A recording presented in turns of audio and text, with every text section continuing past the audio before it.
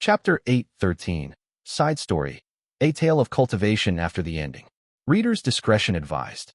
As the side stories are written with the author sealing away reason for a while and venting hidden desires and stray thoughts, they proceed with a tone that differs 180 degrees from the main story.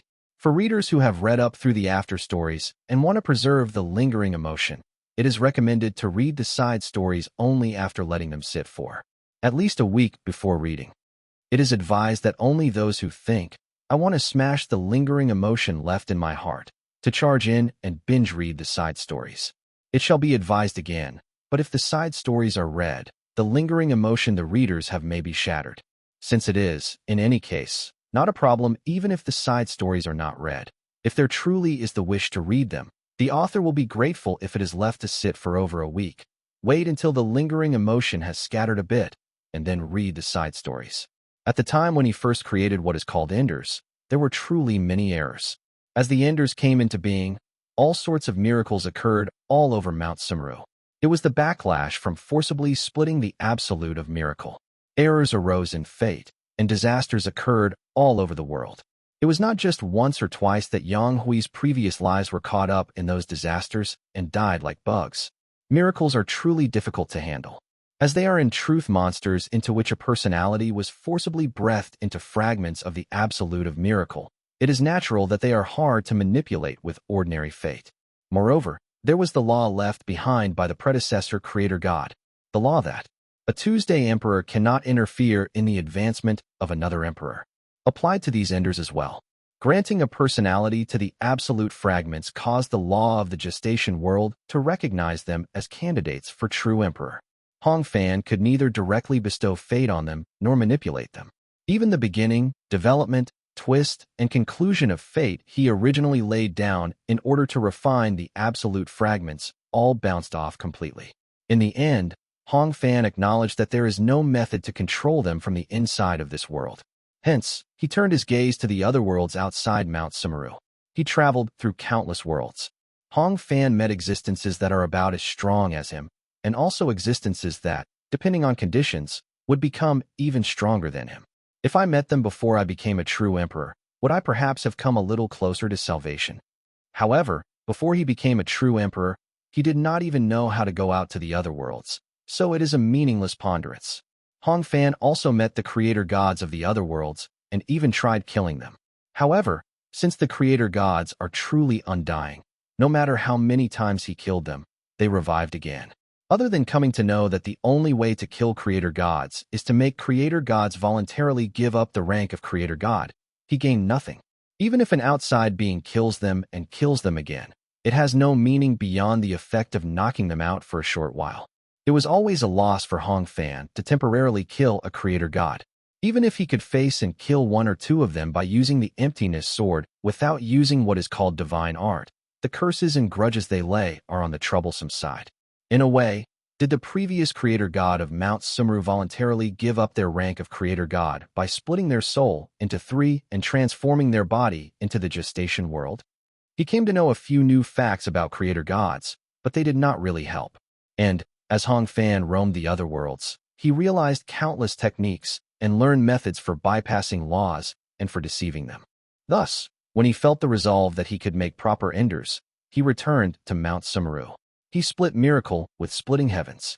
Then, he refined the 7 fragments of miracle into the 7 emotions and sent them to an other world. The absolute flaunts immense power and authority in Mount Sumeru, but in other worlds where the rules themselves are completely different, it cannot produce deviance as strong as in Mount Sumeru. At best, the extent of the error is only that it produces a few feeble ghosts in a world without ghosts. In that way, the absolute fragments matured in separate worlds whose laws are completely different, and there, they formed personalities that fit that world's laws. Hong Fan gathered those personalities at the same day and the same hour by fate and brought them back again to Mount Sumeru, in front of his own throne. In the audience chamber, he made those personalities enter into contracts, telling them that he would let them live a new life, and then he mortgaged the ownership over the entirety of that personality's life and their names and existence. Since the audience chamber is located on the boundary of the gestation world, the remains of the predecessor that existed in the gestation world, such as the rule of prohibition of interference in the advancement ritual of a true emperor did not properly take effect there, so it was possible. And, in order to control those enders and force the beginning, development, twist, and conclusion upon them, he made them learn the immortal cultivation system. The immortal cultivation system was a mantra created by Hong Fan. Therefore, if an ender voluntarily made contact with it and sought power, he could bypass the law of prohibition of interference in the advancement ritual and infuse the beginning, development, twist, and conclusion. Of course, not only immortal cultivation. Even those called the Heart Tribe, who used the power of the plane of soul and borrowed strength from the interdimensional void, created by modifying the martial arts system emptiness sword that Hong Fan had made, could not escape from Hong Fan's hand. If the absolute of miracle endlessly produced variables, he would carry out a perfect plan to definitely seize and imprison those infinite variables. That was Hong Fan's plan. Of course, even so, it is precisely miracle that creates yet more variables within impossible situations. Even if he could be confident in perfection, Hong Fan knew that it would not be perfect. Even if I go this far, what I desire will not be realized right away, and the enders will once again slip out of my control. Therefore, he did not think that this task would end after only once or twice. Thousands, hundreds of millions. Only after repeating it over innumerable, immeasurably great numbers of times would he be able to seize the variables of miracle. Repeat. He unceasingly tore the absolute of miracle and scattered it in other worlds, made its fragments be born into mortal bodies, and continuously brought them here and guided them to labor with the power he had created. He made that repeat endlessly. If he did so, in the end the enders, the absolutes of miracle, by history repetition and fate, by the laws of those two absolutes, would gradually come to belong to him. It shall repeat for eternity, until the day the Creator who holds all the answers of salvation is born, without letting go of hope. Pung. Inside the dark and dim darkness world, from within something like a black soap bubble floating there, a supreme deity whose body is made of innumerable clusters of stars emerges. Suat, that existence, who for a while emits starlight, becomes smaller, and then transforms their body into the form of a human. Were enders manufactured in this way? A human wearing a white dragon robe. Seoun Hyun comes out from the black soap bubble like something, the memories of the future king, and nods. The place where he currently is lies inside the gestation world. It is the interior of the body of the future king, left behind after he died, formed from the attraction force of infinite darkness. Pat it. For an instant, Seoun Hyun becomes starlight and seems to fly off somewhere. Then just like that, slips out from the future king's body and flies upward, toward the top of the cone-shaped universe that is settled above him. The place that someone had called the audience chamber. Flying toward the place where the great crystal throne, flame throne, and darkness throne are, he sits down on the largest seat that has sprouted on the crystal throne and speaks. Inside the dead future king's body, I saw his memories. Thanks to that, I also found out what exactly Mount Sumeru has recently been drawing in from outside. Sitting on the crystal seat, Seoun Hyun explains to those sitting on the darkness throne and flame throne opposite him about the cause of the recent strange phenomenon occurring in Mount Sumeru. The recent phenomenon of Mount Sumeru drawing in something from outside the gestation world is because of the production of enders that had repeated for such an unimaginably long time. It has already become history repetition. Regarding that, the heavenly venerable of time and the agent of the darkness throne, Cheon Woon, asks, "You are saying that the law affects even outside the gestation world? It probably does not reach every world." And then, the first king heavenly venerable of the underworld, Bonghua, opens her mouth and answers. The reach of the power of that law of history repetition of ender production is probably limited only to the dimension that the Crystal King and the last enders came from, the Crystal King's home dimension. Since right now the split bodies of the Crystal King and his comrades are also there, it must be because the attraction force between that place and our world has been connected. Bonghua was the genuine life, supreme deity. Drawing on her experience of having ascended as the owner of the Akashic records, she recites her knowledge. But there is still something that remains unresolved. Clearly, the history repetition of ender production is a powerful history, but the subject that creates that history has been severed, and no matter how strong the remaining power of history repetition is, if they are originally as they should be, such a thing is impossible. Bonghwa's gaze turned somewhere. The gaze of a transcendent crosses distant space-time. Distant space-time, beyond the chaos that fills the gestation world. In one place among those, something like a distortion has arisen.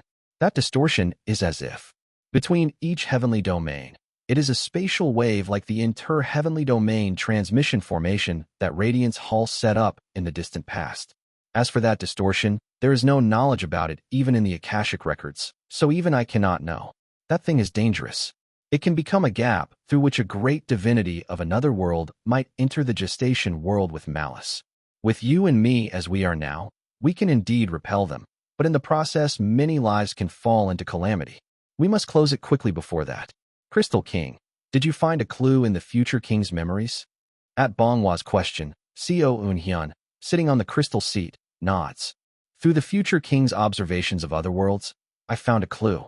It seems a being that has obtained an artifact related to our world, when they ascend as a great divinity, also exerts some influence on this world. Probably. It seems this happened because you hurled the source of omnipotence to a distant other world. It is probably not something occurring solely from the source of omnipotence and the ascension of a great divinity of another world. However, with the history repetition of Ender production added on top, various circumstances have meshed together and produced this. Bonghwa raises her hand. A vast life force strokes the dimensional distortion that has formed in the gestation world. Gate. It is a gate god. In relation to the source of omnipotence, in a distant dimension, one who is the gate, the gatekeeper, and the key, was born. The ascension of that one and the history repetition of Ender production have meshed together in a marvelous coincidence, and a dimensional gate that connects the Crystal King's home dimension and this world has arisen. With her golden eyes shining, Bonghwa prophesies with a troubled expression. Through the gate, those similar to Enders will once again enter Mount Sumeru from Earth for the sake of history repetition. They will not be true absolute fragments, but judging from the precedents of history repetition so far, they will cause quite troublesome events. And even if they die, history repetition will continue to occur. Therefore, to block this history repetition, there is only one method. At Bonghwa's continued words, the Crystal King Star Genesis Supreme Deity Co Eunhyun lets out a deep sigh. Originally, as long as even one Ender's history is alive, the next generation does not come. Crystal King, as this affair is something that has occurred because you threw the source of omnipotence outside, you must reap what you sowed. You shall take the pseudo-Enders who will newly appear and taxidermize them for 100 billion years, and thereby sever history repetition. If you do so, that whole born from the overlapping of many coincidences, such as history repetition and the ascension of divinity, will disappear. Co Eunhyun remembers the time when he threw the source of omnipotence toward a distant otherworld. Certainly, at that time, when he was merged with Bonghwa and the other Ender comrades, they also agreed. But it was indeed Co Eunhyun whose personality insisted the most strongly that they should discard the source of omnipotence. At the same time, the personality who carried it out was also Co Eunhyun. Therefore, Bonghwa's words that Co Eunhyun should take responsibility are not wrong. So now I have to taxidermize Enders with my own hands. Of course, it is a joke to some extent. Bonghwa merely used a strong word while recalling the old days when she tried to taxidermize Co Eunhyun. And in truth it is enough just to raise a true immortal or governing immortal strong enough to endure 100 billion years. Or, like Ban Ta, who is still being overworked in sacred master affairs and screaming in agony, it would also be fine to nail them down as a sacred master of a middle realm for 100 billion years of time and extend their lifespan. One way or another, they will not be true Enders, but they will be new ones. Feeling a new emotion at the fact that he must abduct the new ones from Earth and raise them to true immortals. No, at least to the sacred vessel stage, Co Eunhyun rises from his seat. Understood. He sends a message to his comrades and his immortal treasure sword Extreme, who remain on Earth and are enjoying Earth civilization. And he sends a message to Wu Ryong, the leader of a cluster of stars that is the Wuji religious order that traces spirals inside Mount Sumeru while watching over the living beings of Mount Sumeru. Then from today, the next Enders. No, not true Enders, but new ones born through history repetition and various coincidences, Neo-Enders. I will bring the Neo-Enders from Earth and have them be taxidermized. And so, Co Eunhyun's immortal treasure, the Silver snake, biting its tail. Jiwa begins to search on Earth for new lives. All the starlight in the night sky begins to watch over the entire world and to weave fate for the new lives. At the very end of the story, the Crystal King Star Genesis Supreme Deity Seo Unhyun finishes his preparations to taxidermize the new lives that come into the world and, on the crystal throne, closes his eyes and begins to wait for the day when a new story opens. Chapter 814. Side Story, Loot Farming Heavenly Lord. Do-do-do-do-do. In a dark room. There, a silver-haired woman with a hollowed-out face is tapping on a keyboard. Archer ULT, ULT. I said use your ULT. The Great Mount Sumeru 33 Heavens. The 8 seats that enforce the justice of the world. The Radiance 8 Immortals. The being who betrayed those Radiance 8 Immortals and sided with the Mountain Divine Spirit, who was the enemy of Radiance Hall. The Crystal King Star Genesis Supreme Deity Seo Unhyun, and climbed all the way up to the position of Sword Extreme Heavenly Venerable. One of the beings who overturned the balance of the world. One of the foremost governing immortals of Mount Sumeru, and the Silver Snake, whom no one can look down on. The Sword Extreme Heavenly Venerable Jiwa. Right now, that great existence is absorbed in one of Earth's cultural products, loot farming. Hey, you trash, before I smash your heads in with a shotgun. I said, focus on the raid, At a guild she founded in a game. Jiwa shouts wildly at the guild members of Loot Farming Heavenly Lord. I already left the company Ohio used to work at. An immortality soap company run by lizard race wearing human skin masks. There is no way I can work in such a dangerous place. With bastards like that, they would notice that I am not Ohio but a fellow alien being that has taken over her body and ambush me. So there is no need to take that risk. Jiwa, sweating coldly, focuses on taking down the raid boss. Since leaving the company, as her living expenses became insufficient, she had no choice but to make her living by selling items obtained in a game through the Earthling culture called loot farming. In games, that is what the current Sword Spear Heavenly Venerable Jiwa is doing. In other words, for Jiwa, who cannot earn living expenses otherwise, the rare item that this raid boss drops has this month's living expenses riding on it. I poured all the potions and scrolls that increase item drop rate into this raid. As long as we just kill the boss, I am 99.9999% guaranteed to get the item. But, grinding her teeth, Jiwa shouts at the guild members of Loot Farming Heavenly Lord. Dog bastards. Focus, I said. Ding, ding, ding. In the middle of the raid, Jiwa explodes in a roar at the guild members who are sending her private chats. ID Asio. Yuni. Once this raid is over, you really are going to introduce me to the friend who go to SJD, right? ID Northern Takbu. I'm sorry, guild leader Nim, but could you give me this raid item? ID I like curry. Nuna, you're coming to the guild offline meetup, right? ID Enrico Emporio. Nuna, you said you're coming to the guild meetup, right? It's my treat, so is there some favorite restaurant you like? ID Rihian Jock. Nuna, I've been wanting to say this for a while, but actually, I like you. Maybe this weekend, we could. These goddamn punks. Even while hunting the raid boss, Jiwa, at high speed, writes replies one by one to the guild members who insist on sending private chats right in the middle of the raid. Yes, I will introduce you out a friend named John Myunghunslet Weary out a king about thought no well did a kedirly air before a thorite about how the tem distribution will go. Incoming. Since the hour damage I lacking please Uri and Dielmerdamich. I can't eat anything so just deal faster. Behavioral verso stop trying anything gone just tank properly. Do-do-do-do-do. Jiwa's hands move across the keyboard as if possessed by a god, and while she pours nagging onto the guild members who are full of pointless desire, she simultaneously pours attacks onto the raid boss. However, because of the troll-like coordination of the loot farming Heavenly Lord, guild members, who are more interested in crumbs than in the rice cakes themselves. In the end, the loot farming Heavenly Lord, guild members are swept away in an instant by the raid boss. Jiwa fights back, controlling her character with godlike control until the very end, but, separate from Jiwa's control skill, the reaction speed of the character cannot keep up with her. And in the end, Jiwa's character is hit by the raid boss's flames and burns to death. Jiwa stares at the computer screen with a stupid expression. Ding, ding. ID Divine Sword Palace Lord. But Guild Master Nim, separate from the guild meetup, it seems you live nearby. I'm saying this because I want to buy you a cup of coffee, so maybe once at cafe. ID Chaebol House Melon Director POV, Guild Master Nim. This raid turned out a bit unfortunate. Every single one of them are trolls. This raid is a shame, but let's aim for the next chance. It just so happens I've gotten 2 tickets to the Melon House script point of view preview screening. Ha F asterisk CK.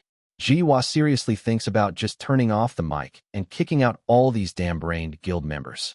They are fairly skilled users, and since they don't get too greedy about the loot farming Jiwa does, she scouted them and brought them into the guild, but after hearing Jiwa's voice once, the 5 who are presumed to be men kept trying like crazy to do something with her. Of the 2 who are presumed to be women, after one of them happened to start talking with Jiwa and found out that Jiwa has connections with John Myung-hoon, she kept pestering her to introduce John Myung-hoon. The last one does not bother Jiwa with matters outside the game, but since they are the type who, like Jiwa, maintains food, clothing, and shelter with items through loot farming, they keep clashing with Jiwa over item distribution at every turn. But she knows. These bastards. Every single one of them either has a job or comes from a good family, so they can live without worrying about their meals. Of course, Jiwa also does not particularly worry about her meals. However, ever since coming to Earth, there were many new things she discovered or that stimulated her desire to buy, so there is a lot she wants to buy. On top of that, there are many things she has to pay for, like rent, maintenance fees, electricity, water, and so on. Compared to such a Jiwa, the other 7 guild members are quite well off. And yet, despite being such wealthy humans, my 1 month of living expenses, you're saying you blew it away by spamming me with private chats in the middle of the raid. Jiwa feels her hands and feet trembling and her rage surging up. Hook. It is when she is trembling with fury. Duraririk. A call rings on Jiwa's smartphone. Caller unknown. Number also unknown. Since Jiwa knows who these kinds of calls come from, she answers in a slightly improved mood. Hello. What's up? You're sending a direct message all the way from Mount Sumeru? Are you coming with your main body? Hee. This time let's definitely choose a day and, you're not coming with your main body? You have a favor to ask. TSK.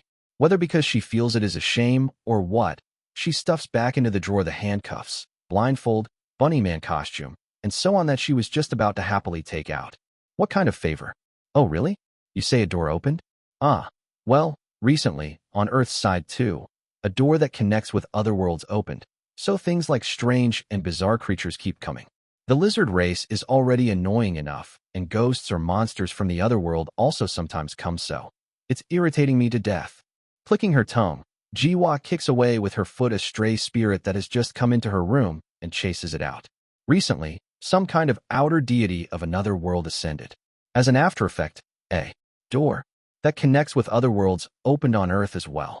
Through that door, fragments of separate worlds that the future king has smashed, and strange and bizarre creatures that lived in things like the fragments of the corpses of the creator gods are occasionally flowing in.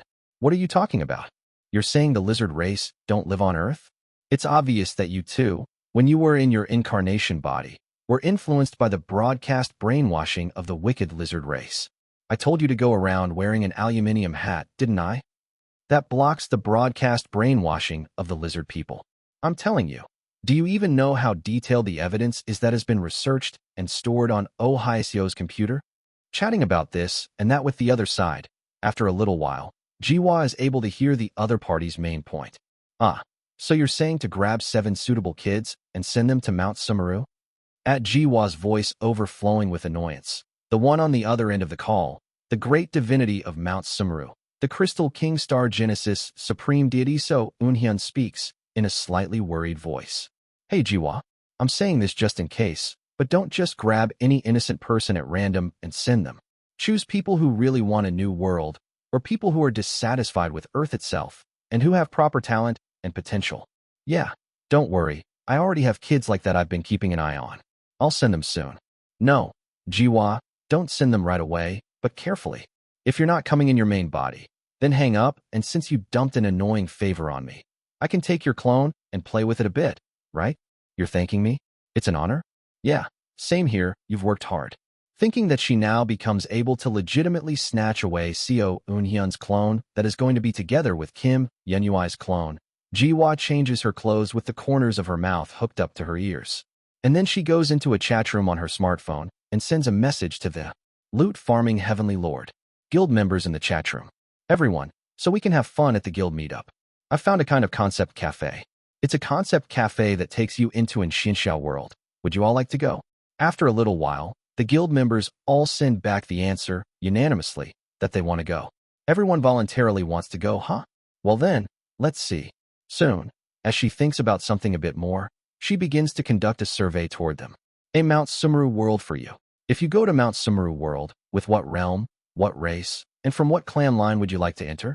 The choices. One of the loot farming heavenly lord. Guild members that G-wise gathered. A 25-year-old youth whose username is Rihyunjok. Li Hyuna looks a little gloomily at his smartphone. I failed the confession, **. It had been a confession he made after mustering up his courage, in his own way.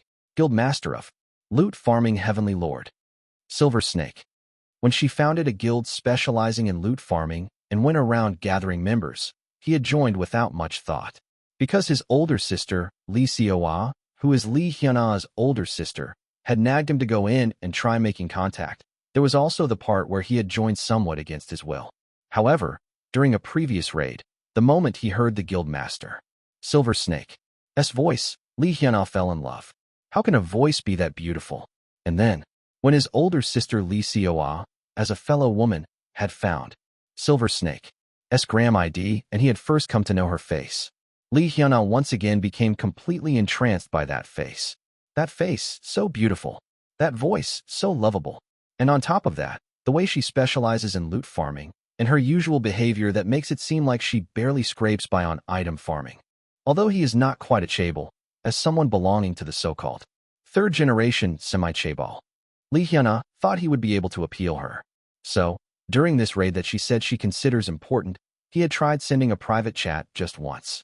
He knew that doing this in the middle of a raid is rude, but if just me alone sends one message, then the guild master, who is rumored to have god-level control as usual, should be able to pleasantly accept it.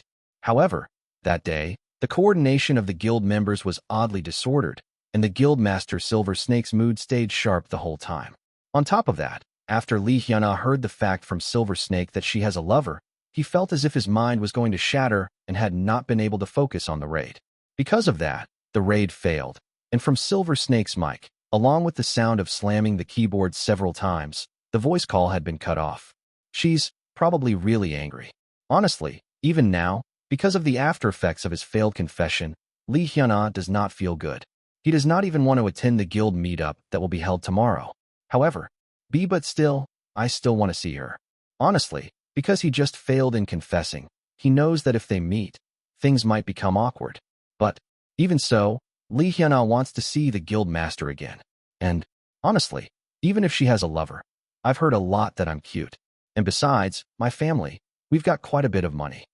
Of course, because Li Hyuna is a game addict, physically weak, short, and on the gloomy side in personality, even the elders of the house tend to look down on him. Even so, while he is being objective about himself, he still wants to try talking to the guild master. Damn, I'm pathetic. Even as tears well up over how pathetic he is, Li Hyuna fills out and sends back the cafe questionnaire that Guild Master Silver Snake had sent. Starting realm, Punlai Island, former head realm, tutorial area.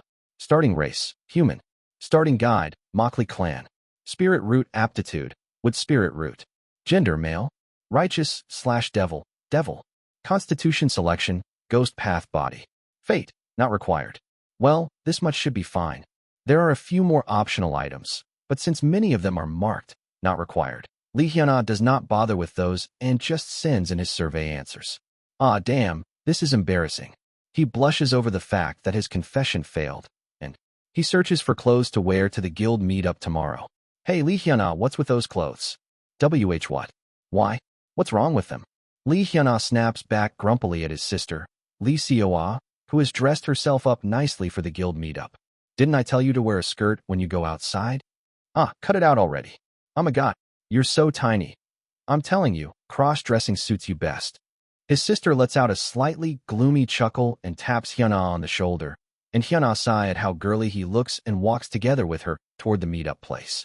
Sis, where did they all say they are? Wait a sec, let me see what kind of clothes they're wearing. Ah, are those people over there them? Ah, yeah, that's them, the ones over there waving are. Divine Sword Palace Lord. And I like curry. Right. Yeah, that's right. And the ones next to them are Northern Takbu and Enrico Emporio. And that person over there must be that Chaebol House Melon Director POV. Right. Li Hyuna and Li Sioa can see the group from across the street. The loot farming Heavenly Lord Guild members also seem to see them, and soon they cross the road and come over to them. Hello, you're Osio and Rihyun Jock, right? Nice to meet you. Hahem. Chaebol House Melon Director POV, who newly joined this time. You can call me Park Sung-hyun, or call me Kibyul Jip, lit. Chaebol family. Ah yes, hello. It's nice to meet you. Looking at the man with a cheerful impression who seems to be in his 40s, Li Hyuna greets him. Soon, behind Kibyul Jip, the other guild members appear. A black-haired girl in black clothes, with a gloomy face and looking like a shut-in. Northern Takbu. Real name Onjium. A slightly chubby man in black clothes with glasses and a gloomy impression. I like curry. Real name Onjiam. A tall, lanky guy with dyed blonde hair, awkwardly pretending to be an extrovert.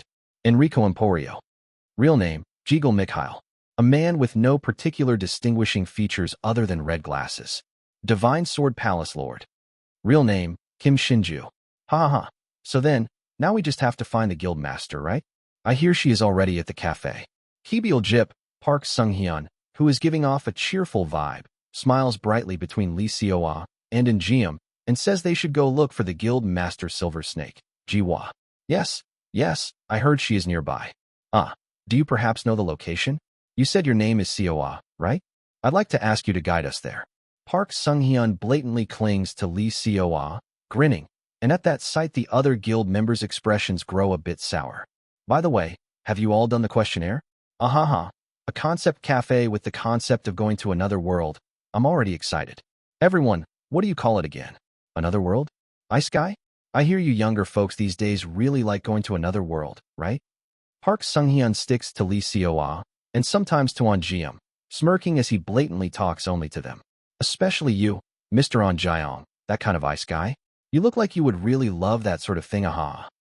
At his loud words and actions, which feel a little clueless, all the guild members start to feel a bit uncomfortable. Well, work at the company hasn't really been going well for me either these days. If I could really go off to a completely different place, I do feel like I'd want to go. Miss Sioa, have you ever felt that way? Yes. Well, there have been times when I wanted to go somewhere far away together with someone I like. You too, right? Awkwardly smiling under Park Sung-hyun's blatantly interested gaze, Lee Sioa tosses the question to Lee Hyuna. Why, me too. Since honestly, everyday life is boring. Starting with Lee Hyuna, the others also begin to open up with various remarks about the concept cafe they are soon going to. Yes, honestly, everyday life is boring for me too, so I've kind of wanted to go to a place like that. And Mr. Mikhail, what about you? Like Lee Hyuna, Divine Sword Palace Lord says that his daily life is dull. And me? Oh, of course. I've thought about wanting to get away from this boring Earth since long ago. To leave Earth and become an archmage in a nice sky. Yeah, that's enough. And Mr. Curry and Miss Takbu? Divine Sword Palace Lord Kim Shinju starts passing questions around to the others as well, one by one. Onjiam pushes up his own glasses and nods once. Onjiam speaks while looking down at the ground with a gloomy face. I don't know about an ice guy, but I do kind of want to stop living on this shitty Earth like this. And then, after the circle goes all the way around and everyone's opinion passes by. Ahaha. You all seem like young folks, so it looks like you have a lot of leisure. Back at the center of the conversation, Park Sung-hyun chuckles and speaks. When work is hard, you don't really end up thinking like that, you know. If you're too absorbed in thoughts of wanting to leave your hometown, you need to think about whether you're letting yourself be a little too comfortable. I actually know all about that from having experienced it myself. Of the 7, only Park Sung-hyun keeps talking, and as time goes by, the faces of everyone, starting with Lee Hyuna, grow darker and darker. Lee Hyuna sighs and thinks, whatever happens, I just want to get out of here quickly. It seems the others are thinking exactly the same thing as Lee Hyuna, as everyone except Park Sung-hyun has the same expression as his. And then, while they are listening to Park Sung-hyun's chatter, Kim Shinju pushes up his red glasses and points across the street. Was it that cafe? Yes, I think that's right. Let's hurry and go. The 7, having found the meeting place with Guild Master Silver Snake, Jiwa, all move at once to escape from Park Sung-hyun's chatter. And then, just as they hurry to cross the street, Parong, they freeze in place at the gigantic truck that suddenly bears down on them. It feels as if time stops, and it feels as if their minds go blank. And in that urgent situation where their lives are in danger, Lee Hyun-ah suddenly is able to see the figure of the truck driver. The truck driver is the guild master wearing sunglasses. It is Silver Snake, Jiwa. Is he seeing wrong, or is it real? Without even any time to think about such things. Just like that, the guild members of Loot Farming Heavenly Lord, starting with Lee Hyun-ah, get hit by the truck and lose consciousness in an instant. Lee Hyun-ah opens his eyes. An unknown sky. And the moment he realizes that it is a sky, he opens his eyes wide. Hyo-hook. I definitely. He hurriedly gets up and pats down his own body. By a truck.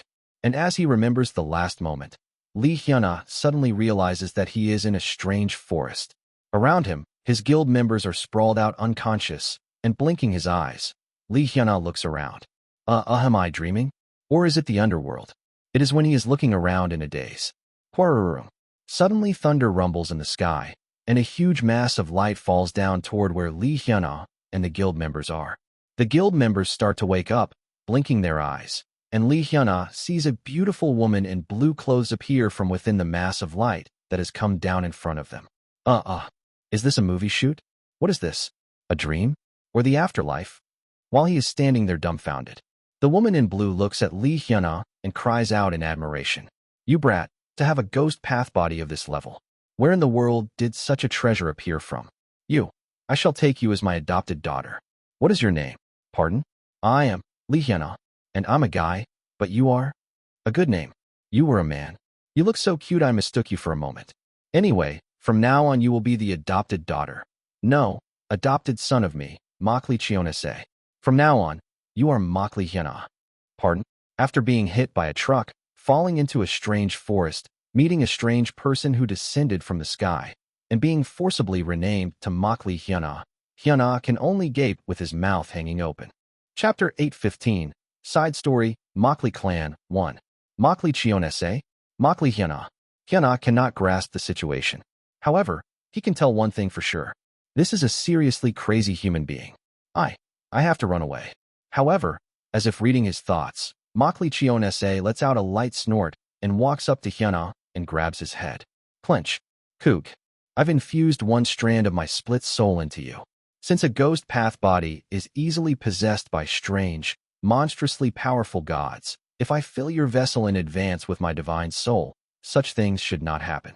Anyway, when the ascension gate opens, I have to go ascend, so I will leave only one strand of my split soul with you and go.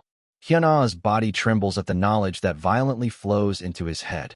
Information about the clan called Makli Clan, the location of the main family, and the far edge of Yanghwa where Makli Clan is settled. Lastly, the language of Yanghwa and such things roughly dig into his head. You don't seem to be a person of Yanghwa, so I also stuffed the knowledge of the Yanghwa language into you. Now you can understand my words, correct? Since I have engraved my mark on you, from now on you will go to the main family, and, after you introduce yourself as my adopted daughter, adopted son, learn Makli Clan's innate true method. I was a bit worried that the weak clan might perish when I ascend to the upper realm, but if it is a ghost path body, I can interfere with the clan even in the upper realm, so I am very satisfied. After finishing her words, Makli Chionese immediately becomes a streak of light and flies off somewhere. And Hyun-ah, now having become Makli Hyun-ah, stares with a dumb look at the place where Makli Chionese flies off. And, following behind Makli Hyun-ah, the guild members of Loot Farming Heavenly Lord, who are now awake, also all look up with slightly dumbfounded expressions at Makli Chionese flying far away. What was that just now? Is there something wrong with my eyes? It is when they are looking around with dumbfounded faces. Wait. At some point, Lee Seoa, her face gone pale, lowers her voice and points to one side. They all at once look toward where Lee Seoa points, and everyone turns pale. In the place Lee Seoa points to, there is one big bear. Bear. Chill. Don't make a sound. It doesn't seem to have noticed yet. The bear looks cute. I want to touch it. Most of the people turn pale at the sight of the bear, but only Onjeom wriggles her hands as she looks at the bear with its fluffy fur. At that, Jiggle Mikhail shakes his head as he looks at Onjiam. You must absolutely not touch the bear. My uncle also once found a bear in a cave in Russia. When he said the bear looked cute and tried to touch it, everyone tried to stop him, but he said it was fine and touched it. He died right in front of my eyes like that. It snatched him up in an instant and dragged him into the cave. Only my uncle's one last scream remained. I still can't forget how he was dragged into that deep cave, with cold sweat running down him. The way Mikhail shakes his head from side to side clearly shows he has seen a bear before. As Makli Hyuna listens to Jiggle Mikhail's words, he has the rude thought. At that level, isn't that just natural death? But immediately shakes his head. Then what should we do? For now, it seems the bear hasn't noticed us. Let's get away as quietly as possible. Everyone stay quiet and back away. And just as Jiggle Mikhail, in a small voice, is leading everyone away from the bear, Park Sung-hyun's eye twitches, and he suddenly lets out a scream and wildly shakes his own arm. Waya, F***CK? A crane fly is stuck on my arm. Park Sung-hyun is probably just startled that a crane fly suddenly clung to his arm. But because of his shout, the big bear turns its head toward them. And before they can even come to their senses, the big bear comes thumping toward their party. And Makli Hyuna and all the guild members can only open their eyes wide. When it was far away, they didn't know because it was hidden by the tree's shadow. But when they see it up close, they can tell. The bear is wearing a modified hanbok. On its head it is wearing a quite old-fashioned teacher's gamtu, and at its waist it has a scroll hanging. Its outfit looks as if you give it the 4 treasures of the study, it would sit neatly and do calligraphy. Good grief. I felt the mark of a grand perfection heavenly being cultivator, so I was trying hard to pretend not to know. But if you just scream and rampage like that, it's hard to pretend not to know, isn't it? Yuwalla. The bear is talking. See, can I touch it? Park Sung-hyun widens his eyes at the appearance of the talking bear, and Onjiam blushes as she looks at the bear's belly. Seeing this, the bear furrows its brow and growls. Anyway, human race brats who don't know manners. To come into my territory and go this crazy. I ought to just eat. And before the words, eat you all up, even fully come out of the bear's mouth, Park Sung-hyun screams, run, and starting with, ID Chaebol Melon Director POV, Park Sung-hyun, ID Divine Sword Palace Lord, Kim Shinju, ID I Like Curry, On Jaeong, and the others all start running like crazy to the opposite side. In On Jaeong's case, maybe because he is blood related to Onjiam, he tries to grab her hand and run away together, but because Onjiam instead moves toward the bear, he misses the chance and just runs away by himself. Makli Hyuna and Lee Seoa have their legs frozen and cannot run. Seeing the two like that, Jiggle Mikhail, even while stricken with fear, grabs Makli Hyuna and Lee Seoa by the arms and tries to run away together. However, when Lee Seoa's wrist slips from his grasp because of sweat and he loses hold of her, Jiggle Mikhail, holding back tears, starts to run away, taking only Makli Hyuna. Wait, Mr. Mikhail. My sister. Get a grip, Rihyunjok. If we stay like this, we're all going to die? I am a coward and an introverted loser who pretends to be an extrovert, but I still know what's important. Timing is always the most important thing. If you miss the crucial timing, you can't do anything. Listen well. I just remembered now. This scenery here is exactly the same as the concept cafe scenery photo the guild leader sent us yesterday. And somehow, I can feel that something like the ability I got while filling out the concept cafe questionnaire is inside me. Jiggle Mikhail widens his eyes and explains to Makli Hyuna. The ability and constitution he wrote on the survey as wanting to have is complete hypnosis. I don't know whether it's because I've lived making lots of delusional fantasies or not, but I can tell. This is reality right now. In truth, the guild leader is some kind of divine being, and it's obvious we've fallen into her trap and came to another world. I can tell because I've seen a lot of novel openings like this. What are you even saying? That's nonsense. Then, fuck, does it make any sense that people float around in light and a damn bear wears hanbok and speaks human language? Anyway, listen up. You know Ice Sky stories, right? Right now, we are in something like the opening part of an Ice Sky story. We don't know who the protagonist is, but probably the one who survives is the protagonist. I'm rambling as I talk right now, but one thing is certain. We have to live. Only by surviving can we know whether you're the protagonist or not. Stop talking this fucking nonsense and tell me what we're going to do about my sister. I said we have to live. Don't you get it? Everything has its timing. Your sister already missed the timing to run away. If we go back to save your sister, that bear will eat us. Bears rip people apart. That's how my uncle died. However, in the end, Makli Hyuna shakes off Jiggle Mikhail's arm. It said something, didn't it? There might be room to negotiate. I'm going back. I can't leave my sister alone. This goddamn bears tear people apart. It's dangerous. I'm telling you, we have to live. Even so, at Jiggle Mikhail's shout, Makli Hyuna makes a gloomy expression. Even so, I have to save my sister. The one who always shined in the family is his sister. He is a complete failure, a broken wreck among the adults of the family. Is it because he is an illegitimate child, or simply because his nature is the kind of personality that gets ignored? In the household, no one, including his father, ever cared about Makli Hyuna. But only his sister, Lee Seoa, looked after him. More than someone like me, my sister has to live. It is said bears tear people apart, but seeing that it speaks human words, maybe there is a person inside it, right? Yeah, that must be it. We can live, we can definitely live. Thinking so, he turns his back on Jiggle Mikhail and tries to go back to where the bear is. However, in the end, unable to stand watching that, Jiggle Mikhail pushes Makli Hyuna back and walks toward the bear himself. Fine move. If that's how it is, then I'll somehow bring your sister back too. Why yes. What can a scrawny guy like you even do? I'll carry your sister on my back and somehow run up to here. When you see me running toward you, you run too. Got it. If I can't make it back within 2 minutes, run as much as you can too. M. Mikhail. ID Enrico Emporio. Real name, Jiggle Mikhail. I am actually a J*J** fan. Among them, I like a character called N*** Co Pucci and a character called Emporio Al*** No. I'm even one of those guys who push the theory that the two of them are actually father and son. So last month in a related community, sometime in May, I even wrote a speculative post asking about how maybe Emporio is actually Pucci's son. Anyway, that isn't what's important. Pucci is a villain and Emporio is a character with a heart of justice. What's important is that, if the two of them really are father and son, then a heart of justice isn't something you are born with, but something that a person's actions create and prove. That's what I think. What is he even babbling about all by himself? This otaku. Makli Hyuna clicks his tongue inwardly. It's not something a shut-in gaming addict like himself should say, but he can't understand Mikhail's nonsense as he mutters on and on about things only he knows. After my uncle died to a bear, I became a pathetic loser because of the shock.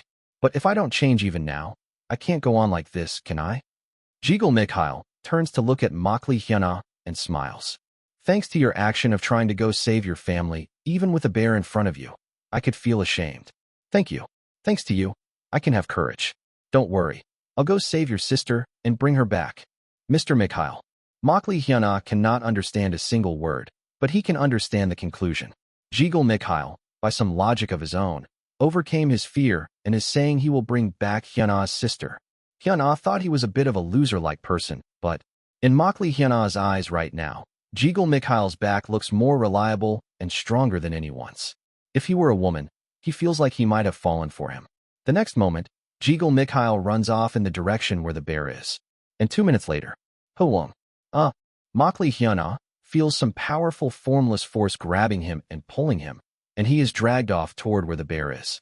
Immediately after, Makli Hyuna stares blankly at the scene unfolding before his eyes. Chomp chomp, gulp, I ate well. These are some very peculiar flavors. They are nasty and every single one tastes bad. But their constitutions are unique, so they do help with replenishing my vitality in their own way. A cauldron. In front of Makli Hyuna's eyes is a huge cauldron, and the cauldron sits over a fire, boiling furiously. The bear in hanbok is scooping up the broth from the cauldron with a ladle and gulping it down, chuckling. And, in front of Makli Hyuna's eyes, there are 3 skulls. Hey human race, is this woman here your relative? Makli Hyuna looks at Onjeum and Lee Seoa, who are bound tight beside the bear. He nods blankly, and the bear clicks its tongue and unties Lee Seoa. TCH, it is a bit much to touch the family of a brat whom a heavenly being stage senior has marked. Take her away. I will release this one. As if she has seen something horrific, Lee Seoa, with a hollow face, staggers as she walks toward Makli Hyuna. Hyuna, Mr. Jiggle Mikhail. Lee Seoa points with a trembling hand at one of the 3 skulls. And Mr. Park Sunghyun, and Mr. Kim Shinju too. As if she has seen a sight that could make PTSD flare up, she leans on Makli Hyuna's shoulder, her voice shaking as she pants for breath. They all, in just 30 seconds, that bear caught them and brought them here, and in an instant their bones and flesh got separated, got put in the cauldron, and got eaten. Makli Hyuna stares blankly at Jegal Mikhail, then looks at the bear. Whyy? Why, you ask? Well, it's just that you all dared to come into my forest, and without even paying me the slightest courtesy, you screamed as if you've seen something horrid and ran away, so I just had a little tonic meal. The only one who showed something vaguely resembling manners is this little brat here. The bear strokes the head of Onjeum, who is tied up beside it, as it speaks. So I only brought back and ate 3 out of the 4 who ran away. Judging by their bloodline, they don't seem to be your kin, so I ate them. Is there a problem? I also tried to bring back the human race who seems to share this brat's bloodline, but I saw him step alone in the spatial rift created because of the Ascension Gate and fall down to some faraway land 10,000 li away, so I can't bring him back. Anyway, I am full now, and you are a brat whom a heavenly being stage senior has marked, so I will spare you. This human is someone who has paid courtesy to me, so I plan to raise her as a pet human. If you have no more business here, get lost. I can't kill you, but tearing off and eating 1 or 2 of your arms or legs is no problem. It is then. Kururum. Far away, the sky rumbles, and some immense existences start to approach. The bear, seeing them, has a terrified expression, unfolds the 2 scrolls at its waist, stuffs into them the cauldron it used when boiling and eating the guild members. Then, after tucking Onjeum under one arm, starts hurriedly preparing to run away.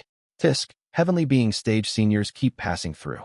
You too, hurry and hide yourself or something.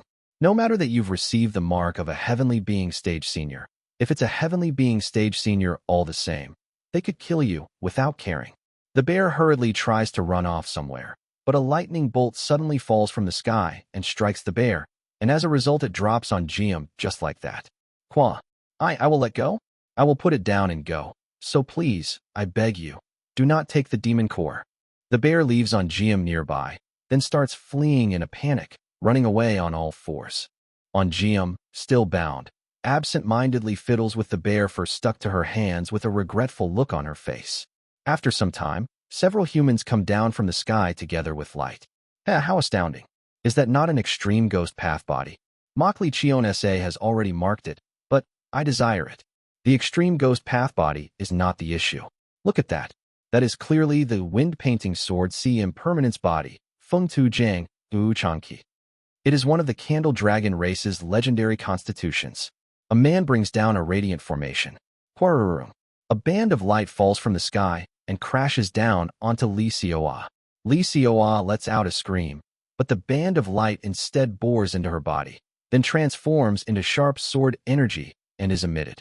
Makli Hyuna realizes that, because of the sharp aura felt from Li Xiaoa, he cannot approach her. And what about that child? Isn't that child's constitution the ghost face killing heaven body? Kugugugu. When a woman dressed in black plucks her pipa, countless black faces appear around Onjeum and glare at her. At the sound of the pipa, the rope binding her snaps, and Onjeum, as if finding it fascinating, tries poking the eyes of the black faces or sticks her fingers and the like into their nostrils or ear holes. I also want to have that child with the extreme ghost path body. Jishang Gurijingti. Forget it. Do you not know Makli Chionsa's temperament? Look, she's already stored even her own split soul inside the ghost path body. If we try to lay hands on it, she'll use the ghost path body as a medium and launch attacks. TSK, what a pity. The beings who have been talking for a while up in the sky come down to the ground. Child, I am the former Martial Alliance leader and one from the Jin clan, Jin Younghoon. This time, I reached the grand perfection heavenly being stage and am about to ascend. Come ascend together with me to the purple gold realm. They say that in the purple gold realm, they have been carrying out a Candle Dragon race preferential treatment policy recently. So you will receive tremendous preferential treatment. Wait a moment. It seems you two are related by blood. Do not worry. That rascal too is one whom Makli Chionsa has marked, and seeing that he has a wood attribute single spiritual root, in about 300 or 400 years he will soon ascend, and you will be able to meet. Cast off concern for worldly connections now.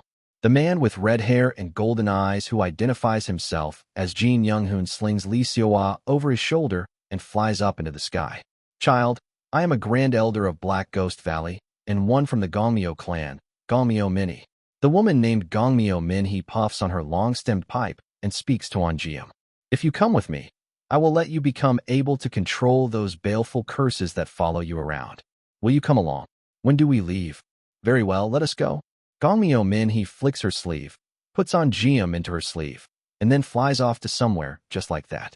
Wait a moment. Makli Hyuna shouts toward the freakish people kidnapping his older sister Lee Seowa, but no one pays any attention. Wait a second, you lunatics. Wawaea.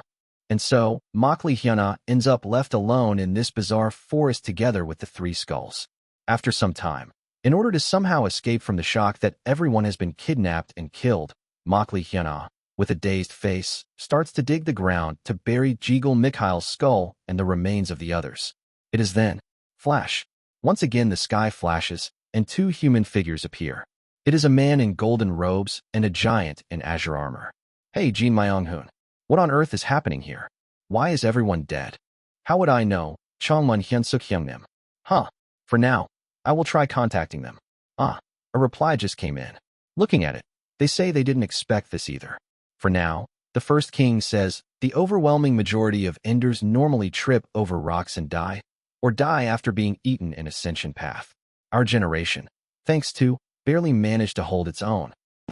Well, honestly, if we think about Co Unhyun 0th cycle, we were all on the verge of being torn apart and killed by Sure Ho. And if it were not for Azure Tiger Saint, our original fate would have been to just die there. In truth, I think this is about the average for Enders. Honestly, if you were suddenly dragged into the wild and dropped into Ascension Path, which is full of Yaogwai, who could easily survive. Even so, I mean, why does some bear bastard? Huh. We also were originally almost annihilated by a single fox bastard, weren't we? Enders are ones whose fates are tricky to arrange directly, so it cannot be helped. Huh.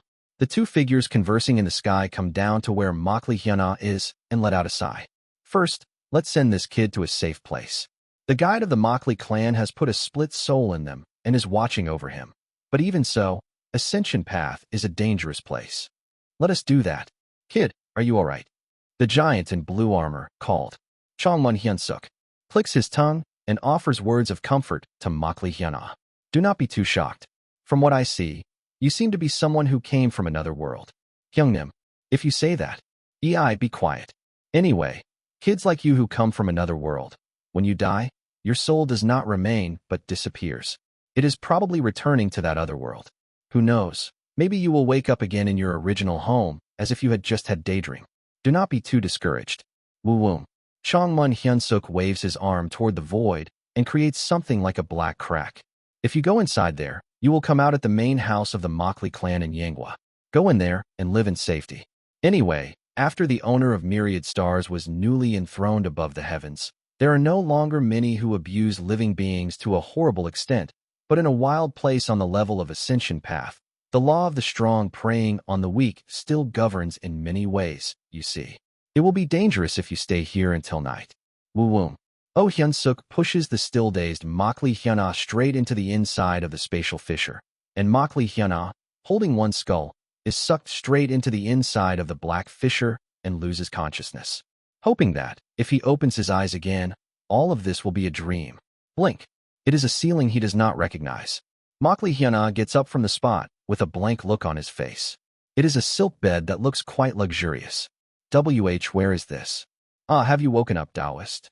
Makli Hyuna flinches in surprise when he sees a very handsome young man come to his side. Where is this? This is the Makli clan's main house.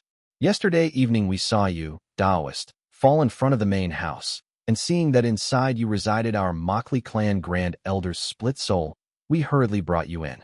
Do you feel any discomfort anywhere?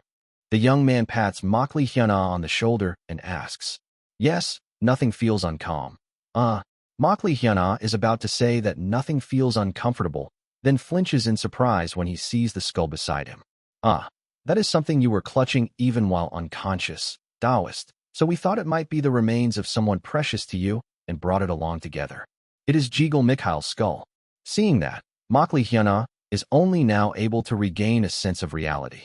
The words Jiggle Mikhail said yesterday, that they have fallen into a completely new world. And Makli clan, I definitely remember. It is the name of the clan he checked on the questionnaire that Guild Master Jiwa handed out. Then this place is Mount Sumru World, a completely different world. Like the phrase, Xinxia Concept Cafe. It is probably a world of the Xinxia genre. Just how am I supposed to live here? Is this really a place where beasts wearing human clothes go around catching and eating people like yesterday? It really is a terrifying place. Makli Hyuna has no confidence that he can live in this frightening place. Taoist, are you unwell somewhere? At the question of the handsome young man in front of him, who is patting his shoulder, Makli Hyuna trembles. But soon, he looks again at Jiggle Mikhail's skull and bites his lip. We have to live. Life. Jiggle Mikhail, who saved him and then went to save Li Xiaoa, told him to live. Because he mixed in strange words, he does not remember everything he said. But he still remembers clearly the part where he said he has to live. Right. Makli Hyuna grips the blanket tightly. Mr. Jiggle Mikhail, you said it. Survive. Let's live. Makli Hyuna decides, for now, to survive. I will survive. Turn that damn bear who made you end up like that into bear stew, and I will go find the bastards who kidnapped my sister and rescue her. He does not really know much about this thing called Xinxia, but from what he roughly heard, it is said to be a world where humans cultivate and live for hundreds and thousands of years and possess the power to split mountains and seas. Is it because of this called the ghost path body? Or is it because of Jiggle Mikhail's advice? Cooling down his head, Makli Hyuna's eyes gleam. Live, survive, and gain the same power as them. Taoist? Can you hear me? I am sorry, I was lost in gloomy thoughts for a moment. That aside, I am someone who comes from a rather distant country, so I would be grateful if you could explain the circumstances of this place to me. At Makli Hyuna's words, the handsome young man chuckles and speaks. Ho ho, you are finally starting to loosen up a little. Then first I will explain about Yinghua and the Makli clan, and about the cultivators. Also, the young man cups his fist toward Makli Hyuna, and Makli Hyuna awkwardly imitates him. My introduction is late, Taoist. My name is Makli Huyo. Not long ago, I caught the eye of Elder Makli Hyasio, received the Makli surname, and thus came to enter the Makli clan. My name is Li Hyuna no? Makli Hyuna. I became the adoptive son of someone called Makli Chionese, and was sent here. At Makli Hyuna's greeting, Makli Huyo pats his shoulder and smiles gently. Ho ho, as adoptive siblings like Taoist and I, let us get along well. That day, Makli Hyuna quickly comes to accept his identity and meets and exchanges greetings with Makli Huyo, another adoptive son of the same clan. But haven't you been patting my shoulder a bit too much since earlier? Ho ho. Chapter 816, Side Story, Maki Clan 2. After exchanging introductions with Makli Huyo, Makli Hyuna then learns various things about the Makli clan from him. This is the main hall of the main family. Here, the family head, the grand elders, and the elders hold meetings. This is the Talisman workshop. Numerous talisman masters make talismans here and take charge of the Makli clan's finances. This is the beast stable where demon beasts are trained. Demon beasts are trained here and used in various events of the Makli clan. For example, that monkey demon beast called Amwon is of the immortal beast bloodline of the mountain-destroying demon ape. That monkey is very good at massages, so when you receive a massage empowered by the strength of the mountain-destroying demon ape, you feel extremely refreshed. Many customers come to the Makli clan, and the Makli clan is an old and prestigious family here in Yinghua, and is currently divided into the main house and the branch house. We are the branch house. Thanks to Makli Huyo, Makli Hyuna is able to learn a fair amount of information about the Makli clan as well as about the country called Yinghua. First of all, this place is obviously not Earth. It is said this world is a planet called Punlai Island, or Punlai Star. To his surprise, the people whom he had thought to be at roughly a medieval Chinese level of civilization actually have their own knowledge about planets, stars, and other celestial bodies, and even possess an incredibly detailed world map. In distant ancient times, the ancients thought that the world was flat. They thought the edge of the flat world is blocked by a force called the World Shield Force, and that this world is trapped in a narrow place like a fishbowl. According to the legends, the ancients thought this world was inside someone's head and called Punlai Star the head realm. As Makli Hyuna listens to the ancient history that Makli Huil shows him together with the world map, he chuckles. Pahaha, that really is an imagination fitting for the ancients. Exactly. It really is an amusing idea. In those days, proper cultivation methods probably had not yet been developed, so it would have been difficult to fly around the world with the flying escape technique and carefully record the world. Cultivation methods. Flying escape technique. Makli Hyuna finds it hard to understand the terms that Makli Huil explains. In the end, he has to swallow his embarrassment and ask Makli Huil about these various terms. Fortunately, Makli Huil kindly answers all of Makli Hyuna's questions without any sign of mocking him. I feel like I've become a baby. This world really is full of things he does not know. There is no need to be so embarrassed.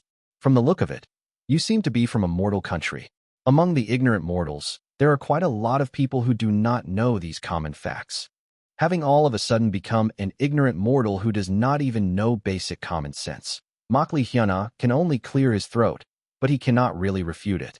This is because it is thanks to Makli Huil's words just now that he learned cultivators discriminate between cultivators and mortals.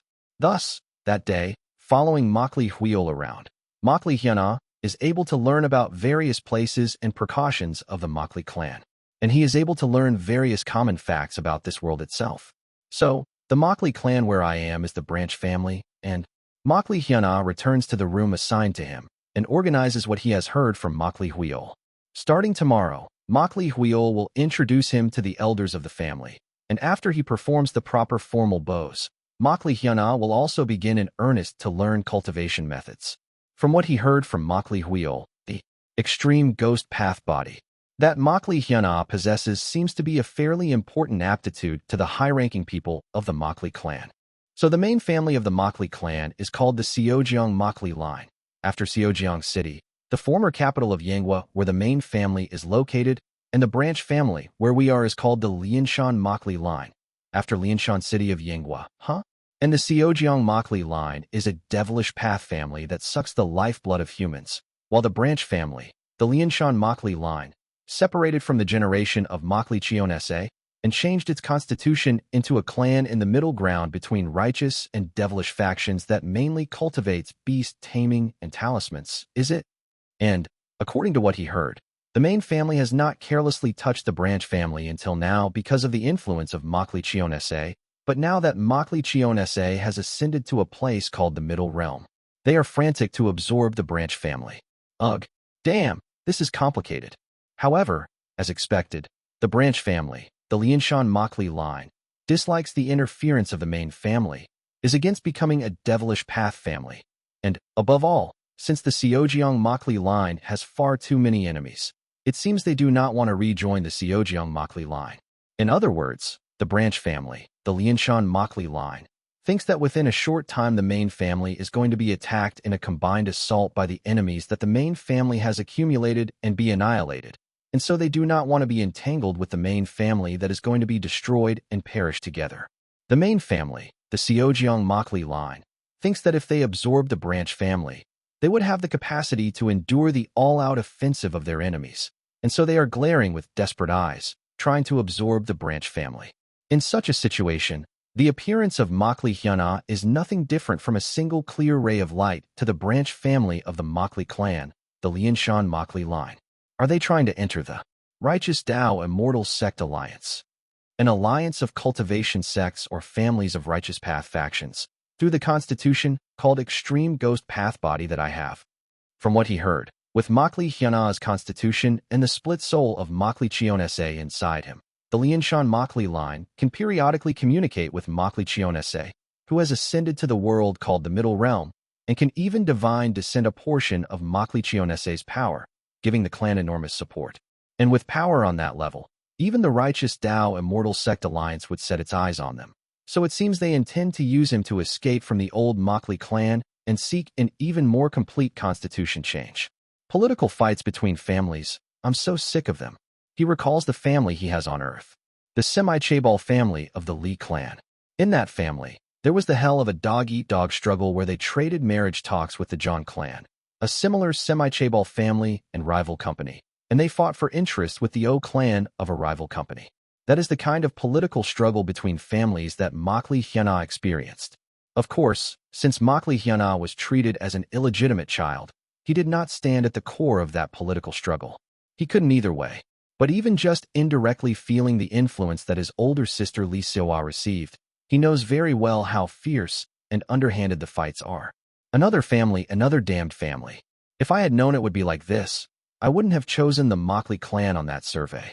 With a sigh of regret, Makli Hyuna lies down in the room assigned to him in the Makli clan and stares at the ceiling. In this harsh Makli clan, whether he can manage to survive well. His worries already begin to pile up like a great mountain. Well, so what if it's hard to survive well? Makli Hyuna slips his body under the blanket, sets Jigul Mikhail's remains by his pillow, and closes his eyes. If I can't survive, I can just live like I did on Earth. Turning his eyes away from the fights of the family. Just shutting himself away in some corner of the house. Living a gloomy shut-in life, such days. He only has to go back to that. No, most likely. With high probability, it will turn out that way. For Makli Hyuna himself is nothing but trash with no ability and no potential. Because he has always been that way. Would attribute single spiritual root. A heavenly spiritual root holder. And on top of that, a ghost path body. And not just that, but an extreme ghost path body whose purity is of the very highest grade. Damn it, ancestor, just what is this? The next day, in front of Makli Hyuna, old grandmothers and grandfathers fuss about as they grope all over his body. Facing the grand elders and elders of the Makli clan, Makli Hyuna stammers, not knowing what to do. What on earth is going on? The inside is filled to the brim with the ancestors' split soul. Once Lord Makli Chionese succeeds in ascension and reaches the 4-axis stage, from then on we will effectively obtain nascent soul-level combat power in our hands. Ha ha ha. Even if it seems the ancestor is indifferent to the clan, she still takes care of us like this before leaving. The current family head of the Lianshan Makli line, Makli Hong, praises Makli Hyuna to a degree that makes him feel bewildered. You are the hope of our Lianshan Makli clan. Haha, now, hurry and take him so he can learn the methods. At the very least, he has to reach the chi building stage so the ancestor has no difficulty descending. Having surpassed the grand perfection core formation stage and reached the half-step nascent soul stage, the family head gives Makli Hyuna tremendous praise and gifts and is immediately guided to the library of the Makli clan. Makli Hyuna cannot understand it. What possibility could someone like him possibly have for them to welcome him like this? If anything, he would have understood if they had shown little interest. But eyes filled with this degree of interest and affection.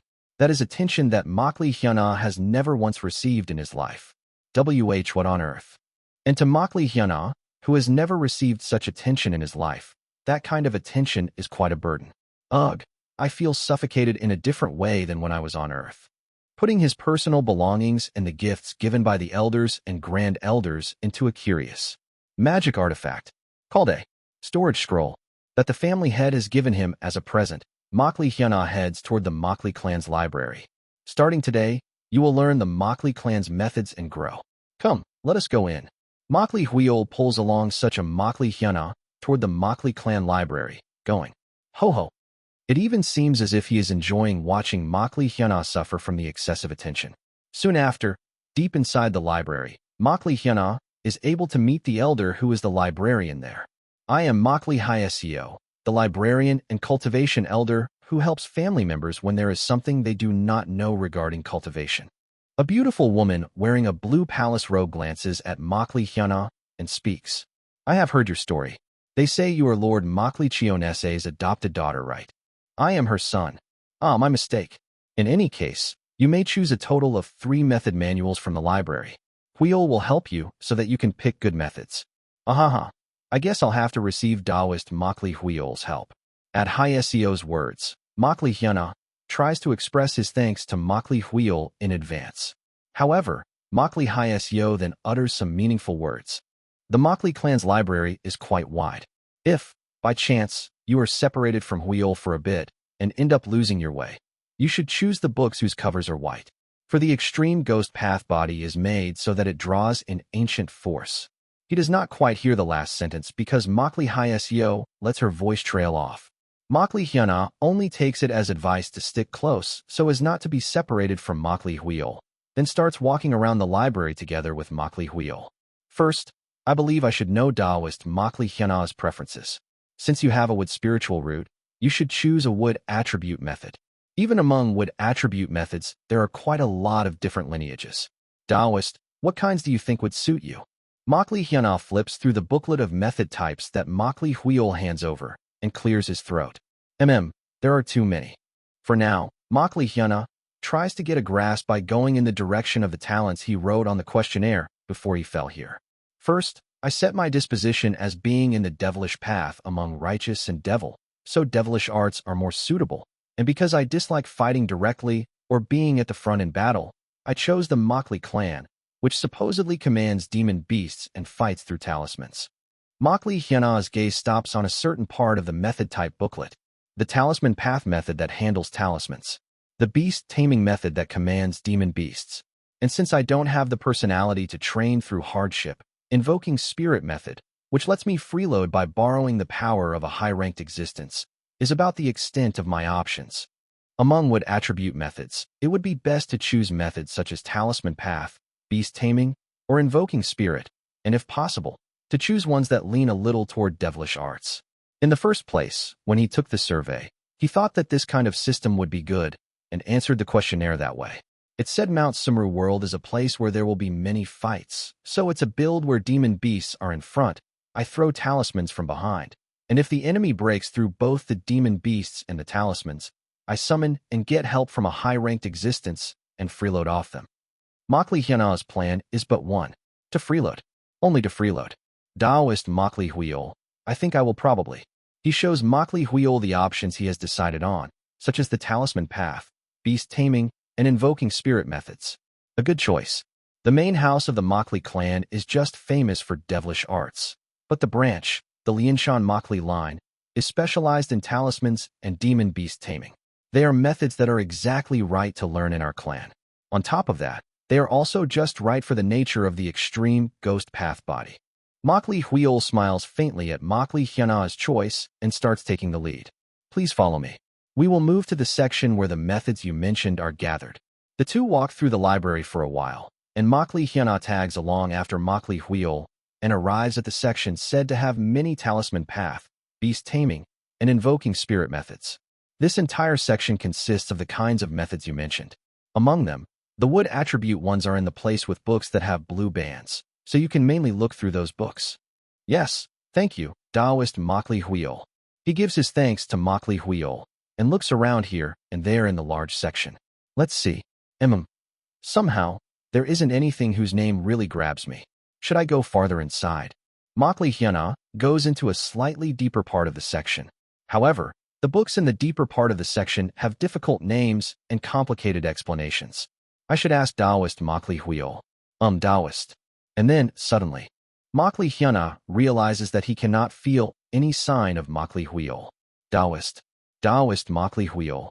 Hyana tries to go back to where he originally was to look for Makli Huil, but strangely, it is hard to find the place he was at before.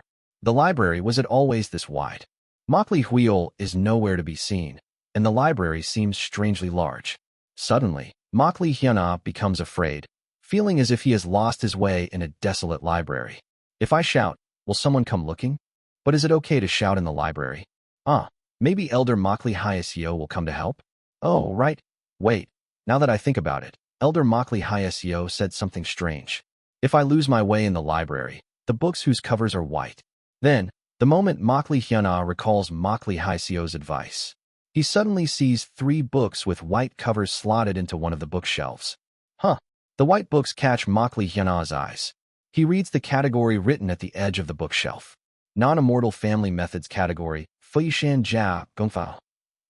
What are immortal family methods, and what are the ones that aren't? He opens the booklet of method types that Makli Huil gave him, but there is no content about immortal family methods or non-immortal family methods. Is this whole bookshelf the non-immortal family methods category? I don't even know what that is. Roughly scratching his head, Makli Hyana for now does as Makli Hyasio said and pulls out the 3 white books. Interestingly, the books are of different systems, but the realms they cover connect in sequence. This one is from the Qi refining stage to the core formation stage. This one is from the core formation stage to the 4-axis and integration stage. Lastly, this one says it can be cultivated from the 4-axis and integration stage up to true immortality. Because he heard common knowledge about the immortal cultivation world from Makli yesterday, he too has become somewhat familiar with the realms. Makli also knows about high-tier methods. No, what is this? I heard the branch family of the Makli clan does not even have that much power. Does it make sense for them to have such high-tier methods? Something feels strange, but before he knows it, Makli has already opened the books. The first book, which is said to be cultivable from the Qi refining to the core formation, is called the Naming Dao Conferring God's Canon, Ming Dao Fugsen Chan. The second book, which is said to be cultivable from the core formation to the 4-axis and integration stages, is called the Pacifying Myriad Demons Under the Heavens Survey, Wanyalping Kalan. The third book, which is said to be cultivable from the 4-axis and integration stages up to true immortality, is called the Canvas of Myriad Forms and Star Genesis, Wanzhong Chongxing 2. At the beginning of each of the 3 methods, it is written, these methods do not belong to the immortal family method within the immortal cultivation system, and are methods of a completely different system that only follow a similar framework. Naming Dao Conferring God's Canon, Naming Family Method. Pacifying Myriad Demons Under the Heavens Survey, Confucian Family Method. Canvas of Myriad Forms and Star Genesis, Shaman Family Method. Naming Family Method. Confucian Family Method. Shaman Family Method. Without even knowing what the immortal family method is, Makli scratches his head roughly and sighs over these incomprehensible concepts. And soon, as he opens the book and reads the beginning, Makli lets out a hollow laugh.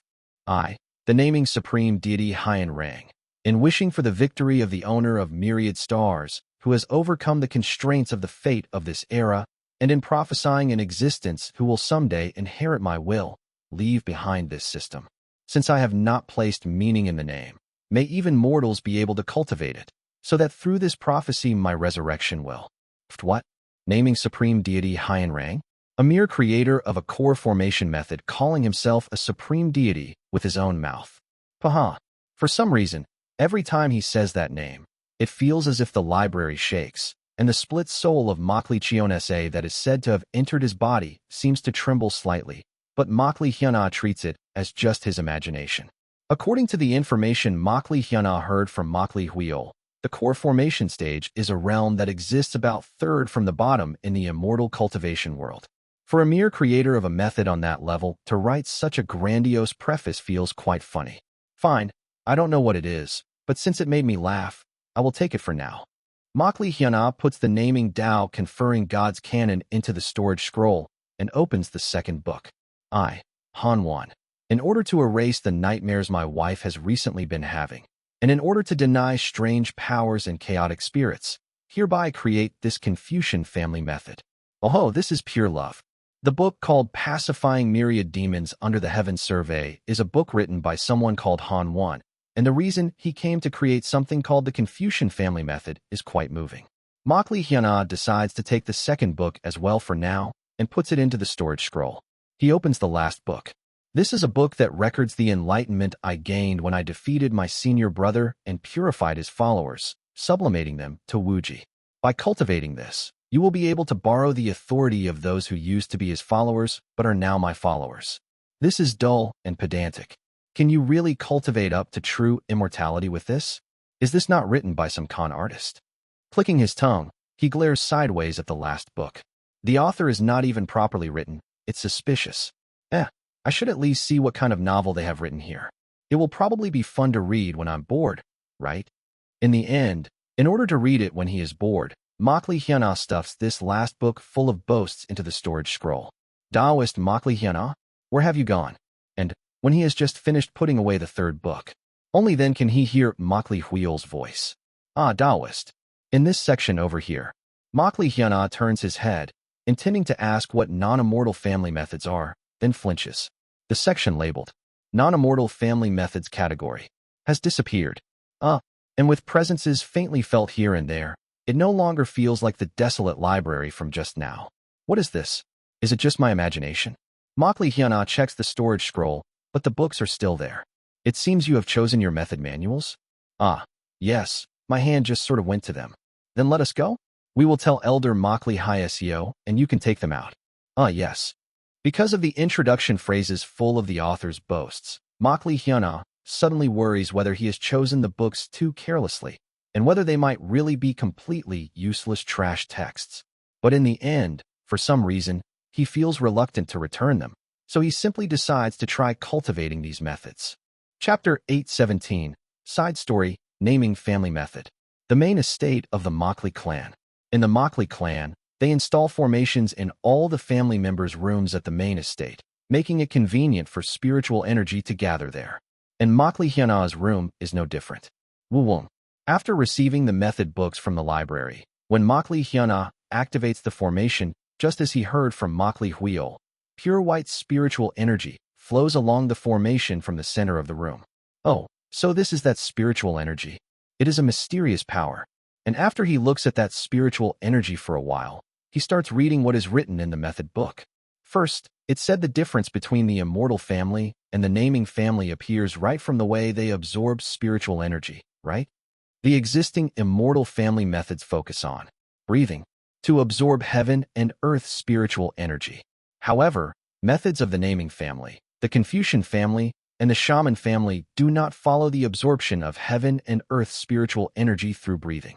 The way to cultivate the naming family method is not breathing, but the weakening of the name of emptiness, shu, and substance, sri. Makli Hyuna prepares paper, brush, and ink, sets up a small table, and places them on it. Then, following the cultivation method written in the naming Tao conferring God's canon, he strongly recites the formula of the naming Tao conferring God's canon inwardly, and, while making a mental chant, Nan, he calmly begins to write characters on the paper. They say the most important thing is the name. Fate dwells in the name, and thus power also dwells in it. The character Makli Hyuna writes is Woodwook. Because it is a very simple character, he finishes it fairly quickly. As a member of a semi-chaebol family, when he was young, Makli Hyuna went to various academies. Among them there was also a calligraphy academy, so Makli Hyuna's handwriting is not bad. And the moment the character for Wood is completed, the spiritual energy in the room gathers into the character. Only Wood attribute spiritual energy clings to the paper Makli Hyuna writes on, and the paper itself starts to take on a faint blue-green light. Oh, it really does have an effect.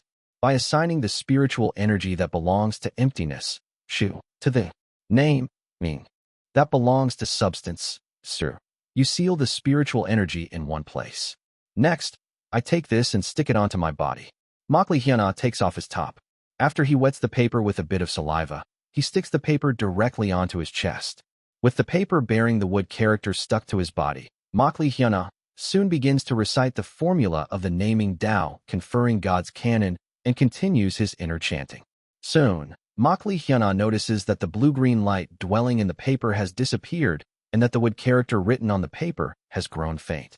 Oh, feeling a kind of ticklish sensation, he peels off the paper, and on Makli Hyuna's chest, the wood, mu, character is engraved, radiating blue-green light.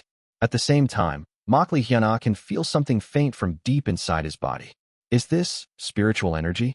The spiritual power that has entered my body. After sealing spiritual energy into a name, you increase your cultivation by absorbing the name itself that holds the spiritual energy. That is the cultivation method of the naming family method. I didn't really want a tattoo, but well, they say that once you reach a certain realm, you can make it invisible, so. Looking at the blue-green wood character on his chest that gives off a faint light, Makli Hyuna lets out a thin sigh. According to what Makli Huiol said, one with a heavenly spiritual root cultivates quickly, and seeing that he has absorbed the name in one go, it doesn't seem to be wrong. He does seem to have some talent. To think I also have a field I'm talented in besides games. Amazed at how he advances quickly in the naming family method, Makli Hyuna thus begins to continue cultivating naming Tao conferring God's canon. 2 months pass. Makli Hyuna continues his cultivation in the Makli clan, and by exchanging various bits of common knowledge with Makli Huiol, he is now completely familiar with the common sense and structure of this world as well. And before he knows it, in the naming family method, Makli Hyuna has reached a realm corresponding to the 3rd star of the Qi refining stage in the existing immortal family methods. Qi, you what? I got over the hump. Are you watching, Mr. Jiggle Mikhail? Makli Hyuna lightly taps the skull head he has placed in his room and smiles. According to Taoist Makli Huiol, that bear that speaks human words but doesn't take on human form is probably at the core formation stage. Since I've already reached a realm corresponding to the third star of the chi refining stage, the day I turn that damn bear into bear soup isn't far off now. Just wait a little longer. I'll definitely avenge you.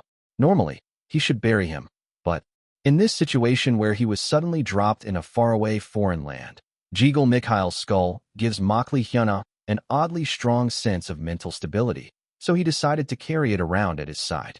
To Makli Hyuna, when he keeps Jiggle Mikhail's skull beside him, it feels as if Jiggle Mikhail is alive and gently comforting him, so it makes him feel secure.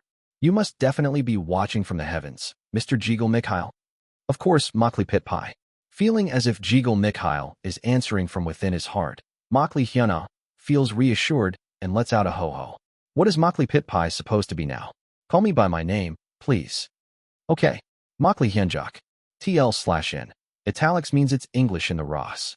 Well, anyway, then let's work hard and continue cultivating. He has reached a realm corresponding to the third star of the chi refining stage. From now on, instead of enshrining spiritual energy into paper, brush, and ink and then absorbing it, he can grow his cultivation by directly writing names with spiritual energy inside his own body. Sorry, but I can't allow that. Taoist Makli Hyuna. However, at that moment, Makli Huiol speaks to him from outside the room, chuckling with a ho-ho. Elder Makli Hyesio said that by now you would probably have reached the third star of the chi refining stage, and she is indeed accurate. Since you have reached the third star of the chi refining stage, starting today you must come to the clan's internal academy where the family members of the Lianshan Makli line learn. What is that? Letting Makli Huiol into the room, Makli Hyuna asks. It is simple. Taoist Makli Hyuna has at least heard of things like village schools or Confucian schools, academies, and the like, yes? Yes. Don't tell me. That, don't tell me, is exactly right. Any young family member who has reached a certain realm must accumulate basic spells and various basic knowledge of the cultivation world at the internal academy. Uff. At those words, cold sweat runs down Makli Hyuna as he desperately tries to think up some excuse to skip the academy classes. As a shut-in who, for over 5 years after becoming an adult, only holed up in his room playing games, going to a place full of people is something Makli Hyuna simply cannot endure easily. The only reason I even went to the guild offline meeting was to see the guild master's face. I forced myself to go just for that. Actually, my stomach hurts. Oh dear. If you go to the academy, you can receive treatment. Elder Makli Hyesio, the cultivation elder who is also in charge of the academy, is proficient in many fields. In the end, Makli Hyuna has no choice but to be grabbed by the hand and dragged off to the academy by Makli Huiol. Makli Hyuna feels as if he is going to suffocate. He entered the academy and managed to make it through the suffocating self-introduction time. Since Makli Huiol told him not to mention that he possesses the extreme ghost path body, or that he is the adopted son of Makli Chionese, he only briefly stated his name and age and what he likes and dislikes, then quickly went to his seat and sat down. Sitting at his seat with a blank expression, he stuffs into his head the knowledge about basic spell arts that Makli Hyesio is explaining. Why did I even do a self-introduction? I feel like I'm going to throw up. Did I introduce myself weirdly? Everyone is sneaking strange looks at me. They are definitely thinking I am a trash human who can't even do a proper self-introduction. Thinking that he really should have brought Jiggle Mikhail's skull that he left in his room, Makli Hyuna's hands tremble. From next time on, I need to carry Mr. Jiggle Mikhail's skull around. I can't calm down like this. Jiggle Mikhail, give me strength. Don't worry, Makli Hyunjok. Straighten your chest, and straighten the chest, and... Why did you stop halfway? Protesting to the inner Jiggle Giga Chad who echoes inside his head, Makli Hyuna grits his teeth and listens to Makli Hyesio's class. Sometime later, when the academy class ends, several promising younger talents of the Makli clan swarm around Makli Hyuna. Among them, one young man who looks like he is very full of himself comes over and sits next to Makli Hyuna and speaks. I have heard much about you, young lady. I hear you have newly received the Makli surname, but since you have not truly received the blood of the Makli clan, if you truly wish to become one body with the Makli clan, then, wait a moment. I am a man. I am not a young lady. Understanding what the young man is misunderstanding, Makli Hyuna frantically waves his hands. Since this always happened whenever a new school year started from when he was young, it is nothing surprising. However, back on Earth, if he said something like this at school, things only become a little awkward, and then people just found it funny. Nothing more happened beyond that. However, the Makli clan is different. Hearing Makli Hyuna's words, the young man's face turns bright red, and his body trembles. What? Are you daring to insult me? Why on earth would a man, without even growing a beard and with his hair long, look at me with those eyes during self-introduction? You dare to deliberately make fun of me? But I was just randomly looking? I, Makli Nobi, promising younger talent of the Makli clan, cannot endure such an insult. Follow me. I shall thoroughly teach you a lesson.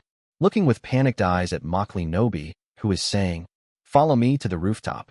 Makli Hyuna then looks toward Makli Huiol, who is here in the academy as an assistant instructor under Makli Hyeseo, and sends him a voice transmission he has recently learned from him.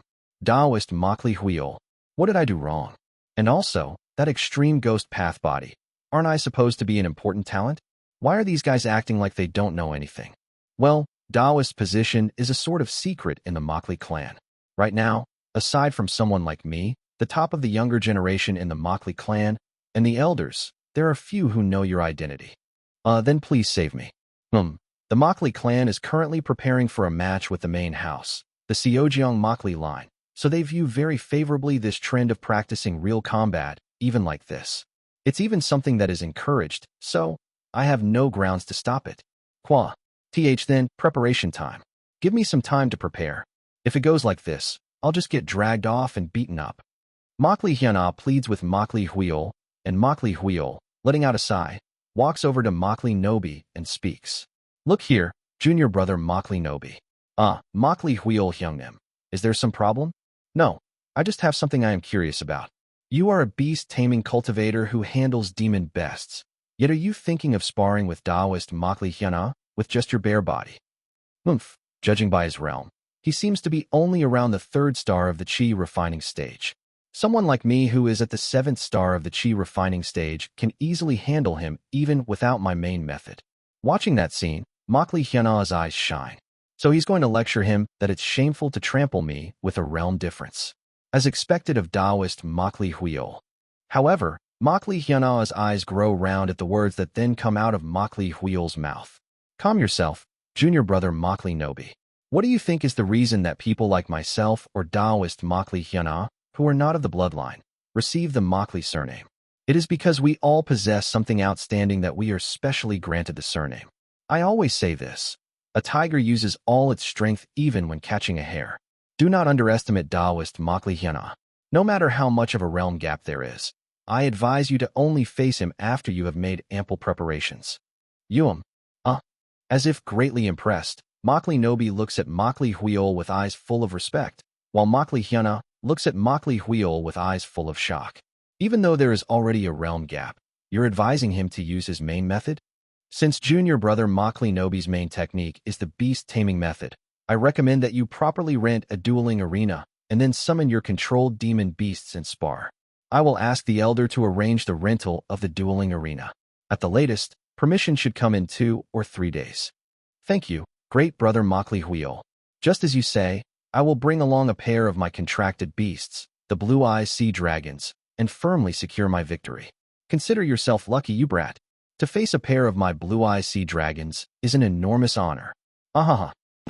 As he watches the back of Makli Nobi leaving with a loud laugh, Makli Hyuna looks at Makli Huiol with a blank face. Taoist, Makli Huiol, just why? Do not worry too much. Do you have some method?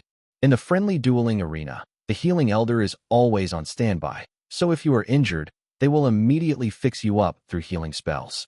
There is absolutely no chance of dying. What about a way for me to win or not get hurt? Wait, then, while only being at around the 3rd star of chi refining, you are thinking of winning against someone at the 7th star? That is an amusing thought. Makli Hyuna stares at Makli Huiol with dumbfounded eyes, and to such a Makli Hyuna, Makli Huiol gives advice with a serious expression. The cultivation world is ruthless. You must not think you can just sit inside the clan and only cultivate. Taoist Makli Hyuna has now become a proper cultivator. And yet, you still do not know at all the ruthlessness of the cultivation world. That is extremely dangerous. With your head still full of flowers, being kidnapped in the cultivation world and turned into a slave or material happens more often than one can count. Therefore, I deliberately created a situation for you to face sea dragons, hoping that through this matter you will truly come to have a heart that fears the strong, and that it will become motivation for Taoists to devote yourself even more to cultivation. Such pain is of course not the best teacher, but it is an excellent one. In the 2 days that remain, do your utmost to find a way to deal with the blue-eye sea dragon. If not that, then at least learn some spell that lets you not feel pain while you are being chewed by the blue-eye sea dragon.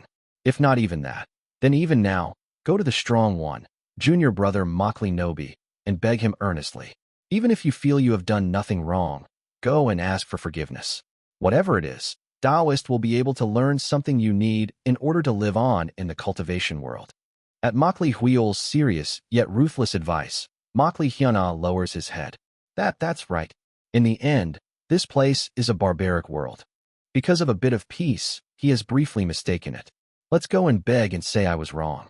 No matter how much he insults me, that's better than being chewed to pieces by that monster called the sea dragon, right? Makli Hyuna returns to his room with a gloomy face. He takes out the spirit stones, pills, and talismans that the elders and grand elders had given him as gifts on the first day he had come to the Makli clan, and he thinks about whether he should bring something as a gift. No matter how I think about it, that crazy bastard tried to hit on me. Then because he got my gender wrong, he got embarrassed and took it out on me. But fuck, what can I do when I have no strength? This still pathetically weak me has to beg. And it is when Makli Hyuna is about to take the fire bullet talisman that contains fire bullet spell to give as a gift. Are you really fine with that, Makli Hyunjak? Makli Hyuna looks at Jiggle Mikhail's skull. He feels something well up from inside. Makli Hyunjak, stop thinking for a moment. Shall we take a little walk first? Huh. Holding Jiggle Mikhail's skull, Makli Hyuna takes a walk around the surroundings of Makli clan. I'm definitely going to get beaten up, right? I hope that crazy guy doesn't do anything too extreme. Makli Hyunjak, that is only an assumption for when you lose to them. Believe in yourself. But I only correspond to the Chi refining 3rd star, so how am I supposed to beat the Chi refining 7th star? This is impossible. Makli Hyunjak, you yourself speak of the breakthrough. Your naming family method only corresponds to the 3rd star of Chi refining. It is not actually the 3rd star of Chi refining. How is that any different? It's very different. Your power is not simply at the Chi refining 3rd star. It could be more than that. It's all just assumptions. I'm definitely going to be bawling my eyes out, crawling on all fours like a dog in front of that guy. You idiot. Even that is just an assumption. You keep piling assumption on assumption, turning yourself into the weakest ant and that guy, inside you, into the strongest monster of all. Like that, you won't even be able to beat a punk weaker than you. But, shut up. Stop spouting shit-ass nonsense and look back at your own power, Makli Hyunjak. First calmly think through what you can do. What I can do. While stroking Jiggle Mikhail's skull as he walks, Makli Hyuna arrives at the beast stable. In the Makli clan's beast stable, countless demon beasts live comfortably under the supervision of the beast-taming elders. Naming Tao conferring God's canon is not a beast-taming method, so even if I look around here, it's probably meaningless. The naming Tao conferring God's canon that Makli Hyuna has learned, if one insists on classifying it, is a talisman Tao method, Fu Da Gugfa. For that method, which can inscribe and wield names, boasts optimal efficiency for producing and handling talismans. As expected, it really is best if I just offer a gift and beg. While Makli Hyuna is taking out the fire bullet talisman that he plans to present to Makli Nobi as a gift, he accidentally breathes spiritual energy into the talisman. Warwick. Naturally, the talisman that has eaten spiritual energy activates, and Makli Hyuna is shocked and stares at the flames. You toot. This, what do I do? Waff, the sparks are flying. I still don't know how to handle fire attribute talismans. Qua. And no.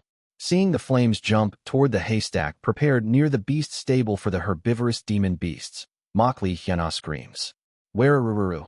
It happens in an instant. In an instant, the flames move over to the haystack. Startled by the flames, the demon beasts scream, and Makli Hyuna's mind goes blank. And no. If it goes like this, it's not just Makli Nobi that's the problem. I'll get beaten up by the beast-taming elders too. Get a hold of yourself, Makli Hyunjak. You can fix this. How can I? Even in his panic, Makli Hyuna snaps to his senses and immediately tears his own clothes. Afterwards, he sits down on the spot and gathers at his fingertips the spiritual energy he has accumulated until now. Wawoom. At Makli Hyuna's fingertips, blue-green spiritual energy gathers, and through that energy, Makli Hyuna engraves a name into the torn piece of clothing. The name of fire. That name, he writes while strongly reciting the formula of the naming Tao conferring God's canon. The name of substance pulls in the flames of emptiness. And soon, all the flames of the haystack are dragged toward the name, and in an instant the flames are absorbed into the inside of the name that Makli Hyuna has written. Heek. Looking at the haystack whose upper part has turned to ash, Makli Hyuna breaks out in a cold sweat. I am saved. The flames were quite large. If he had left it as it is, the entire beast stable would probably have gone up in flames. It likely would have been a complete mess, and Makli Hyuna might have taken a severe beating. But before that happened, thanks to his quick judgment, he was able to live by sealing the power of the flames inside the name he has written. What I can do is nothing more than seal power into names and make talismans. Looking at the piece of clothing talisman he has made, Makli Hyuna sighs. Since he has sealed the name of fire into this piece of clothing, it has probably become a talisman more useful than an ordinary fire bullet spell. But that is all. I mean, I can't very well go around setting the mountains on fire and sealing them just to deal with one Makli Nobi. What should I do? While blankly staring at the piece of clothing talisman he has made, Makli Hyuna looks at the demon beasts of the beast stable. Seal power into names? In the beast stable, all of the demon beasts glare at Makli Hyuna with sharp eyes, growling as if they know he has burned their hay. Among them, the blue-eyed sea dragon demon beast that is going to chew up Makli Hyuna in a few days is looking down on him with eyes that coldly mock him. Seeing those demon beasts with their fierce gazes, with heart thinking, no way. Makli Hyuna goes to his room and brings back brush, paper, and ink. 3 days pass. In the friendly dueling arena prepared for the Makli clan's promising juniors, 2 people walk in. Yuvo. Makli Nobi Hyungnim. Show that freak who one can't even tell whether he's a woman or a man what's what. For a mere newcomer, he sure is going to have a flashy initiation, huh? Lucky bastard of an outsider who got to receive the Makli surname. For someone who is not even like Makli Huil or Bioni, that surname is wasted on you. Around the friendly dueling arena, the children of Makli clan have come out to watch the Sparkum initiation of the new family member, Makli Hyuna, and are cheering for Makli Nobi. Receiving the cheers and shouts of the family members, Makli Nobi stands in front of Makli Hyuna. Makli Yuchi, the healing elder who serves as referee and is there to heal any injured in case something happens during the friendly duel, speaks from between the two. Now then, are you really going to proceed with today's friendly duel? If anyone wishes to forfeit, step down. At those words, Makli Nobi speaks to Makli Hyuna. Forfeit and quietly step down. The reason I put you in this spot today is, yes, because you made fun of me with that face of yours, but this is also a kind of initiation for a new family member. Just as Makli Huil Hyungnim said, I did my best to prepare, but when I think about it carefully, bringing the sea dragon into an initiation and drawing blood is a bit much, isn't it? If you give up the friendly duel, go down below the arena and bow naked before me. I'll end your initiation after bullying you a few times. How about it? You don't want to experience your whole body being crushed in the teeth of the blue-eyed sea dragon either, do you? Hurry up and answer.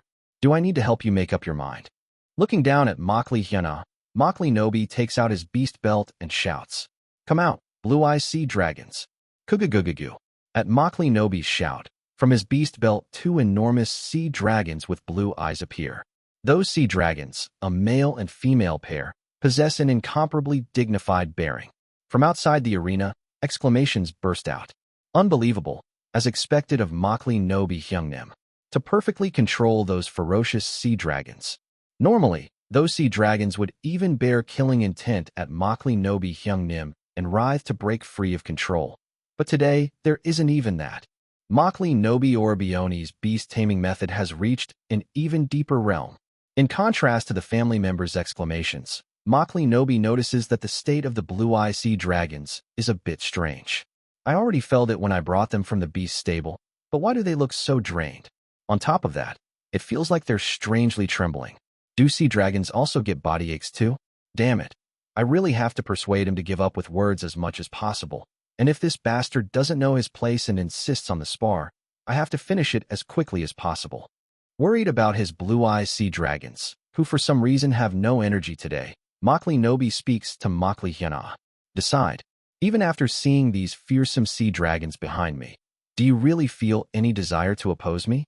Today is only an initiation spar, and you are merely at the Chi refining 3rd star, while I am at the Chi refining 7th star, so no one will say you are a coward.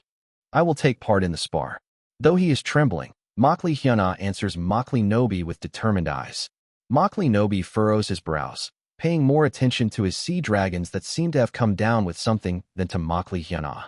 It'll be a problem if my babies get worn out. This brat keeps trying to bother my babies even when I give him a chance. Fine. Then since you seem confident, let's make a bet.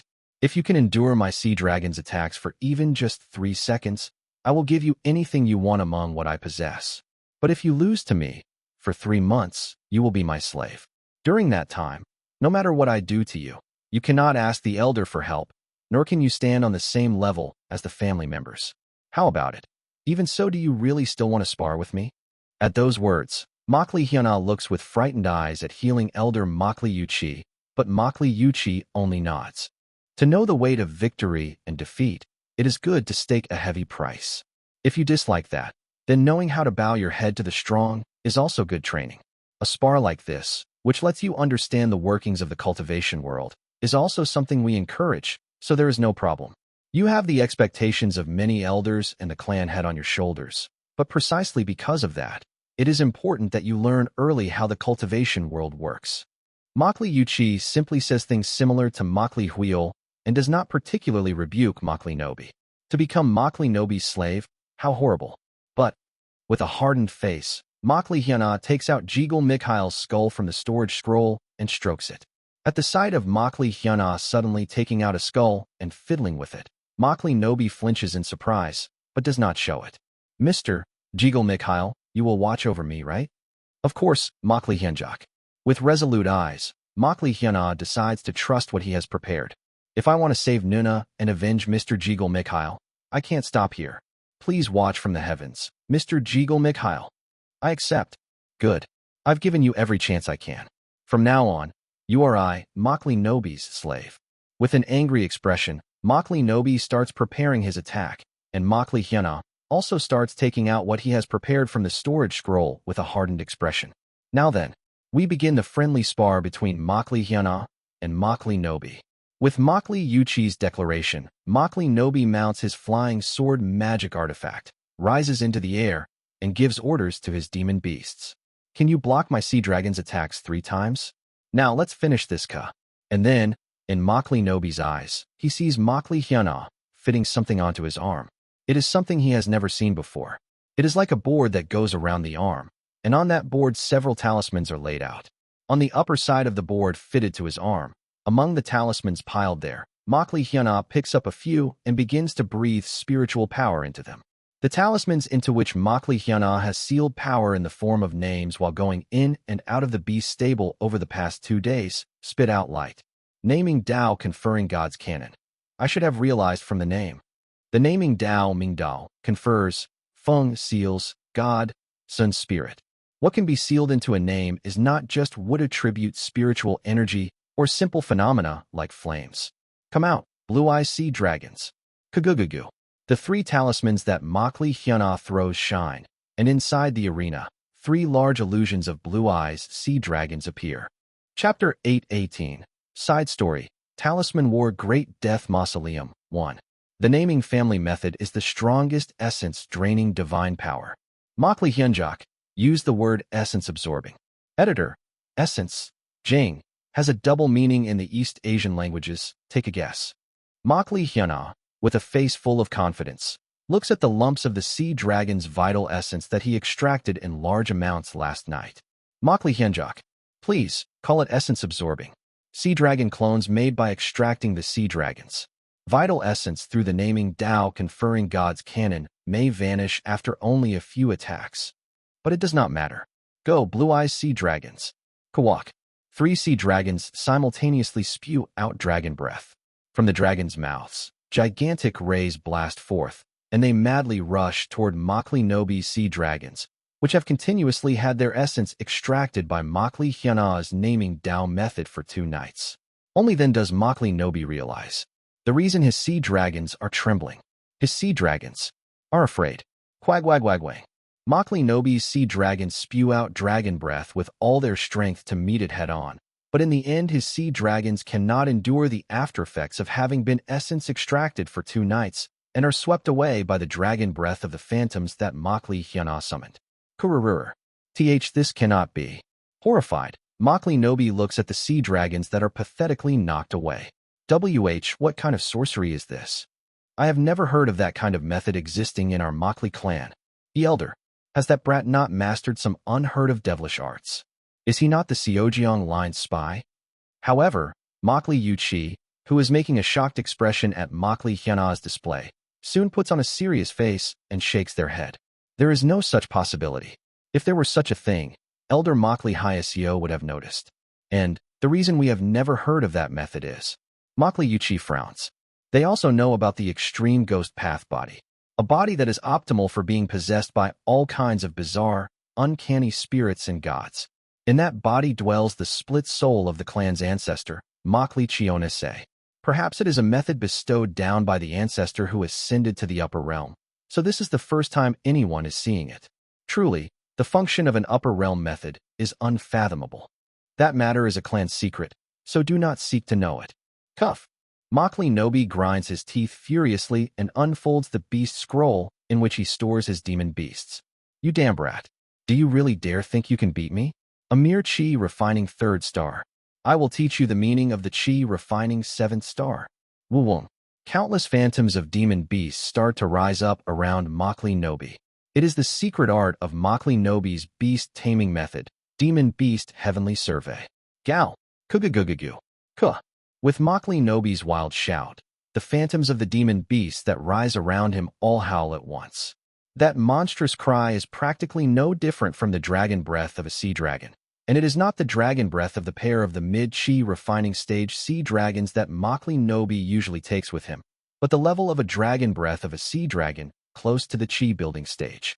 The power to unleash, for an instant, a single strike close to the chi building stage. That is one move of the Demon Beast Heavenly Survey that Makli Nobi has mastered. Makli Hyana's sea dragons spit out dragon breath once again, but in the end, his sea dragons are pushed back by the shockwave unleashed by Makli Nobi's strike, and their entire bodies start to scatter apart. As expected, with only 2 days of extracting the sea dragons, the limit is only being able to fire off 2 strikes. Makli Hyana, seeing the phantoms of the sea dragons collapse, gulps. However, he is not afraid. Well, sorry, but what I have essence drained over these 2 days is not only the sea dragons. Please, Makli Hyunjok, use the word essence absorbing. I will show you the result of the power I have essence drained from everyone over these 2 days. Wu-wong. Makli Hyana begins pouring power with all his might into every talisman he has brought. Before long, the phantasms of all the chi refining stage demon beasts of the beast stable, whose essence Makli Hyana has ceaselessly extracted for 2 days, start to appear in the arena. Take this. I will gather everyone's power and bring you down. Kagugugu.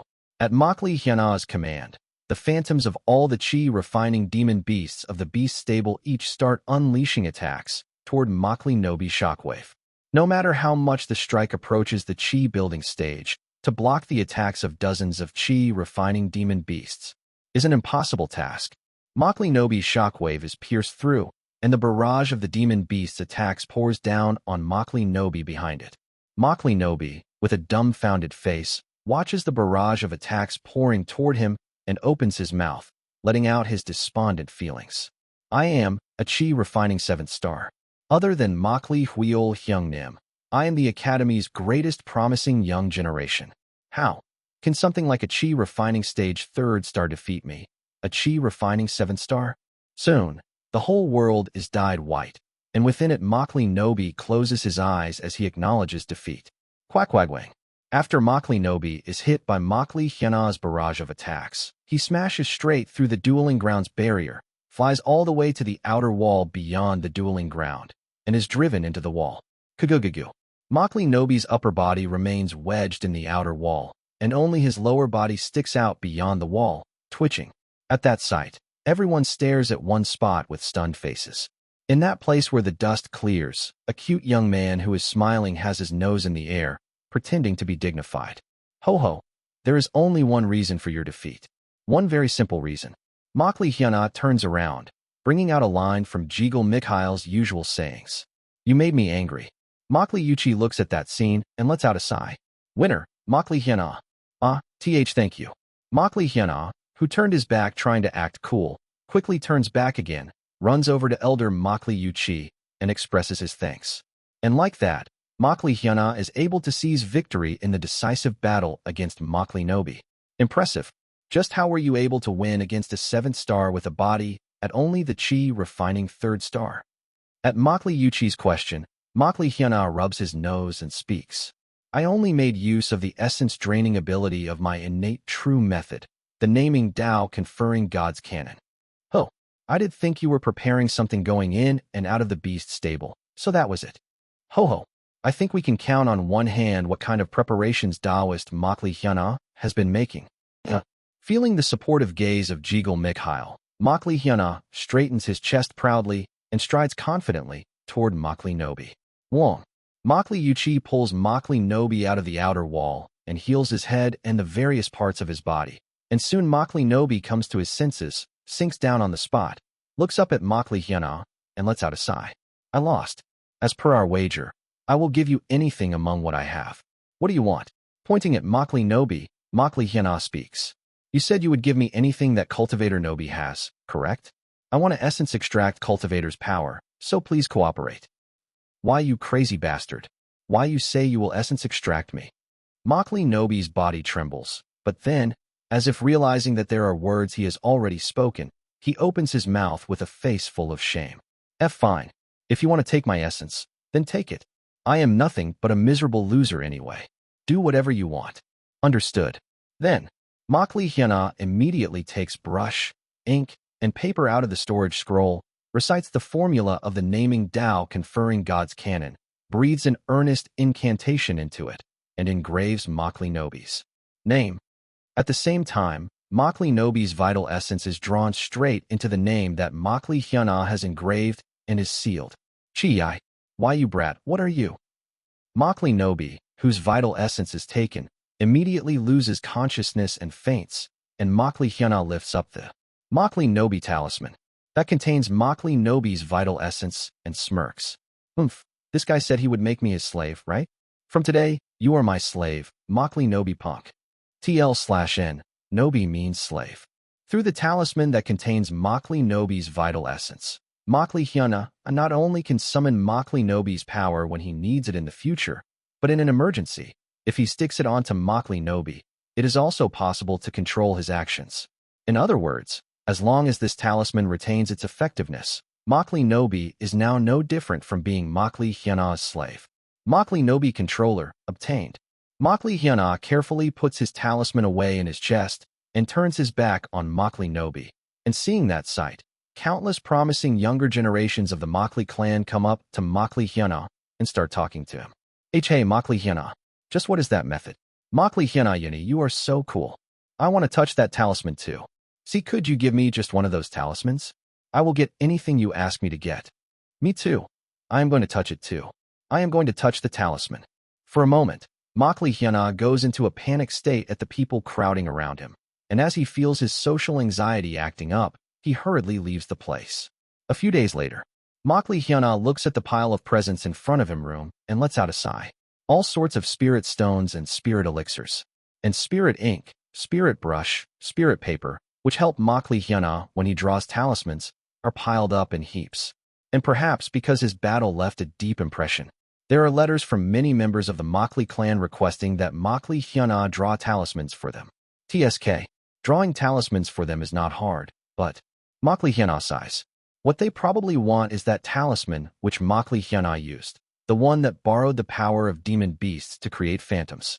To make that, I have to go around essence draining here and there, and it is a pain.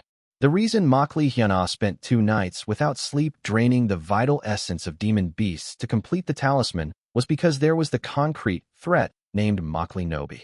There wasn't any other reason. If it weren't for such a threat, Makli Hyun wouldn't have tried so hard to make this talisman. Such a pain. Even just breathing right now is a pain, and when I think about trying to do this, it becomes even more insanely a pain. Makli Hyuna sighs and struggles over what to do about these requests. And a little later, Makli Hyuna comes up with a clever idea. Alright, that's it. Makli Hyuna immediately gathers brush, ink, and paper and goes to find Makli Nobi. Makli Clan Infirmary. After losing in the duel with Makli Hyuna, Makli Nobi has been in the infirmary, undergoing treatment for his injuries for several days inside a healing formation. How is it? Can you move? Yes, Great Elder, I am fine now.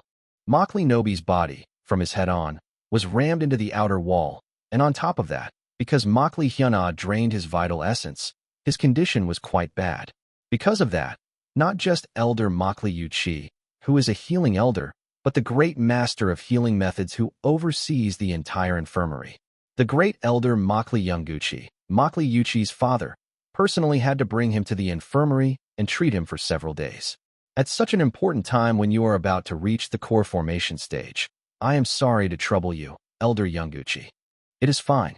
It is something for the clan's young generation prodigies, so what does it matter?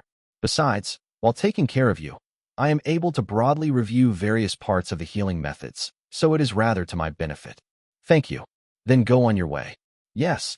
Makli Nobi bows to Makli Yunguchi and leaves the infirmary.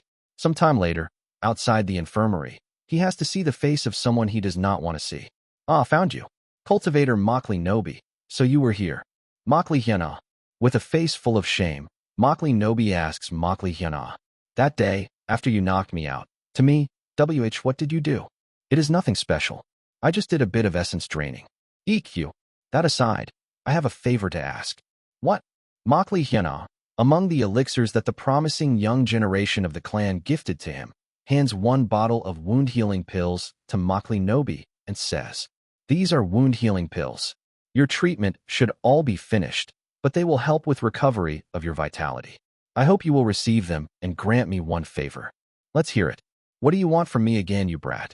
Makli Hyuna takes out the talisman he has drawn from his chest and hands it to Makli Nobi. Please do a bit of promotion for me. Pro what? Makli Nobi looks at Makli Hyuna with a face that says he does not understand. Makli Hyuna starts explaining for Makli Nobi. Wound. So, what I make by extracting the essence of tamed demon beasts in this way is the true nature of the talisman I used to bring down cultivator Makli Nobi. It is a characteristic of my naming Tao conferring God's canon method. So that is what you meant by essence extracting. Then what were you thinking? Shut up. Anyway, if you draw talismans that contain the name, all I have to do from now on is distribute your talismans to the clan members and go around explaining how to use them. Is that it? Makli Nobi gulps, snaps at him, then takes Makli Hyuna's talisman and asks, "Yes, I would be grateful if you do that." Makli Hyuna's talisman Tao method, the naming Tao conferring God's canon, is a method that seals power into names.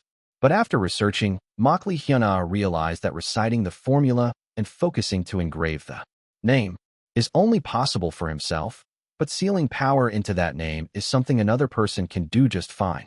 In other words, Makli Hyuna's plan is to produce talismans with the name engraved on them. Then he plans to hand them out as promotional talisman to Makli Nobi, who has a decent amount of popularity, have him go around explaining how to seal power into the talismans, and make the clan members themselves directly seal in the necessary essence of demon beasts. That is his plan. This way I reduce the hassle, and I still gulp down the gifts as gifts. Isn't it killing 2 birds with 1 stone? Whether he knows Makli Hyuna's sly scheme or not, Makli Nobi receives and examines Makli Hyuna's talisman with a serious face. So talismans made with your method have a function like this. I see. Splendid. Really, your method has far wider versatility than I imagined. Well, I think so too. At any rate, I understand. If it is as you say, the clan members will actually like it even more. No, perhaps not only the clan members, but even the elders of the family might like it tremendously. Pardon? I understand. I will take responsibility and go around explaining how to use your talismans. Thank you for giving me this opportunity. After expressing his thanks to Makli Hyuna, Makli Nobi, with a determined expression, takes Makli Hyuna's talismans and heads toward the inner quarters of the main house. Seeing Makli Nobi's attitude, Makli Hyuna scratches his head. Is it that serious? Chi, it has been a few months since the decisive battle with Makli Nobi. Now it has already been half a year since Makli Hyuna came to the Makli clan. Wah. So this is the realm corresponding to the 6th star of Chi refining.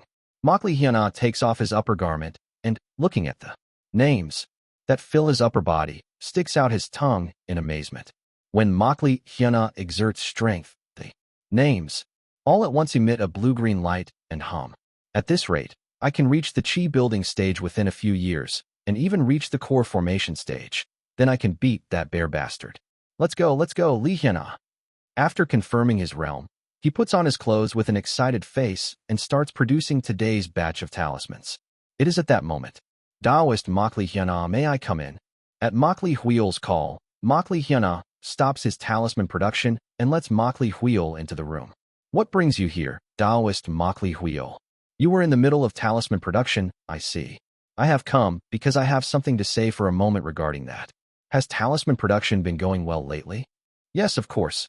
In fact, recently the realm of the naming Tao conferring God's canon has risen, so the dimension of the talismans I can make has changed. Roughly in what way has it changed? Makli Hyuna brings a talisman on which he drew various runes only along the edges, leaving blank the very center where the name is supposed to go.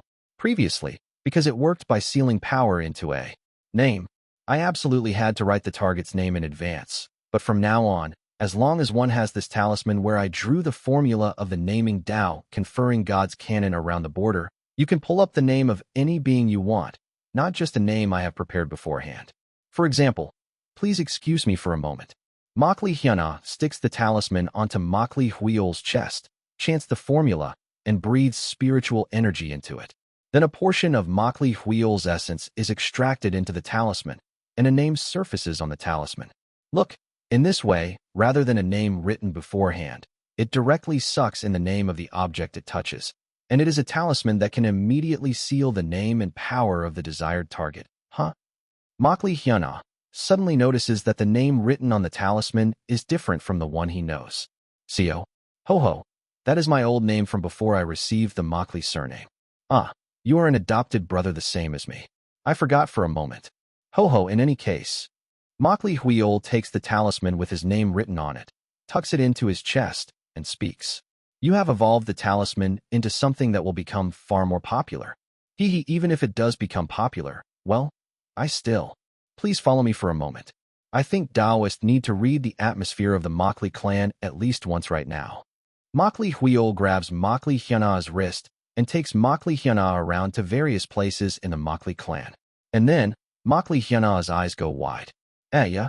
Everywhere he looks, he sees people slipping onto their wrists boards the same as the ones he used during the Makli Nobi battle, placing talismans on them, and sparring with one another using their own talismans. Right now, the entire Makli clan is in an uproar thanks to the talismans Taoist Makli Hyuna made. Everyone is imitating your appearance from that day and playing with the talismans. That game is extremely popular. Why is it so popular? That is, there really are many reasons. The biggest reason is that it is quite helpful for immortal cultivation. Pardon. Makli Hyuna blinks, and Makli Huil calmly explains the reason. After Taoist Makli Hyuna spread the talismans that seal power into names, the frequency with which the promising younger generation of the Makli clan go outside to hunt demon beasts noticeably increased. For the younger generation of our Lianshan Makli line, whose main technique is beast taming methods, each of them has to capture demon beasts that will fight as their contracted demon beasts, but up until now that process was extremely perilous and not easy. It was all too common for them to die in the process of capturing demon beasts or suffer fatal injuries that leave them with severe disabilities. I see. However, after your talismans spread, when they discover a demon beast, they can preemptively seal the demon beast's essence into the demon beast's name and thereby have its power. On top of that, if they stick the talisman with power sealed into its name onto the demon beast, they can control its movements to some extent, so the danger of capturing demon beast has dropped significantly. I'm glad to have been of help. Makli originally handed out the talismans just for the purpose of replenishing strength in the beast taming area. He feels a bit taken aback that the clan is using them so aggressively in an unexpected way.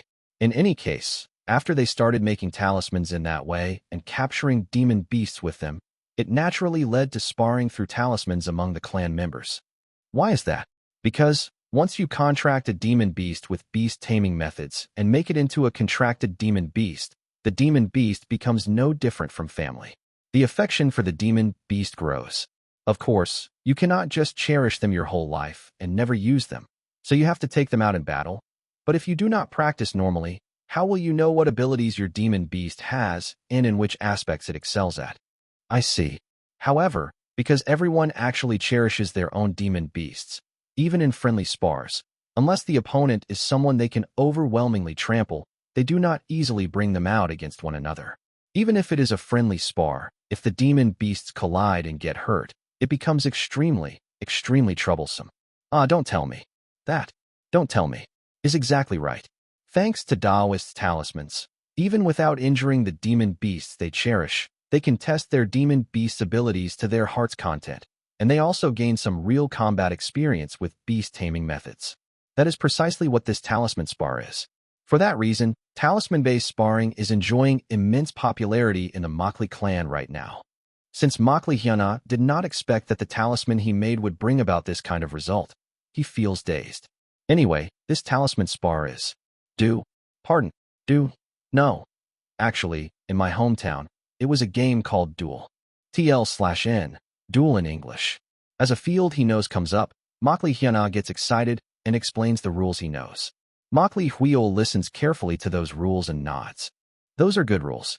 I was just about to speak about that, in fact. Detailed rules are in the process of being established, but we need somewhat more unified rules, and it seems we can just apply the rules Taoist Makli has mentioned. Of course, right? Then this duel is. But the name duel does not seem to fit very well. Is there a reason it is named that? Makli thinks over various reasons.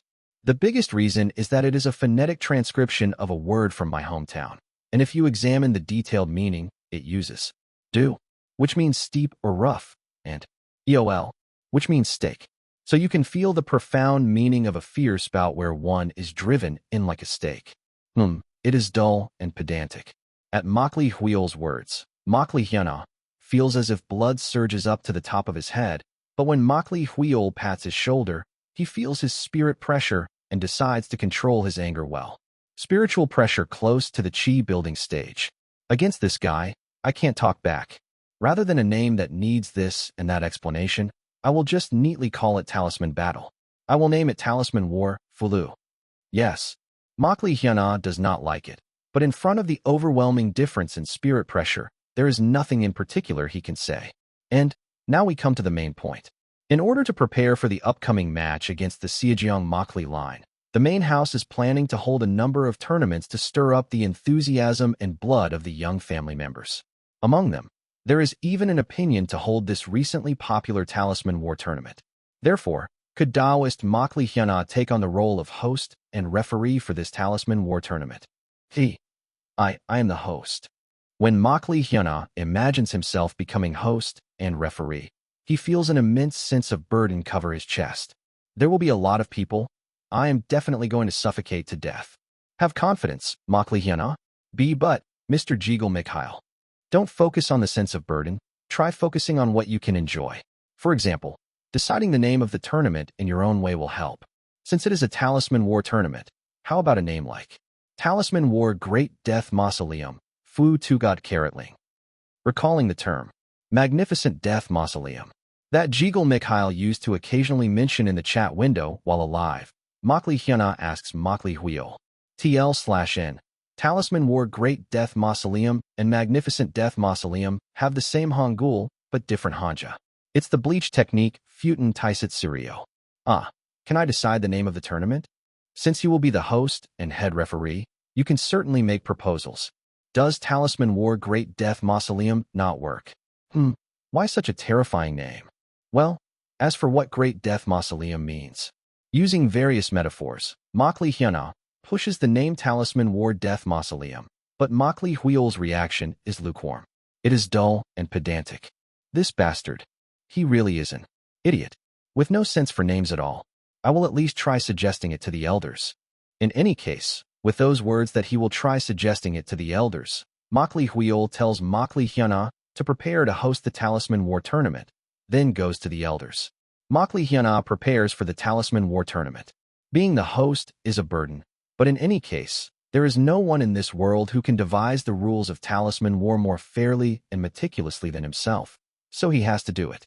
The Talisman War Tournament must not end as just some simple tournament. It has to become the greatest tournament. In particular, just like the name, Talisman War Tournament suggests, it has to be a tournament where you can fight only through combinations of talismans and talismans. Regardless of which star you are in the chi refining stage, the outcome has to be decided only by the skill of handling talismans. To do that, in his room, Makli Hyuna takes out the method book, the Confucian family method, pacifying myriad demons under heaven's survey, and looks inside it for an appropriate Confucian family formation method. I have to make it so they cannot use their own methods. He's read about the characteristics of the Confucian family method beforehand, so he knows them to some extent. And he also understands what kind of power the formation created by borrowing the characteristics of the Confucian family method will have, suppressing heaven and earth's spiritual energy. The first ability of the Confucian family method. It suppresses strange powers, chaotic spirits, and mysteries within the designated area, except for the single person of authority.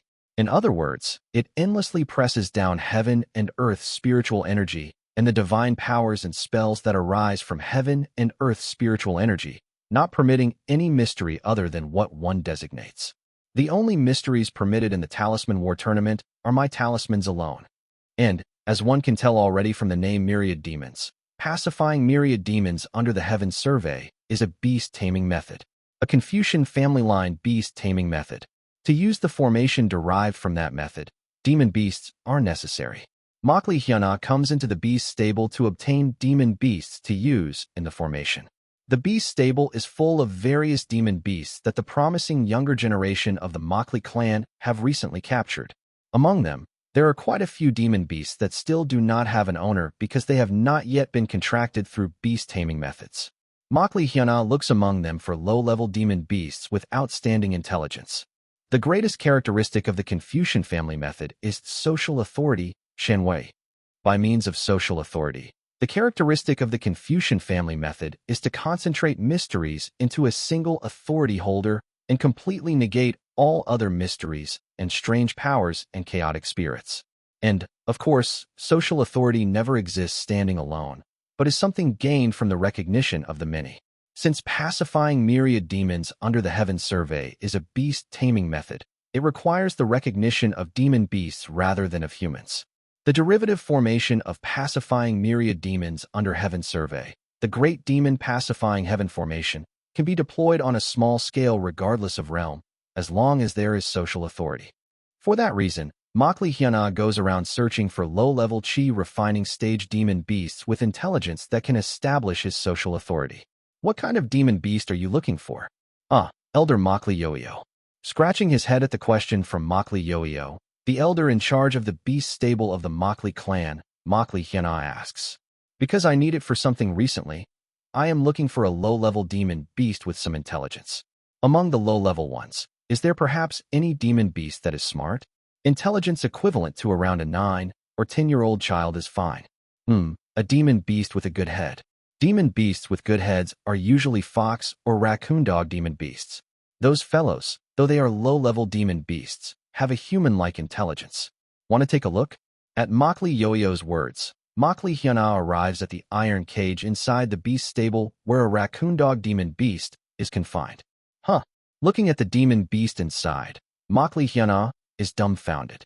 The raccoon dog demon beast is wearing a modified hanbok and a splendid official hat as if it is a human, just like that bear demon beast.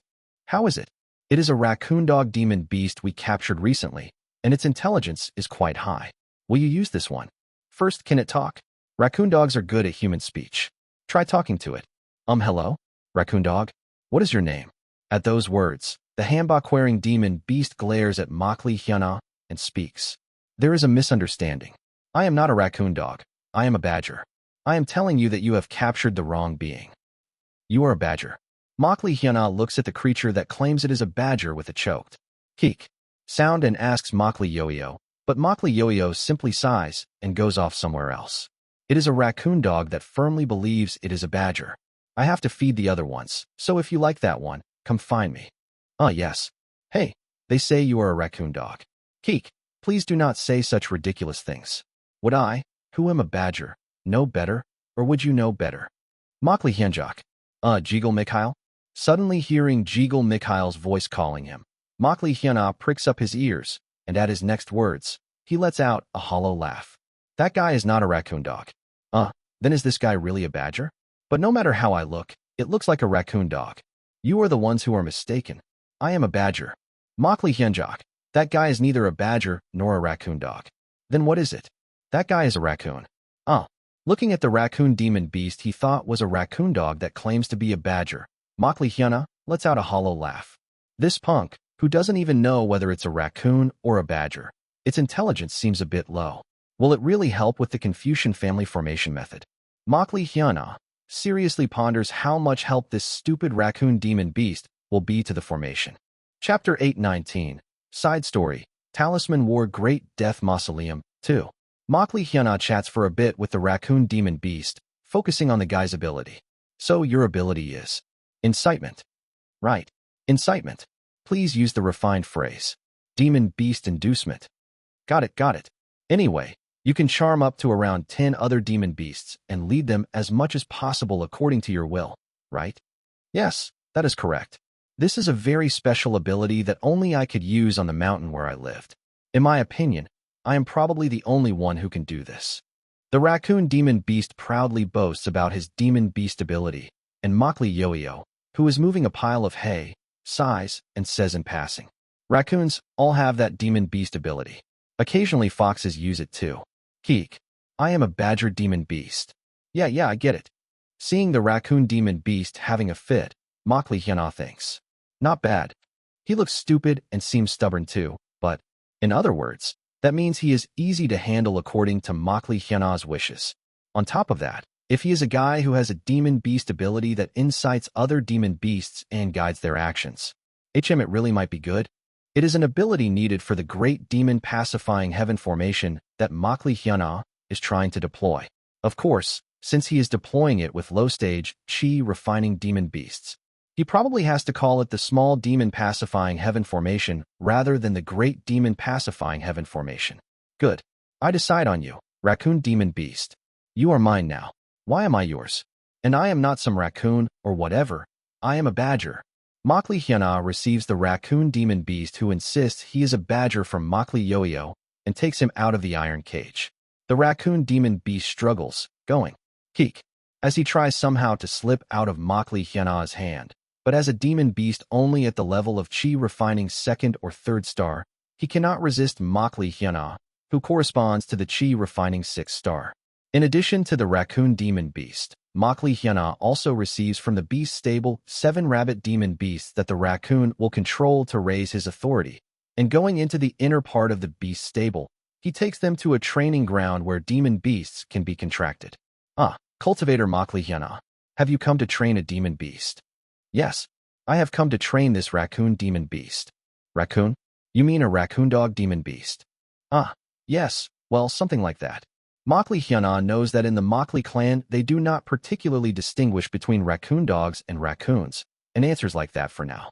In our hometown region, raccoon dogs that look like this are called raccoons. Somehow the pronunciation is similar to some of the words Elder Makli Hyasio sometimes uses. Is that so? Yes. I have heard them a few times while passing near the Elder's cave residence.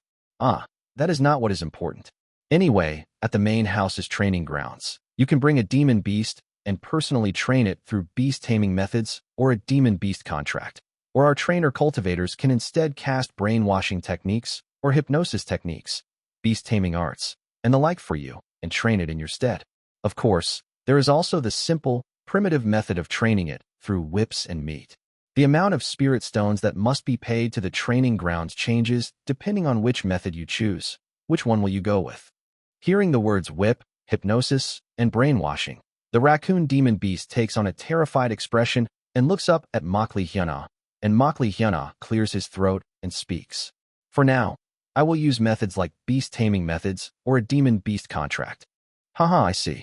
I will escort you to a quiet training ground. If by any chance you fail at the beast taming methods or the demon beast contract, or find it difficult, please let us know.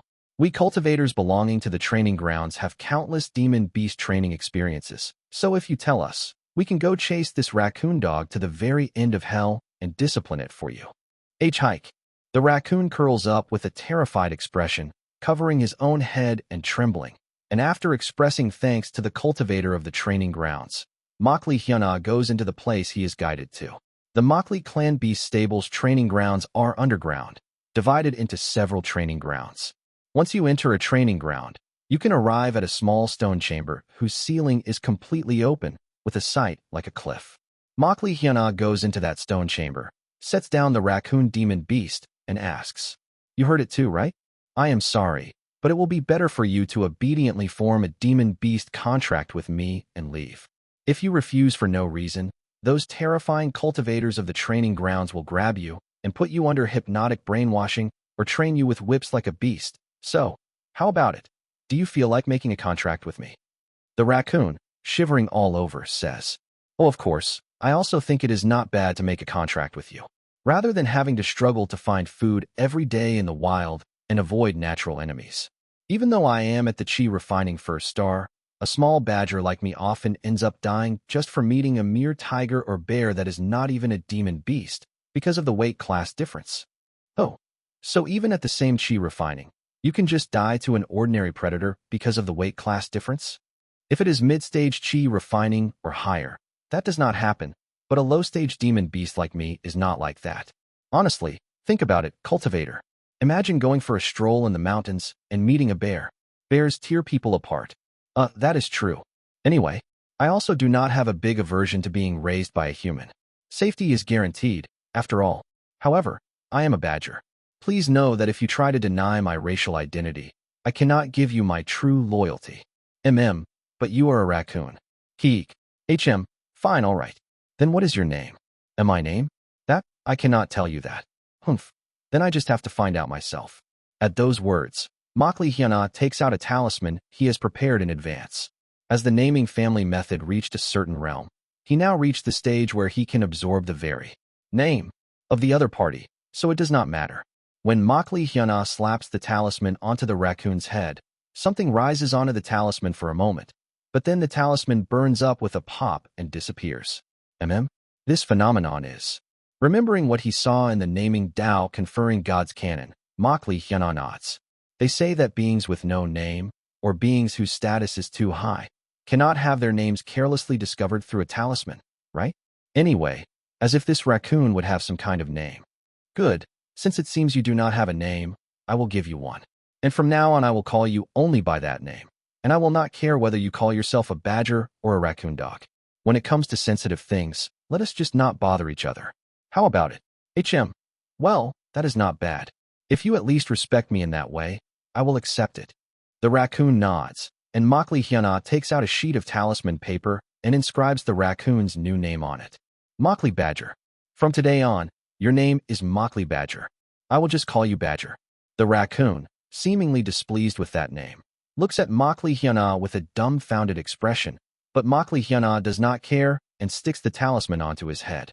Name activation. Cheek. Soon, the talisman imbued with Makli Hyuna's spiritual energy burns, and that name enters into the raccoon's body. Now, his name becomes Makli Badger. No, how is this any different from attaching names like, you are Makli Black Person, you are Jeagle Yellow Person, you are Namgung Red Person, to black people, or yellow people, or red people?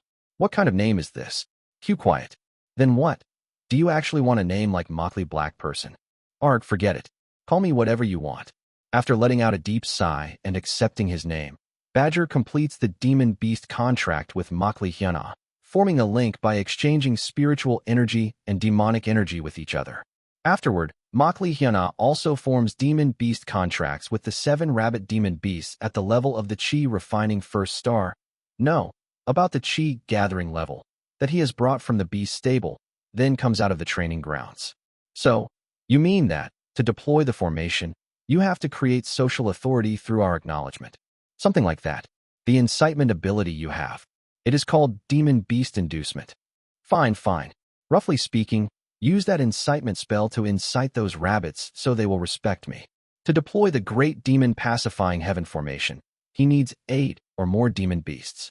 However, with the realm of these rabbits and raccoon, who are currently in the low stages of chi refining, even if the formation is deployed, it will not be anything great, so it probably has to be called the small demon pacifying heaven formation. For now, I understand what you were saying, but as you know, respect is something that must well up from the heart. The art of demon beast inducement that I have can guide the actions of demon beasts. I can make a rabbit that wants to eat clovers eat a carrot instead, but I cannot make a rabbit whose stomach is already full eat more. So it means I need grounds for these rabbits to respect me? That is correct. Then what do I have to do to be respected by the rabbits? That, I will ask them first. Badger faces each of the 7 rabbit demon beasts one by one and has some sort of conversation with them. It seems to be demon beast speech, but Makli Hyuna cannot understand it. After a while, having finished his conversation through demon beast speech, Badger comes to Makli Hyuna and relays the rabbit's requests. This rabbit says it wants a carrot. Sure, here it is. This rabbit says it wants to eat clovers. Right, I've prepared it in advance. This rabbit wants you to tickle its belly. All right, I can do that as much as you want. You little rascal, you little rascal, you little rascal, you little rascal, you little rascal, yeah. Makli Hyuna tickles the rabbits' bellies like crazy and dotes on them. Through that, it seems the 3 rabbits develop affection toward Makli Hyuna, and Badger uses his demon beast ability to make the rabbits who have affection toward Makli Hyuna come to respect him. Soon, the 3 rabbits, following Badger's orders, bow politely in front of Makli Hyuna and look up at him with eyes full of respect. Receiving the rabbits' respect, Makli Hyuna feels good and looks at the remaining 4 rabbits and asks, "What do these guys want? If it is carrots, I have prepared as many as they want." They say they want Master to lick them. What? Makli Hyuna, dumbfounded, looks at Badger. Badger, looking at the rabbit that is making a ridiculous request with a somewhat embarrassed expression, interprets the demon beast speech. It says it wants to feel the sense of depravity of being licked by someone of higher rank. Makli Hyuna recalls the habit of rabbits. They say rabbits have a habit where the side higher in rank is the one that gets licked. This rabbit demon beast has taken in spiritual energy, making its intelligence vaguely higher, but on top of that, its desire seems to have been twisted into something bizarre. Should I just turn it into rabbit stew? This damn rabbit, not knowing its place, dares to. Seeing Makli Hyuna's expression and seemingly noticing something, Badger breaks out in cold sweat and speaks. If by any chance, Master, you plan to make rabbit stew, you absolutely must not do that. These guys are extremely quick-witted, so if you turn their friends into rabbit stew, the others will not follow you, and even the ones that already come to respect you will come to dislike you. Then can I not return it to the beast stable and bring another rabbit? Badger conveys those words to the rabbit in demon beast speech, and soon the rabbit jumps up and down in anger. Badger scratches his head and relays the rabbit's demand to Makli Hyuna. It says, "How can a lord so coldly throw away his vassal like so? Is a lord-vassal relationship such a light thing that you swallow when it is sweet and spit out when it is bitter? With such a mindset, no rabbit will ever follow you. If I am to return to the beast stable, I would rather commit seppuku right here." That is what it asks me to convey. Makli Hyuna desperately suppresses the urge to just turn it into rabbit stew. If you are going to fuss about a lord-vassal relationship, what kind of insane kink is it to demand your lord to lick you? You crazy rabbit bastard. For now, I think you have to grant the request. If not, the other rabbits will also. Fine, shut up. In the end, Makli Hyuna tightly closes his eyes and sticks out his tongue toward the rabbit in front of him. Lick, lick. For the perfect Talisman War tournament, for the greatest Talisman War Great Death Mausoleum, he has to make these damn rabbit bastards his rabbits. In the end, while licking the rabbit that makes this insane request, Makli Hyuna presents the powerful sense of depravity that the rabbit is demanding. After a while, having satisfied the sense of depravity it wanted, the rabbit does not hesitate to become Makli Hyuna's loyal subject. What's next? Spitting out the rabbit for filling his mouth, Makli Hyuna, his eyes bloodshot with anger and irritation, looks at Badger. Badger clears his throat and relays the fifth rabbit's request. This one. What is it? Hurry up and say it. Yes, huh? It says it wants to mate. Makli Hyuna lets out a deep sigh and nods. Fine. What? Is there some rabbit it likes? Then we can bring one from the beast stable or… actually. Badger has some sort of conversation with the rabbit, and his expression keeps getting worse. Irritation surges up in Makli Hyuna, and he presses Badger. What now? Don't tell me that rabbit is in heat for me or something. It is not a sexual desire to that extreme. To us, the human race feels like frogs, so if it does not have fur, we are not really into it. Then who does it want to mate with? Hurry up and say it. Well, it is not that abnormal of a twisted sexual desire, but For some time, the badger who is making Makli Hyuna feel stifled seems to get a headache at the thought of passing it on himself. After agonizing for a long while, he finally opens his mouth and conveys the rabbit's demand. Among the cats that roam around the Makli clan, it says there is a cat as white as snow. It wants to mate with that cat. Makli Hyuna seriously considers just turning all these rabbits into a rabbit pill and simply using other demon beasts instead. With a face sunk in self-loathing, as he looks at the rabbit and the cat, who are purring with expressions that seem mutually satisfied, Makli Hyuna asks Badger weakly. The sixth rabbit? Well, this one says it wants to negotiate its wages. Salary negotiation? Yes, it says, surely you are not going to make it work without pay. Fine, all right. Let's at least hear what it wants. It wants it as a monthly salary, 300 fresh carrots every month. In addition to the carrots it receives as that salary, it wants you to steadily provide fresh carrots and clovers for breakfast, lunch, and dinner. Paid leave for childbirth, childcare, and holidays. And it is demanding things like getting off work on time. Well, sure. For a rabbit, it really has a lot of demands. But compared to the previous two rabbits, they are things he can actually do. Through Badger's mediation, Makli Hyuna even writes up a contract, exchanges it with the rabbit, and receives the rabbit's loyalty. What does the last one want? Badger listens to the last rabbit's demand, then looks at Makli Hyuna again with an utterly dumbfounded expression. Makli Hyuna already feels a headache coming on, and he resolves that if this time too it puts forth some shitty condition, he is absolutely going to catch these rabbits and turn them into a rabbit pill. It is asking whether, if it follows Master, it will be able to hear the screams of enemies and drink fresh blood, and whether it will be able to fight the strongest enemies and accumulate feats that are close to the impossible. For a rabbit, it is an absurd demand, but when Makli Hyuna thinks about it, it is not to the extent that he cannot grant it. I am going to fight a bear later. Ask it if that level of opponent is good enough. It says, if I can really fight a bear, I will devote my whole body so that my master can bathe in the bear's intestines and blood and chew its fresh liver. Right, okay. In that way, Makli Hyuna gains 7 rabbits who support him unconditionally. To the 3 rabbits who made comparatively normal demands, Makli Hyuna gives the names. Big Rabbit, Middle Rabbit, Small Rabbit. And to the 4 rabbits who, even for rabbits, made crazy demands, he gives the names. First stew, second stew, third stew, fourth stew. It is a resolve that if they ever do something he does not like, he will turn them into rabbit stew. A few days pass. Makli Hyuna's request is accepted, and the tournament name of the Talisman War Tournament is decided as Talisman War Great Death Mausoleum. Makli Hyuna keeps grumbling, saying, I don't like the name, but Makli Hyuna pays it no mind and continues the preparations for the Talisman War Great Death Mausoleum. And at last, the Talisman War Tournament, the Talisman War Great Death Mausoleum, is held. And so, on the day of the tournament, Makli Hyuna has them read the rules in the manual of the Talisman War Great Death Mausoleum that he has previously distributed, and opens the Talisman War Great Death Mausoleum. From this moment, the Talisman War Tournament, Talisman War Great Death Mausoleum, is officially convened. While reading the MC script Badger has written for him, Makli Hyuna announces the opening of the Talisman War Great Death Mausoleum and begins the first match. The Talisman War Great Death Mausoleum and the various tournaments held in various places in the Makli clan are not only open to people of the Makli clan. Small cultivation families and cultivators near Lianshan City, where the Lianshan branch of the Makli clan resides, can also attend. If the members of the Makli clan seize the championship through the tournament, it is good because it can boil up the enthusiasm of the clan members, and if others seize the championship, through that, the Makli clan intends to recruit those cultivators, win over other cultivation families, or improve relations with them. That is the Makli clan stratagem.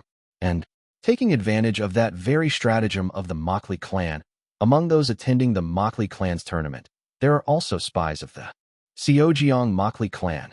Mixed in, a spy of the Xiaojiang Makli family, Makli Cheapjia, who is currently disguised as an ordinary cultivator, is one of those people.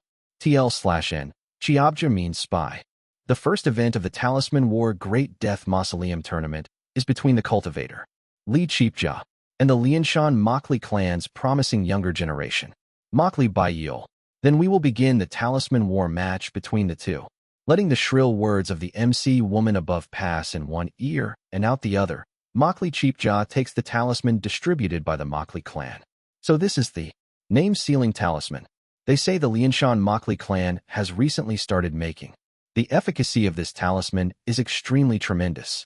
If the Xiaojiang Makli clan were to fight the Lianshan Makli clan without knowing of this talisman's existence, they might end up unable to recover even if they win.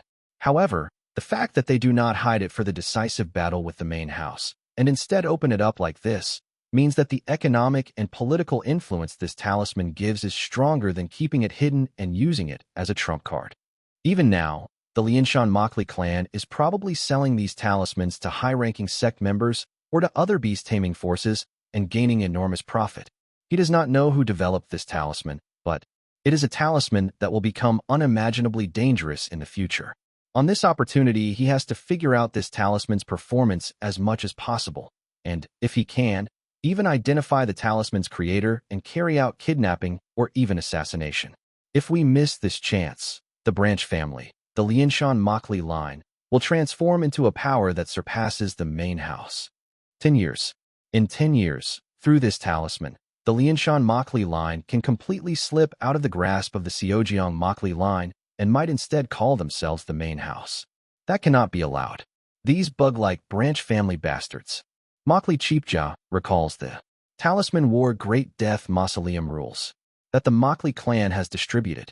To be honest, Makli Cheapjia has not been very interested, so he has only skimmed them roughly.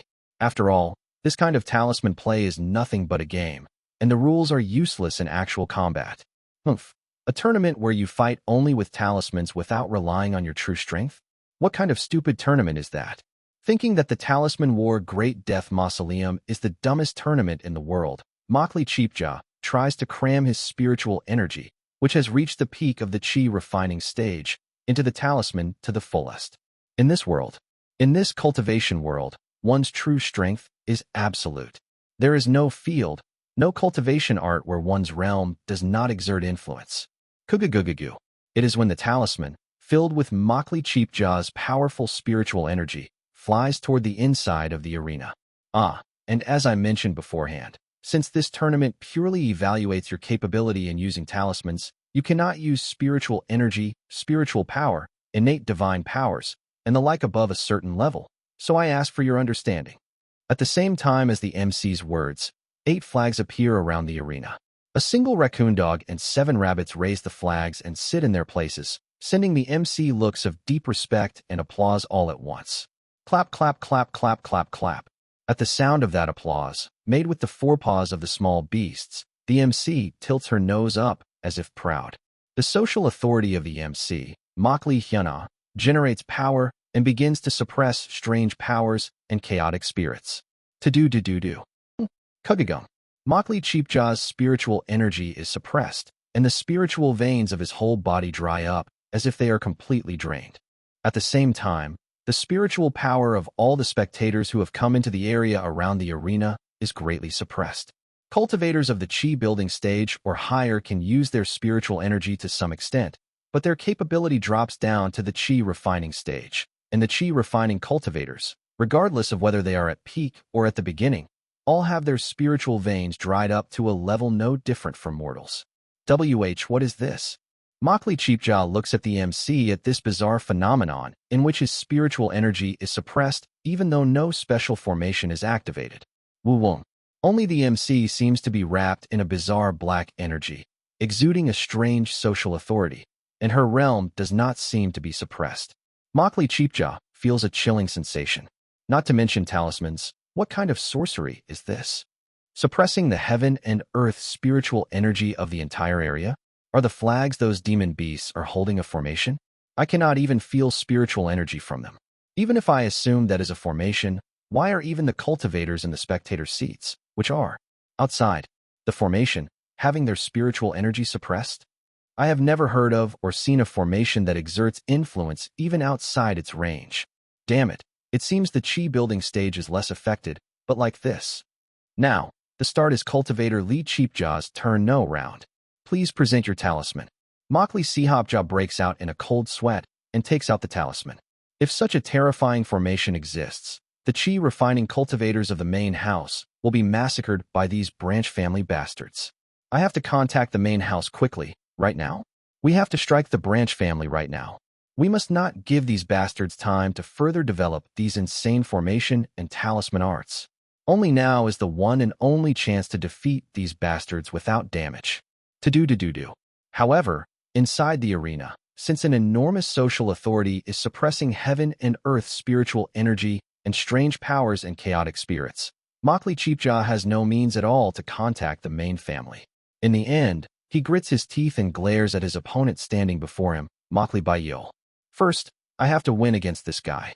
They say the winner can go to the winner's waiting room and recover spiritual energy in the mind and body, so if I win, I will be able to find an opportunity to contact the main house.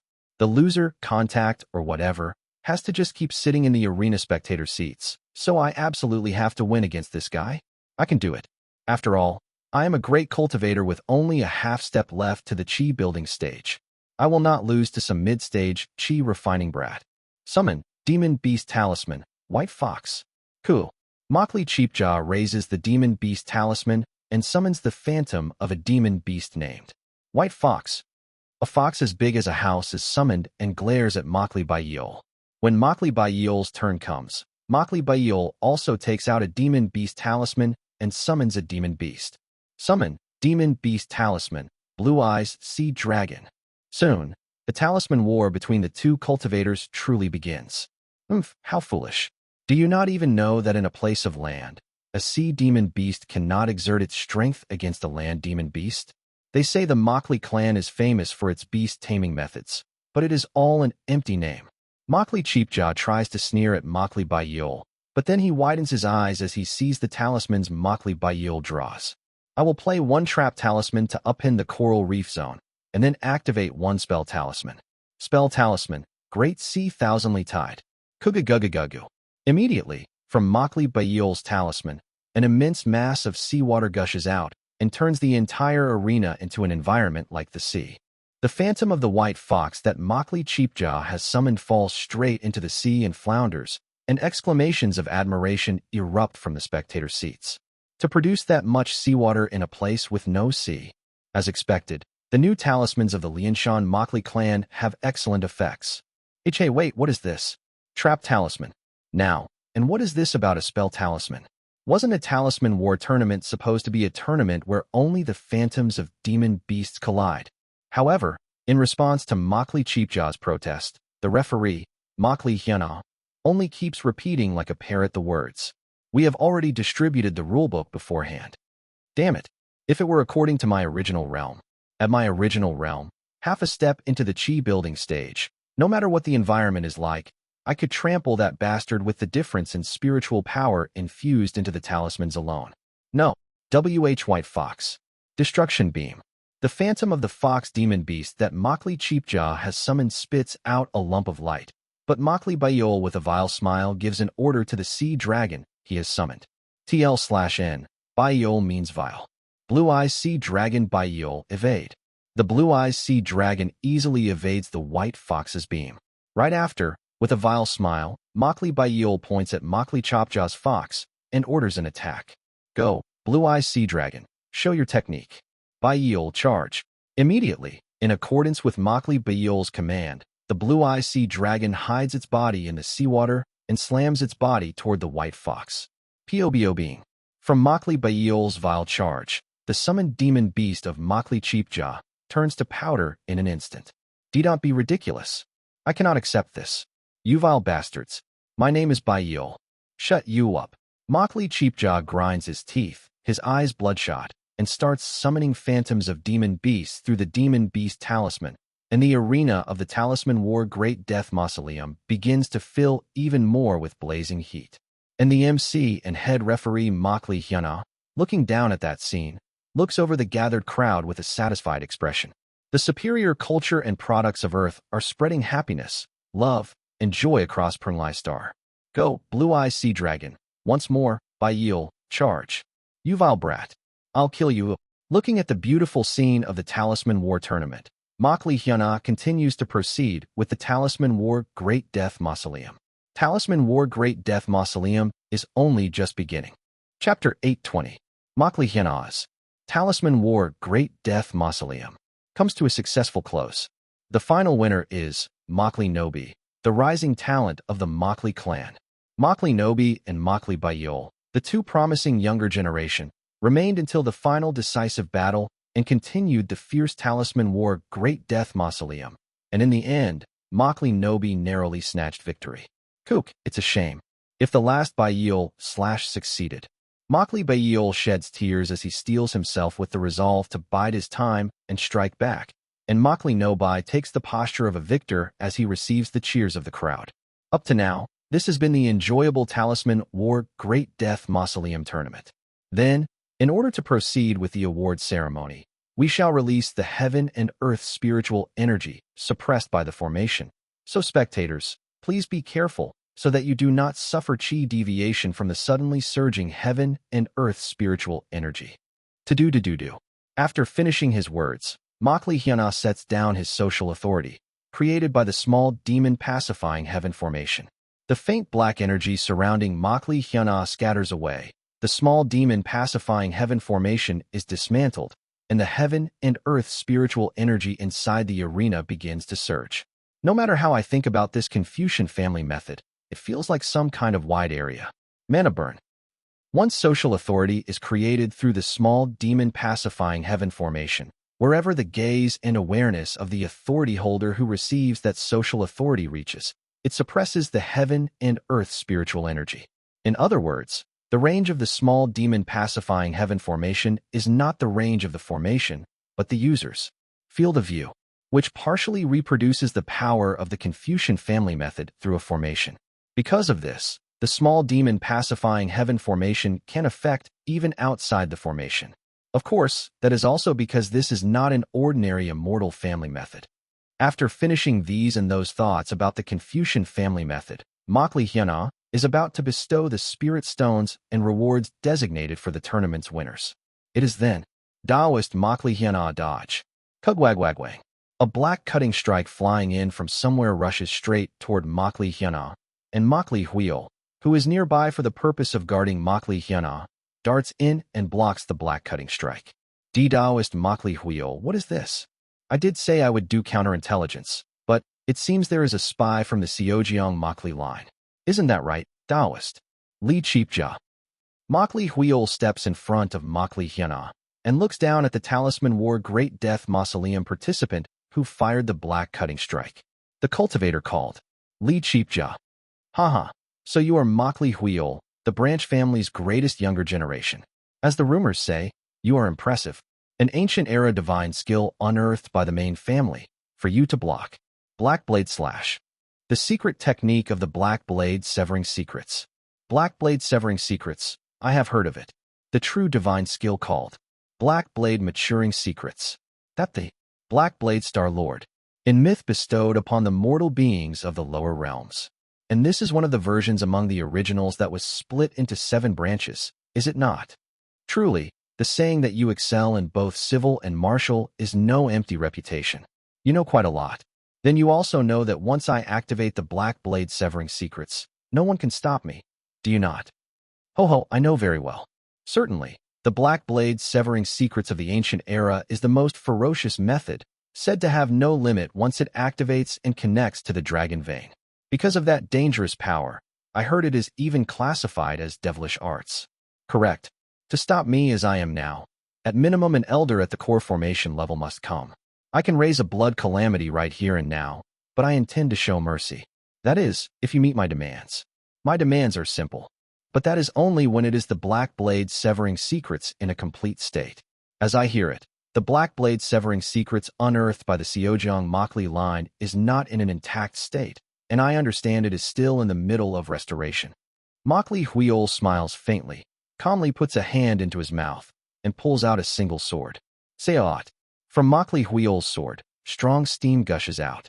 In an instant, the inside of the Talisman War Great Death Mausoleum arena turns humid, filling with water energy. Am I wrong, Taoist? Makli Cheapja. Huwoon. The moment Makli Huiol makes a motion of swinging his sword downward. Kugagugagugu. The water energy filling the arena instantly transforms into a gigantic sea of clouds. Immediately after, the sea of clouds becomes a gigantic cloud dragon, and it envelopes Makli Cheapja's body with its claws and fangs, beginning to press him down. Makli Cheapja fires black cutting strikes from his hand and tries to shake off the cloud dragon, but the cloud dragon's head flares up like a candle flame and presses down and tramples Makli Cheapja even more strongly. Makli Cheapja vomits blood and laughs. As expected, now I understand why you, Makli Huiol, are called one of the 10 excellences of the Qi refining stage. Even if it is in restoration, for even me, who learned in ancient devilish arts, to be unable to win within the same Qi refining stage, there is no being who is your equal. As if he realizes in an instant the gap between Makli Huiol and himself, Makli Cheapja makes a somehow complicated expression. But right after, he howls as if roaring and triggers the latent potential of his entire body. But then, why, with such powerful talent and potential, why do you branch family bastards not cross over to the devilish path over such paltry sense of justice? Why do you not follow the will of the main family? Makli Huiol, as if he does not even feel the need to answer, silently presses down the surging energy of Makli Cheapja, who is explosively releasing his latent potential with an even stronger momentum. Wawoon. Makli Hyuna suddenly senses faint demonic energy flowing from Makli Huiol's entire body. Even when he checks again, it is indeed the kind of energy that flows from demon beasts. Quorum. The cloud dragon looks as if it shines in all of the heaven's natural colors, and then, just like that, it becomes several times heavier and begins to smash the arena floor. Demon ability, 300 million genes Sweetwater Peach. The particles of the droplets that form the cloud dragon become more than twice as heavy, and the cloud dragon's overall weight begins to reach 300 million gene. Kwawa. Makli Cheapja gets trampled by Makli Huiol even as he explodes his latent potential, and he begins to laugh with a twisted grin. Kuhaha. So it is true that you cultivate with human-demon dual cultivation? You do not even use a beast-taming method, and with only the power of your true body, you can produce demon arts to this extent. But this also ends now. It is not only the Black Blade severing secrets that the main family has unearthed. It is something you cannot even imagine. A shaman family method that breaks away from existing immortal family methods. It is an authority you can obtain not from some power humans gain through effort, but by merely offering sacrifices to existences that are unimaginably higher. You, even if you are the branch family's rising star now, shall later become the main family's doormat. Kwaong. Makli Cheapja's body seems to swell, and then his flesh goes off with a pop and bursts apart. Dozens of black cutting strikes whip around like a storm centered on his flesh, but Makli Huiol changes the cloud dragon into the form of mist and covers the cutting strikes in a hemispherical veil, so there is no additional major damage. Makli Hyuna is severely shocked as he watches a human explode to death right in front of his eyes, but he does not have time to just sit there in surprise. Makli Huiol speaks with a dark expression. That self-destruction just now was not that man's will. Through that shaman family method, or whatever, he became connected to something. Judging from the spiritual energy fluctuation, it is likely the Seojiang Makli line's nascent soul grand elder.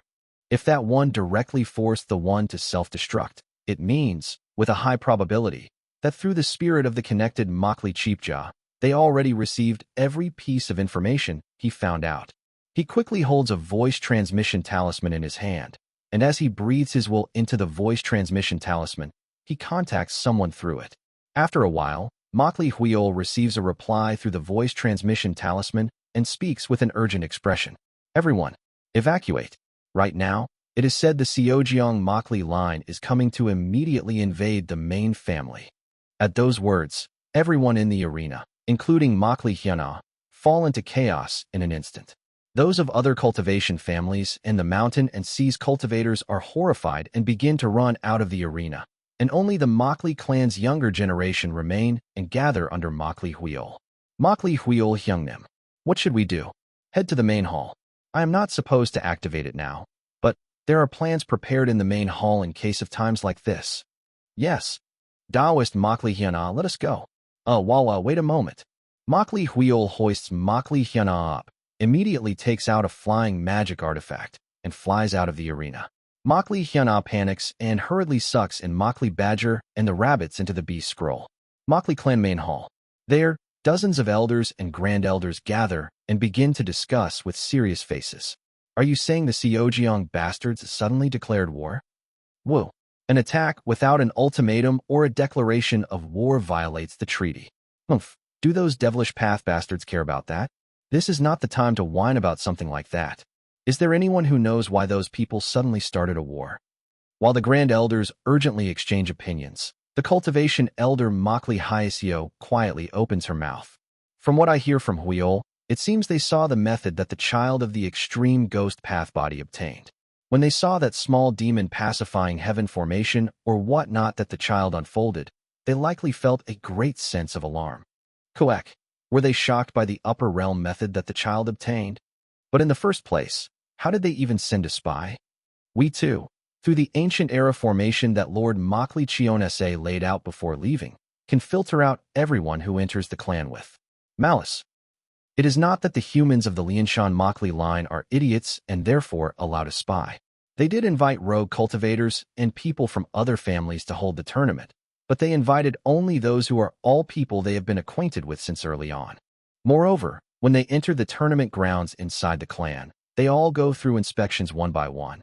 And lastly, the ancient era formation that Makli Chionse laid out and left behind before ascending filters out all those who have malice or impure intentions. At those words, Makli Hyeseo recalls the information Makli Huiol sent and speaks.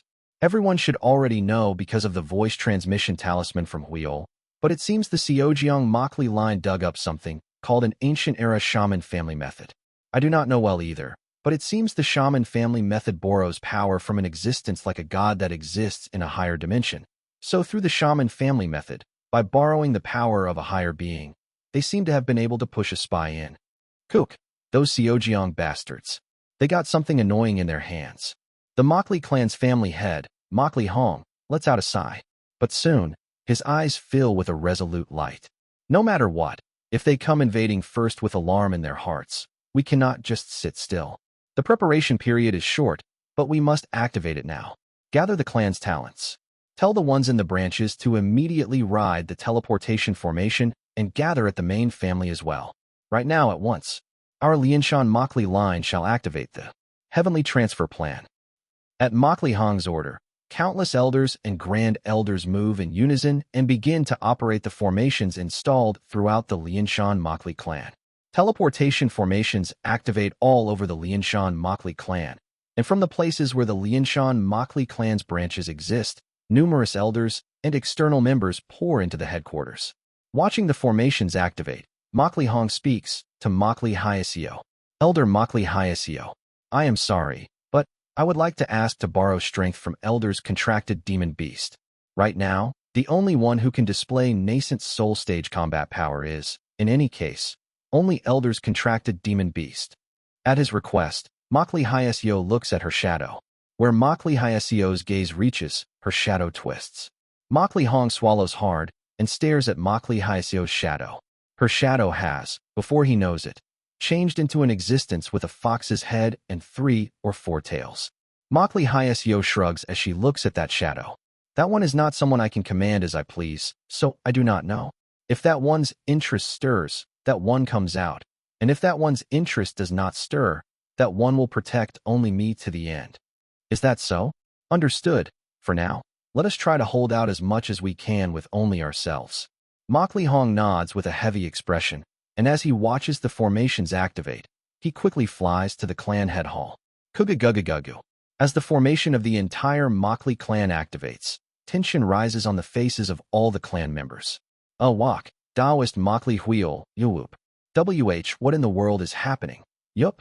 Makli Hyuna, slung over Makli Huil's shoulder, flies quickly, and he endures the vomit rising from flight sickness with superhuman willpower. Makli Huil looks at the Makli clan headquarters a little distance away from the arena, and with a hardened expression flies insanely fast, and they succeed in arriving at the headquarters before the formation covering the Makli clan headquarters fully activates. Whoop Yuwap. As soon as he arrives, Makli Hyuna reaches outside the formation, and Makli Huil hurriedly drags Makli Hyuna inside the formation. Do not go outside the formation. The main family's heavenly transfer plan will begin. Heavenly transfer plan, what is that? Yes. First, please use Taoist talisman art to seal the bad breath a bit. Since you were in the middle of retching, there is a bit of a smell. Makli Hyuna grumbles, seals his mouth odor, and then asks Makli Huil once more about what the heavenly transfer plan is. What is the heavenly transfer plan? That, you will know when you see it. It is going to begin now. Kugagugagugu. The light of the formation covering the Makli clan headquarters grows brighter. This is Ku. Lianshan Makli clan headquarters. The entire land they are on begins to float up into the sky inside a formation.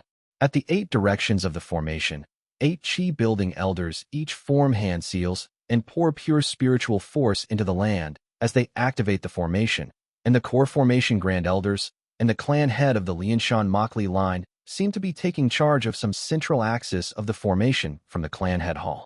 Wu-wung. Makli Hyuna's eyes grow as big as oil lamps, and he gapes at the solemn sight of the main family and part of the main family's manor rising into the sky.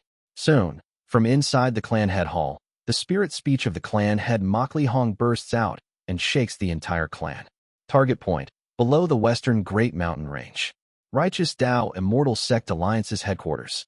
Begin heavenly transfer. Kugagugagu. The earth that supports the manor of the Lianshan Makli clan changes shape according to the hand seals of the elders and grand elders. Kum. Soon, the entire ground changes as if into someone's face, and from the back of that face's head, spiritual energy jets out, and the land begins to fly westward. Heavenly transfer plan. It is a plan that has been continuously pushed forward ever since ancestor Makli Chionese discovered an ancient era flying formation. It was pushed forward with the intent of moving all of the main family's land near the Righteous Tao Immortal Sect Alliance's headquarters to block interference from the Xiaojiang Makli line. Makli Huil looks at the chunk of earth changed into the shape of someone's face and lets out a sound of admiration. I have seen it a few times in the proposal, but it truly is an ancient era formation. This is the first time I am seeing it in person, and it is even more majestic than I expected. I heard that the face of that formation references the face of some general puppet from the distant ancient era. But that formation face looks really funny, paha. What did you say, Taoist Huil? I am explaining the heavenly transfer plan. Focus. Yep. Anyway, now that ancestor Makli Chionese ascended in our Lianshan Makli line, there is only only about 1 nascent soul level force. So we cannot even make a fight against the Xiaojiang Makli line that has as many as 3 nascent soul stage powers, which is why we set up this plan. What? As many as 3 nascent soul stage powers. Makli Hyuna trembles as he recalls the immortal cultivation system and realms he heard from Makli Huil. There are 3 humans who can beat the bear. Then at that level, isn't it better to just be absorbed? Haha. Do not be afraid, Taoist Makli Hyuna. The Xiaojiang Makli line has many enemies, to the point that if even one of the 3 nascent soul stage powers leaves their post, they will be immediately invaded. And we also do have a nascent soul level power. It is just that it is hard for us to fight properly, so there is no need to worry too much. It is when Makli Huil is reassuring Makli Hyuna. One of the elders who is in charge of the formation's rear axis shouts loudly. They are coming. Those Xiaojiang bastards are chasing on a warship. Diung, diung, diung. A bell sound rings through the entire Makli clan, and the clan members all head to the rear at once. Makli Hyuna also turns his gaze to the rear, and at the same time, he can see a gigantic warship chasing them from behind. A ship is flying around in the sky? With the sails even spread? Is that even physically possible? Makli Hyuna cannot help but be dumbfounded as he watches the warship, which has its sails spread, yet chases them faster than most airplanes. But he soon admits that, regardless, it has romance. It is cool, though. Members of the Lianshan Makli clan, listen. Those Seojiang bastards are chasing us. If we are caught by those filthy, devilish path bastards, there is no future. So all of you fight to the death. Yuwa Aowa. War cries burst out everywhere, and the elders and the younger generation of the Makli clan all pull out talismans and magic artifacts and the like. Soon, the warship sent from the Seojiang Makli line catches up to right beside their heavenly transfer formation. Chi. Makli Hyuna swallows with a gulp as he looks at the black aura pouring out from the humans of the Seojiang Makli line. That is devilish energy. Even just from the energy he feels, it is gloomy, damp, dark, and vile. It is power that fits me perfectly, but if I fell there at the start, I probably wouldn't be the side that learns it, but the side that is used as material, right? Makli Hyuna feels that the thing called devilish arts matches him well, but soon he grasps his place and shakes his head. Immediately after, from the warship of the Seojiang Makli clan, cannons fire. Quagwang, quagwagwag. The cannon that fires spells by injecting spiritual power, and the many Dharma treasures and magic artifacts mounted on the warship, all blaze with light. Daoist Makli Hyuna, please withdraw to the rear. The battle is something the other younger experts will do. My duty is to protect you in case of emergency, so please stay with me. Makli Huiol moves Makli Hyuna back, and the younger generation of the Lianshan Makli clan step forward and take a position to resist. Soon, the younger generation of the Lianshan Makli clan also bring forth their magic artifacts and contracted demon beasts and begin responding. Kuwawak. The demon beasts attack the warship through their own abilities and bodies, and they block the attacks of the Seojiang Makli clan's devilish cultivators with their bodies. And that is not the end. Hung, hung, hung, houng. When the younger generation of the Makli clan each pull out talismans and pour spiritual energy into them, countless phantoms of demon beasts rise from the talismans and leap into the warship to attack the devilish cultivators. They are the naming family talismans that Makli Hyuna made and distributed in large quantities. And as Makli Hyuna soon looks at the talisman handling methods of the younger generation, he is so shocked his eyes look like they are about to pop out. Wait that. Come out, Blue Eyes Sea Dragon. Come out, Blue Eyes Sea Dragon. Come out, come out, come on. Shush. 30 Blue Eyes Sea Dragon phantoms are summoned into the void, and according to the younger generation's spell formulas, the phantoms overlap. And it is when the overlapped sea dragons become 30. Cool. The aura of the sea dragons seems to clump together solidly and densely, and that vital energy gathers into one and changes into the shape of a completely different being. Kuwawak. The younger generation all form hand seals at once and shout toward the combined sea dragon form. Come out, the ultimate Blue Eyes Sea Dragon. Kugagugagu. They gathered 30 sea dragon talismans at the chi refining mid-low level and created a sea dragon at the chi building level. The Blue Eyes Sea Dragon that reaches the chi building level roars loudly and begins to use its divine power. Aura gathers from both sides of the chi building sea dragon's neck, and it makes 2 more heads. In an instant, the sea dragon phantom that changes into the form of a 3-headed dragon spews an even more overwhelming-sized dragon wave from its mouths, which increased to 3. Kuwawawak. The sea dragon's dragon wave smashes the 3 main cannons that the Seojiang Makli clan's warship has. Makli Hyuna gapes at the sight. The ultimate Blue Eyes Sea Dragon. How did they wield talismans? A way of using them like that. Even I, the creator of the Talisman War competition, can't do it. What Makli Hyuna passed down as Talisman War has, before he knew it, slipped out of his hands and is growing on its own. Kugagum. But his surprise is only for a moment.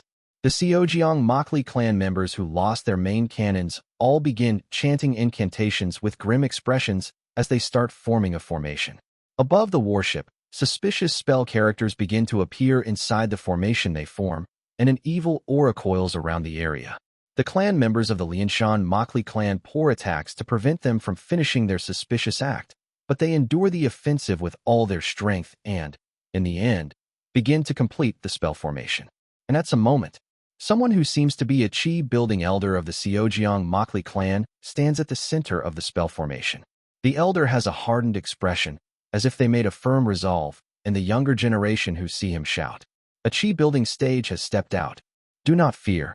From a chi-building elder onward, respond with the power of the formation. All of you, form ranks and only pay attention to the chi-refining cultivators. As if answering the younger generation's complaints, from the Lianshan Makli clan's clan head hall, the clan head's spirit speech bursts out and stabilizes them. Chijijijik. And, as if proving the clan head's words, when the 8 chi-building elders positioned in each of the 8 directions all form hand seals at once, powerful lightning flows through the formation, and the formation's light becomes thicker. It is a formation unfolded over the clan that filters out spiritual energy of the chi-building stage and above. The weak spiritual energy of a chi-refining cultivator is not filtered out, but it can protect you sufficiently from chi-building cultivators. Put down your worries. At the clan head's spirit speech, relief flows over the younger generation's faces, and their morale begins to rise. But just then, the chi-building elder of the Seojiang Makli clan, who they thought was going to attack, only shouts loudly from the center of the spell formation. I, Makli Simseong Chung, devote this one body for the Makli clan. Whoa! With that declaration, grim ghostly energy settles over the entire body of the Seojiang Makli clan's chi-building elder, Makli Simseong Chung. And from Makli Simseong Chung's mouth, spirit speech bursts forth. O thee who stands at the summit of black blades. O existence who is paired with the pung bird that rules the antimatter sea. O black god who polishes the devilish beneath countless myriad stars. It is wicked. Something wicked, and even more wicked, is forth into reality, using Makli Simseong Chung's body as a door. This one who believes that a single strand of thy hair is greater than the 9 mountains, 8 seas pleads. I beseech for the ferocious beast that lives in that single strand of hair. This one pleads to send the beast that lives on the black star of infinite attraction force. In accordance with the contract of the shaman family, I summon forth at the price of a lifespan of 30 years. Come, O beast of black star. Quadadoodaduk. The moment those words end, Makli Simseong Chung's flesh begins to crack like pottery, but without their form collapsing completely. From the cracked places, something begins to flow out. That faraway dimension. From that vast and dark place, an existence belonging to darkness begins to descend into reality. Inside Makli Hyana's beast scroll, there, Badger, who gets defied when he tries to give the rabbits the name, Rabbit's 7 heavenly lords, is subduing the rabbits as he fights them. Amidst the fight, suddenly, Badger briefly stops oppressing the rabbits at a familiar aura he feels from outside the beast scroll, his eyes flickering. So they descend. Chapter 822. In the darkness, Makli Hyana, in a dazed state, floats about deep within his own unconscious and thinks, what is the situation outside? How long do I have to stay deep in my unconscious? Is there no way to get out? At that moment, suddenly, toward the domain of the unconscious he belongs to, Makli Hyana feels something approaching. Chwarik, Chwarararik.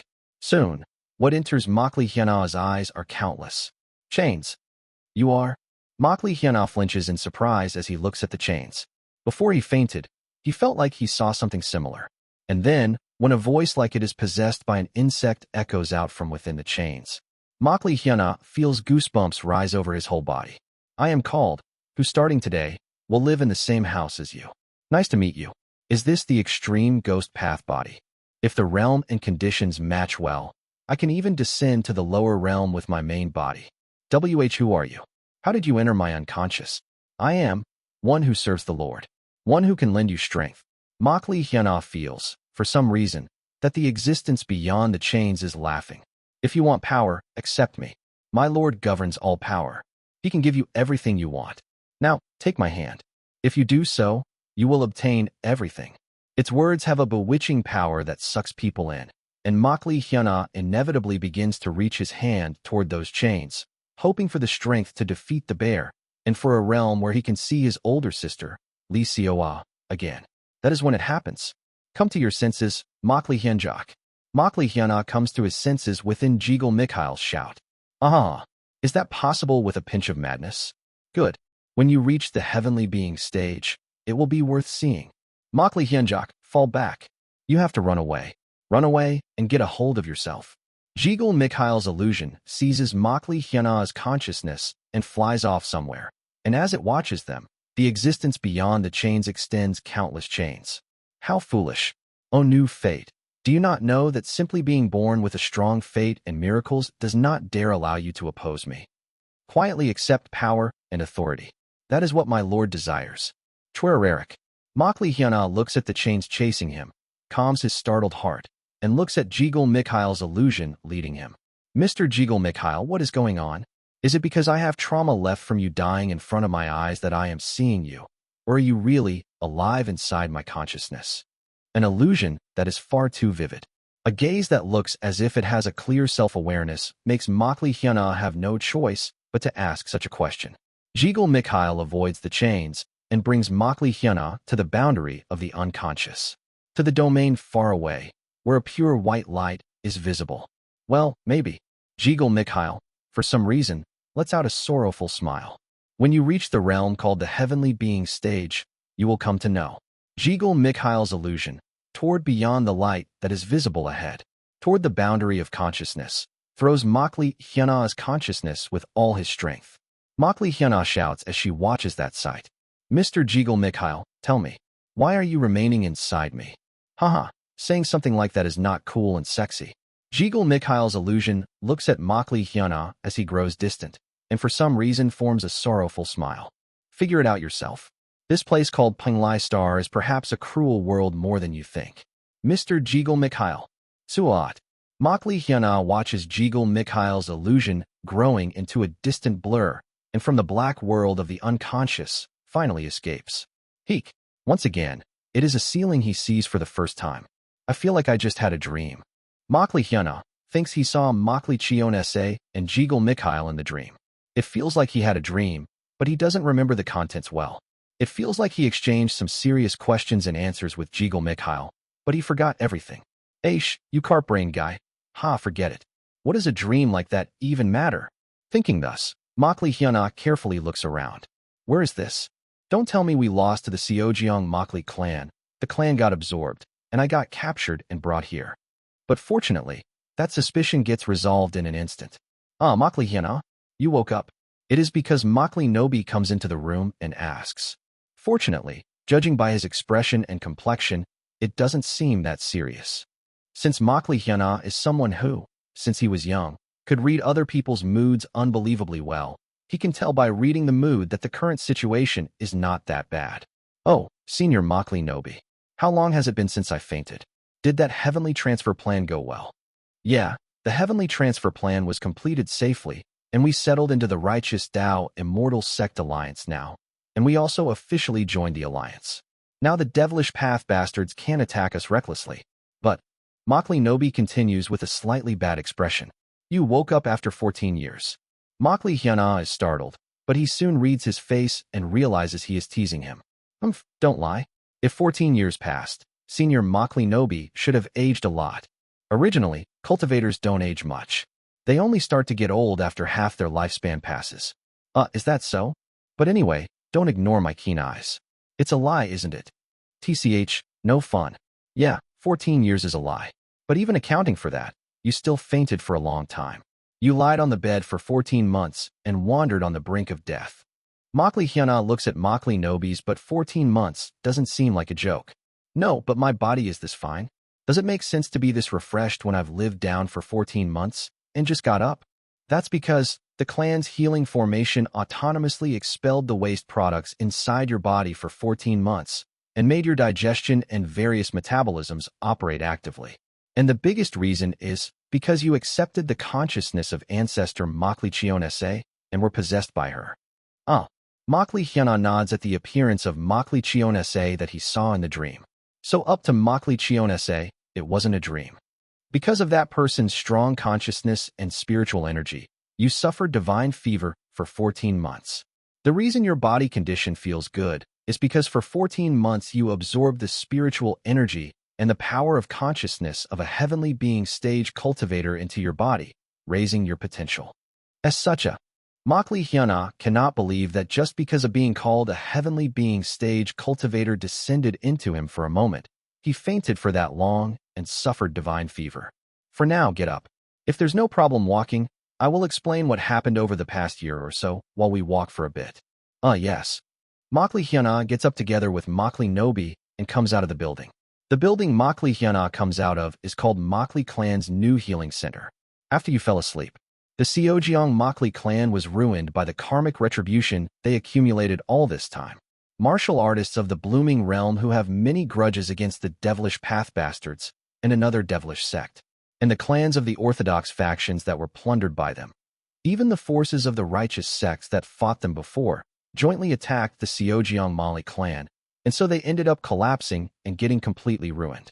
In the process, with something like the shaman family method or whatever, they summoned and used the power of monsters from other worlds and an upper realm 4-axis stage cultivator, and while doing so they also inflicted irreparable damage on the forces that attacked them. It was practically mutual destruction. Anyway, like that, our roots collapsed, and now our Lianshan Makli line has become the only Makli clan.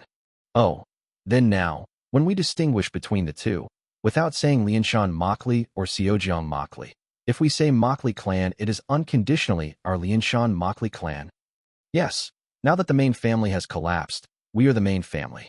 From now on the continent, people will think the Makli clan means us. It was confusing to distinguish, so this works out well. I think so too. Makli Hyuna looks around at the buildings of the Makli clans. Main family. That changed here and there. Not only the healing center, but the locations of the beast stable and so on also all changed. Anyway, we've become the orthodox Makli clan, and afterwards, we joined the righteous Tao Immortal Sect Alliance. We are now clearly a righteous faction. I see. In the survey, I choose the devilish tendency though. As Makli Hyuna feels a bit of irony, Makli Nobi continues speaking while sending a slightly apologetic look. And I have nothing I can say to you. But as a condition for the Makli clan to join the righteous Tao Immortal Sect Alliance, we handed over part of the formula of your innate true method, the naming Tao conferring God's canon, to the Alliance. Thanks to that, the righteous Tao Immortal Sect Alliance also came to know about what is called the naming family method. On behalf of the clan, I apologize for taking your method without permission. No, wasn't the Makli clans anyway.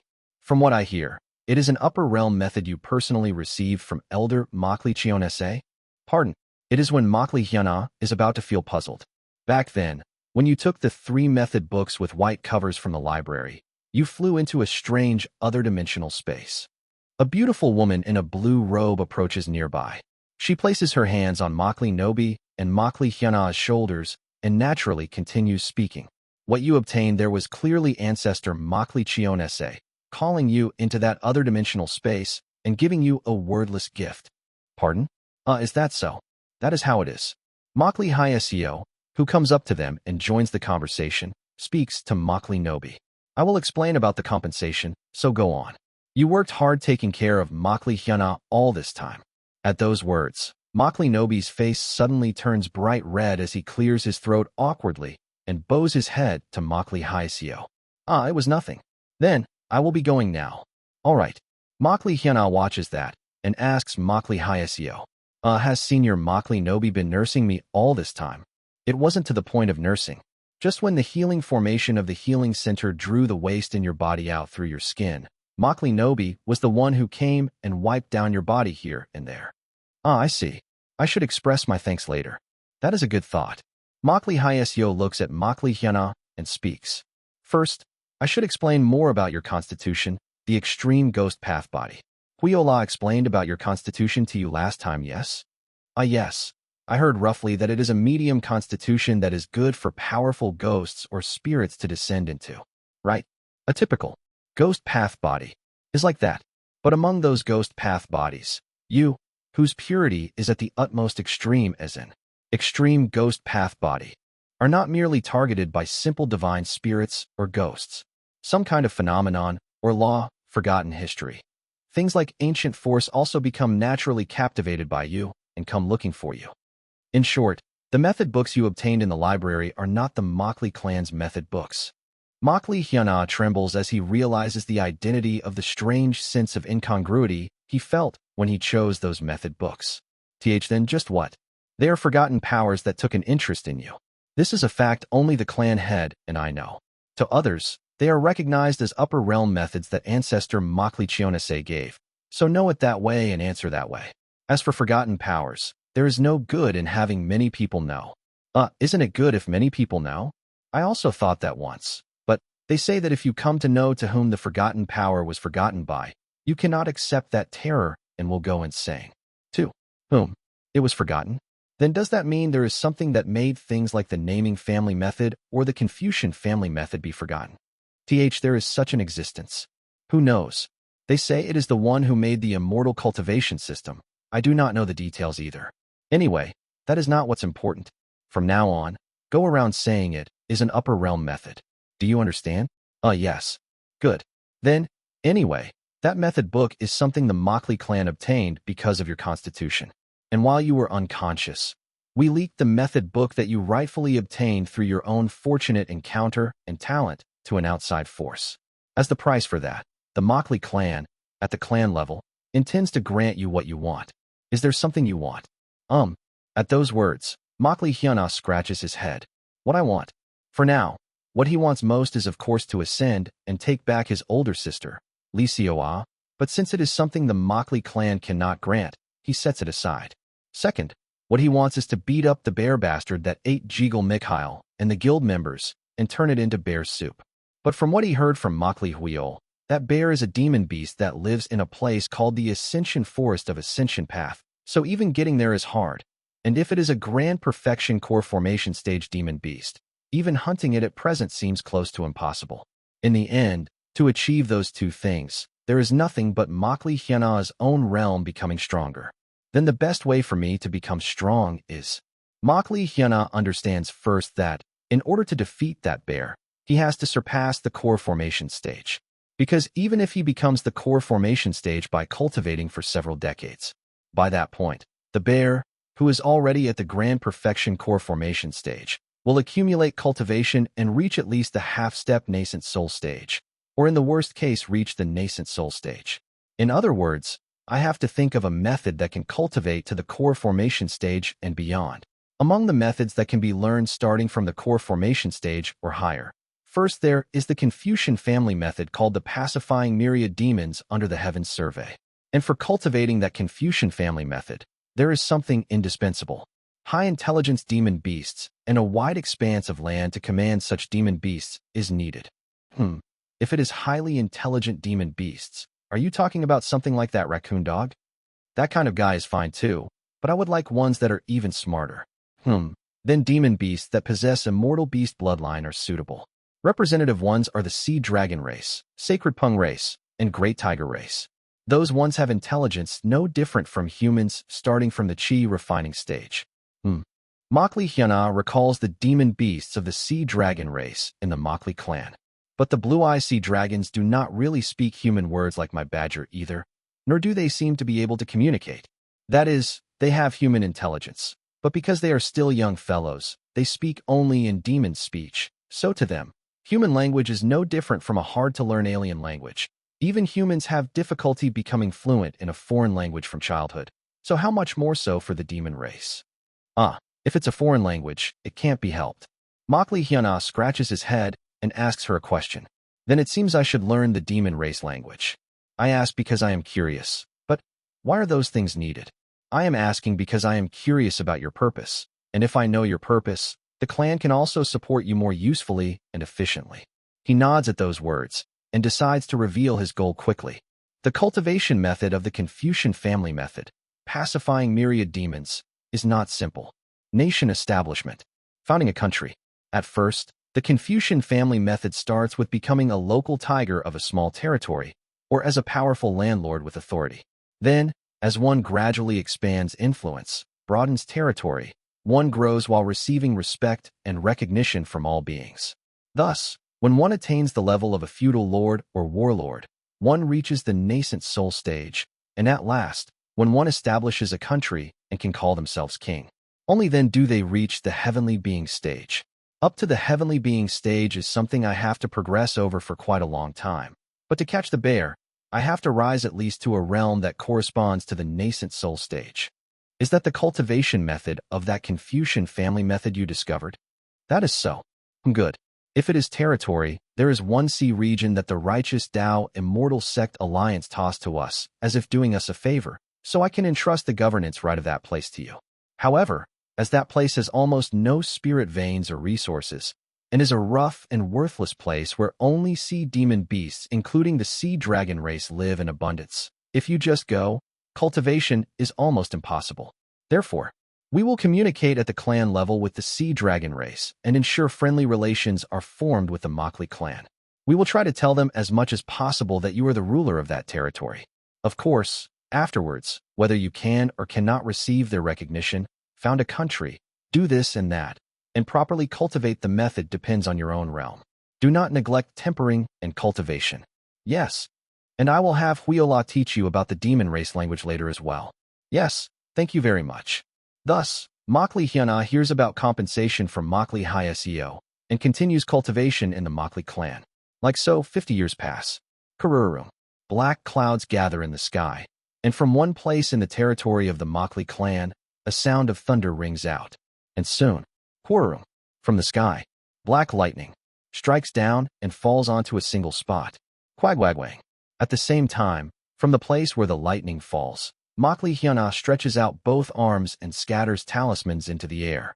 From inside the talismans, phantoms of countless numbers of demon beasts appear and block the black lightning. However, the black lightning strikes down without end, and soon the phantoms of the demon beasts also scatter.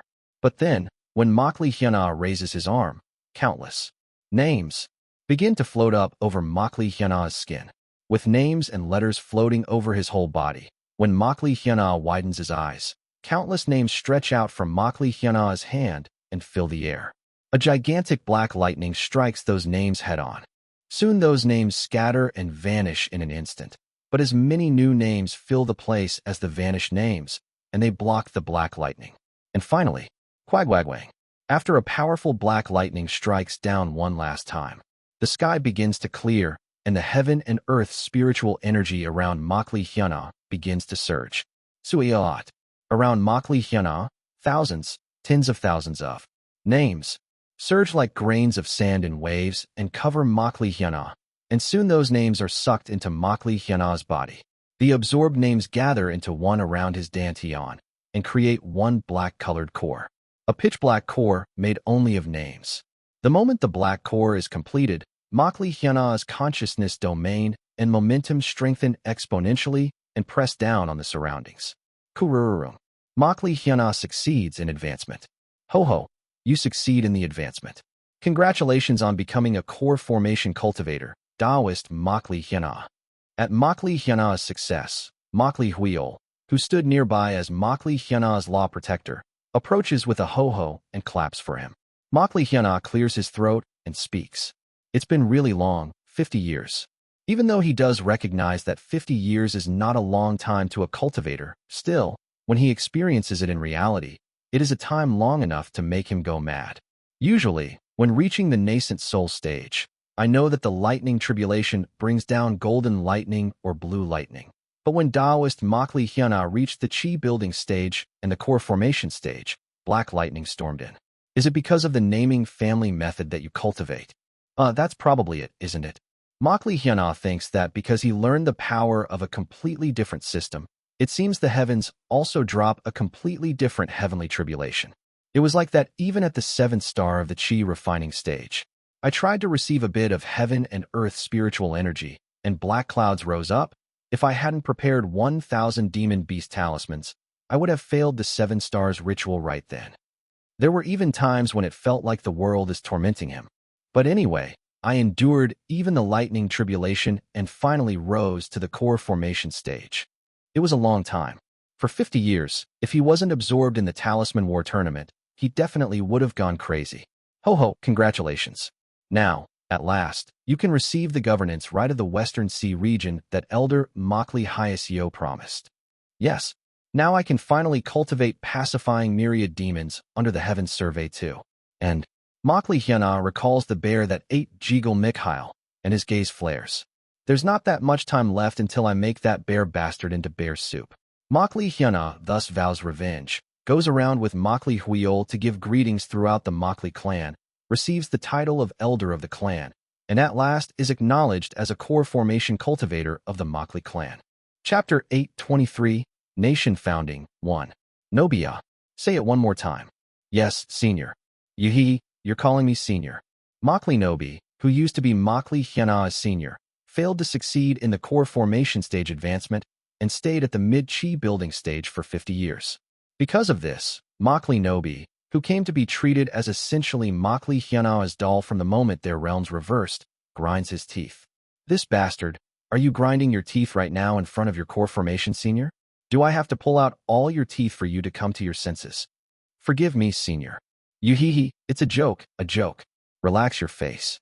Makli Hyana roughly ruffles Makli Nobi's head. Makli Nobi, even while giving a gaze filled with humiliation at that touch, feels a strange emotion surge up and his face turns bright red. Those who were once at a higher realm than Makli Hyana instantly fell behind him, who has the extreme ghost path body and a wood heavenly spiritual root, so Makli Hyana is able to reign over them as their senior. Only Makli Huiol always stayed a realm ahead of Makli Hyana, so Makli Huiol and Makli Hyana are at a level where they can call each other Taoist. Also, since you received the Elder Token and the document delegating the governing authority over the Western Sea region that is the Makli clan's territory, please go to the Sea region, select a few as cultivation protectors who will uphold Taoist's command from now on, and then hurry and move. Since you must cross the Great Mountain Range, it is best you prepare. Understood, Taoist. Following Makli Huiol's recommendation, Makli Hyana begins selecting his cultivation protectors as well as close attendants. First, Makli Nobi, you are my #1 cultivation slave. I its protector. A slave, you say? I am not a slave. But you're Nobi? Ike. Taking along Makli Nobi, whose face reddens, Makli Hyana searches through the Makli clan here and there and brings other people. Cultivation protector #2. I choose you, Makli Bayil. For the past 50 years, what kept Makli Hyana from going mad as he cultivated alone, holding him together, was the Talisman War Tournament. As a participant or a judge of Talisman War tournaments held here and there, Makli Hyana held Talisman War tournaments across the entirety of Shungzi, where the Righteous Tao Sect Alliance resides, and also went around seeking them out, spreading Talisman War everywhere. And what made such a Makli Hyana happy was the one who always obtained high results in the Talisman War tournament, and devised countless applied techniques of Talisman War. The strongest of Talisman War, it is Makli Bayil. Thank you for selecting me, Senior, but why would you take along someone like me, merely at the early Chi building stage? It's because your Talisman War has romance. Especially your spell Talisman. Vile One Reborn is a talisman that moves me every time I see it. Thank you for your recognition. Makli Hyana is filled with the thought of cultivating the Confucian family method in the Western Sea region and relieving stress through Makli Bayil. They say I can have up to 3 cultivation protectors. Who do I take for the last one? After designating Makli Nobi and Makli Bayil as cultivation protectors, Makli Hyana falls into thought about who else he should take along. If you are really troubled, I advise receiving a recommendation. They say among those who cultivated under the cultivation elder Makli Hyasio, among the promising juniors who recently became Chi building, there are many usable ones. Makli Bayil recommends to Makli Hyana the rising juniors under Makli Hyasio, and Makli Hyana nods his head. Good idea. Then let's go to Elder Makli Hyasio. After a little while, Makli Hyana arrives to Makli Hyasio and, looking at the new protectors who newly rose to Chi building, thinks. The new Chi building cultivators who rose to the Chi building stage within the past 10 years number 36, and all of them look formidable. Let's see. Who does Elder Makli Hyasio recommend? They are all usable fellows, but if I narrow it down, these 12 are usable. Choose from among the 12. Makli Hyana looks at the list Makli Hyasio hands over and falls into thought. Makli Jigal Zhuga, Makli Namgong Namgong, Makli Moro, Makli Sichuan, Makli Wasan Mount Hua, Makli Shaolin, Makli Donald, Makli Wangsil Imperial Family, Monli Minrap, Makli Makli, Makli Ame, Makli Kianma Heavenly Demon. I should conduct interviews. Like so, Makli Hyana, who cultivates the naming family method, begins interviewing starting from those with strange names that stand out the most. The first interviewee is Monli Minrap, who, to Makli Hyana's senses, has the strangest name. Hey, Monli Minrap. Why are you not a Makli? Monli Minrap, who wraps their whole body in bandages and only reveals their eyes, scratches their head as they answer. I am from a tribal nation in the distant east. I crossed the heaven-treading desert, came all the way to Shungzi, relied on the Makli clan, and after marrying a Makli clan person, it has been 5 years since I became a member. I still have not received the Makli surname, but I learned a unique method, so I will be of help to you. Is that so? Makli Hyana asks a few more things, then finishes the interview, and calls the second person with the strangest name. Makli Makli, just why in the world is your name Makli Makli? From what I know, my parents named me such that I would become the Makli clan itself. Is that so? What method did you learn? He proceeds with the interview for Makli Makli, but aside from having a slightly unique name, Makli Makli has nothing that could be called individuality, so he sends him out. Makli Hyana calls in Makli Kyanma, whom he feels has the third strangest name. Makli Kyanma, as you know, I learned a method related to names. Because of this, I am very sensitive to the names of the people around me. But Makli Kyanma, with a name that mad, it could have a negative influence on my cultivation. Why do you have a name like that? And if you have such a name, can you bring me good results that outweigh the negative influence that the name has on me? In Makli Kyanma's case, since he does not like the wild name, he conducts a pressure interview. Makli Kyanma carries out the interview smoothly, but Makli Hyana, who finds the name unpleasant to the very end, fails Makli Kyanma. Thus, after finishing the interviews of the others with ordinary names, Makli Hyana ultimately passes Makli Donald. Let's work well together, Makli Donald. From now on, as my cultivation protector, you will help my rule in the Western Sea region. It is an honor. The whole clan deeply respects Senior Makli Hyana, the creator of Talisman War, who created the Talisman War tournament. So I wanted to be together with you. Truly, once again, thank you very much. Don't be too happy. If what you do is not much, I will send you back to the main family again.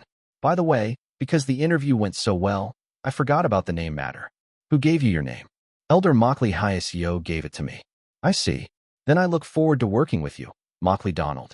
Like so, Makli Hyana sets 3 cultivation protectors that fit him well, and finishes preparing to head to the Western Sea region to cultivate the Confucian family method. Huayu. Makli Hyana, together with Makli Huiol, rides a flying magic artifact and crosses the Great Mountain Range. The night air is cold. Ho ho, this is why I told you to prepare quickly. The Western Great Mountain Range has the sea and an archipelago region behind it, so the sea wind blows very cold. Additionally, because the lightning path sects of the Great Mountain Range send all the Yin energy up into the sky, it is cold if you travel at night. Especially for cultivator Makli Hyana, who did not learn immortal family methods, it will be worse. I should have learned immortal family methods too. I regret it. Makli Hyana, shaking uncontrollably in the cold, curses the weakness of the naming family method. The drawbacks of methods that are not immortal family methods, that is, the non-immortal family category, is that the degree of lifespan strengthening and the degree of life force strengthening are not large. For example, for most methods classified as immortal family methods, lifespan increases by a large margin when the realm rises, and even if you only reach chi building, thanks to pure spiritual force, you possess tremendous regeneration and defensive power. However, Makli Hyana's naming family method specializes in the sealing and stealing of names. Therefore, in exchange, he cannot gain such overwhelming defensive power and life force. The characteristic of immortal family methods is living long without illness. Ageless longevity. When it comes to life force alone, non-immortal family methods like Taoist Makli Hyana's naming family method cannot win. Makli Hyana, while riding the flying magic artifact, shakes his body like crazy and activates a warmth talisman to warm his body. Inside the carrot-shaped flying magic artifact, the chi-building protectors and Makli Hyana are shaking like crazy, and only Makli Huiol, at the Grand Perfection Core formation stage, is in a fine state. Makli Huiol clicks his tongue as he looks at them and speaks. It seems the cold is too severe for you, but if it is truly hard to endure, we can rest for a while in the village of mortals below the Great Mountain Range, and we can continue moving when it becomes daytime.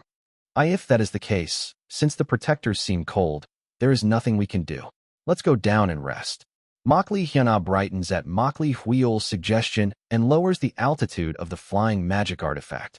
They go down to a small slash-and-burn farming village inside the Great Mountain Range. Ago, Sir Immortals. Welcome to Seojiang Village. Huh. The village chief of the slash-and-burn farming village, even though it is late, rubs his hands and smiles toward the cultivators who come down from the sky.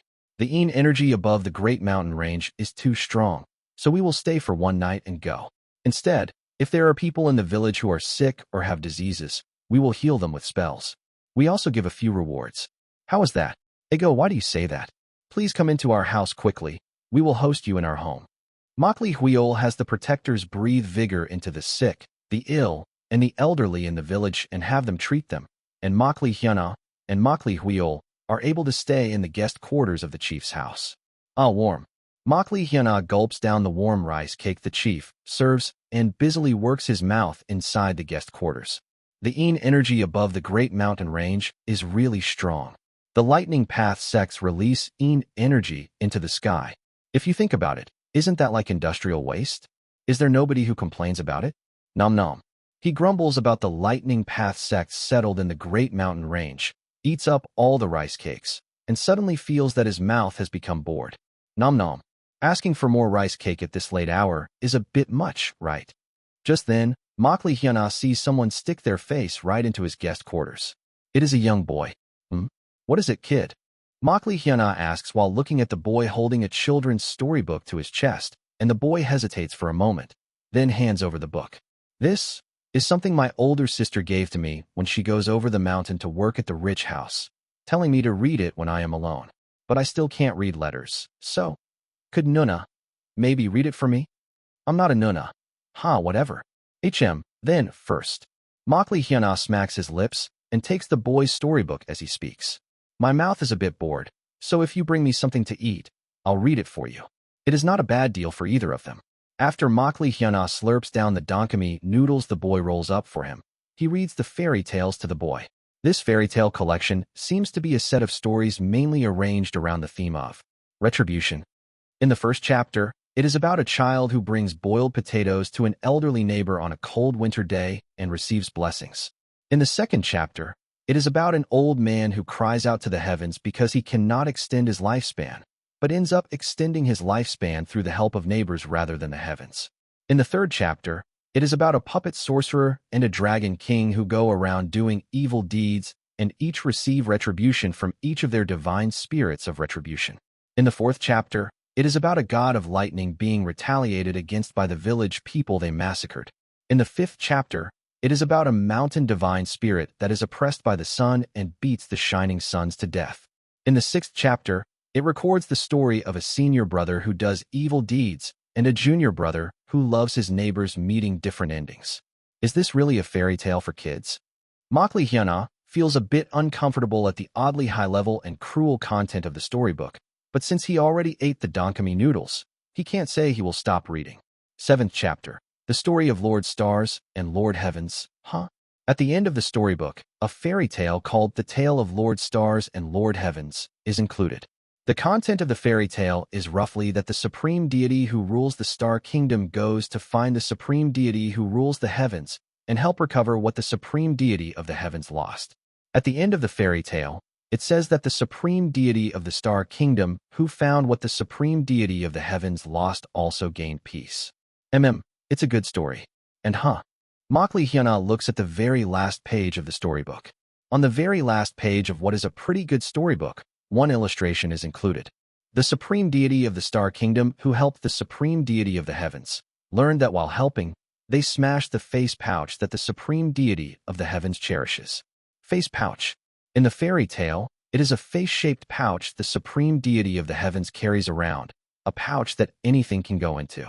The supreme deity of the Star Kingdom felt sorry about this, pulled in the land the mountain divine spirit used, and combined it with the shattered face pouch to mold a round world. Within that round world, countless people came to live while receiving the grace of the supreme deity of the Star Kingdom and the supreme deity of the heavens, and so they decided to call that world Punlai Star. Punlai Star. It is the name of the planet they live on. This seems to be not a simple fairy tale, but a creation myth handed down in this Punlai Star. However, what catches Makli Hyuna's eyes is not that part, but the illustration included on the last page. Face. Because on the last page, an illustration is included of a huge someone's hands combining someone's face and a huge mass of land to make a star where land and face combine. And on the side of the mass of land, there is a world map Makli knows well. On the opposite side, there remains the face. That is a fragment of the supreme deity of the heavens face pouch. Shiver. For some reason, when Makli sees that image, he feels goosebumps rise without him realizing. It is only a storybook, and yet, he feels as if he is glimpsing a hidden secret of this world. No way, it's just a fairy tale. It's not like some nonsense that the opposite side of the earth is a human face. That's the kind of thought that those Flathead Realm people would have. Makli quickly shakes off that ominous feeling, sends out the boy who brought the storybook, and goes to bed. Anyway, people of old have such rich imagination that this world is something made by combining a human face and a mass of land. It is an interesting creation myth. The next day, I've wanted to show this to Taoist. After leaving Xiaojiang village, crossing the Great Mountain Range, and arriving at the Western Sea region, Makli's voice trembles as he stares blankly at what Makli shows him. Taoist, Makli, what is this? It is a wall. That strange barrier, which looks like an aurora, constantly surges, and it even seems to be swirling. That enormous wall of light wraps around the edge of the Western Sea region and reaches all the way up to the sky. Seeing at that sight, Makli cannot help but think of one thing. One of the hypotheses of the flat Earth that flat Earth theorists put forward. Didn't you say that the world shield force doesn't exist? You are very surprised. That is right. This is not world shield force. If you look closely, you will see something like land beyond it. The world continues beyond this, and the world is certainly round. Then this barrier is... Well, I do not know the details either, but beyond this wall is called the Land of Madness, and they say that any living being that steps into that land, without exception, goes mad. Therefore, so that only cultivators of the heavenly being stage or higher can come and go. Long ago, some divinity is said to have made a barrier by borrowing the power of the myriad stars. Land of Madness, you say? Makli looks at the boundary that spreads in a circle around this entire world, not only at the edge of the Western Sea, but also along the eastern, southern, and northern ends, and asks Makli, why is the land beyond this filled with madness? I do not know the exact reason. Some say it is because of a war between supreme deities in a mythic age long ago. Some say it is because of the spite of an evil mountain divine spirit, and some say, at Makli's continuing words, for some reason the illustration from the fairy tale book he saw last night does not leave Makli's head. It is because the land beyond this boundary is the face of some transcendent being, and because one cannot endure that being's rank, one goes mad. Makli recalls a bizarre planet where someone's face is embedded on the opposite side of a massive landmass, shudders with inexplicable chills, and turns his back to that wall. Well, I learned something interesting. Then for now, let's hurry and go start ruling. Feeling an unknown, bizarre sensation behind him, Makli hastily flies with the others to meet the rulers of the Western Sea, the Sea Dragon race. An island in the Western Sea region beyond the Great Mountain Range. Up above it, a core formation elder of the Sea Dragon race, Makli and Makli face each other. As if trying to imitate a transformation stage demon race in their own way, the Sea Dragon race elder, wearing human clothes, politely nods while looking at the delegation letter of governing authority from the Makli clan that Makli holds out. We have taken a good look over the matter of governing authority. But speaking truthfully, from our position, this is land where we lived from long ago. For people who call themselves the Makli clan or the Righteous Tao Immortal Sect Alliance to suddenly claim governing authority, and for us to acknowledge it and serve the other as our master, it is honestly hard to accept willingly. There is no disadvantage to you even if you acknowledge my governing authority. I have no intention of bringing human sects or forces into this land, and if you only acknowledge the governing authority in name, then rather, I can provide you with various support. Yes, and through the Makli clan, we have heard that you are the founder of that recently famous Talisman War, and an authority on naming family talismans. There are also times when the Sea Dragon race needs talismans, so it is certainly not a bad deal. Yes, and besides talismans, I will make it so that the human race cannot hunt the demon race recklessly in this land, and I will also strive to become a mediator who can balance the forces among the demon race as W. But this is a matter of pride. I cannot just back down willingly. At the gaze of the sea dragon race elder glaring at them, Makli Hyuna exchanges looks with Makli Huiol. A voice transmission comes from Makli Huiol. Ask what he wants. From the look in his eyes, it seems we will have to have a bout of a great duel or something. But if Taoist Makli Hyuna feels burdened, I can step out for you. Thank you, Taoist Huiol. Swallowing hard, Makli Hyuna asks the sea dragon race elder. What do you want? Please say it plainly. At those words, the sea dragon race elder grins and takes something out from between his scales. Huh. It is something that can hold talismans on the forearm. It is an object called a Talisman War Disc. Something he made together while founding Talisman War. I am curious how much of a Talisman War master you are as the founder of Talisman War. If you defeat me in Talisman War, I will acknowledge your authority and governing authority, and I will agree to the deal. Makli Hyuna, who stares at the sea dragon race elder with a blank face for a moment, becomes dumbfounded at the words about competing in Talisman War for racial price, and without thinking, blurts out a line. It seems like Talisman War addiction to the point where treatment is needed. Ridiculous words. If you want to prove your words, you must do it with skill. Right now, it is time to Talisman War. And so, the Talisman War duel between Makli Hyuna and the sea dragon race elder, Seo Haryong, begins. Translator notes, Haryong means sea dragon. Chapter 824, Side Story, Nation Founding 2. The core of the naming family method is to distinguish emptiness and substance through names. Through names, it draws what belongs to emptiness into reality, and steals the name that is in reality and sends it back to emptiness.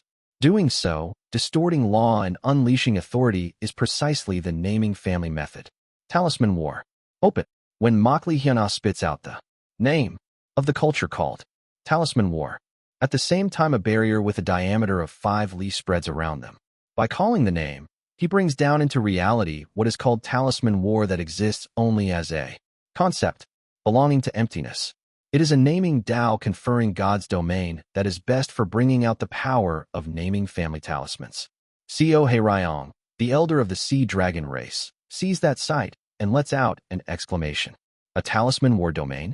To be able to spread a barrier said to be seen only at the human race's grand Talisman War competition with a single word of command. Indeed, you are the founder of Talisman War.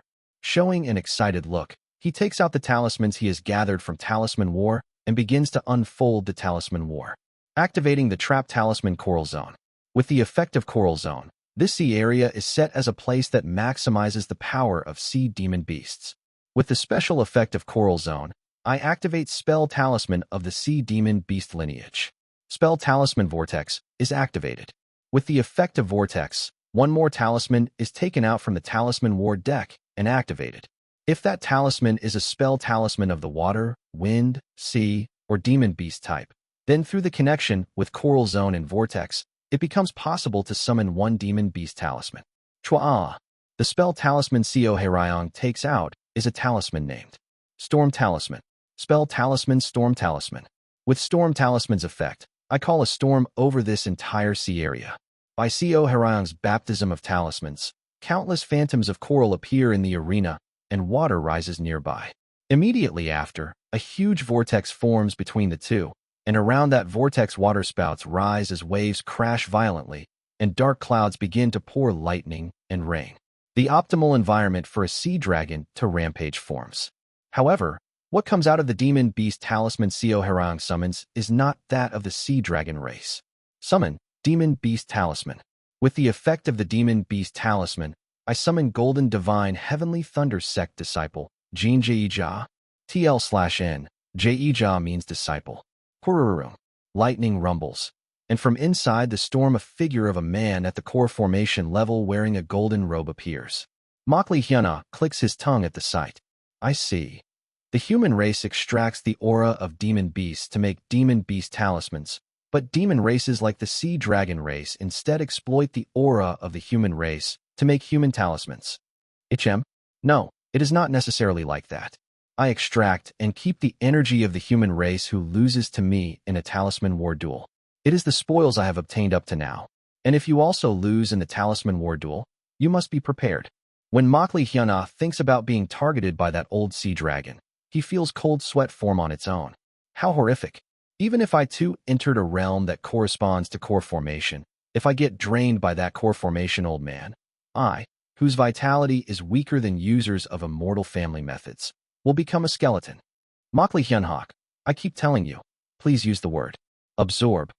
Makli Hyun, lets Jiggle Mikhail's plea that he hears in his mind go in one ear and out the other, and carefully chooses talismans. If there is a difference between the games on Earth that is Makli Hyuna's homeland and the talisman war of this Punlai star, it is that he cannot possibly know what talisman the opponent is making.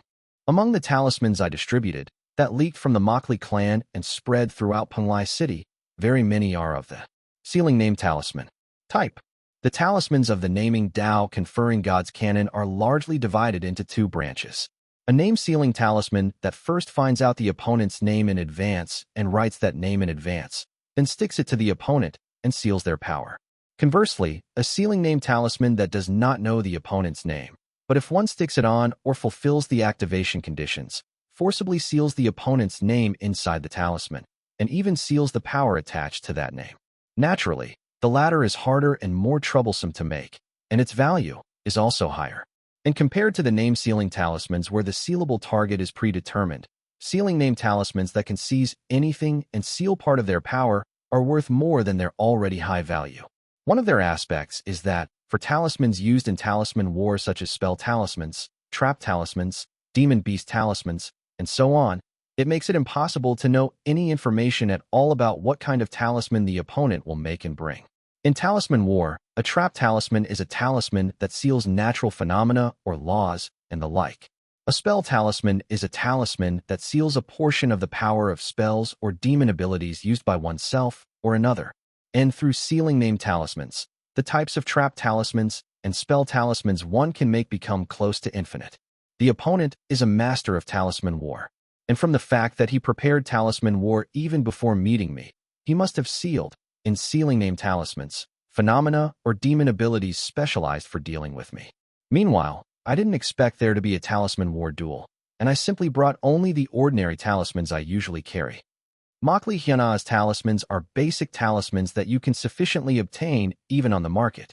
With market talismans, I must defeat the bizarre and outlandish talismans that Sea Dragon prepared. Then there is only one method.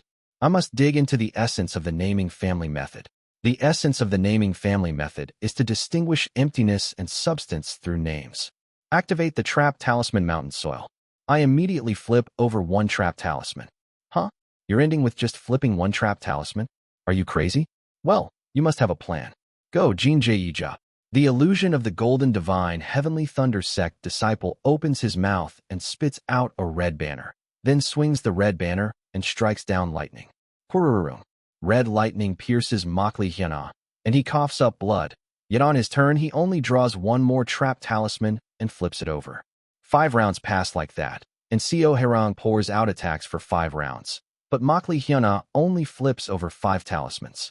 And finally, when Seo Herang makes the 6th attack, he launches a full assault on Makli Hyuna through the 6 demon beast talismans he has summoned, and he is certain that on the next turn, his victory is assured.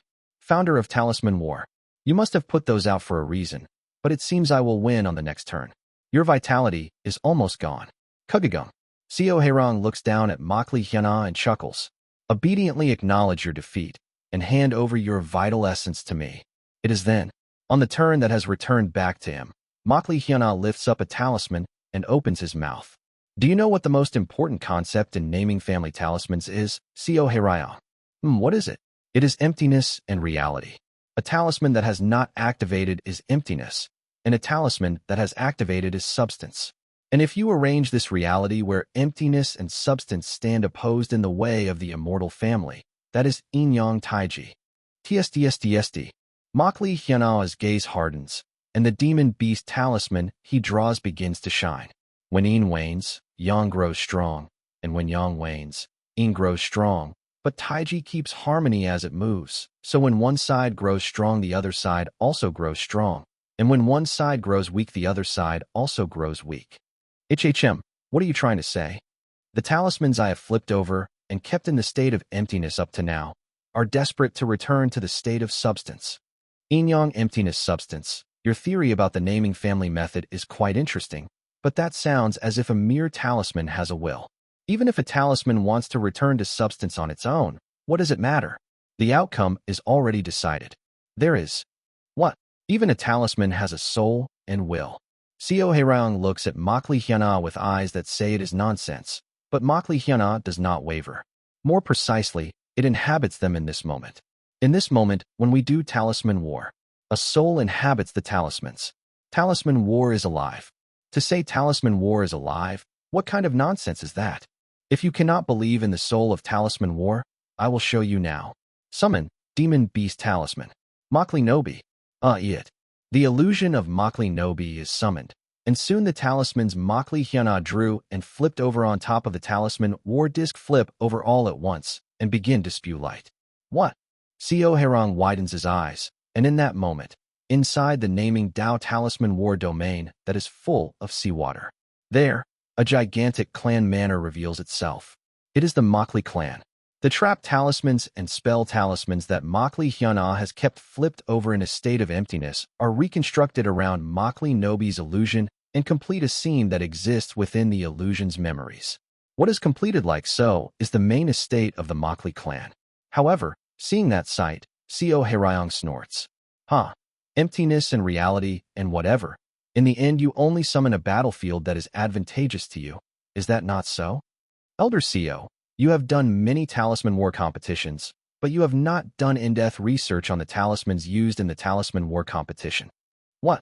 Naming family talismans, the longer they remain in emptiness, the stronger the phenomenon becomes to head towards substance. You can also say the desire to be born grows stronger, and a strong desire breathes in a certain degree of free will. Like this. Go, Makli Nobi. At Makli Hyuna's command, the summoned Makli Nobi phantom waves a hand. At the same time, light flashes from the phantom of the Makli clan summoned around Makli Nobi's phantom. Immediately after, the Makli clan's protective formation begins to activate. Kugugugugu.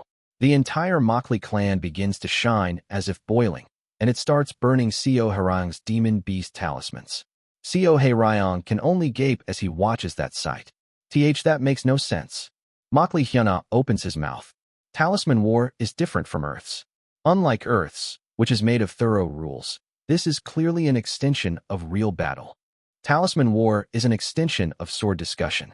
It is a place where we collide, in theory, with what will collide in reality and confirm each other's skill. Sword discussion, Jayut. It is a virtual spar where one discusses with words, measures each other's skill, supplements shortcomings, and gains enlightenment. The advantage of sword discussion is that no one gets hurt and both sides can gain enlightenment. But the biggest drawback is that it lacks vividness and is ultimately virtual sparring. And the talisman war that Makli Hyuna created can also be called another sword discussion that compensates for that drawback. The talismans themselves may indeed have no soul, but this place is where we discuss enlightenment. Therefore, the enlightenment of immortal cultivation becomes the soul of talisman war, and it clashes here. So talisman war has a soul. Kururur. By keeping trap talismans and spell talismans flipped over for a long time, he lets the talismans remain for a long period in the emptiness attributes, raising their autonomy when they manifest with substance attributes. And by summoning Makli Nobi's illusion, he manifested the Makli clan through the traps and spell talismans imbued with autonomy, and manifested the Makli clan's formation. Lastly, by triggering Makli Nobi's bloodline, he set off the Makli clan's formation, reversing the situation in an instant and winning. That is the sharpness of talisman war that Makli Hyuna shows. Seo Hairang realizes that he lost in talisman war. It is my defeat. It is your victory, Makli Hyuna. Suat. As victory and defeat are decided, the talisman war barrier is released.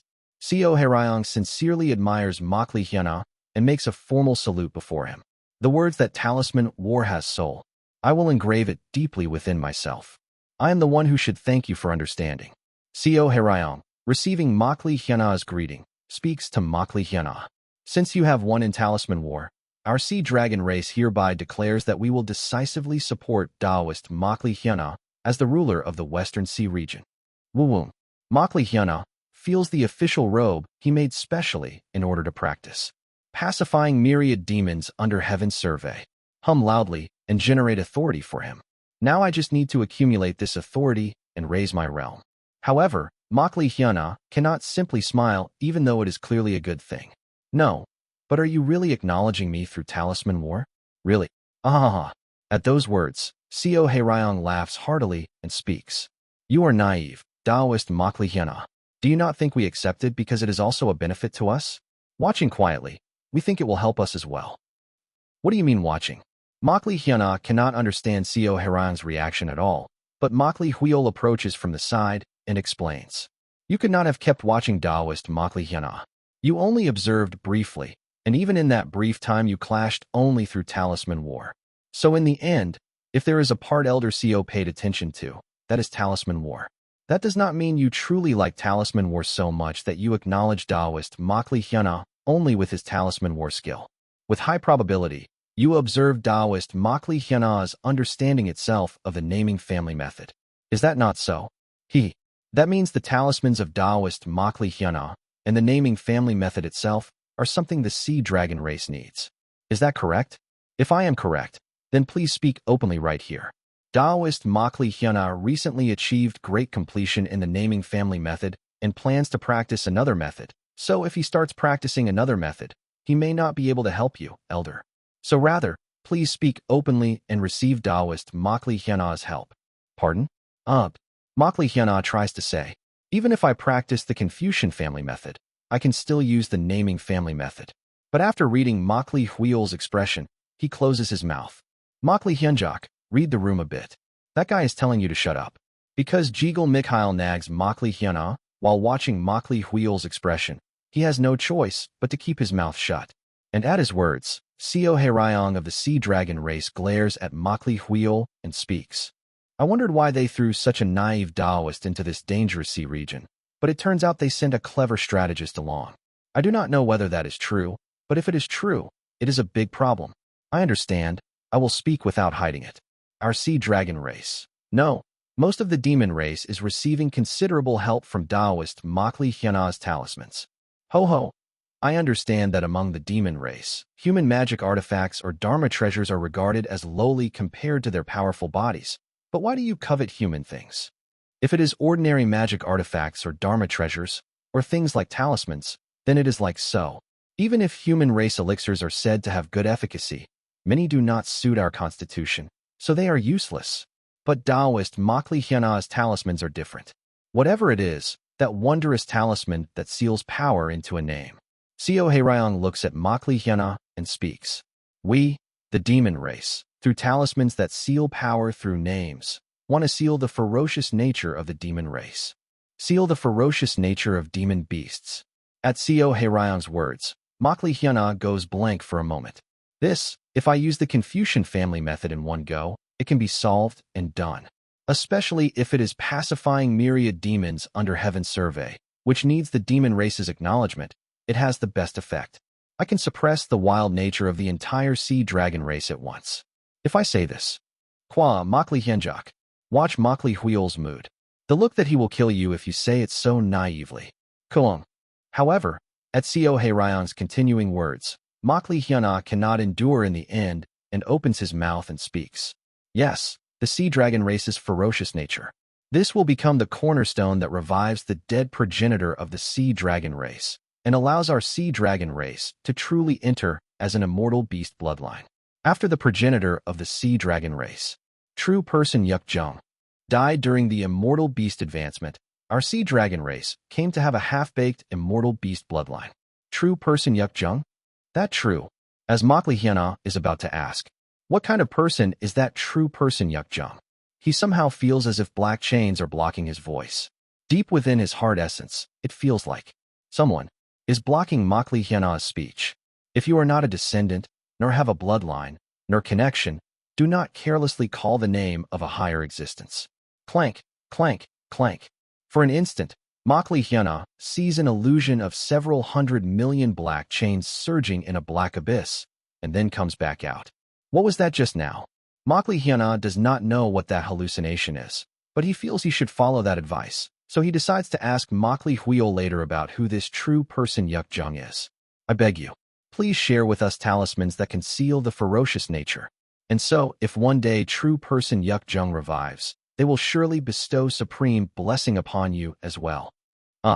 In fact, the method I am about to learn from now on is a method optimized for suppressing the ferocious nature of demon beasts in large quantities.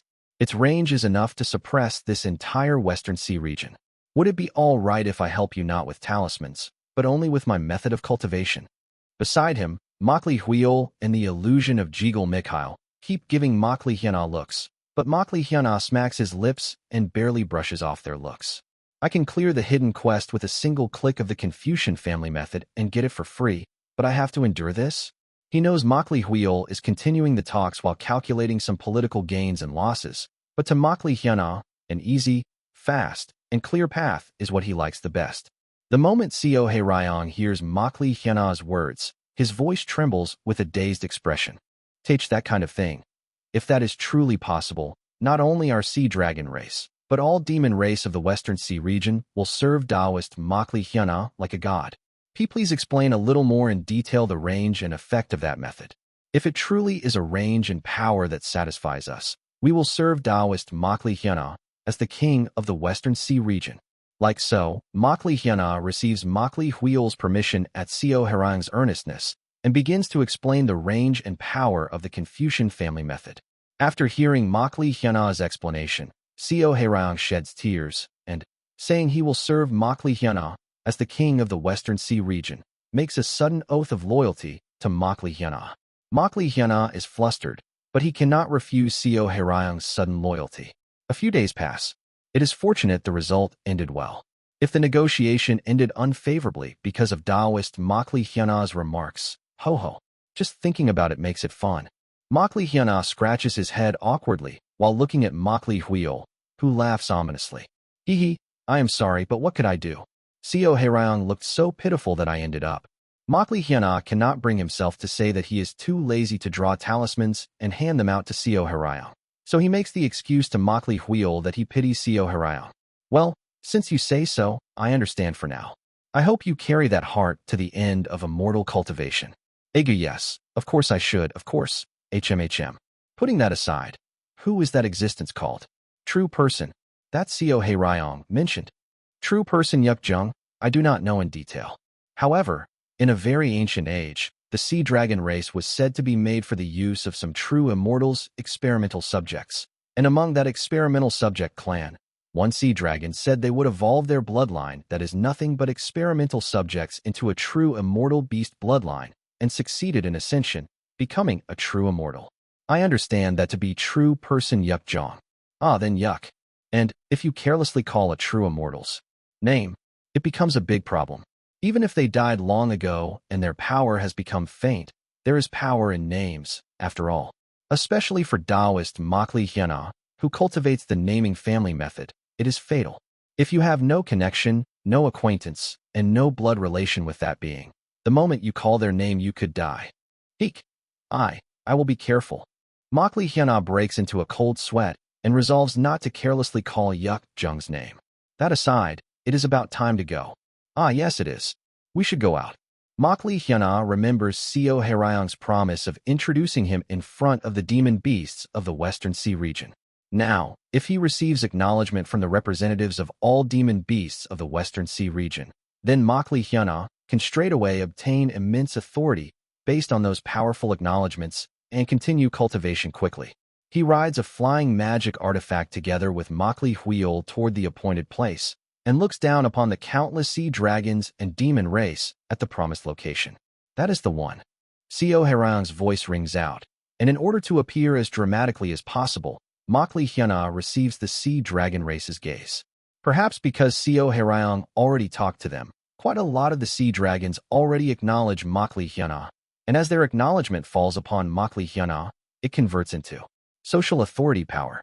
As Makli Hyuna chants the formula, Suat, a faint black aura settles over Makli Hyuna's entire body, and around the black official robe, a pitch-black military uniform forms. With powerful social authority wrapped around his body, Makli Hyuna knows that he can suppress the heaven and earth spiritual energy wherever his gaze reaches at any time. This is pacifying myriad demons under heaven's survey. Let us go, Taoist Makli Hyuna. Tadat. Makli Hyuna jumps down from the flying chariot magic artifact together with Makli Huiol, and while his entire body is wrapped in the black military uniform, he lands on the highest point of the rocky island where the sea dragon race have gathered. Do-do-do-do-do-do. At the same time, Makli Hyuna activates pacifying myriad demons under Heaven's survey. The abilities of the Confucian family method are largely classified into 4 kinds: oppression, negation, expulsion, and sealing. Makli Hyuna activates the most basic ability, oppression, instilling pressure into the many-demon race and suppressing their ferocious nature in an instant along with their demonic energy. To-do-do-do-do-duck. The demon beasts whose ferocious nature and demonic energy are suppressed by Makli Hyuna's pressure naturally shrink under Makli Hyuna's gaze, and unless they have a level of at least the mid-core formation stage, they do not dare even meet his eyes. However, because of his own weak mentality, Makli Hyuna feels at a loss about how to introduce himself before this many demon beasts. If it is too short, it will look insincere, and if I ramble too much, it will look pathetic. Damn it. Even if they cannot meet my eyes, it is burdensome. Even if they are demon beasts, feeling his breath catch in front of the gazes of many intelligent beings, and he sends voice transmission to Seo Harayong. Could you perhaps introduce me first in demon speech? The result of studying and internalizing the demon race language diligently while learning the naming Tao conferring God's canon. Makli Hyuna has reached a point where he can speak demon speech to some extent. But since it is not perfect, Seo Harayong feels Makli Hyuna's request is reasonable, nods, steps forward, and introduces Makli Hyuna to the demon race. Everyone hear me. This person is the distinguished one sent by the Makli clan, and the person who will become the king of the Western Sea region from now on.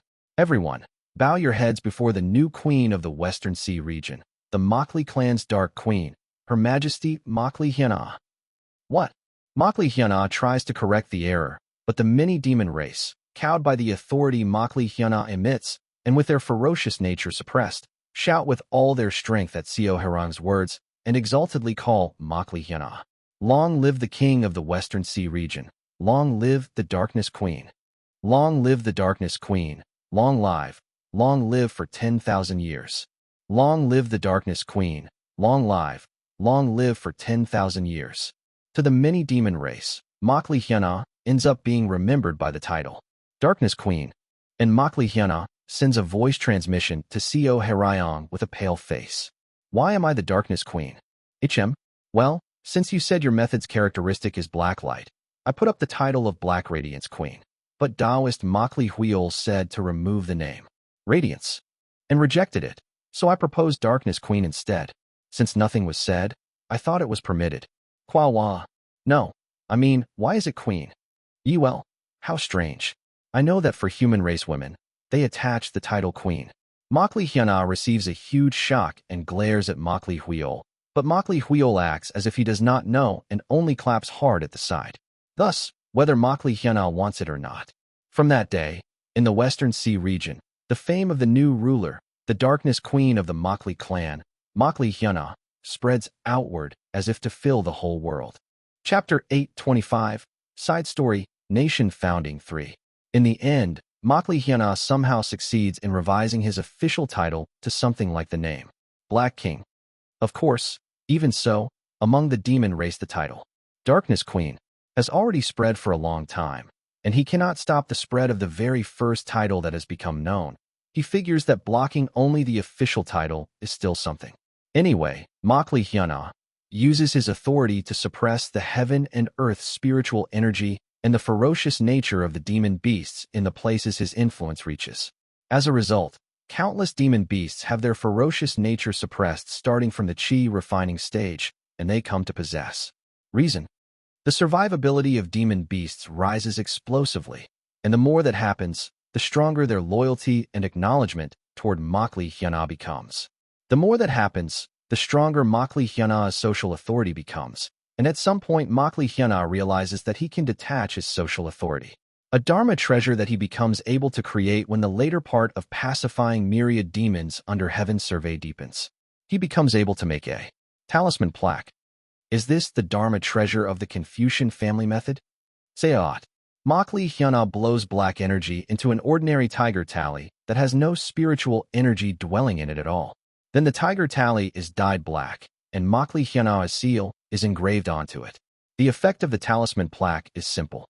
I, Makli Hyana, King of the West Sea, bestow a talisman plaque upon each of Makli Nobi, Makli Bayul, and Makli Donald, who are this king's retainers, and I command thee to be dispatched throughout this sea to suppress and govern the strange powers and chaotic spirits in regions where this king's authority does not reach. To the retainers whose names he engraves on the talisman plaques and distributes them to, Makli Hyana grants part of his social authority, allowing him to send dispatches outside the range where Makli Hyana's social authority cannot reach. They are, so to speak, local magistrates. And those local magistrates themselves are, in a sense, Makli Hyana's Dharma treasure. Wawum. Makli Hyana shares the 5 senses of the local magistrates, and he grasps the situation in every part of the West Sea. Amazing. Since those guys have my talisman plaques, it feels like they are connected to me as one body. He says he is bestowing power, but rather than a bestowal, it feels more like he's making one more arm. And so, 30 years pass. Before long, Makli Hyana's social authority continues to grow, and grows again and again. The social authority of the Confucian family method is not something that accumulates in the body and divine soul like the spiritual power of immortal family methods, but a form that accumulates on the exterior. The Confucian family method starts from Makli Hyana's clothes, gradually expands its range to make a jade throne, and starting from the jade throne it covers the entire manor where Makli Hyana resides and begins to form a palace. If social authority is lacking, according to what is written in Pacifying Myriad Demons under Heaven Survey, you can have the people expand or reinforce the palace. However, if social authority is full, the overflowing social authority makes the palace on its own, or so it says. Makli Hyana shrugs as he looks down from atop the jade throne at the enormous palace and halls that is spread across the entire island where he stays before he knew it. For now, it seems the current me is overflowing with social authority. Of course, since it is a palace made by accumulating Makli Hyana's social authority, if Makli Hyana disappears, it is a palace that will turn into a handful of ash. Because of that, for the sake of later generations, Makli Hyana has an identical palace to the one his social authority has formed built under the sea. They say the most annoying part of the Confucian family method is producing a successor. It is really annoying. No, do I have to bear children just to cultivate? Of course, the successor does not necessarily have to be a direct child, but it seems that being a direct child is best for maintaining social authority.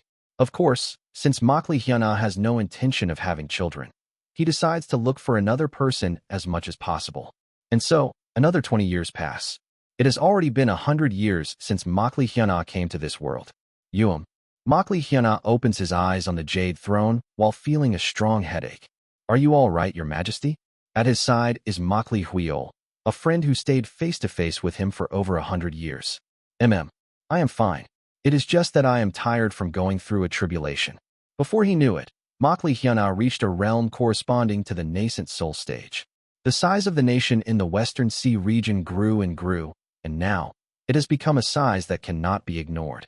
Naturally, the Righteous Tao Immortal Sect Alliance voiced objections to Makli Hyana gathering demon beasts in large quantities and forming a group, and they issued a warning to the Makli clan to immediately dismantle Makli Hyana's demon beast warlord faction. But the clan head, Makli Hong, ignored the warning of the Righteous Tao Immortal Sect Alliance, and instead even moved the Makli clan main estate into Makli Hyana's sea region and declared that they will not dismantle the warlord faction. It is only natural. Just by bringing the demon race who are loyal to Makli Hyana and commanding them with the beast-taming method, the Makli clan can, with the reserve strength of a single clan, possess a power that rivals a great sect. As a result, after the Righteous Tao Immortal Sect Alliance formally declared war, they invaded the land ruled by Makli Hyana's warlord faction. And then, from that point until now, Makli Hyana continued to undergo the tribulation of advancing to the nascent soul stage.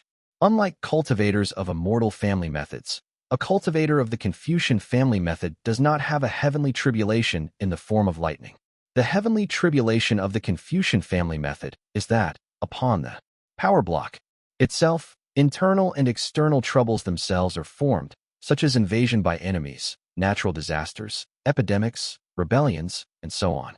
However, since the absolute majority of Makli people are the demon race, they ignore natural disasters and epidemics with their sturdy bodies. And as for something like rebellions, Makli existence suppresses the ferocious nature of the demon beast and generates intelligence, greatly increasing the survivability of young demon race. So demon beasts with offspring do not betray Makli even out of necessity. Therefore, the tribulation Makli undergoes is external trouble. In other words, it is nothing but the oppression of external forces. Makli's entire nation was swept up in war, and Makli felt the war that arose across the entire nation flowing into his head, and he had to live with a headache for decades. The tribulation of the Confucian family method is thin and long, but if I cannot endure it, I might go mad, so it is not something I can ignore either. Makli lets out a deep sigh and looks at Makli. It seems the conclusion will be decided today. Yes, I heard the Makli clan is also waging an all-out war. Over 20 years, with the help of the demon beasts, through the formation laid across the entire sea region, the foundation to exert the clan head's method was prepared, so they say the clan head can personally take the field. By the way, they say clan head Makli method can only be exerted inside the formation, and even that can only be unfolded if various conditions are met. Is there some aspect that is stronger? Well, rather than being strong at the same realm, the clan head cultivates non-immortal family methods like your majesty, so his unpredictability is rather exceptional. Oh, what kind is it? Well, you will know soon enough when you see it. Then shall we go take a look? Yes, well. Makli nods, sits on the jade throne, and closes his eyes, and Makli heads to the transmission formation in the royal palace. Woo-woo.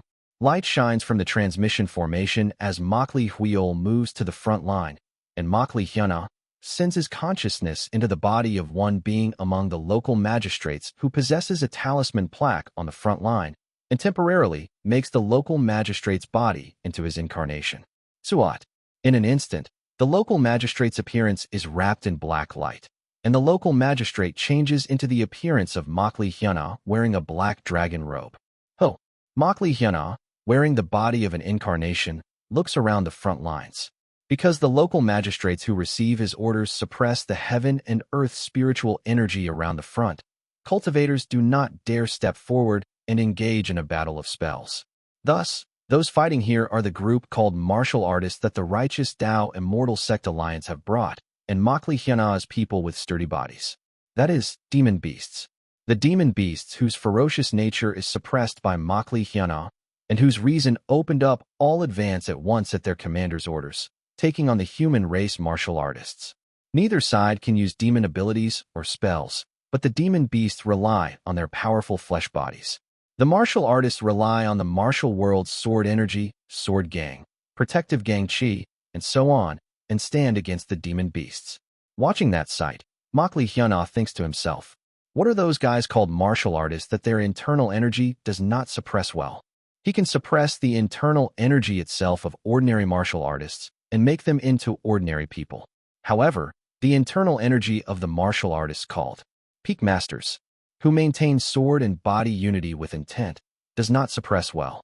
That intent, an ability similar to consciousness, seems to shake off part of Makli oppression. Makli recalls one of the weaknesses of the Confucian family method written in Pacifying Myriad Demons Under Heaven's Survey. One of the weaknesses of the Confucian family method is thieves. It is said that the strength of thieves who swagger around saying they learned martial arts with a sword in hand is not easily suppressed even with the power of the Confucian family method. So, the author of the method said that countless Confucian family method dynasties were destroyed by bands of thieves and mountain brigands. Because intent resists oppression, those bandits called martial artists resist the Confucian family method. What do I do about those guys? Makli bites his fingernail. The demon race face the martial artists by putting their powerful bodies forward, but the martial artists are too strong. Especially, martial artists of the realm called blooming are so strong that dozens of demon race have to cling to them at once. They are rather more like a natural disaster. Against such martial artists, the demon race, whose demon abilities are suppressed, find it hard to have an easy fight. Even so, the cultivators of the Makli clan are helping through Makli's naming family talismans. But the reality is that it is still far from enough. The Confucian family method's biggest problem isn't bands of thieves, it's equality.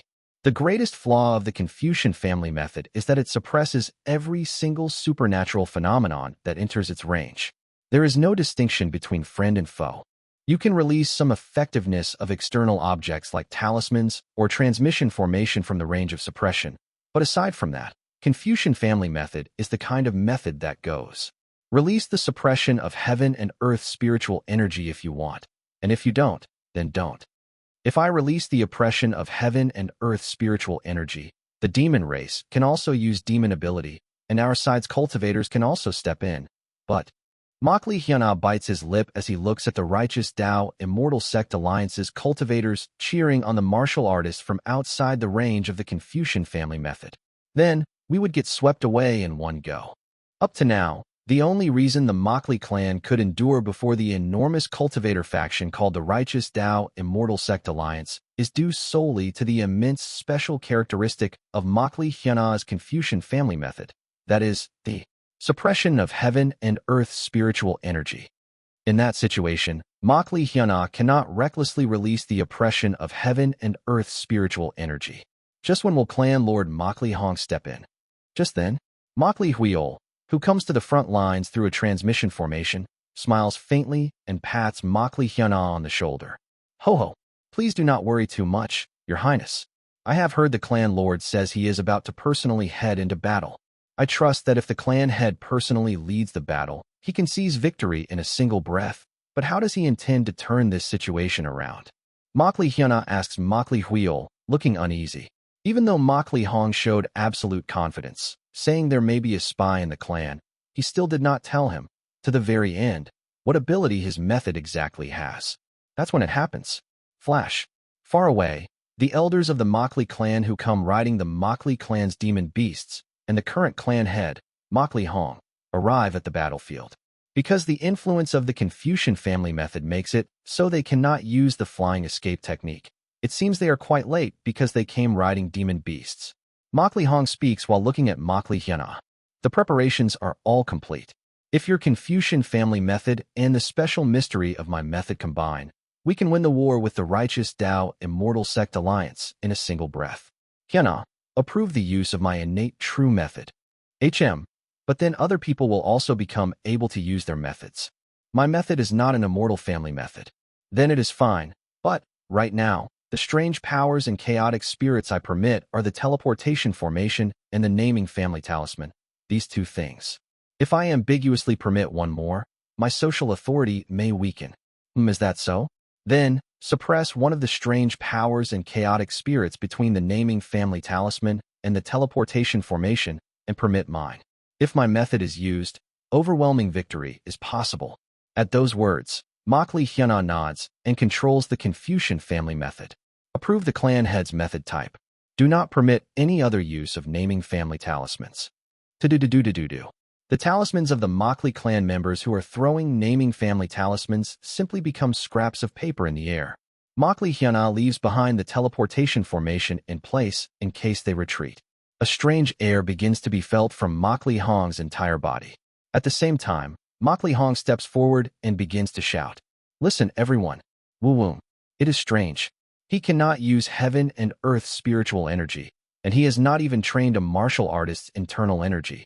Yet Makli Hong's voice buzzes in everyone's ears like a lion's roar. From this moment, as an elder of the current West Sea King's family, and as the current head of the Makli clan, this Makli clan declares that it will never stand by and watch the brutal animal abuse acts that occur within this clan's territory. Woo-woo. This clan head already urges the Righteous Tao Immortal Sect Alliance 3 times beforehand to no longer commit harsh animal abuse acts in the Makli clan's territory, but the Righteous Tao Immortal Sect Alliance brought martial artists and brutally abused the wild animals that the Makli clan protects. This is a crime that greatly goes against the animal protection law enacted by our clan, and it is a malicious act that intentionally ignores this clan head's request. At Makli Hong's declaration, not only the enemy camp, but even the demon beasts in the allied camp also show an expression of puzzlement. The Righteous Tao Immortal Sect Alliance seems flustered because they don't understand what Makli Hong is saying, and the demon beasts can only blink, not knowing whether they are beings that must be protected by law. Therefore, this clan head imposes a detention sentence of 10 days on the defendants who maliciously commit crimes. Kugagugum. Immediately after, Makli Hong's declaration spreads through the entire sky. At the same time, the martial artists who are hacking at the demon beasts all stop, as if they are bound in place.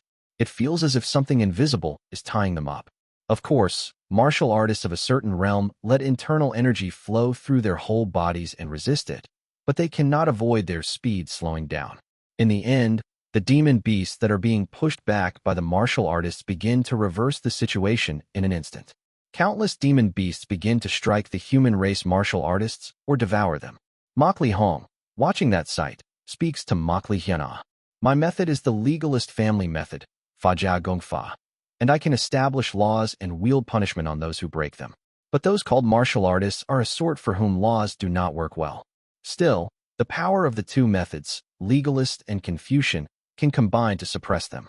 After your Confucian family method, they must also resist my legalist family method, and in doing so they lose all resistance. You know what you have to do, right? Makli Hyana snaps to his senses at those words, and he shouts toward the martial artists who are being driven back in disarray. This king commands, by this king's royal authority, an expulsion order to the band of thieves who break this nation's animal protection law. To-do-do-do-do-do. The power of Confucian family method is largely of 4 types: oppression, expulsion, sealing, negation. And among them, the authority of expulsion activates, and the martial artists, who resist both the Confucian oppression and the legalist decree, cannot resist any longer and are directly expelled away to a space 1,000 li beyond the outside of Makli Hyana's territory. The moment the martial artists who are fighting the demon beasts vanish from before their eyes, the cultivators of the righteous Tao Immortal Sect Alliance behind them each try to flee while using escape arts and spell arts. But Makli Hyana is faster. Pacify under heaven. To-do-do-do-do. When Makli Hyana activates social authority along with speech, countless cultivators all drop to the ground at once, unable to resist the oppression, and kneel. Watching that sight, Makli Hong clicks his tongue. It is victory. Is this the result of 2 non-immortal family methods combining? In longevity, the immortal family is the best, but in war and governance, the legalist and the Confucian are the best. Makli Huiol, you handle the post-war matters together with Makli Hyana. Makli Huiol, where are you going like that? With Makli Hong's words, Makli Hyana realizes that they are victorious, and he realizes that he has overcome the nascent soul stage tribulation that came to him. At the same time, Makli Hyana feels as if his entire consciousness spreads across his entire territory. If the nascent soul of an immortal family method's cultivator forms within the body, the nascent soul of a Confucian family method cultivator is a little different. Makli Hyana's consciousness spreads widely, and among the countless people in the sea regions, he realizes that he is, to some extent, dwelling in those who acknowledge him and have a heart of loyalty. Not dwelling inside an individual's body, but dwelling in the people and existing as a single image in their hearts. That is the Confucian family realm that corresponds to the nascent soul stage. Countless gazes and thoughts enter Makli Hyana's mind. The many sea regions of the Western Sea region, the waves, the wind, islands and reefs, the scenery of the deep sea, the various yaoguai of the Western Sea region, sea dragons and mussels, badger, fighting over otters and clams inside the palace, an old man in blue stroking his goat beard, Makli Huiol staring fixedly at somewhere until his eyes are bloodshot, Makli Nobi and Makli Donald, and countless other scenes. And, in the darkness, from the gaze of someone who clearly does not seem to be Makli Hyana's people, the sight of a man writing something with a self-mocking face comes into view. I, Han Wan, in order to erase the nightmares my wife is having, created the Confucian family method that oppresses strange powers and chaotic spirit.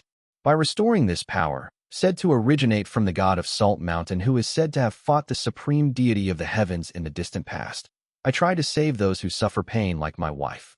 But how funny. I resolved my wife's matter, yet I truly do not know whether it is really the Confucian family method that resolved my wife's pain. But whatever the case, this method system will help many people. It will become a seed that realizes the ideal world, Penglai Nation, where divine spirits are said to dwell. Pot. Heek. Makli Hyuna breaks free from the strange scenes and comes to his senses within the body he dwells in. What in the world was that? Are you all right, Your Highness? Makli Hyuna realizes that Makli Huiol shook him awake, and he expresses thanks. Thank you, Makli Huiol. I think I faced a heart demon tribulation. A heart demon tribulation. At those words, for some reason, Makli Huiol only forms an enigmatic smile. It may not necessarily be that.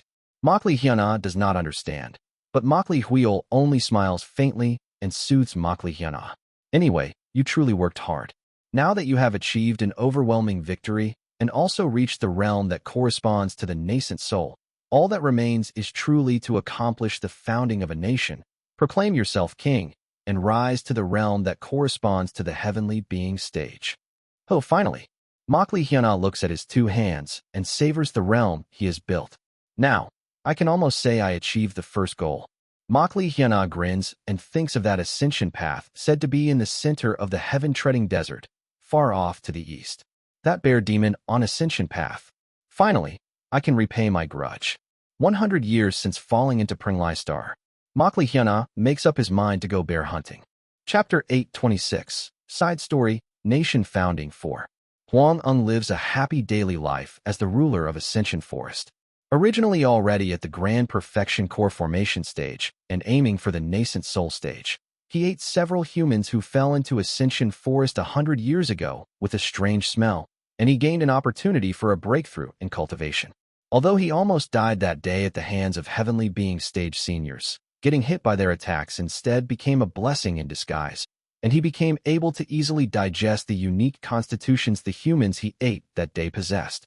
Thanks to that, 70 years ago, Huang Ung broke through in realm to the nascent soul stage and became able to gain a human form through transformation.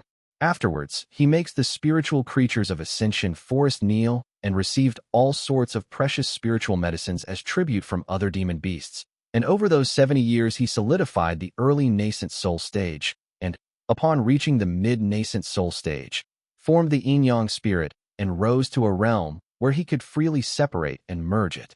Now, even his change into a human is mature, so if one only looks at his outward appearance, he merely looks like a chubby man with a lot of hair.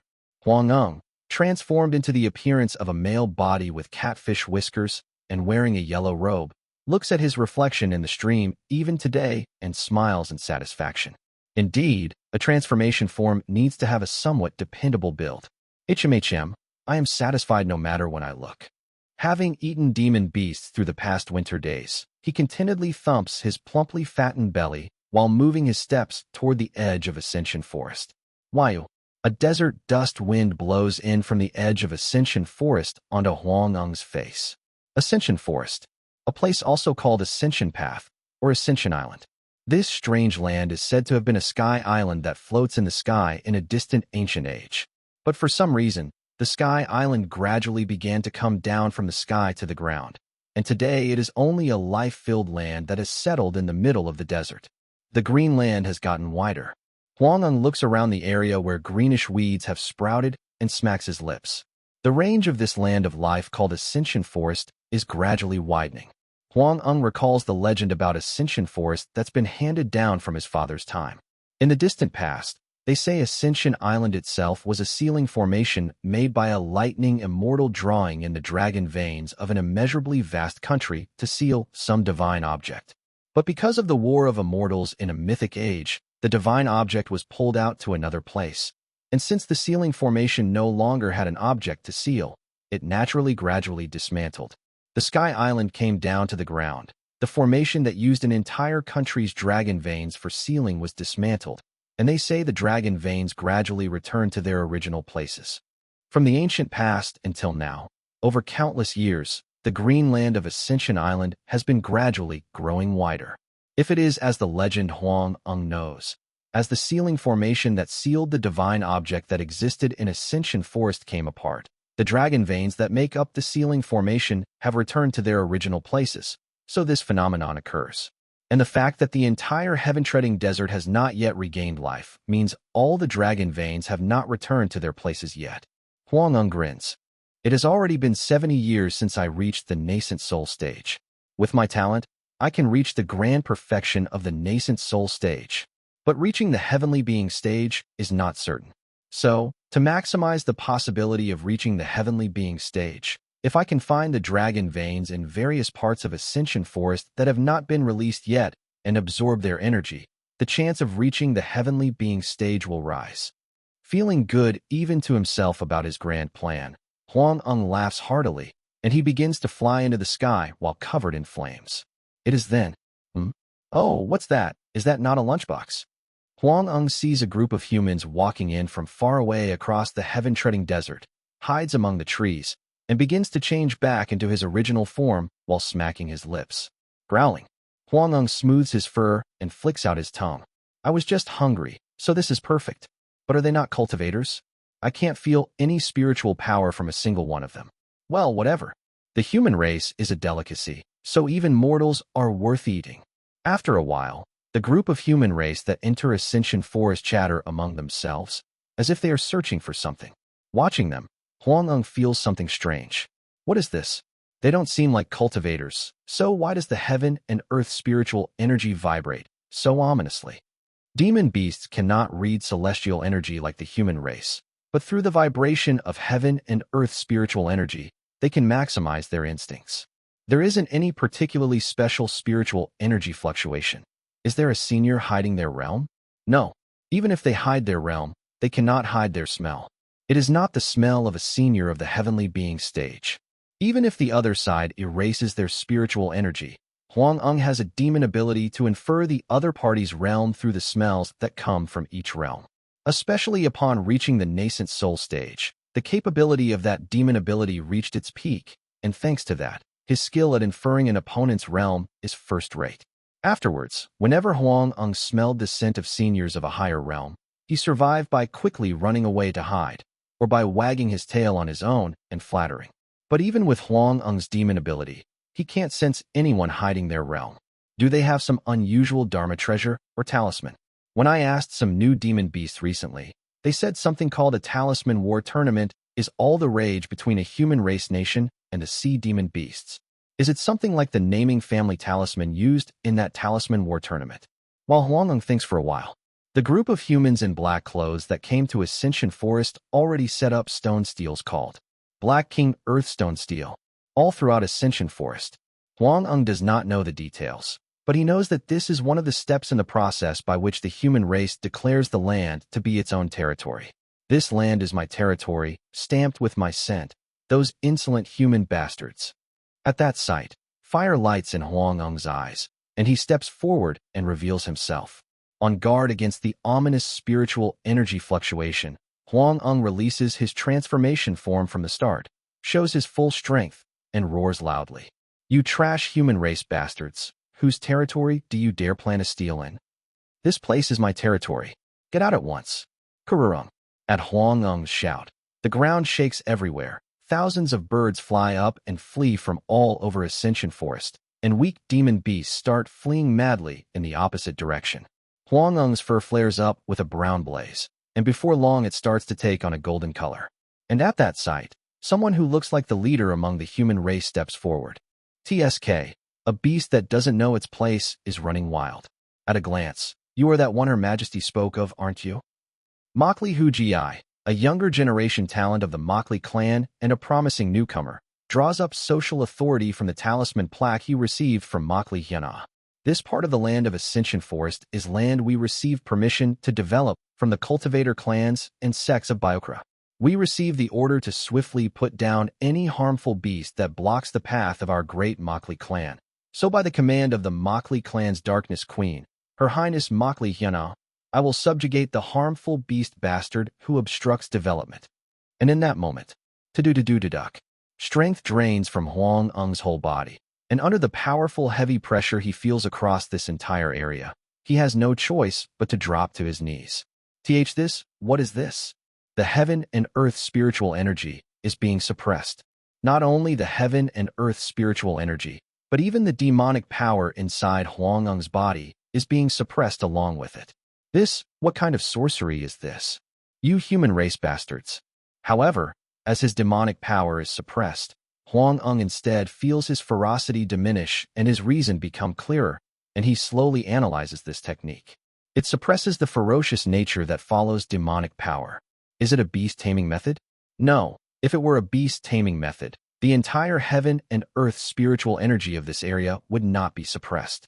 Even if I try to draw out demonic power, it won't rise. Is my consciousness okay? My consciousness is still relatively free, but it isn't completely free. Still, the fact that consciousness is the most free means there is a breakthrough if I go through consciousness. Huang Eng watches the humans around him raise spears and surround him, and his eyes gleam. Human bastards, now that I look, you aren't mortals. You are all cultivators. But even though you are cultivators, your spiritual power is being suppressed along with mine, is it not? What kind of stupid act is this? Do you believe a human can beat a bear without spells? Trusting those measly weapons. If a human and a bear fight, the bear wins. That is obvious common sense. Of course, if it is a human with a long weapon and a bear, it can be a fairly interesting fight. But that is only on the assumption that the bear is a beast without reason. Budu-de-doo-de-dook. Huang Eng draws up strength from his bulging muscles, uproots a nearby tree hole, strips off the small branches in one go, and sharpens the end into a spear.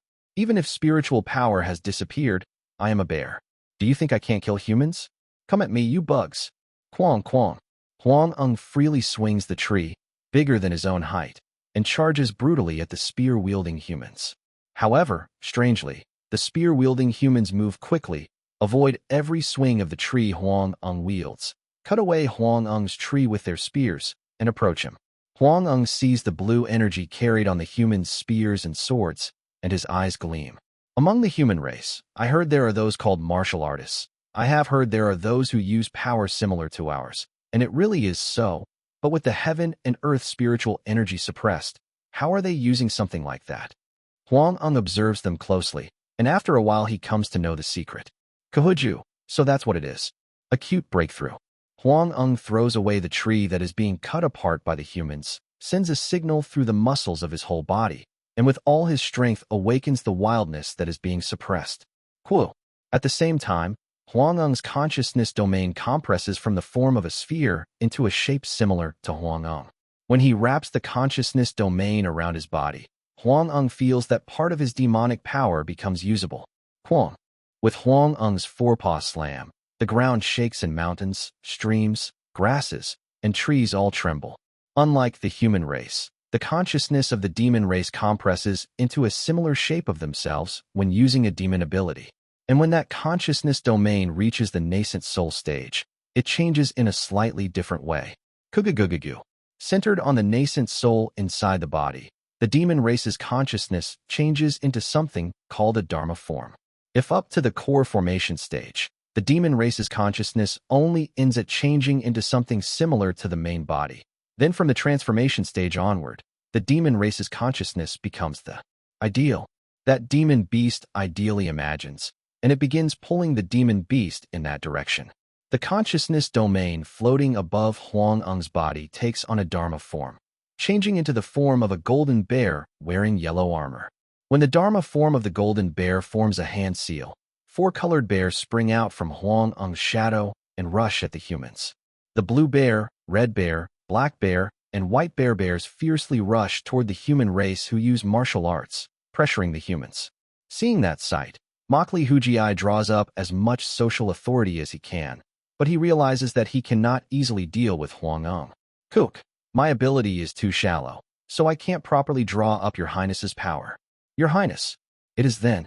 Black light gushes out from Makli Hujii's talisman plaque. His entire body becomes covered in darkness, and from within it, someone with a beautiful face springs out. Seeing that figure, Huang Eng flinches in surprise, and his eyes widen. That bitch is definitely the one I spared because that heavenly being stage senior left a mark back then. She was clearly at the level of a mortal back then. What in the world is this ominous spiritual energy fluctuation? And that method just now, of borrowing another human's body and incarnating here, it's a method you can't use unless you are at least in the core formation stage. Did she reach the core formation stage? Within just 100 years. Huang Eng rapidly rolls his brain. That heavenly being stage senior ascended, and I am now a demon beast of the transformation stage. So even if I kill her, Retaliation against me won't be easy. But that heavenly being stage senior specifically left a mark, and on top of that, she is a bitch who popped up within 100 years at the core formation level. Moreover, this ominous spiritual energy fluctuation and the strange power that suppresses the heaven and earth spiritual energy. Soon, he comes to a quick decision. I don't know what wicked sorcery she obtained. For now, let's run. Let's run, investigate more about her sorcery, and even if I attack later, it won't be. Do-do-do-do-do-do. Just as Huang-Ung sets up the 4 colored bears he summoned as shields and tries to soar into the sky to run away, an immense pressure crushes Huang-Ung, and Huang-Ung, who soars into the sky, drops right there and has to fall to his knees. Yuck. The heaven and earth spiritual energy presses down like mad, and dragged by it, Huang-Ung collapses there together. What is this pressure? Unlike Makli Hujii, who pressed down on the entire area, Makli Hyuna, who appears before Huang-Ung's eyes, seems to know how to concentrate pressure only on a specific region. Aoa. Huang-Ung shouts and begins to rise from where he is. If he concentrates demonic power and ferocity, if he uses the power of consciousness, it becomes able to resist to some degree. Even if you suppress demonic power, I am of the demon race and you are of the human race. Do you think you can overcome the difference in physical ability? Huang-Ung's voice booms, shaking the mountains and streams, the grasses and trees. I was going to use it when rising to the heavenly being stage, but I can't help it. Kururum. Huang-Ung's Dharma form seems to shine like mad. Then the yellow armor of the Dharma form shatters and begins sucking in the energy of the earth. Huang-Ung connects to the dragon veins of Ascension Forest, and he feels as if he gains inexhaustible power. At this moment, I am no different from the land god of this earth. Huang-Ung stomps his foot while resisting the unidentified pressure that suppresses the heaven and earth spiritual energy. Yururuang. An earthquake occurs, and all of Ascension Forest begins to shake. However, at that sight, Makli Hyuna instead grins and raises his whip. This rather works out perfectly.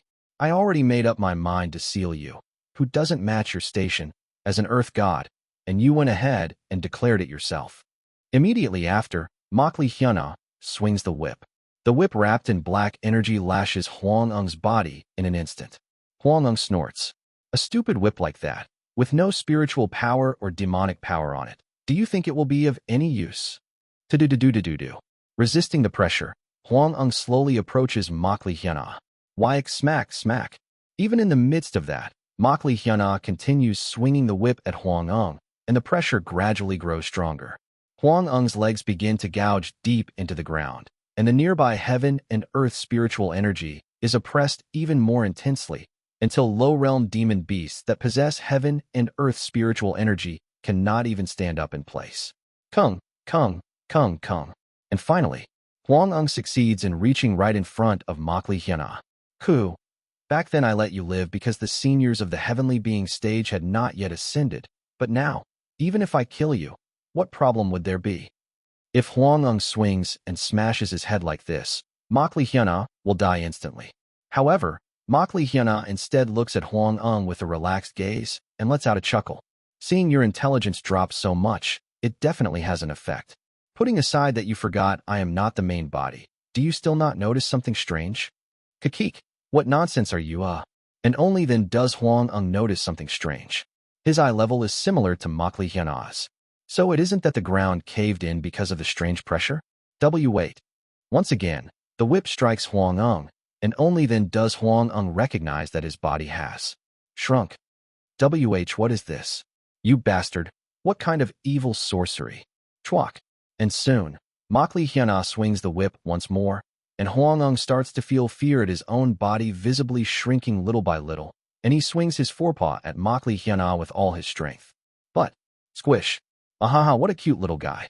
You've become a baby bear. Huang-Ung's blow, now so small it only reaches up to Makli Hyuna's knee, cannot deal him any damage at all. What is this?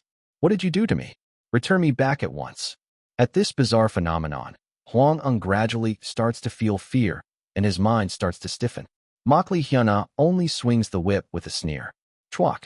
Huang-Ung's body becomes even smaller, and now he even feels his thoughts cut off and his body harden. It is as if he is becoming a doll. Great Master. Elder, please spare me. I was wrong. Only then does Huang start to desperately beg Makli Hyuna. However, Makli Hyuna, with a hardened expression, only swings the whip once again. Chwak. At last, when Makli Hyuna's whip strikes Huang again, Huang's tongue hardens too, so he can no longer say anything at all, and only then does he realize how he has changed. Earthen form. Huang has become a palm-sized clay figurine, tumbling about under Makli Hyuna's feet. Around him, the four-colored bears that Huang has summoned also become clay figurines far smaller than Huang, tumbling about nearby. Under the name of Makli Hyuna, king of the sea beast kingdom, I infect the vicious demon beast that occupied Ascension Forest as an earth god. From now on, the land god of Ascension Forest shall take on the role of drawing up the dragon veins and earth energy of Ascension Forest even further. Like so, the great demon beast Huang, who had been raising his realm by devouring demon beasts and people in Ascension Forest for a long time, is sealed into a clay figurine by Makli Hyuna. Contrary to his original intention of devouring the dragon veins, he ends up taking on the role of drawing up the dragon veins and earth energy even more. Are you watching from the heavens, Mr. Jiggle Mikhail? Makli Hyuna picks up the clay figurines and, with moved eyes, lifts the figurines up to look at them. Among the abilities of the Confucian family method, the greatest branches are four: oppression, expulsion, sealing, negation. And what Makli Hyuna used this time is an ability named Infeffing God's Right. Under the pretext of infeffing a powerful Yaogui or cultivator as the god who governs that region, it seals the Yagawi or cultivator into a clay doll. Take it. From now on, if you place these dolls in a place where earth power is lacking, and a local magistrate or social authority holder lashes them hard with a whip while holding a ritual, the earth power of that region will become abundant, and the dragon vein will grow stronger. Yes, Your Majesty. In a little over 100 years, the sealing will be undone again. So before then, don't forget to either throw them away in some remote backwater, or prepare an environment to suppress them, or if not, smash them. By your command, having turned his and Jiggle Mikhail's longtime enemy into a clay doll, Makli Hyuna releases the Confucian family method, takes out a flying magic artifact, and heads toward the center of Ascension Forest. After the Confucian family method became known to the world, countless sects and cultivator clans paid attention to its power. At first, because it was perceived as evil sorcery that suppresses the realm of immortal cultivation, all cultivation clans and sects panicked and tried to eliminate Makli Hyuna. But that fear soon faded at the information about the Confucian family method that the Makli clan sent out. That information was none other than the fact that the Confucian family method does not erase immortal cultivation realms and heaven and earth spiritual energy, but suppresses them. In particular, countless immortal cultivation forces welcome the fact that it suppresses heaven and earth spiritual energy. To suppress a realm of cultivation means that, among the many cultivation sects and cultivation clans, they can create an absolute neutral zone. Most of all, because it does not destroy but suppresses. If one releases the Confucian family method social authority, the heaven and earth spiritual energy that is suppressed becomes even more actively stimulated. Makli Hyuna's ruled sea region, that sea that people unofficially call Sea Beast Kingdom, originally had neither many resources nor any decent spiritual veins, but as a result of Makli Hyuna suppressing heaven and earth spiritual energy with the Confucian family method for decades, the dragon vein and spiritual energy beneath it became immensely invigorated. When the Makli clan revealed that fact, many cultivation forces instead came to think of the Confucian family method favorably. When one devotes oneself to immortal cultivation, it is only natural that the resources of heaven and earth gradually become depleted, and spirit veins and spirit stone mines also gradually decrease. But the Confucian family method suppresses heaven and earth spiritual energy for decades or centuries, restoring and strengthening the heaven and earth spiritual energy of the suppressed land. In other words, if one uses the Confucian family method to suppress land where heaven and earth spiritual energy is depleted and resources have disappeared, that land will gradually recover and heaven and earth spiritual energy will become active. If one then withdraws the Confucian family method afterward, that land becomes land where countless cultivation resources arise again. At that mysterious power the Confucian family method possesses, countless cultivation sects and cultivator clans not only tried to obtain even an inferior version of the Confucian family method from the Makli clan so their collateral lines can learn it, but even went as far as to request that Makli Hyuna govern the entire heaven-treading desert with the Confucian family method. It is only natural, as the heaven-treading desert is a desolate desert where the dragon veins are depleted and resources have been absent since the distant ancient era. More than a few people lament the utilization of that vast land. No matter how Ascension Forest is growing, the speed is too slow. But if Makli Hyuna's Confucian family method covers the heaven-treading desert, then even with only 1,000 years, the heaven-treading desert will be covered not by desert, but by lush forest and fertile land. As a result, the interests of countless cultivation forces aligned, and Makli Hyuna dispatched local magistrates to this Ascension Forest. I avenged Mr. Jiggle Mikhail's grudge, too, and even this Ascension Forest, which I couldn't tell what is what in the past, has now come under my management. Makli Hyuna arrives at the center of Ascension Forest while feeling the impermanence of time and his own power and influence that have changed in the meantime. It is the very spot where they first fell. Now what remains is only to ascend to go save Nuna. Even that is because many cultivation sects understand the value of the Confucian family method, so he will soon advance to a realm that corresponds to the heavenly being stage and be able to ascend. Makli Hyuna resolves in his heart to go up to the upper realm as soon as possible and rescue Li Xiaoa, and as if to gather his thoughts, he walks around the place where they fell in the far past. It is then, at the place where they fell, Makli Hyuna sees an old man with a goatee, wearing blue clothes and looking around the surroundings. What is this? I withdrew the Confucian family method, but I don't even feel spiritual power fluctuation. He seems like a mortal, but how did he even come here? Soon, Makli Hyuna finds the answer. Just like we suddenly fell here, did that old man also suddenly fall into this spot? Thinking whether the old man is the same kind of person as them, Makli Hyuna approaches him.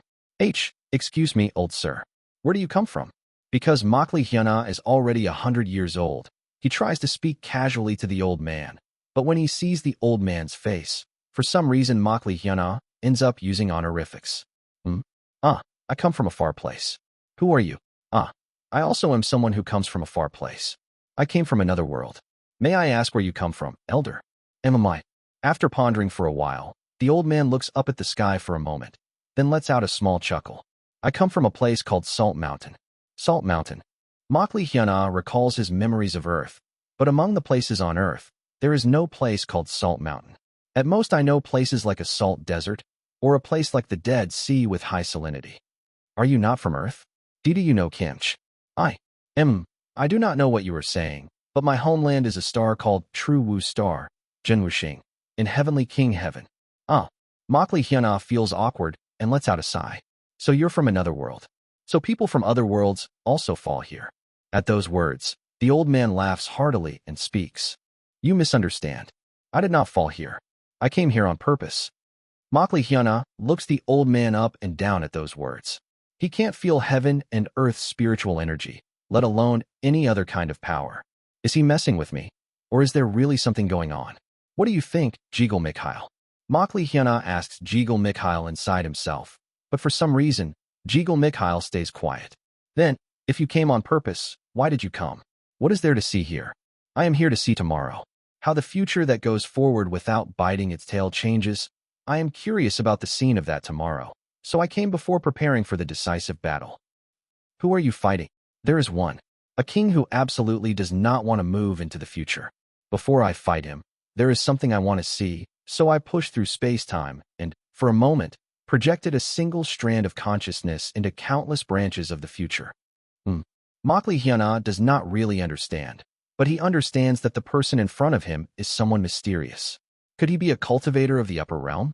They say an integration stage cultivator forms a dimension inside the body, so they can make it so that no spiritual energy fluctuations show at all. Once he recognizes that fact, Makli Hyuna feels cold sweat break out. Is he really an integration stage cultivator? An integration stage great senior? No way, right? Makli Hyuna swallows and asks the old man, Old sir, could it be you are an integration stage senior? At those words, the old man strokes his goat beard and seems to think about something for a moment, then speaks. How fun. When I have the decisive battle with him, I should say something about this incident once.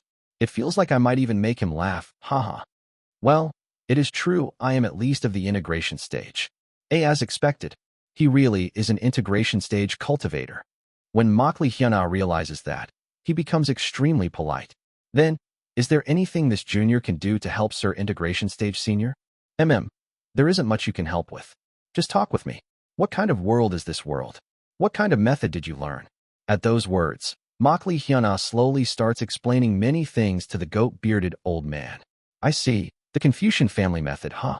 The research I did to negate immortal cultivation and make it easier to sense primordial origin passed on well. What did you say the name of this star is? It is called Punlai Star. Right.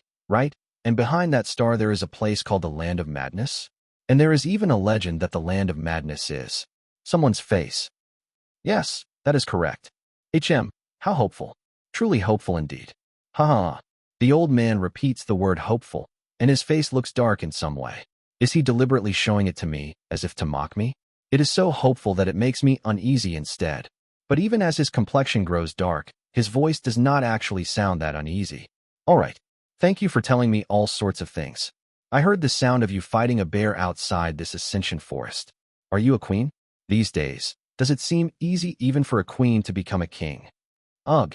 Makli Hyuna's face turns red, thinking that this integration stage great senior is teasing him. Even though there should be a consciousness domain, the fact that he calls him a queen means he must be teasing him. But it has already been about 100 years since Makli Hyuna learned the Confucian family method and has come to know the immortal cultivation system well. Knowing well what kind of being an integration stage great senior is, Makli Hyuna does his best to humor him. Yes, I am indeed queen. And these days queens are also enthroned well. Fine, if an integration stage senior calls me a queen, then I'm a queen. Damn it. I see. And now, you plan to build a great nation that suppresses the heaven and earth spiritual energy of a place called the heaven-treading desert at the center of this Ascension Forest? Yes. At those words, the old man strokes his beard and smiles faintly. Say, may I perhaps borrow your story? Borrow my story. As I listen to you, there is a story I want to make into a key that opens the gate to the place of the decisive battle. Your words mean, to fight my enemy, I must fight a certain gate, and as the key to fling that gate open, I want to take your story and create a world that moves according to your story, treating a whole world like a key. Indeed, this old man is without a doubt an integration stage great senior like in the legends. I am honored, but I do not know whether the story that someone like me tells is that great. Haha, you can feel that way. But listen, it will be fun. A country of Punlai where the immortal cultivation system does not exist. Only a few Yaowai use strange powers and chaotic spirits, and queens rule generation after generation. Truly, is it not a splendid future? At those words, Makli Hyuna carefully asks the old man, Elder, where do you come from, and how did you come here? And, I come from another world. What should I do if I want to return to my homeland? At those words, the old man smiles faintly and speaks. I came miraculously from a distant yesterday, and your going back should also be a miracle. Chapter 827, Side Story, Nation Founding, 5. Miracle? Pat. Makli Hyuna cannot understand what the words mean, but as they end, the old man with a goat beard shines a pure white and disappears right before his eyes. Makli Hyuna extends his consciousness and tries to find the old man, but he nowhere to be seen. And my goodness, he disappeared beyond my consciousness domain in an instant. Did he leap over space? As expected of an integration stage senior. Makli Hyuna gapes at the integration stage senior's authority, then bows at the place where the old man disappeared and offers his respects. Mr. Jiggle Mikhail, can we also reach that realm someday? What are you talking about? It seems that Jiggle Mikhail, who is nothing more than Jiggle Mikhail inside him, does not understand, but Makli Hyuna does not care at all. And then, Makli Hyuna sees a dull radiance flying in from beyond that Ascension Forest, from the direction of the heaven-treading desert. It is a cultivator from the Makli clan. Inside the dull radiance, Makli Huiol, who has now reached the grand perfection nascent soul stage, is descending. Taoist Makli Huiol, you came to help. But you don't have to worry. I repaid my grudge with my own hands, and the subordinates are smoothly taking control of Ascension Forest as well. Ho ho, that is fortunate. I believe in you. I came here not to help Daoist, but only to see someone whose face I have not seen for a long time. Oh well. Makli Hyuna scratches his head awkwardly. When he thinks about it, he realizes that after the last war with the righteous Dao Immortal Sect Alliance, he hasn't really seen his face much.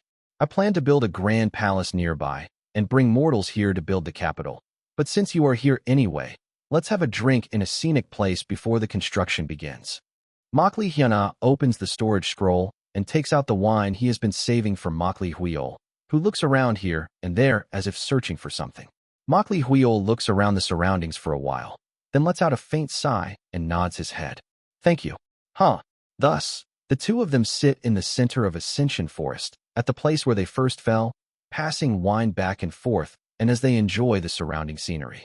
Time flows in impermanence.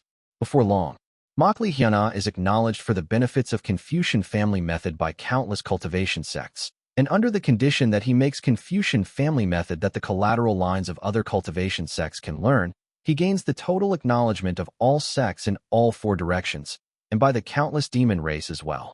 Makli Huiol helps Makli Hyuna create Confucian family methods at his side. No, more accurately, when Makli Hyuna tells him the essence of the formula of the Confucian family method, Makli Huiol uses that as the framework and creates the Confucian family methods one by one. Thus, in exchange for the Confucian family methods, Makli Hyuna founds a nation in the center of the heaven-treading desert and succeeds in ascending the throne as a true king. He finally succeeds in rising to the realm corresponding to the heavenly being stage. Kururung. Swa. Fortunately, the heavenly tribulation of the heavenly being stage is an ordinary natural disaster. However, rain pours down over the entire desert for 49 days, and because of that, from the first year of the nation's founding, Makli Hyuna has to sigh as he watches the desert become a sea. According to Makli Huiol, the heavenly tribulation is only of this degree because he received acknowledgement from many nations and forces and then founded the nation. If his acknowledgement and social authority was less, he would have suffered a far more terrible calamity. In the early days, the heaven-treading desert is nothing but a desert. But after rising to the realm corresponding to the heavenly being stage, Makli Hyuna, who has far stronger suppressive power over strange forces and chaotic spirits, captures demon beasts or devilish cultivators who do not communicate reasonably, seals them into clay dolls, beats them, draws up the vitality of the earth in various places, and makes rainfall. Moreover, due to the characteristics of pacifying myriad demons under heaven's survey, the people of Makli Hyuna's nation are mostly all of the demon race, so they have bodies far stronger than the human race. And even in the harsh climate of the desert, they only find it a bit difficult and do not suffer to the point of death. Several decades pass. Thanks to Makli Hyuna and the demon race under his command drawing up the vitality of the earth of the entire desert, activating heaven and earth's spiritual energy, and reclaiming the land, before long the heaven-treading desert becomes not a desert, but a plain. Small grasses sprout up here and there, and the brown desert turns into a faintly green land. Of course, since the earth's vitality and the spiritual veins have not fully returned yet, if one digs a little beneath the grasses, a layer of sand shows again, making it an incomplete plain. In order to resolve this, Makli Huiol proposes one plan. Your Majesty, in my opinion, it seems to be because the nation does not have proper mountains and rivers. Therefore, please create mountains and rivers in the nation, so that the land becomes naturally more and more fertile. It seems it will be an enormous construction project. But even if we set mountains aside, there isn't even a proper water source for rivers, is there?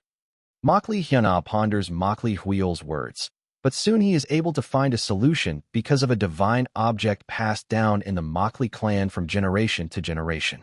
This is the secret treasure passed down in the main family, the clear scale armor. They say it is the tears shed by the legendary immortal beast Xieji. It is itself a treasure that contains immense water energy. So if you pile up mountains and pour the Xieji's tear into it from above, surely a river that covers the entire nation will flow down. How could I dare accept something this precious? It is a decision made by the main house. Please accept it. All right. Makli Hyuna receives the Xieji's tears that Makli Huiol hands him and gives the order to pile up a mountain in the center of Ascension Forest in front of the royal palace. Afterward, countless demon beasts, following Makli Hyuna's command, lift up Ascension Forest itself which has fallen to the ground, and create a gigantic mountain. Makli Hyuna lets the Shieji's tear fall from the top of that mountain, and then an enormous torrent of water surges up and flows down below the mountain.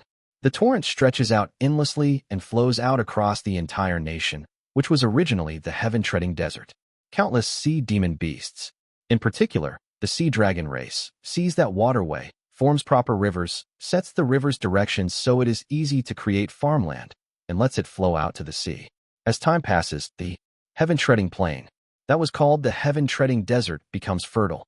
Makli Hyuna, who takes his seat atop the gigantic mountain range in the center of the heaven-treading plain, changes the national name at that point. Not the Sea Demon Nation, where sea demon beasts live, but the biggest nation on this Punlai star. The most flourishing nation that can represent the entirety of Punlai star. He names it Punlai Kingdom. Punlai Kingdom becomes, at the same time, the most prosperous and strongest nation in all of Punlai star, and a nation where countless monsters and humans can live in harmony. And because the Confucian family method is spread across the entire territory, it becomes a kingdom where cultivators cannot casually lay their hands upon mortals. Makli Hyuna brings the most outstanding children among the collateral branches of the clan as successor candidates, makes the children with the greatest governing ability compete with each other, and then begins preparing for ascension. This happens in the year that marks 200 years since Makli Hyuna came to this Punlai star. Punlai Kingdom Royal Palace.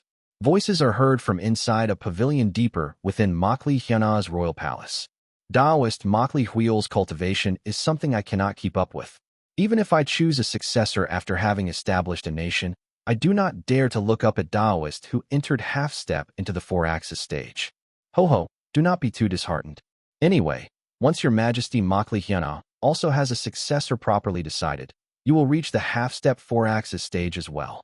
It is fine if you call me Taoist again. I am slowly going to hand over the throne. And since I am going to ascend to the Heaves, Sunten, before the successor is decided anyway, it seems I will only reach the half-step 4-axis stage after I reach the upper realm. Ho, by the way, who do you think will become the successor, Taoist? Makli Hyuna looks over the candidates on one side of the pavilion. The likely ones are Makli Donald's son, Makli Potter, Makli Bayul's son, Makli Songyin, and Makli Siohai, who comes from a collateral branch of the clan. It seems to be those three. In terms of ability, Makli Siohai is the most excellent. Indeed, but will Taoist really not clearly decide among those three before you go? It is unfortunate, but all three are so outstanding that I cannot decide. So after I ascend, I've decided to leave it to the Council of Elders. Grand Council Lord Makli Hyesio said she will help. Grand Council Lord Makli Hyesio is also running out of lifespan. I did not think she still wouldn't have advanced. It is unfortunate. TSK indeed. Makli Hyuna gives a bitter smile as he recalls her, who hasn't advanced to the nascent soul stage, and whose lifespan is running out in the core formation stage. After I go to the upper realm, it would be good if I can obtain a great method or spiritual medicine for lifespan extension and send it down, but it will not be easy. Indeed, in the upper realm, it is not easy to interfere with the lower realm. The higher the cultivation realm becomes, the more so. Even senior Makli Chionese, after her realm rose beyond a certain level, found it difficult to even perform divine descent to Taoist, who has the extreme ghost path body. Tisk. Makli Hyuna scratches his head and smacks his lips. Why is it difficult for grand cultivators of the upper realm to interfere with the lower realm? Why does such a phenomenon happen? Well, maybe it is something the world has decided so that one does not commit too much tyranny. Ho. By the way, has Taoist decided when to ascend? The sooner the better. I have to save my older sister. So, I have planned it for 10 days from now. Good. It will soon be the time when the space storm of Avicii stabilizes, so if you go then, it will be suitable. The weakness of Confucian family method is that there is not much to receive help from at the time of ascension, so I will rely on Taoist Makli Hui. Of course, please do not worry. I have already prepared everything for Taoist Makli Hyuna's ascension. Thank you. Thanks to Taoist, I will not have a hard time against the monsters of Avicii.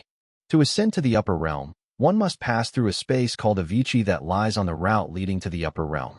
It is a space that, in the distant past, was called the interdimensional void, and it seems to be a mysterious world that is endlessly transparent and filled with bizarre things. Thus, Makli Hyana sets plans for how to face the monsters of Avicii and for several days, looks around Penglai Kingdom and puts his mind in order.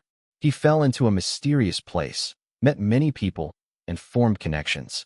He learned strange methods, learned the Confucian family method, became the king of a nation, and ruled the nation for a span of 200 years. To say he has no emotion would be a lie, but strangely, when it becomes time to leave, all of it feels like nothing more than a dream of one moment. Life is impermanent. Makli Hyana looks back on the past 200 years and spends the last 10 days well. 10 days later, to engrave his final social authority, Makli Hyana summons all great and minor officials, and wise old men and monsters from each region, and stands before them in front of the palace. Having lived 200 years as the king of Penglai Kingdom, this king, Makli Hyana, now returns to the heavens and plans to protect the nation from the heavens.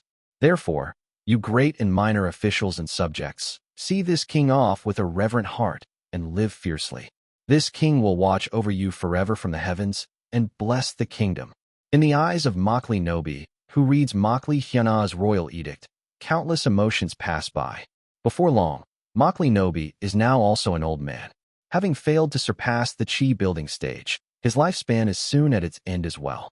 Farewell forever. With this as the final edict that this one bestows upon you, the myriad people, this one shall now rise to the heavens. At the same moment, Makli Hyana's final edict bursts out from Makli Nobi. Flash. Makli Hyana's body is wrapped in light and begins to float up into the sky. The way a cultivator of the Confucian family method ascends is simple. With the power of expulsion, one of the abilities of the Confucian family method, he expels even himself, the last strange power and chaotic spirit left in the kingdom, and ascends by eliminating all strange powers and chaotic spirits in the kingdom. Makli Hyana looks down at the great and minor officials looking up at him, and at the many old men and monsters gathered at the palace, and waves his hand. And far below, Makli Nobi also begins to wave his hand. Following Makli Nobi, countless great and minor officials and people wave their hands to Makli Hyana. May you have health. Your Majesty, please preserve your jade body. Be in health, Your Majesty. Makli Hyana, wrapped in light as he expels himself, smiles toward them, and then turns his back. With that as the end, Makli Hyana's form is completely covered in light and flies out beyond Penglai Star. Makli Hyana ascends like that. After ascending, Makli Hyana receives the regnal name Tahian Great King, Tai Shandong, from a later king, and with the record that he suddenly ascended to the heavens, Sunkan. In Tahian year 200, he remains forever in the hearts of later people of Penglai Kingdom. TL/N, ascend to the heavens, Sungtan, is saying that also means passed away. Kugagugagu. Makli Hyana reaches Avicii, and, pushing through bizarre dimensional veils that shine in all of the heaven's natural colors, approaches Makli Huiol, who has already reached the place ahead of him. Damn. Having come to a place where the power of Penglai Kingdom does not reach, it feels like I am going to die. The end of the Confucian family method is, in the end, to ascend by expelling even oneself, the last strange power and chaotic spirit, and by ascending to the heavens.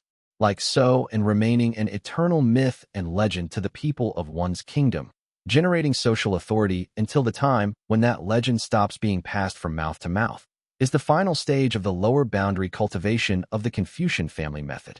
If it succeeds, he can receive an endless supply of social authority for a very long time. But there is the drawback that immediately after expelling himself, his own strength partially weakens. One basically should not ascend unless they receive the help of an immortal family method's cultivator. This is really.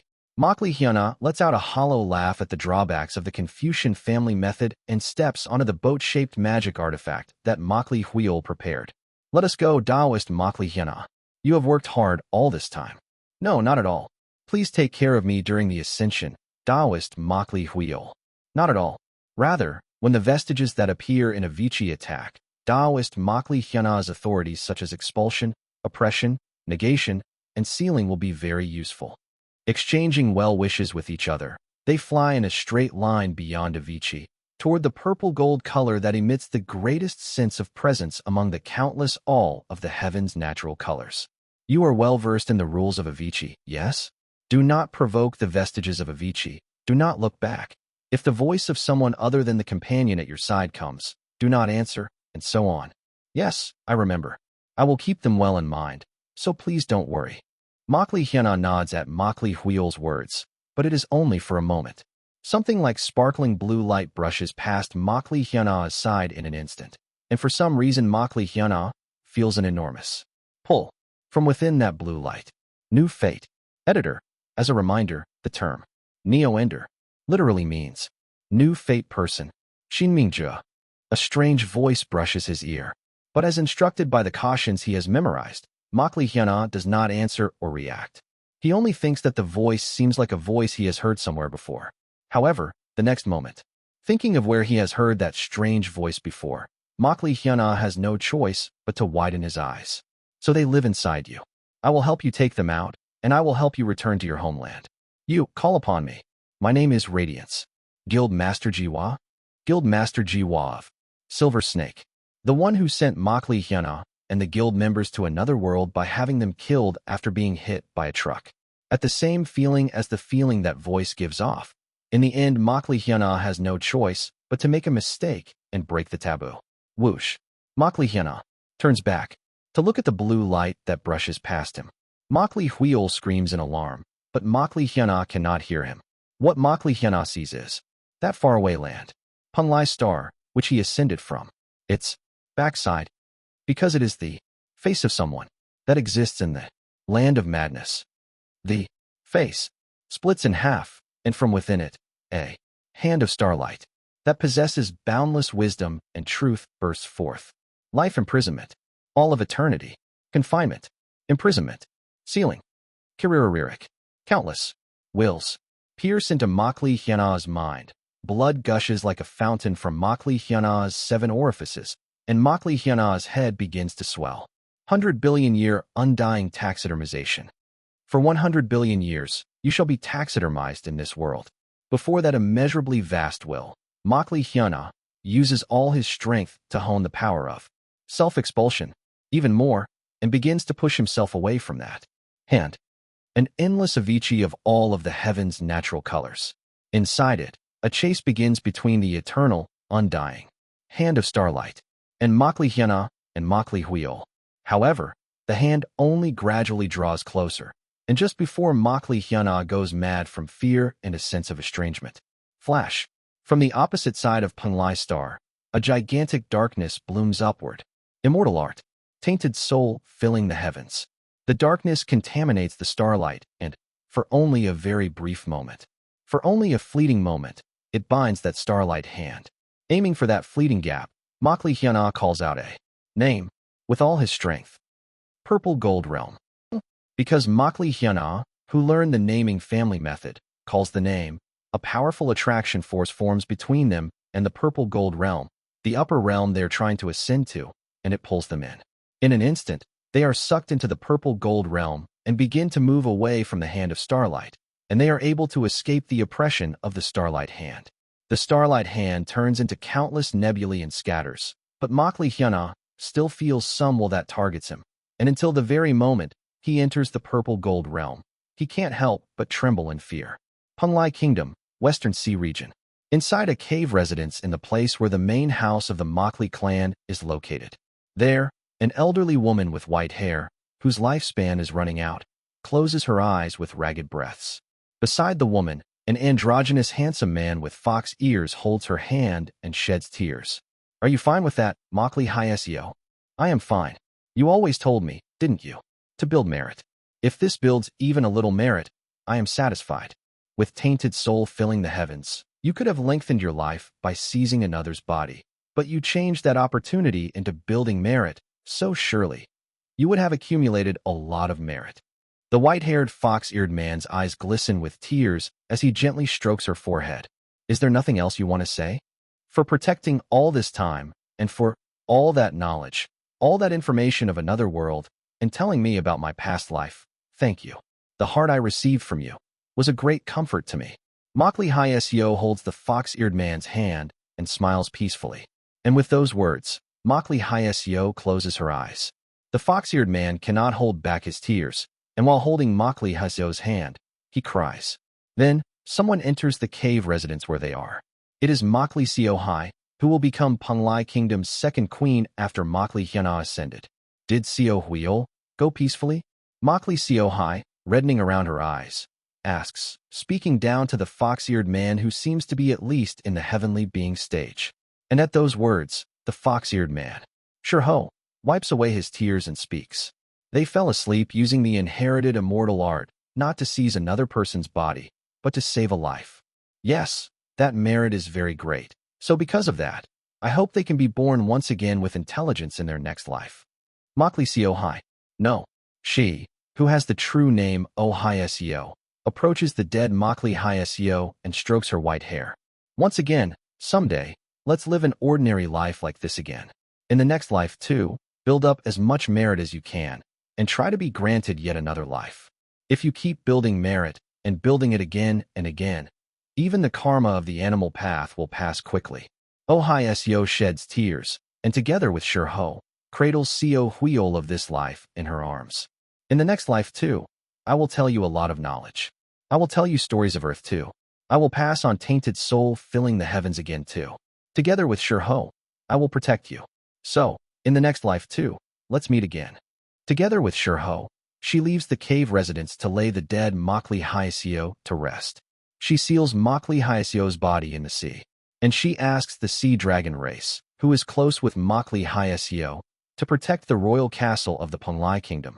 Like so, the story of the sea dragons, who come to protect the palace generation after generation to mourn the one the second queen of the Penglai Kingdom loved, continues without end to be passed down through the kingdom. Chapter 828. Side Story, Purple Gold Realm, 1. Center of the Purple Gold Realm. Inside Banta Castle, inside the central pavilion. There, someone opens his eyes. Such a strong fate, astonishing. Has someone with a fate this strong ascended from the lower realm again? Is this the new fate that rumors have been going around about among the true immortals lately? He gives a grim smile and laughs in the darkness. This time is certain. 3 fates this strong. I also made thorough preparations, and I even spread barriers across the entire realm so that the star-shattering stage esteemed ones absolutely cannot escape. This time, I will definitely succeed. This time, clenching his trembling right hand and grinding his teeth, a fierce gleam shone from his eyes in the darkness. I have been sitting in this place for 40 billion years. I must not fail again. This is the last time. If I still cannot succeed this time, I will not forgive it. Hand over the opportunity to me, one chi of the primordial chaos. Inside Banta Castle, at the center of the pavilion, the man in the darkness looks up at the starry sky and clenches his fist. In many middle realms, there is a place called a Void Spirit Pond. The Void Spirit Pond is the place that serves as the flying immortal platform that connects to the lower realm. And it is also said that in the distant past, when there was no flying immortal platform, the Void Spirit Pond served as the flying immortal platform. And above one Void Spirit Pond in the Purple Gold Realm, light flashes, and 2 people and a broken boat-shaped flying magic artifact reveal themselves. Kihyok, Kik. It is Makli Huiol and Makli Hyuna, who have just ascended from Penglai Star. Makli Huiol spits blood and looks around, and as if he recognizes that they appeared above a Void Spirit Pond, he hurriedly grabs Makli Hyuna, uses escape light, and flees outside the Void Spirit Pond while holding him. Isn't this the flying immortal platform of the Purple Gold Realm? Why is there nobody here? Confused, Makli Huiol looks around with a puzzled expression and grasps the situation. At the last moment, did we hit the realm barrier of the Purple Gold Realm and get bounced out from the place that was our original target? TSK. For now, there seem to be no humans around, so we should hide while we figure out what's going on. Carrying the unconscious Makli Hyuna on his back, Makli Huiol uses the flying escape technique and flies around the area. In an instant, Makli Huiol arrives at a village more than 1,000 li away and frowns. Are they in the middle of a war? Why is everything in ruins? While thinking this and that about the situation in the Purple Gold Realm, Makli Huiol first goes inside an abandoned house in the ruined village and lays Makli Hyuna down. After doing so, he takes out Makli Hyuna's beast scroll and brings out his demon beast that ascended together with Makli Hyuna. Come out, Badger. Rabbit 7 heavenly lords. Flash. At the same time, 1 raccoon and 7 rabbits appear from Makli Hyuna's beast scroll. The raccoon has already become as tall as a person, and is at realm where a faint pressure of demonic power can be felt. Both the raccoon and the rabbits have reached the core formation stage. Makli Huil asks the raccoon demon beast, Badger, for a favor. Miss Badger, could you please scout this area nearby? Leave it to me, my lord. Badger laughs with a hee, takes the rabbits, and quickly runs out into the surroundings. After some time, Makli Huil is able to hear the information Badger brings back. I asked small demon races like mouse demon beasts or pigeon demon beasts nearby. They say that a few days ago, the demon race and human race cultivators waged war and then left, so there is nothing nearby. They say powerful forces collided with each other, laid waste to the entire area, and flew south, so it seems they will not come back again in the near future. I see. Thank you, Miss Badger. Then this one will recover body and mind. So I ask you to be my law protector for just a few days. Yes, just leave it to me. After finishing his words, Makli Huil takes out formation flags and formation plates inside the abandoned house and sets up a protective formation, then takes out bedding and fire attribute spirit stones from the storage scroll, warms the space, takes a healing medicine, lies down, and falls asleep. It seems he is trying to relieve the fatigue that has piled up during ascension. Watching that sight, Badger stands beside Makli Huil and looks at Makli Huil with a meaningful look in her eyes. Strange. He acts as if he has no memories at all. Did he really seal his memories completely? Badger roughly lifts Makli Hyuna, covers him well with the blanket, and looks at Makli Huil. I hope you regain your memories quickly. With her fluffy tail, Badger lightly brushes across Makli Huil's face, and for a while she stands guard to protect them as they sleep. In the darkness, Makli Hyuna suddenly sees a blue light floating before his eyes. He can tell, the thing that, at the time of ascension, made Makli Hyuna turn back. It is the light emitted by a voice that carries the same feeling as Guildmaster. Silver Snake. Jiwa, who are you? What relation do you have with Guildmaster Silver Snake? And at those words, laughter bursts out from the cluster of blue light. For some reason, it sounds like a hollow laugh. Silver Snake? Silver Snake, you say? Ha ha ha. I see. So they went to your world. What? The tone is as if it knows Guildmaster Jiwa. At those words, Makli Hyuna's pupils constrict tightly, and he opens his mouth toward the blue light. What do you mean by that? Do you know Guildmaster Jiwa? Jiwa? Truly a name I have not heard in a long, long time. They go around revealing their name carelessly to the point even you, an ordinary person of that world, heard their name. They completely forgotten our mission and spirit. Is it? How lamentable. TSDS. As if enraged, the wavering of the blue light grows stronger. Makli Hyuna feels his eyes start to ache. His head feels like it is going to swell. It feels the same as when he saw the hand of starlight. Kukik. Enough. What is the point of the lament of the defeated? Right. How are they doing? From the fact that even you, who was originally a mortal and only received talent, know their name. They surely made a name for themselves in that world. Did they conquer a country? Ruin it? Start wars? Restore order? Up. At those words, Makli Hyuna feels a bit at a loss for excuses about what he should say. He is not Guildmaster Jiwa, yet for some reason he feels a little sorry to answer exactly as it is.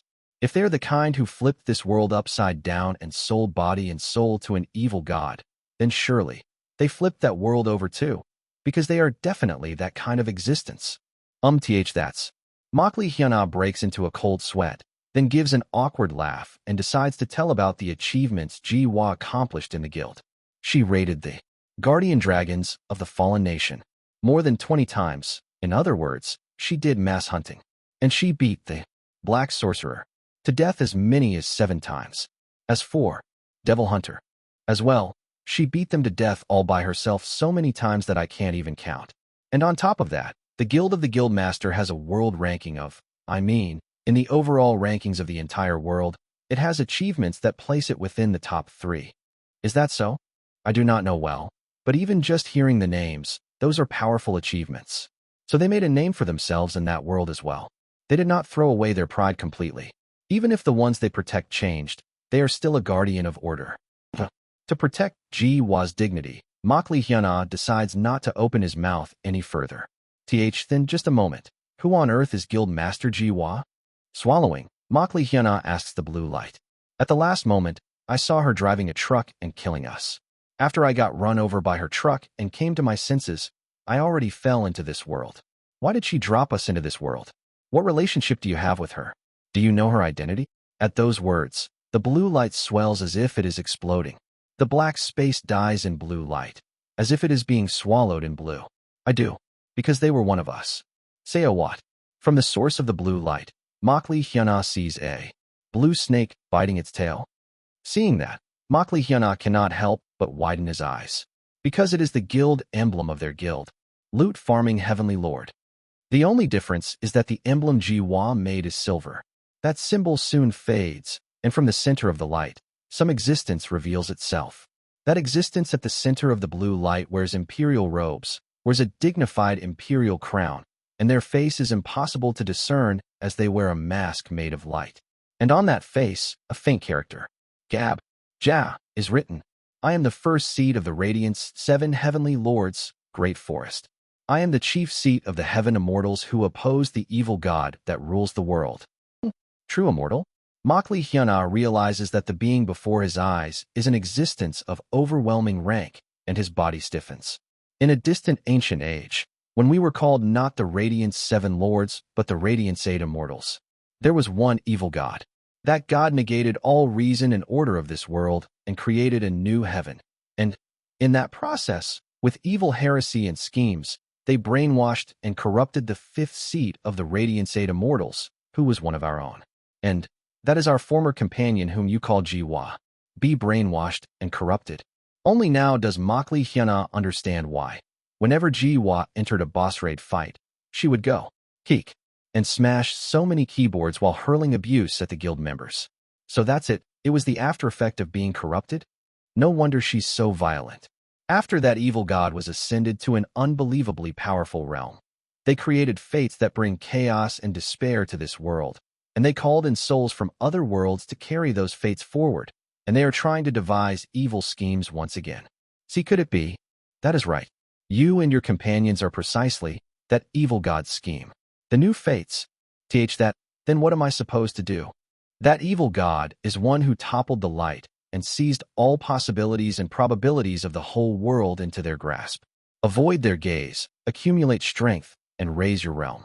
If you can ascend to true immortality, then we, the Radiant's 7 lords, will surely make you break free from the evil god's grasp.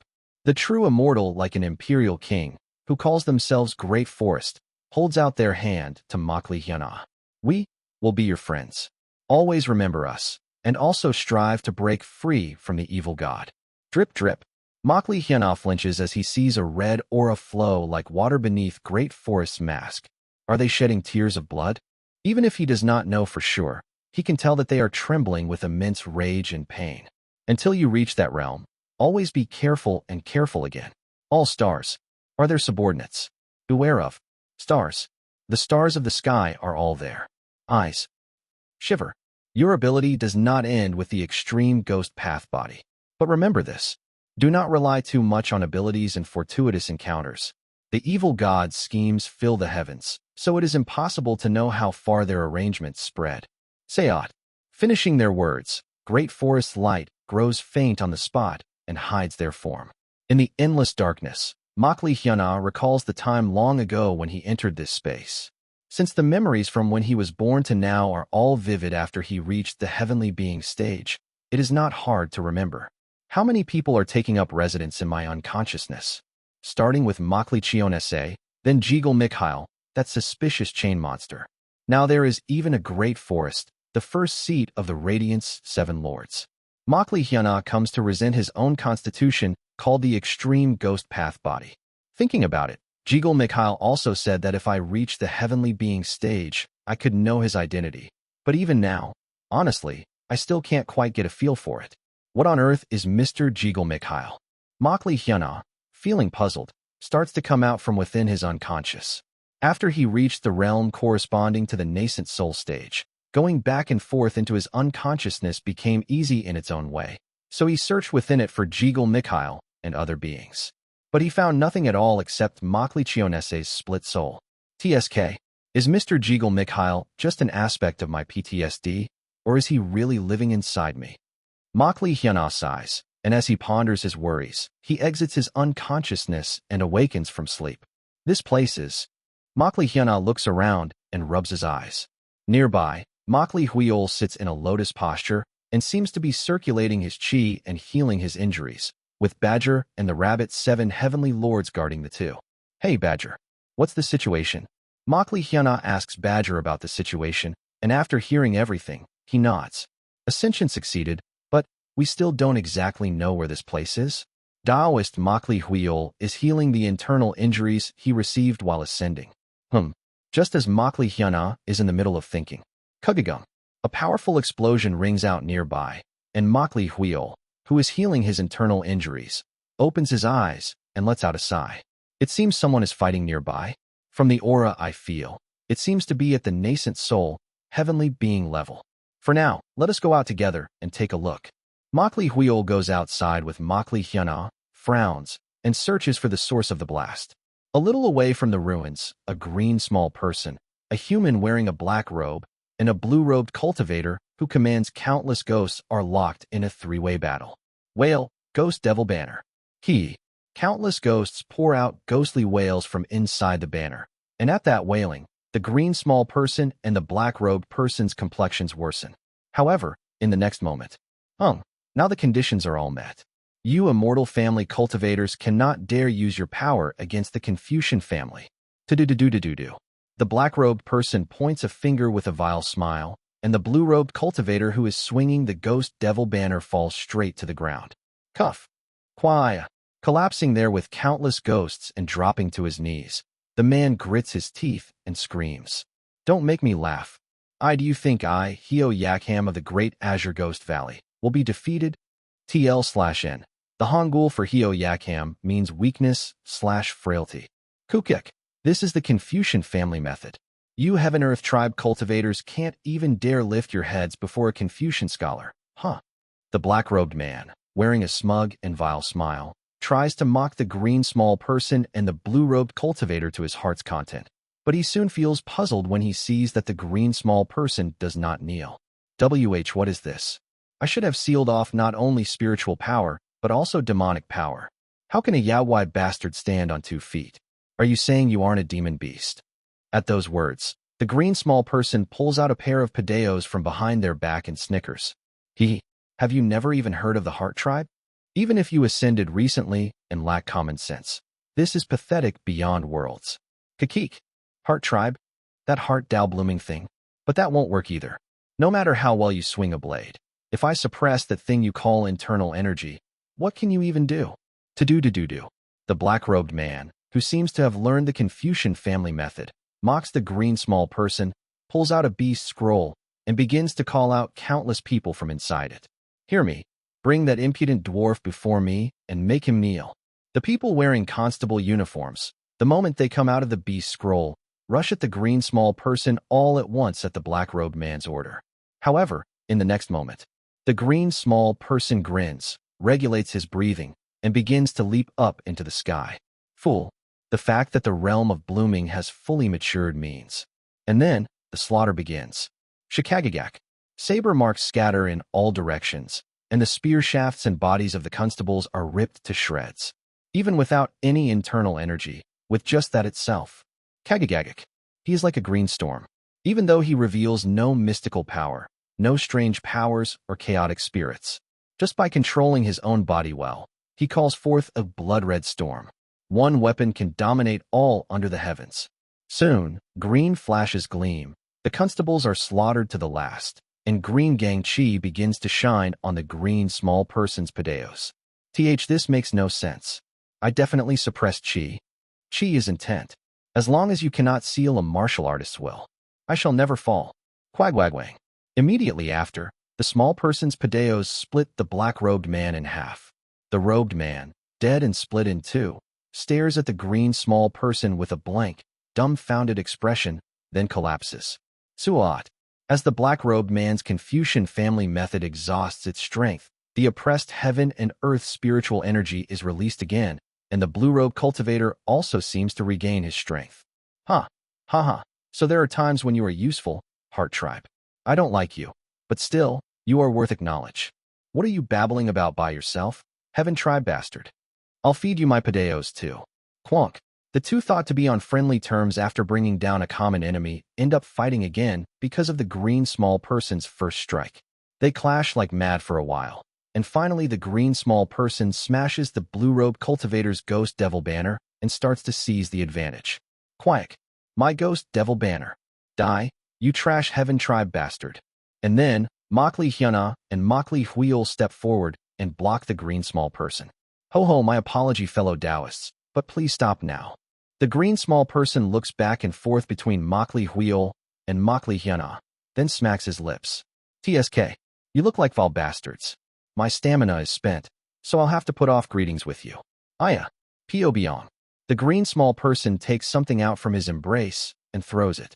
Smoke billows thickly all around, and the small person runs away beyond the smoke bomb. This smoke interferes with the flow of consciousness. Makli Hyuna frowns at the power of the smoke, then walks up to the blue-robed cultivator, who grows gloomy after losing his Dharma treasure. Are you all right, fellow cultivator? Ah, you are fellow heaven tribe Taoists. Thank you very much. Ah, one chi of the primordial chaos. The blue-robed cultivator shows courtesy to the two and briefly mutters something like a prayer. You too, judging by your aura, seem to have just ascended. Is that not so? Ho ho, you have keen eyes. That is right. We just ascended from the nearby void spirit pond, and it is a bit bewildering that it's a place like this the moment we ascended. Could you tell us what is going on? Of course. First, in this purple gold realm, war between countless forces never ceases. That is why everywhere in the world is a complete mess. Still, they usually do not touch places where a flying immortal platform is, but as the war grew larger, it seems even the Star Master jurisdiction, where the flying immortal platform was, got swept away completely. I see. Which force are you a cultivator of, Taoist? While continuing his explanation, the blue-robed man seems to remember something and offers them a belated greeting. Ah, I apologize. I am late in introducing myself to my benefactors. Thank you truly for saving me. I am Hio Yakham, Xiaojian, of the Black Ghost Valley. Including the Black Ghost Valley I belong to, many Heaven Tribe, Earth Tribe, and Heart Tribe cultivation sects belong to a force called the One Chi of the Primordial Chaos Religious Order. One Chi of the Primordial Chaos Religious Order. Yes, it is one of the personifications of the laws of the immortal family, the progenitor owner of heaven and earth. Rather than an actual personal god, you can think of it as a concept. Oh, I see. Since it has come up, would you perhaps like to join the One Chi of the Primordial Chaos Religious Order? If you join, I can refer you as one who is affiliated with the One Chi of the Primordial Chaos Religious Order, but Hio Yakham urges them to join the One Chi of the Primordial Chaos Religious Order and take something like a membership form out of his embrace. The joining procedure is simple. If you just stamp your handprint here and leave your aura, you will be recognized as half affiliated with the One Chi of the Primordial Chaos Religious Order. For formal joining, you must go to the cult decree, though. Makli Hyuna looks at the part of the form where one is meant to stamp a handprint. There, a nebula filled with countless starlight is drawn. Shiver. Makli Hyuna recalls Great Forest's words who wanted him within his unconsciousness. The stars in the sky are all the evil gods' eyes, and even the hand of starlight that chased after them. Hio Yakham says that One Chi of the Primordial Chaos is not a personal god, but a personification of a law. But Makli Hyuna cannot hide a deep sense of ominousness. Is the existence called One Chi of the Primordial Chaos, not that existence called the evil god? Is the One Chi of the Primordial Chaos truly just a personification of a law?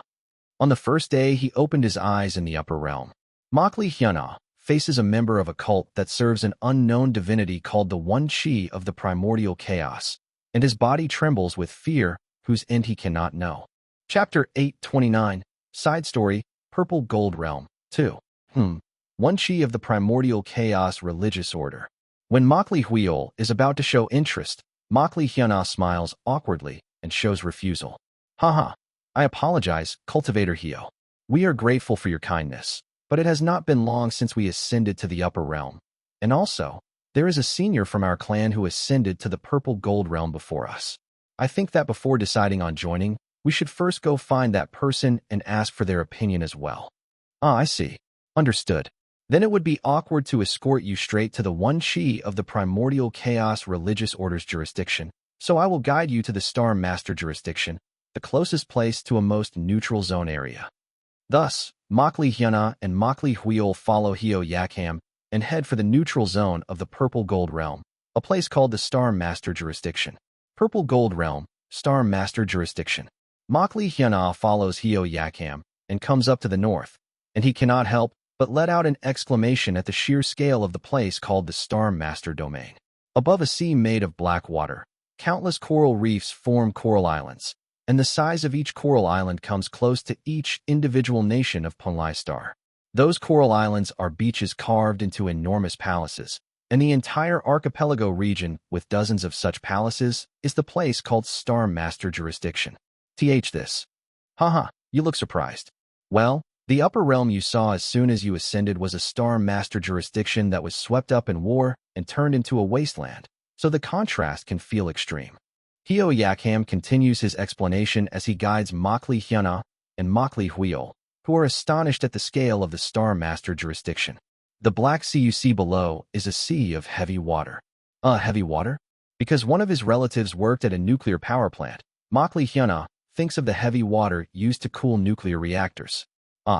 As for what heavy water is, they say it is water that has a bit more components added to the basic atoms that make up water compared to ordinary water. By a little more. You mean? Well, I do not know the details, but they say that the Sacred Master's pain and poison of resentment became a curse, mixed into the water, and made the water heavy, which is what we call heavy water. All of the Purple Gold Realm seas are made of this heavy water. Deep under that sea of heavy water, countless spirit medicines grow, including the molting sea cucumber that is a specialty of the Purple Gold Realm. Of course, because the resentment poison of the Sacred Master that is mixed into the heavy water is so great, it isn't easy to obtain. Makli Hyuna parts his lips at the ability of the being called the Sacred Master. What kind of existence are they, that with only a slight amount of suffering they can turn an entire sea into heavy water? Is this the Sacred Vessel stage? As Makli Hyuna lets out an exclamation about an existence called a Sacred Vessel stage, Sacred Master, Hio Yakham takes the two to one of the coral castles. Countless demon race, human race, and other races are seen going in and out through the many holes bored into the coral castle, using flying magic artifacts or escape light. Be careful not to collide. First, I will help the two of you receive the basic identity token of the Purple Gold Realm. If you just use an energy-extracting magic artifact to detect the chi of the lower realm and prove that you ascended, you can receive it right away, so you don't need to worry much. And besides that, I will also explain the basics of the Purple Gold Realm to the two of you. Hio Yakham brings the two further inside the coral castle, to a place that looks like a market, and buys a jade slip inside the market. If you breathe spiritual energy into it, the information inside will come into you. This is a complete map of the Purple Gold Realm. It might be good for you to take a look once and grasp the situation. Makli Hyuna breathes into the jade slip the spiritual energy he has gathered with the naming family method, and soon, countless geographical information of the Purple Gold Realm begins to flow into Makli Hyuna's consciousness. The Purple Gold Realm is broadly made up of 9 sectors.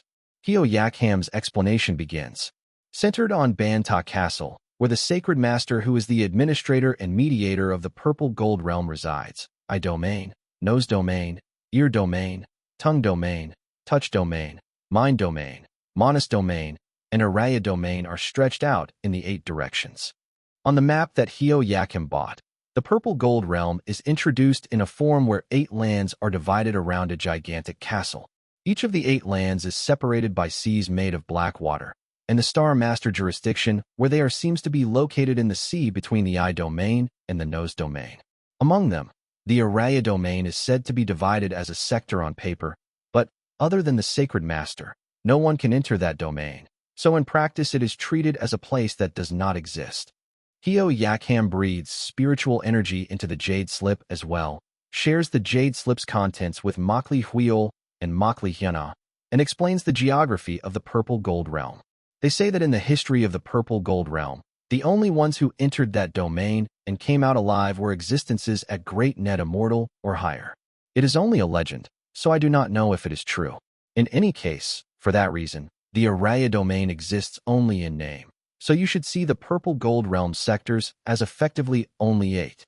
Makli Hyuna nods while looking at the sector directly above Banta Castle that is covered in mist, and Hyo Yakham explains the sector directly below Banta Castle. Next, the Monas domain is also not easy to enter. Aside from the Sacred Master, it is a place that only star-shattering stage esteemed ones can enter and return from. But even those people often suffer hardships in the Monas domain, or come back having lost their lives, so it is an overwhelmingly dangerous sector. There are also cases where cultivators below the star-shattering stage went in and, by sheer luck, came out alive. But in those cases, they say immense wealth and fortune arose, and they could live rich for the rest of their lives, lying atop spirit stones. Those who survived by heavenly fortune all refuse to say a word about what is inside, but they say there is something that draws in the fate of wealth. Like the Araya domain, the Monas domain sector is covered by pale mist on the map, but in the gaps between the clouds, a drawing seems to show golden light flowing out. Because of this, cultivators who aim for a sudden fortune also wait for the right time near the Monas domain. Next is the Mind domain. Mind domain lies to the east of Banta Castle. The Mind domain is the most beautiful place in the Purple Gold Realm, because it is one of the 3 sectors that the Sacred Master directly manages, like the Araya domain and the Monas domain. It is full of every delicacy, spirit medicines, and dreamlike, beautiful things under the heavens. It is mainly a place where those at or above true immortality from other heavenly domains are said to come to play and leave. Due to this, it is a world that not just anyone cannot enter recklessly. I hear that there is also a teleportation formation to other middle realms, so if you pass through there, you can also exchange with other middle realms or other heavenly domains. That is why all the goods from other middle realms you see in the Purple Gold Realm all come in through the Mind domain. And aside from Araya, Monas, Mind, and Banta Castle, excluding these 3 domains the Sacred Master rules directly, the rest are all occupied by their own factions. He smiles faintly and explains each domain. The Eye domain and the Ear domain are occupied by our One Chi of the Primordial Chaos Religious Order. Aside from that, the Touch domain and the Tongue domain are occupied by some rootless bastards called the Immeasurable Life Buddha Religious Order.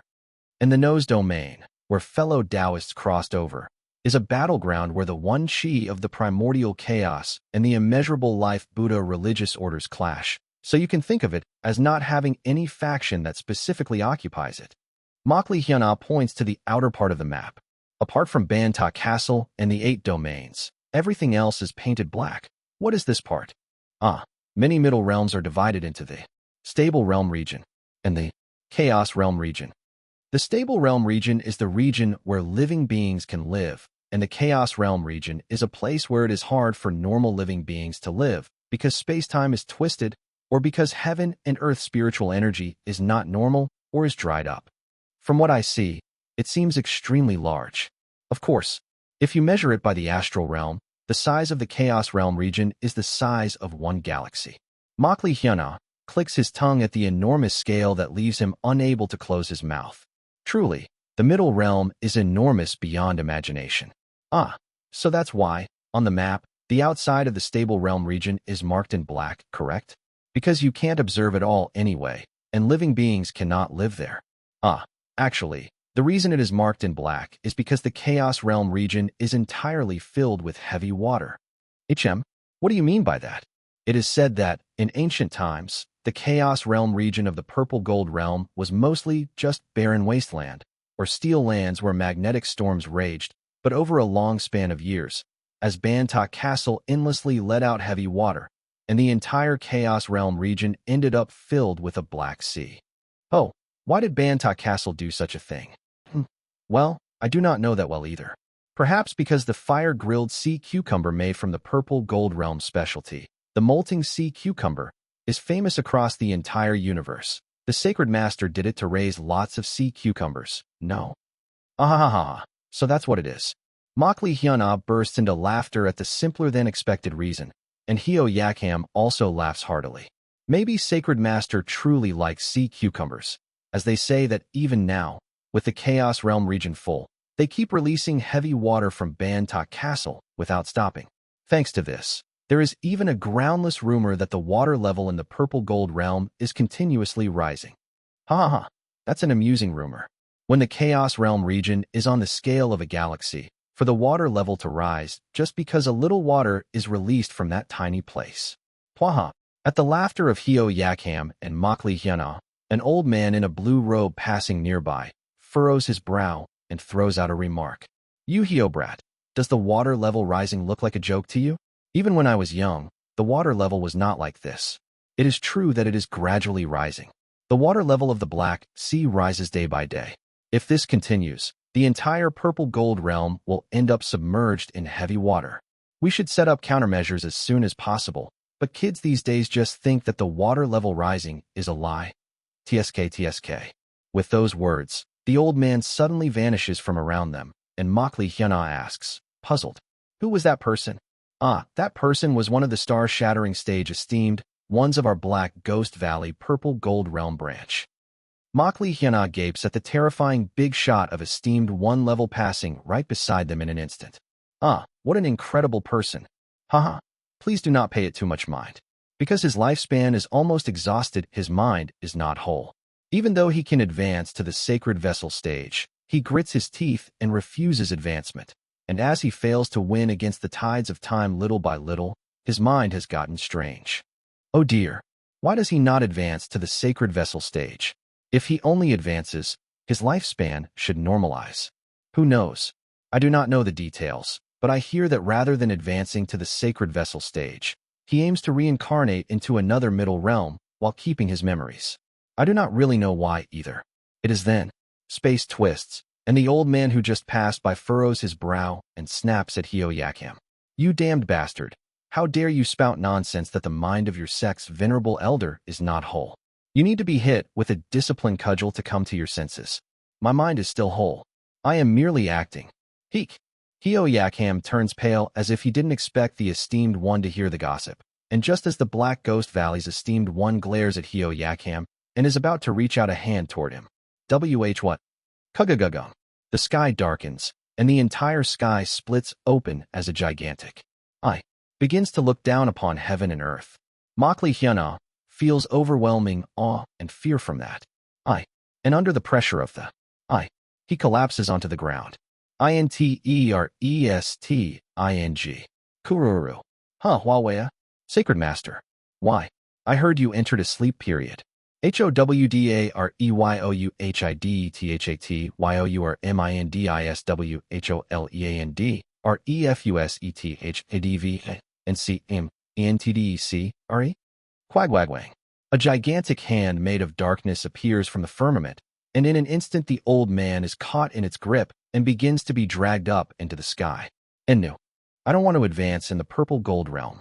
Sacred Master, it is true that my mind is not intact, so please let me go. The Black Ghost Valley star-shattering stage esteemed one is, just like that, pulled by the owner of the eye that appeared in the sky and dragged off somewhere through space. Right after the eye in the sky grows faint and disappears, and Makli Hyana asks while sweating coldly. That just now was. It was the Sacred Master. They are conscripting star-shattering stage esteemed ones whose mind, chi, and body are whole, and who can advance to the sacred vessel stage, bringing them to Banta Castle and making them cultivate. But, perhaps because the process is harsh, quite a few esteemed ones act as if their mind, chi, and body are not whole, because they do not want to be dragged away. If they drag them away by force, is there compensation? I do not know well, but I understand there is none. They say that when the Sacred Master personally makes you cultivate, how can you hope for compensation? However, this should have been a time when the Sacred Master enters a sleep period, so the Sacred Master shouldn't be taking esteemed ones away carelessly. Hio Yakham looks at the traces of the being called Sacred Master that appeared in the sky, then trembles as if he realizes something. The Sacred Master overcame the sleep period and awakened? It seems as if a powerful fate that will cover this purple gold realm has appeared. Makli Huiol, perhaps finding Hio Yakham's guess fascinating, asks Hio Yakham this and that about the Sacred Master, and Makli Hyana cannot help but recall something about the conscription by that being called the Sacred Master. They drag you away by force, make you suffer through all kinds of hardship, and don't even give proper compensation. With an oddly familiar, unpleasant feeling, the existence called the Sacred Master of the Purple Gold Realm seems to bring to mind the vicious administrative institutions of his home planet. So the Purple Gold Realm is this kind of place. Makli comes to the Purple Gold Realm and properly engraves what can be called a first impression, and he thinks he roughly understands what kind of place this Purple Gold Realm is. Chapter 830, Side Story, Purple Gold Realm, 3.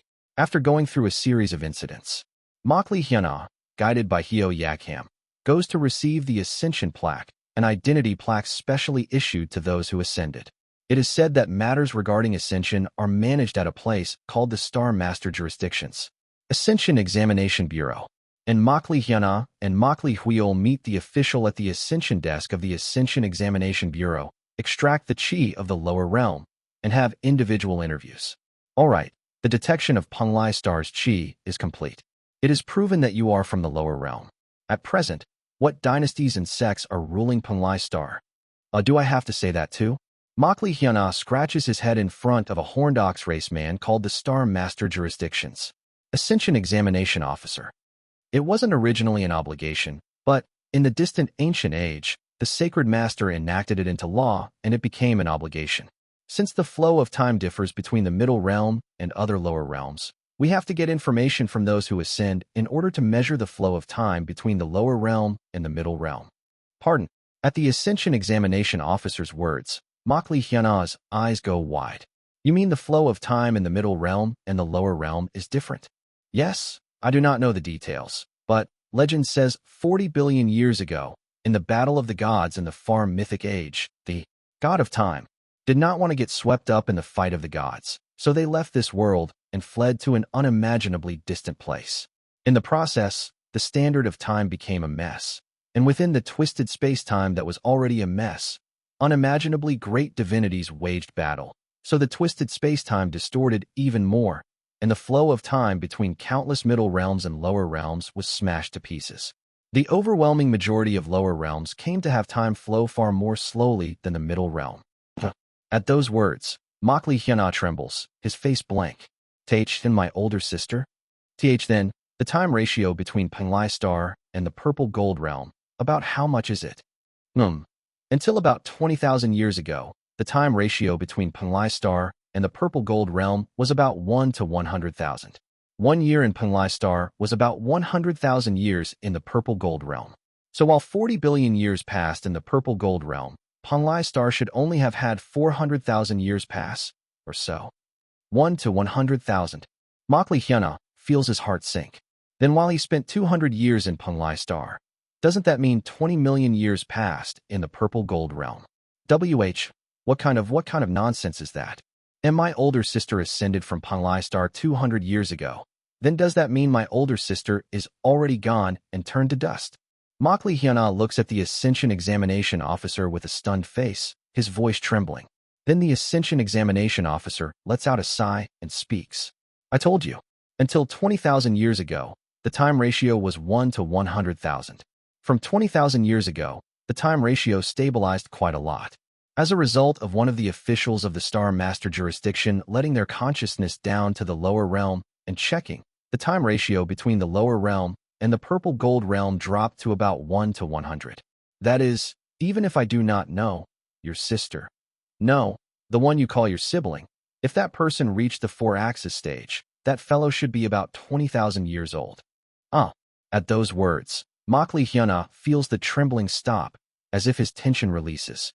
A span of 20,000 years is still painfully long, but compared to a time close to eternity like 20 million years, it is better. Thank goodness. By the way, you said your surname is Makli, right?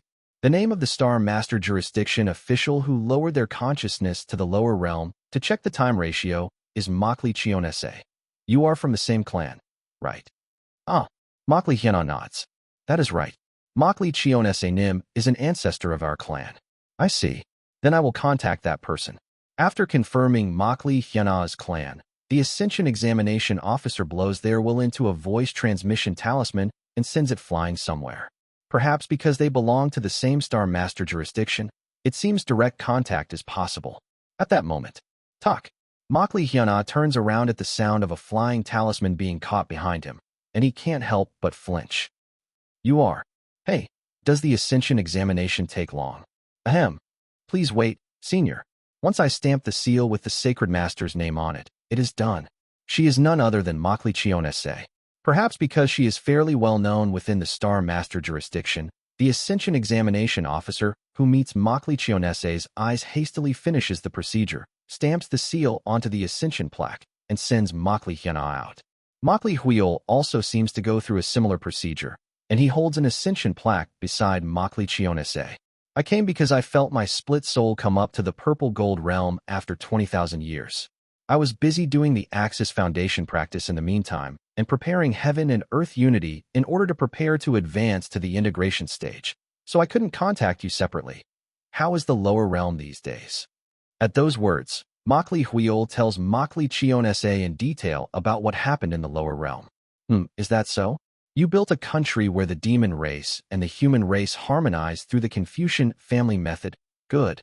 At Makli Huiol's report, Makli Chionese grins as if she is pleased, and she strokes Makli Hyuna's head.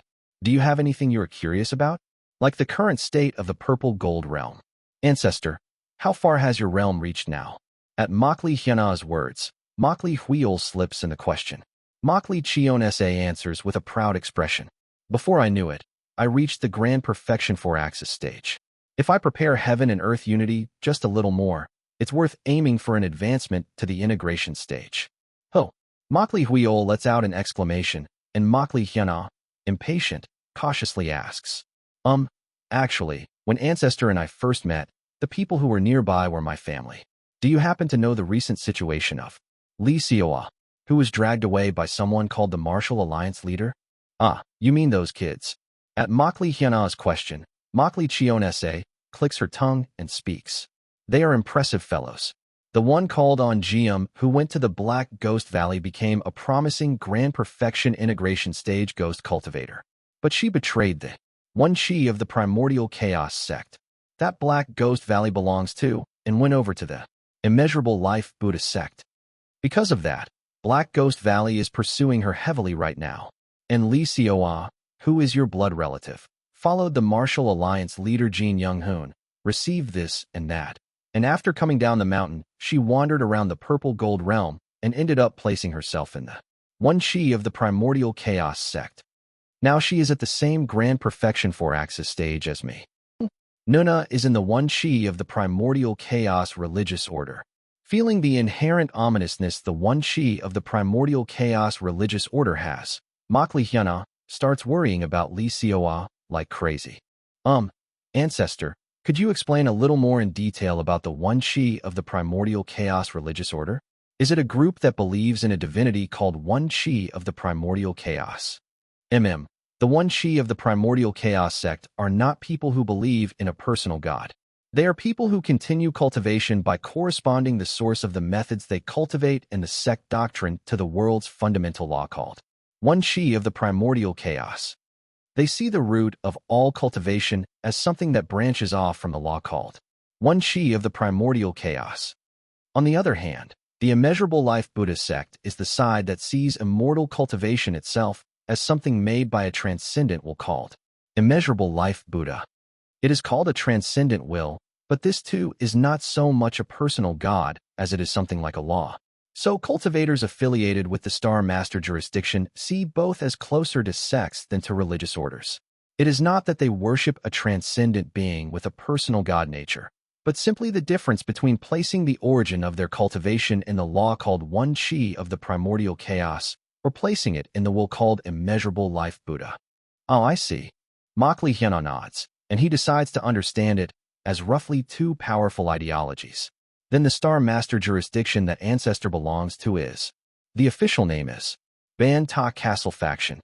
Compared to those like the one chi of the primordial chaos or immeasurable life Buddha, the difference is that we cultivate under the real Sacred Master. Within the purple gold realm, Ban Ta Castle's power is the strongest, and since it always has the strength to mediate the two forces, it is also the safest. Makli Chionese smiles faintly as she looks at Makli Hyuna. Hehe. Seeing you ask that from earlier, you can't decide which faction to choose right now. Can you? Ah, that is right. Then come to our Banta castle. It looks like you are hesitant to enter the one Shi of the primordial chaos sect, but if you enter the immeasurable life Buddha sect, you have to meet your blood relative as an irreconcilable enemy. If you don't belong to any faction, you may be free, but you will be torn apart by the tug-of-war among the three powers.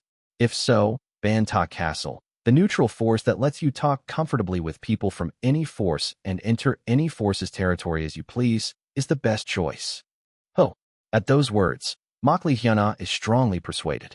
Nuna belongs to the one Shi of the primordial chaos sect, but because of Great Forest's words, it feels ominous, so I can't enter the one Shi of the primordial chaos sect.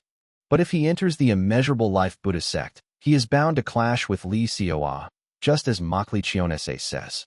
In that case, entering Banta Castle, which plays the mediator role, can be said to be the best option for now. Then, I also want to enter Banta Castle. What do I have to do? Ahahaha, it isn't difficult. Follow me and put your name on Banta Castle's Immortal Registry. Immortal Registry? It is an artifact the Sacred Master made personally. Once you put your name on it, from then on, you will always receive the Sacred Master's protection and blessing. As someone who learned the naming family method, Makli Hyuna feels that something about the Immortal Registry is a bit ominous.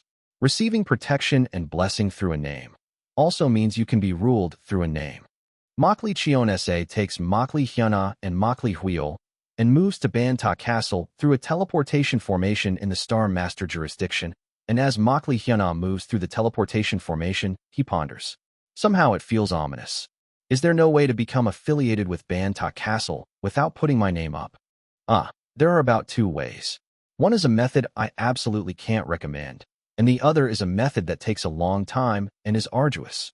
A long time meaning, if you reach the integration stage, or build a level of fame equal to the integration stage, you can apply as a Banta Castle guest law protector and can be affiliated with Banta Castle even without putting your name on the Immortal Registry. But as you know, doing that without a faction is not an easy thing. Suat. In the middle of their conversation, Makli Hyuna arrives at the enormous castle called Banta Castle. Makli Hyuna's mouth gapes as he looks at the endlessly stretching gray castle walls. It literally feels as if heaven and earth are filled by the castle walls. These are the outskirts of Banta Castle. First, let's go to the reception office for those affiliated with Banta Castle. Follow me well. From here on, space-time is wildly distorted by the Sacred Master's formation, so if you lose your way, you can suddenly fall into a strange place. Understood. But Ancestor, you said the other one is a method you can't recommend. What on earth is it? That is.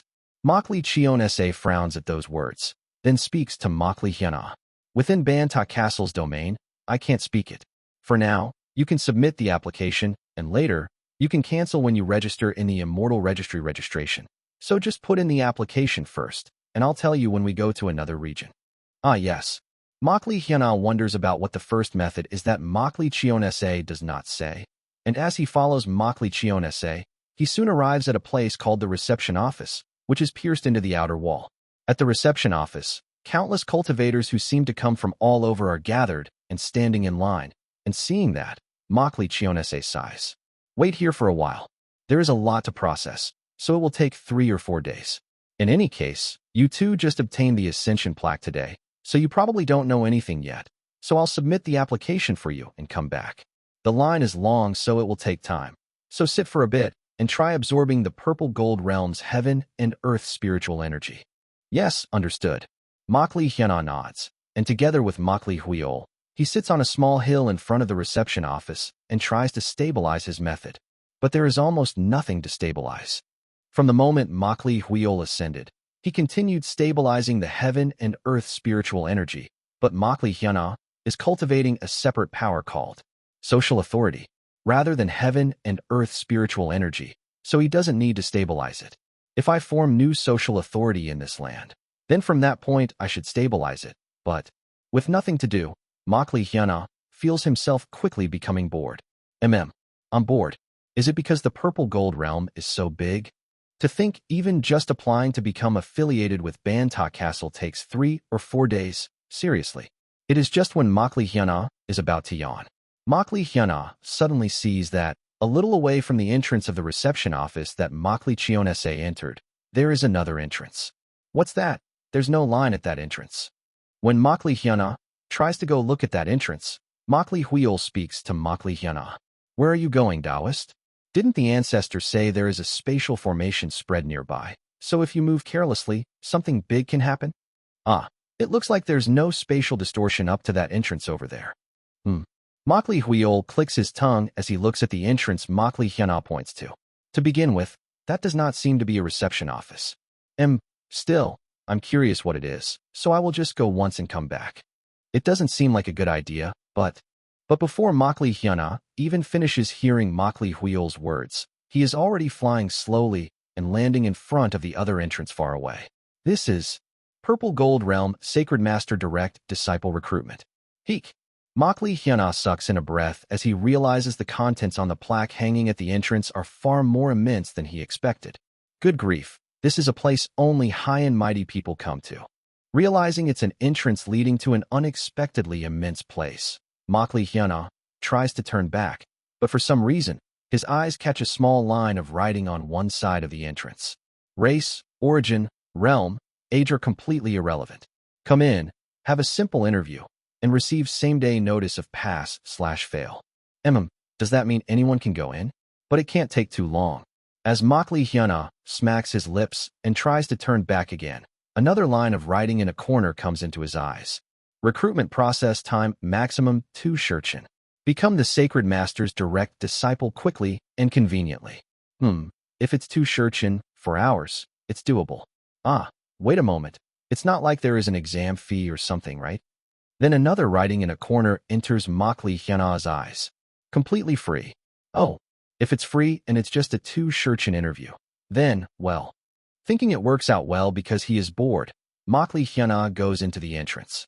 For some reason, from behind, he feels like he hears the sound of Makli Chionese screaming and saying, no. But when he turns around, he doesn't see anyone. Was it just my imagination?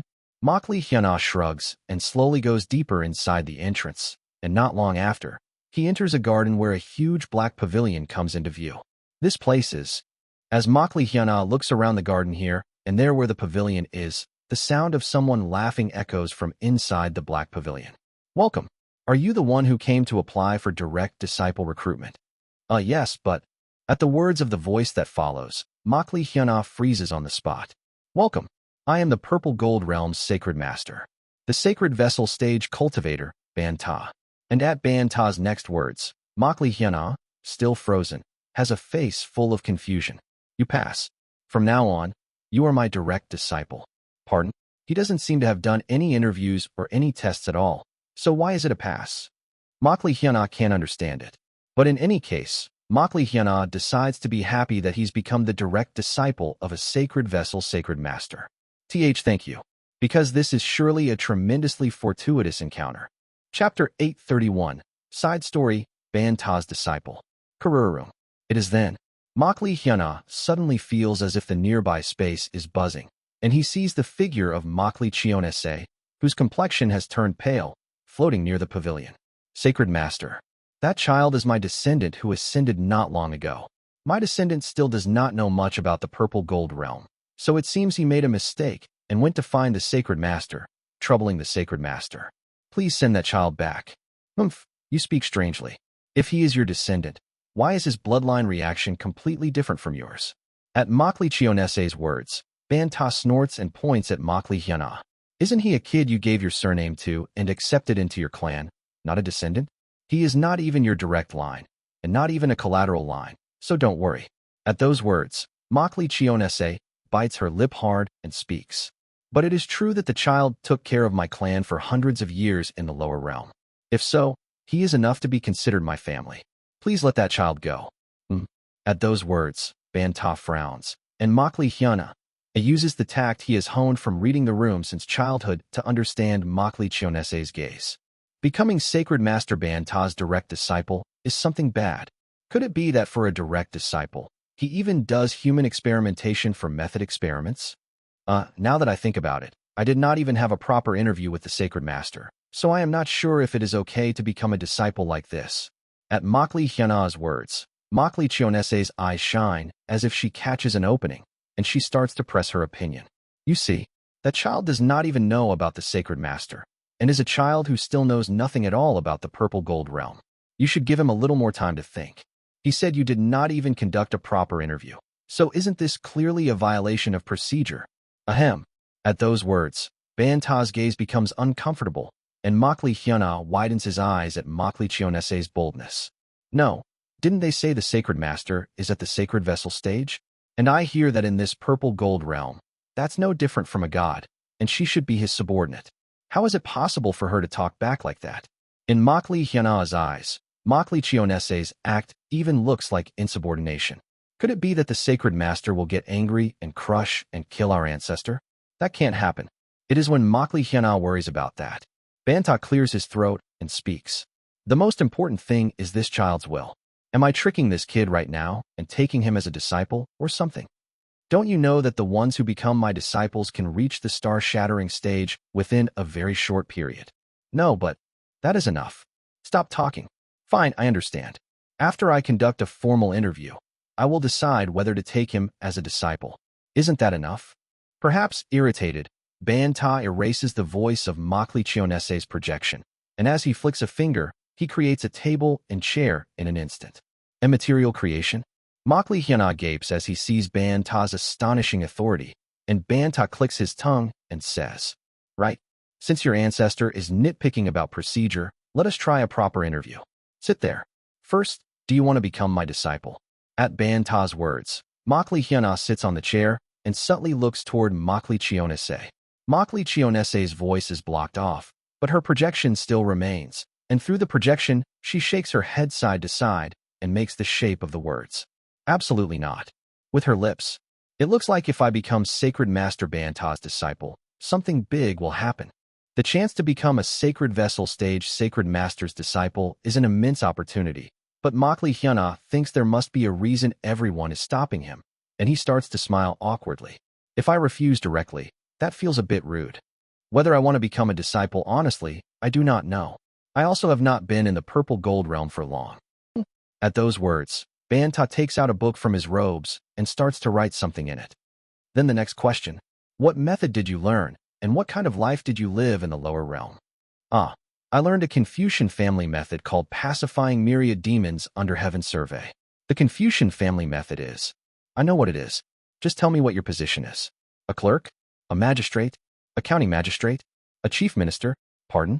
Oh, so there are also Confucian family methods that can be cultivated as a minister, not as a king. I cultivated the Confucian family method as a king. Borrowing the strength of myself and the Makli clan, I founded the nation, received recognition from various surrounding powers, made all the territory others do not use into my country, and expanded my territory. At Makli Hyuna's words, something changes in Banta's expression. A powerful signal comes from Makli Chionese's side, but for some reason, the moment Banta hears Makli Hyuna's answer, he erases Makli Chionese's apparition. I sent her out for a moment because I thought you weren't able to concentrate on the interview. Let us continue. Banta continues his questions to Makli Hyuna with an even gentler smile. How old are you? And how much did you rule the nation? As you ruled the nation, did you have achievements or feats you can put forward? My age is about 200. The period I ruled is similar. That means you reached the heavenly being stage at 200? Yes. To be exact, around 120 years, I completely founded the nation and proclaimed myself king and reached the heavenly being stage. And at 200, I reached the realm corresponding to the grand perfection heavenly being stage, and I have only just ascended recently. Iz. Banta madly scribbles something into the book, and Makli Hyuna scratches his head. Is it because he's a being who lived for a long time? It's hard to read the Sacred Master's mood. But from the very first question, I already put a tactful refusal, so I'm going to be rejected anyway, right? How did you rule the nation, and what feats or achievements did you have? My method, pacifying myriad demons under heaven survey, is a beast-taming method. Because of that, most of my citizens were the demon race. But since I myself am human, there were also many humans. So I put a lot of effort into harmony between the human race and the demon race. Not only humans, but among the demon race too, there are many different races, so I had to understand the circumstances among them well and often play the role of mediator. As a result, by the time I ascended, the human race and the demon race, and also the countless races within the demon race, all came to harmony, and I created a peaceful and prosperous nation. I think that would be an achievement. You brought the guys who always hit and fight each other into harmony in just 100 years. For some reason, Banta's eyes seem a little more bloodshot. As for another achievement, there is Talisman War. Talisman War? Yes, it is a game I made, where you use talismans to absorb the energy of demon race or natural objects, or human cultivators, and make those talismans fight a vivid sword duel. This game played a big role in bringing the human race and the demon race into harmony in Panglai Kingdom. By now, it is probably established as Panglai Kingdom's traditional culture. I see. So the mediation and harmony you brought about was not that you used force in your rule, put your power forward, and mediated the different races by strength, but that you brought the different races into harmony through the power of a culture you created yourself? Yes. I didn't completely refrain from using force, but as you said, the part where I brought about harmony through culture is just a little, greater. What is it? It feels like the Sacred Master's breathing got a little rough. Makli shrugs, thinking maybe Banta is sick. It seems like you are not in good condition. Are you all right? Why are you asking that? Pardon? No, you're breathing. No. I mean, no matter how my breathing is like, why are you asking about that? I apologize. It is just that the Sacred Master is someone who governs the entire Purple Gold Realm, and I know that if you are unwell, disaster would come upon the Purple Gold Realm. So with a cautious heart I asked. If it was a rude question due to racial or cultural characteristics, I apologize. Respect toward a superior, worry for the Purple Gold Realm. Banta stares hard at Makli and continues speaking. Why do you worry about the Purple Gold Realm? After all, isn't this just an unfamiliar land where you have not ascended for long? Well, since it is a land I am going to live in from now on, I ended up worried. Land you are going to live in from now on. Then are you saying that even if your realm rises, for example, even if you reach the star-shattering stage and can perform interdimensional travel or go on visits between heavenly domains, you will not go to another middle realm? Do I have to go to another middle realm? Could it be that in the Purple Gold Realm there are drawbacks like there not being life-extending elixirs for star-shattering stage cultivators, or that it is difficult to advance to the Sacred Vessel stage? How could that be? Our Purple Gold Realm provides an enormous amount of benefits for star-shattering stage cultivators. If you want, we even help you reincarnate in the Purple Gold Realm with your memories. And as for the Sacred Vessel stage advancement, I myself help directly. I personally build the altar for the Sacred Vessel stage advancement, and I personally manufacture and obtain all sorts of spirit medicines, spirit pills, and spirit liquids that help with the Sacred Vessel stage advancement, and I spoon-feed them to you. So from the star-shattering stage to the Sacred Vessel stage, there is not a single thing to worry about. Makli swallows saliva at Banta's shout that seems like a burst of temper for some reason. Does he have some painful memory or something? Anyway, if what he says is true, it doesn't seem like there's a need to move to another middle realm. Then I do not really feel a need to move. Is that so? Banta grins as if he is in a good mood. Then suddenly, as if he remembers something bad again, his expression rots away. But after you reach the star-shattering stage, you might suddenly want to travel, or feel like you want to go on an adventure to explore a fortuitous encounter. No? Watching Banta's changing expression, Makli thinks Banta is a person he can't understand at all. Is it bipolar disorder? Is that why ancestor Makli opposed me becoming a disciple? If I serve someone like that as my master, it will be exhausting. Thinking again that he should cancel this disciple recruitment after the interview ends, he continues the interview. I have a tendency to like being cooped up at home. I cannot stand adventures. You cannot stand adventures? Do you not want to freely explore a wider place? For me, rather than freely wandering around somewhere, I prefer lying under a warm blanket at home, eating food I like, or playing enjoyable games. With each round of questions and answers with Makli Banta gradually starts to tremble more and more. But from now on, as you cultivate, your lifespan will also increase, and you will live an unimaginably long time. During that time, might you not come to want adventures? For reasons like your body feeling stiff and heavy, for instance. If my body feels stiff, usually if I take a walk near my house, it gets better, so, near your house. Like one lap outside the house. Ho ho.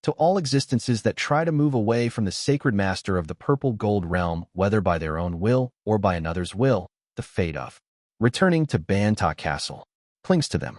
In one of the 8 regions of the purple gold realm, the mind domain, 17 esteemed ones at the star-shattering stage who slipped into the body of a true immortal and tried to sneakily flee to another heavenly domain get caught by Banta's immortal art and are dragged back into the purple gold realm again. Banta roars with his eyes still flipped over. Without fail, I am taking you in as my disciple, no matter what I have to do. Resolving himself, thinking that he might even be able to do something evil, Banta moves space in a single step to the outer wall of Banta Castle. And what enters Banta's eyes is Makli Hyana, who still did not run away and instead joined up with his companion Makli Huiol, and is getting this and that said to him by Makli Chionese. Sacred Master? Makli Hyana stares blankly at Banta, then slowly pays his respects and asks, "Why are you here? You pass? I decided to accept you as my disciple. You must follow me." "Yes, thank you. Do you think I would not know? I fully expected it. The purple gold realm is already sealed. No matter where you dare try to."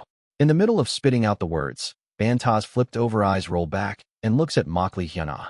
"What did you say?" I said thank you for accepting me as your disciple." Banta looks at Makli Chionese. "Did you explain everything about the sacred master of the purple gold realm?" Makli Chionese cannot hide a face of grief, and she nods with sorrowful eyes. "Even after I explained everything," he says something like this. "You, really? Even after you heard the truth about the purple gold realm's affairs and the sacred master's seat, you genuinely nod and say you will become my disciple?" "Ah, yes." Makli Hyana smiles brightly and nods. "Think carefully. You cannot become a true immortal. You can never leave the purple gold realm, and you have to clear away the black sea the sacred master created, and you have to plug the space-time holes pierced into the Araya domain and the Monas domain. On top of that, do you know how many disputes and wars break out in each region, and how painfully you have to control them? The star-shattering stage esteemed ones will all, one and the same, only raise rebellions, and the Heart Tribe will request duels with you every single day. And among the Heaven Tribe there will be perverted bastards who try every single day to copulate with you, or try to pollinate you, or try to harass you. If it is only the Heaven Tribe, that would be a blessing. Even among the Heaven Immortals, there is also an existence called Glass Peacock who can target you. Not to mention threats beyond these, there is also a mountain of other work piled up. Becoming the disciple of the sacred master of the purple gold realm means taking on the position of a slave who does nothing but work like an ox for life, and then dies. Above all, even if the sacred vessel stage seems infinite, it is a finite existence. Someday you die, and it is a position you cannot even run away from. If you cannot secure a successor, it is impossible to run away. Makli Chionese rapidly fires off the downsides of becoming the successor of the purple gold realm sacred master. But Makli Hyana does not think those are particularly downsides. "Why do I have to do all the work? I can just make other people do it. If someone harasses me or comes to duel, why do I need to accept all of it? I can just ignore them." Above all, they say the lifespan of a cultivator at the sacred vessel stage is billions of years. Rather, to Makli Hyana, becoming a sacred vessel looks quite good. That means for billions of years, I can have a door with which I can go anywhere, right? That's totally the best, isn't it? To Makli Hyana, the downsides Makli Chionese tells him do not really hit home. And even if I can't reach true immortality, if I live hundreds of millions of years, that's living enough. Why do I need to live more? If it's around that point, I'd rather want to die. More than anything, they say if I can't secure a successor, I can't run away. There's no way that while living hundreds of millions of years, not even one successor comes out. They're probably exaggerating everything.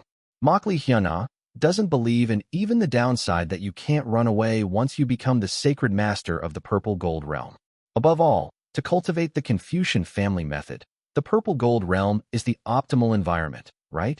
With this and that reasons line up, Makli Hyana decides to accept becoming the immediate disciple of the sacred master of the purple gold realm. I heard all the downsides too, but if it's just that much, it seems fine. I ask for your guidance from now on, Master. This disciple will diligently cultivate and strive to become the successor of the purple gold realm. Hearing Makli Hyana's declaration, Banta stares at Makli Hyana with vacant eyes, then after a while hugs Makli Hyana tight enough to crush him. a single tear falling from his eyes. Disciple. And so, the preparations Ban-Ta made and came with in full readiness became pointless. Makli Hyana easily becomes Ban-Ta's disciple, one of the 8 regions of the Purple Gold Realm. Above a wasteland in the Tung domain, there stands an old shrine built to enshrine 7 immortals, the personifications of the immeasurable life Buddha. Inside the shrine, countless pale ghosts whirl around a girl dressed in pitch-black palace robes.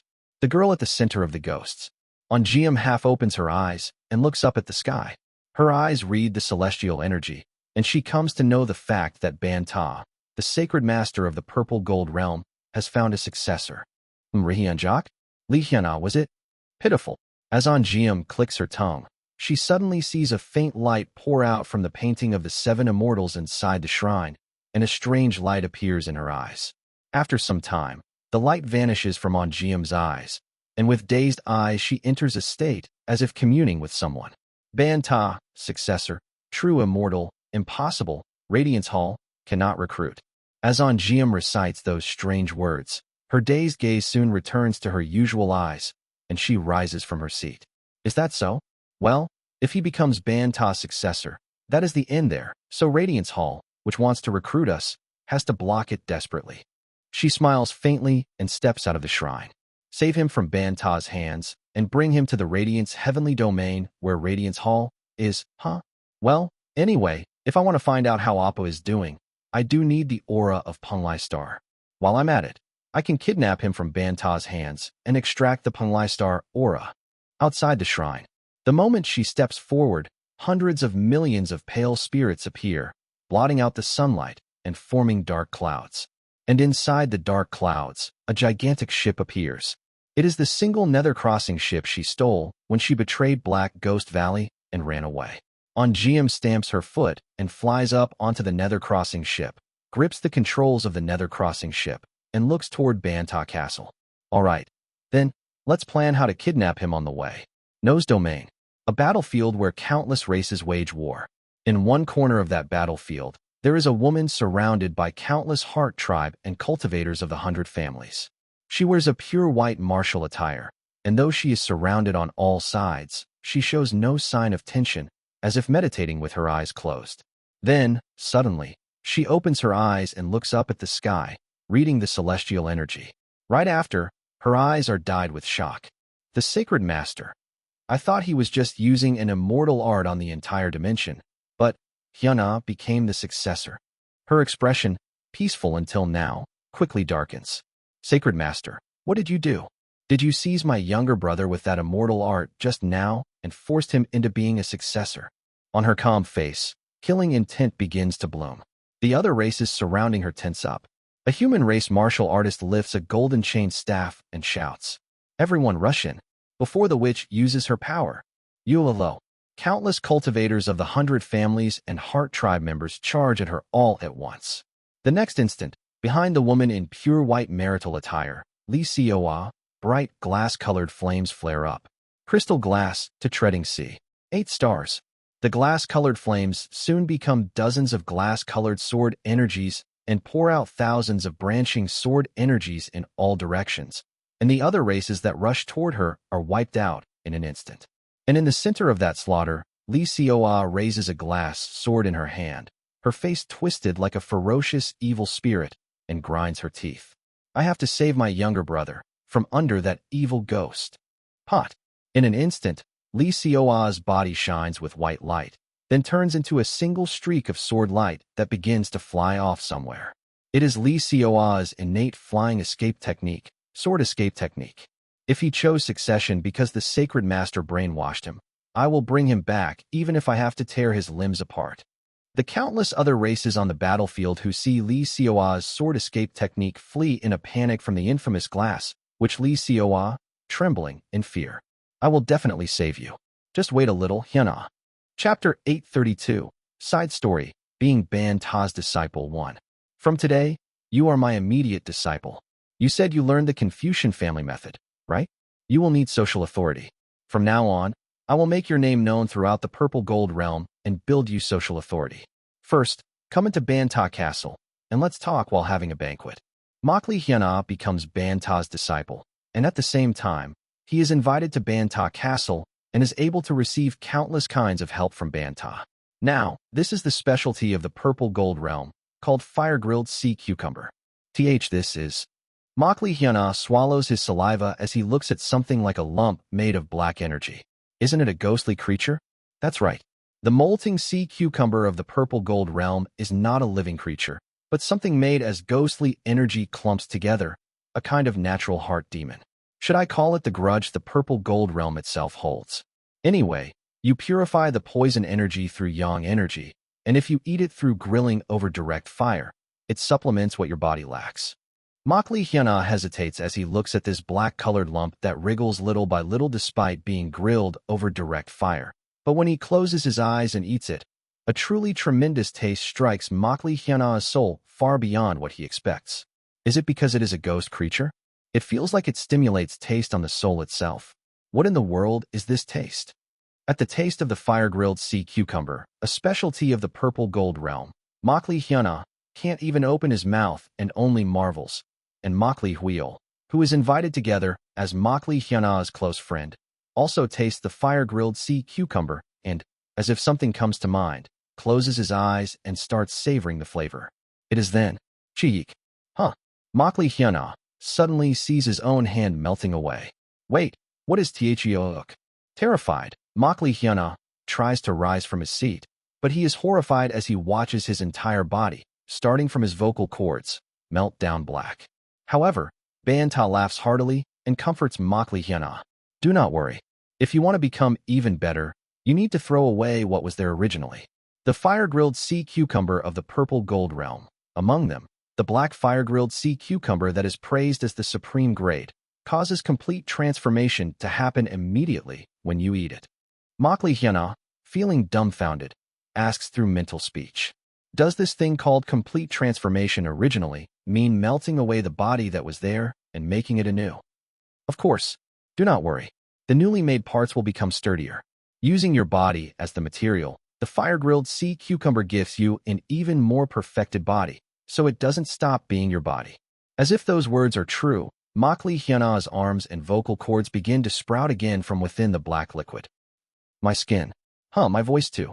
And Makli Hyuna notices that the skin of both his arms, his tendons and bones, and his throat voice are much clearer. A fire-grilled sea cucumber of ordinary quality takes a little time for the old body to melt down and the new body to sprout, but the black fire-grilled sea cucumber is different. The moment you eat it, your body's balance is set right, and a fleshly body optimized to accept perfect primeval energy is born. There's such a thing? But then why does Makli Huil have no reaction at all? At Makli Hyuna's question, Banta stares fixedly at Makli Huil. This guy, after starting at Makli Huil for a while, Banta frowns and speaks. The black fire-grilled sea cucumber reconstructs the body only for people who have parts with problems in their body. Then did my body have a problem? That is right. No matter what, a kid who doesn't learn immortal family methods will have the balance of the Taiji and the microcosm inside the body broken, so there should be many problems.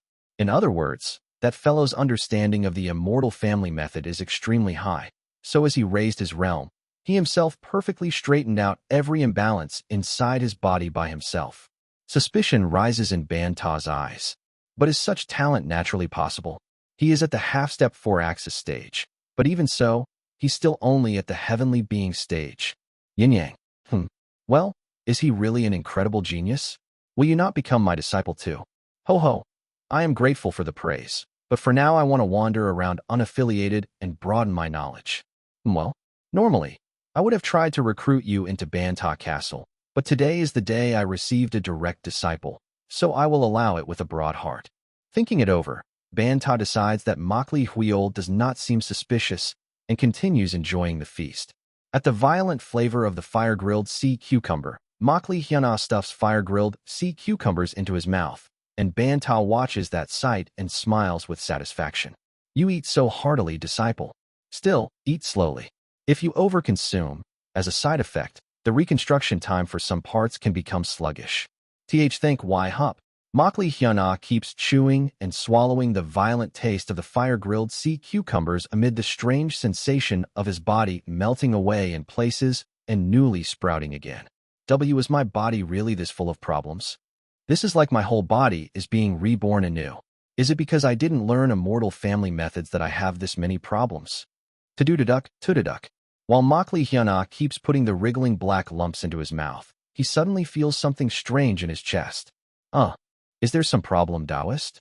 Makli Huiol looks at Makli Hyuna's expression and asks in puzzlement, and Makli Hyuna, with a slightly stiff expression, rubs his chest. My nipples melted away, but they aren't being reconstructed. Ho-ho-po-hup. At those words, Makli Huiol, who always keeps his way of laughing unified to just one, can't hold it in and turns his head away, and Banta laughs heartily and comforts Makli Hyuna. See, what do I tell you? If you overconsume fire-grilled sea cucumber, I said there will be side effects. Do not worry. The reconstruction time just slows down. In the end, it will reconstruct again. I see. Thank you. With this unpleasant side effect, Makli Hyuna stares at the last lump of fire-grilled sea cucumber placed on his plate.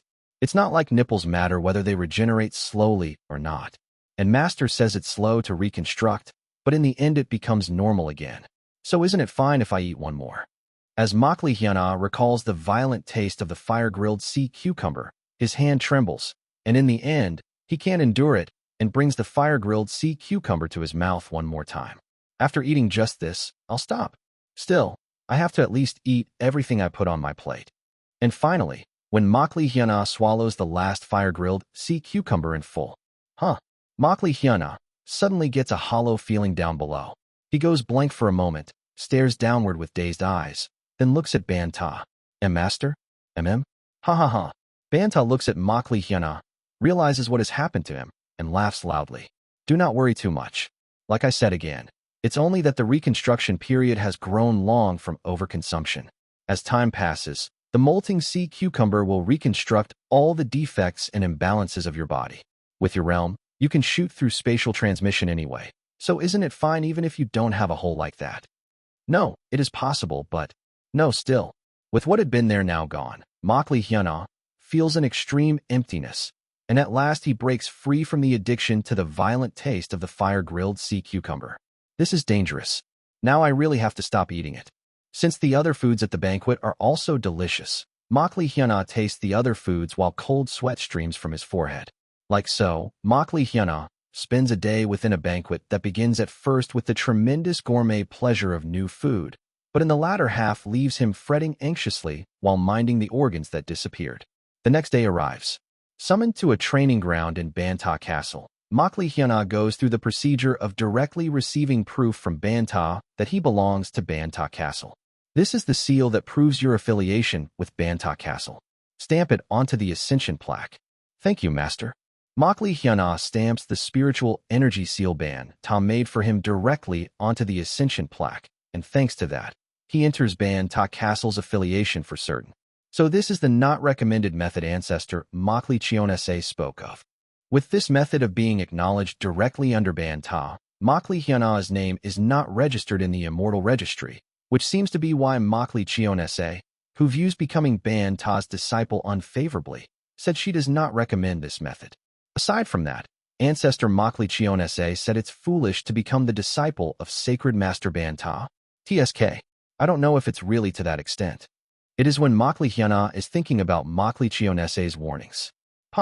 Above Banta's hand, a clump of black energy gathers together. That is. Sit down. As starting today you are my disciple, there is no need to do anything else.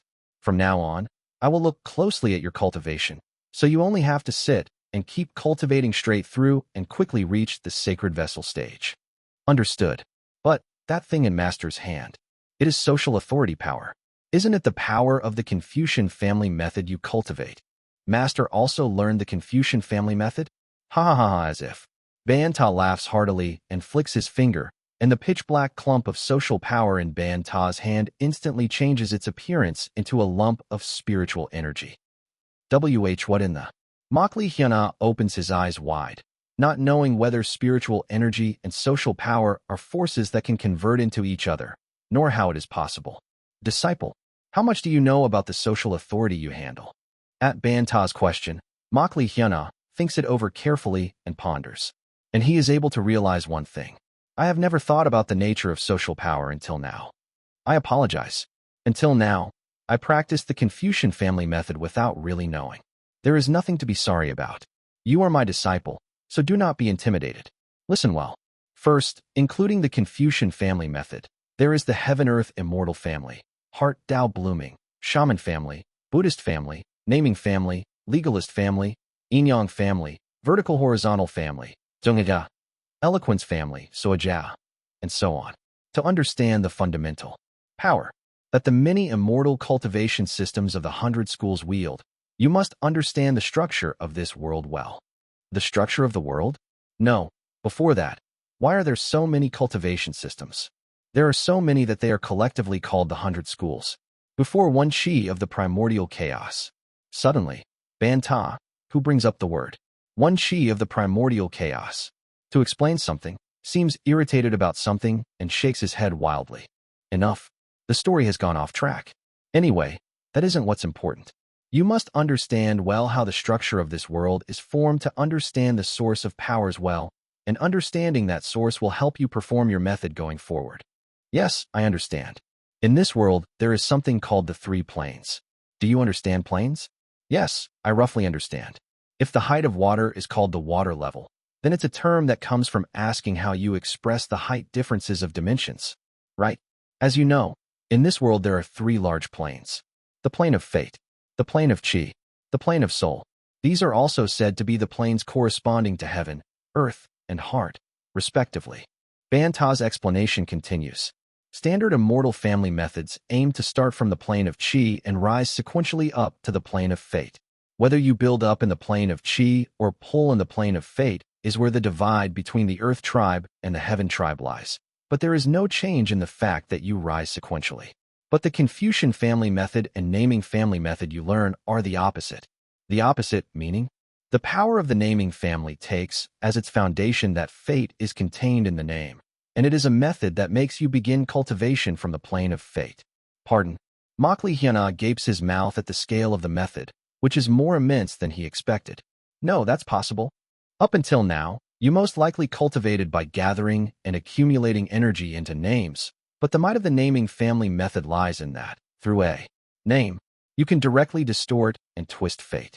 Even though it's a method you can only cultivate up to the core formation stage, the maximum cultivation progress of a method is not what is important. What is important is whom that method places its foundation upon. If you're going to rule the purple gold realm in the future, you must also know well about other immortal cultivation systems. So from now on, I will explain in detail. Banta steadily explains to Makli Hyuna about the beings each method takes as its foundation. The basic immortal family method takes as its foundation the one chi of the primordial chaos and the immeasurable life Buddha.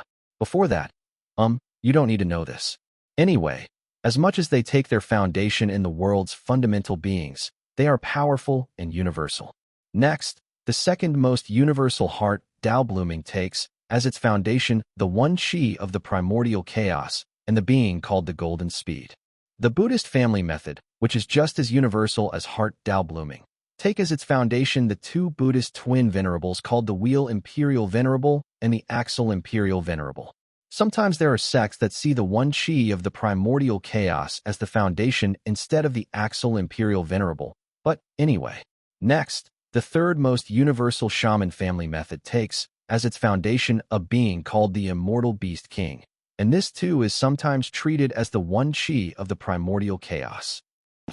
Makli Hyuna keeps starting to feel uncomfortable, thinking that the being called one chi of the primordial chaos seems to be mixed into far too many method systems.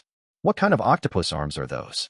In the case of the eloquence family method, it is a bizarre method that, based on illusion techniques, deals with adjusting roles that match a story, and it takes as its foundation a being called the owner of liberation. The vertical horizontal family method is a system that, based on the divine path, gathers the faith of believers and cultivates. It takes as its foundation forgotten beings, so even I don't know it well.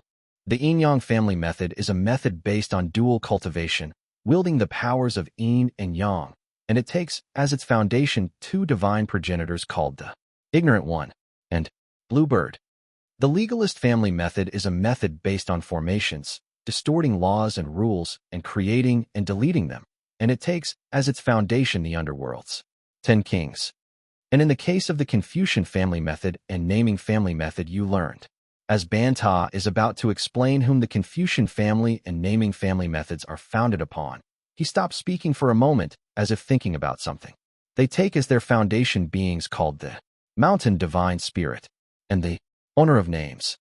For some reason, Makli feels that Banta's face stiffens a little and then relaxes again when he mentions the Mountain Divine Spirit. Wawoom. And before Makli can even feel puzzled, Banta swings his hand, uses an illusion to show a basic schematic of the three planes, and dots the diagrams here and there to show which method bases itself on which plane as it cultivates onward. The Immortal Family Method, Legalist Family Method, Shaman Family Method, as you can see, start cultivating from the plane of Qi. But on the other hand, the Naming Family Method, Eloquence Family Method, and the Yin-Yang Family Method start from the plane of Fate and Heart Dao Blooming, Confucian Family Method, Vertical Horizontal Family Method, and the Buddhist Family Method start from the plane of Soul and cultivate from there. Makli understands which plane the methods he learned start from. So the Naming Family Method uses the power of the plane of Fate, and the Confucian Family Method uses the power of the plane of Soul. Then the Confucian Family Method's suppression of heaven and earth spiritual energy. Is it ultimately a phenomenon where the plane of Soul suppresses the phenomena of the plane of Qi? Yes, your understanding is excellent. What a clever kid you are. Banta praises Makli lavishly and ruffles his hair. Suddenly, Makli realizes that the three method manuals he found each symbolize a plane. Naming Tao conferring God's canon is Fate, pacifying myriad demons under Heaven's survey is Soul, and Canvas of myriad forms and Star Genesis is, as a Shaman Family Method. The Shaman Family Method is a cultivation system that starts cultivating somewhere between the plane of Qi and the plane of Soul. Is this the plane of Qi? In the cultivation world, it is said, a being who pierces through the three planes and transcends life and death is called a true immortal. In other words, if Makli only learns the methods assigned to him that symbolize the plane of Fate, the plane of Soul, and the plane of Qi, then the difficulty of Makli piercing through the three planes of Qi Soul Fate drops exponentially. He feels as if some transcendent being is arranging him onto a strange path. Tack. Suddenly, at the feeling of the hand that is ruffling him giving his head a light tap, Makli looks up at Banta. Don't worry about useless things. You are my disciple. No matter what being arranges you onto what path. As long as you have come as my disciple, no one will dare touch you. Master. Suddenly, Makli feels the same warm feeling from Banta that he felt from Jiggle Mikhail. That said, lately Jiggle Mikhail, hasn't he been a bit quiet? Feeling that Jiggle Mikhail, who has been cheering him on recently, seems to have grown quiet. Makli listens to Banta's continued explanation. Anyway, your Confucian Family Method is an authority that belongs to the plane of Soul. A person's acknowledgement is an interaction that occurs between heart and heart. The social authority, generated through that acknowledgement, can be used as much as you like even if you are not someone who has learned the Confucian Family Method, as long as you understand the workings of the plane of Soul. To-do. When Banta lightly presses down the hand that is dyed in black light, the training ground's heaven and earth spiritual energy is strongly suppressed. The fire-grilled sea cucumber that I fed you yesterday is a kind of ghost creature. And a ghost creature is, in the end, an existence closely connected to the plane of Soul. A lot of the ghostly energy from that fire-grilled sea cucumber from yesterday is still left in your body. Sense the ghostly energy inside your body, and try generating social authority through the power of that ghostly energy. Wawoom. With the hand he uses to tap Makli head, Banta knocks on his biwi point. At the same time, Makli is able to enter a world filled with all of the heaven's natural colors, where the entire world is covered in clouds, and golden winds blow from place to place. This is, as Makli looks around, Banta's voice rings in his ears. I have made the ghostly energy in your body resonate to temper your mind, so you can see the plane of Soul directly with your own eyes. While watching the workings of the plane of Soul directly, let us start with cultivation that slowly applies ghostly energy into social authority. Yes, Master.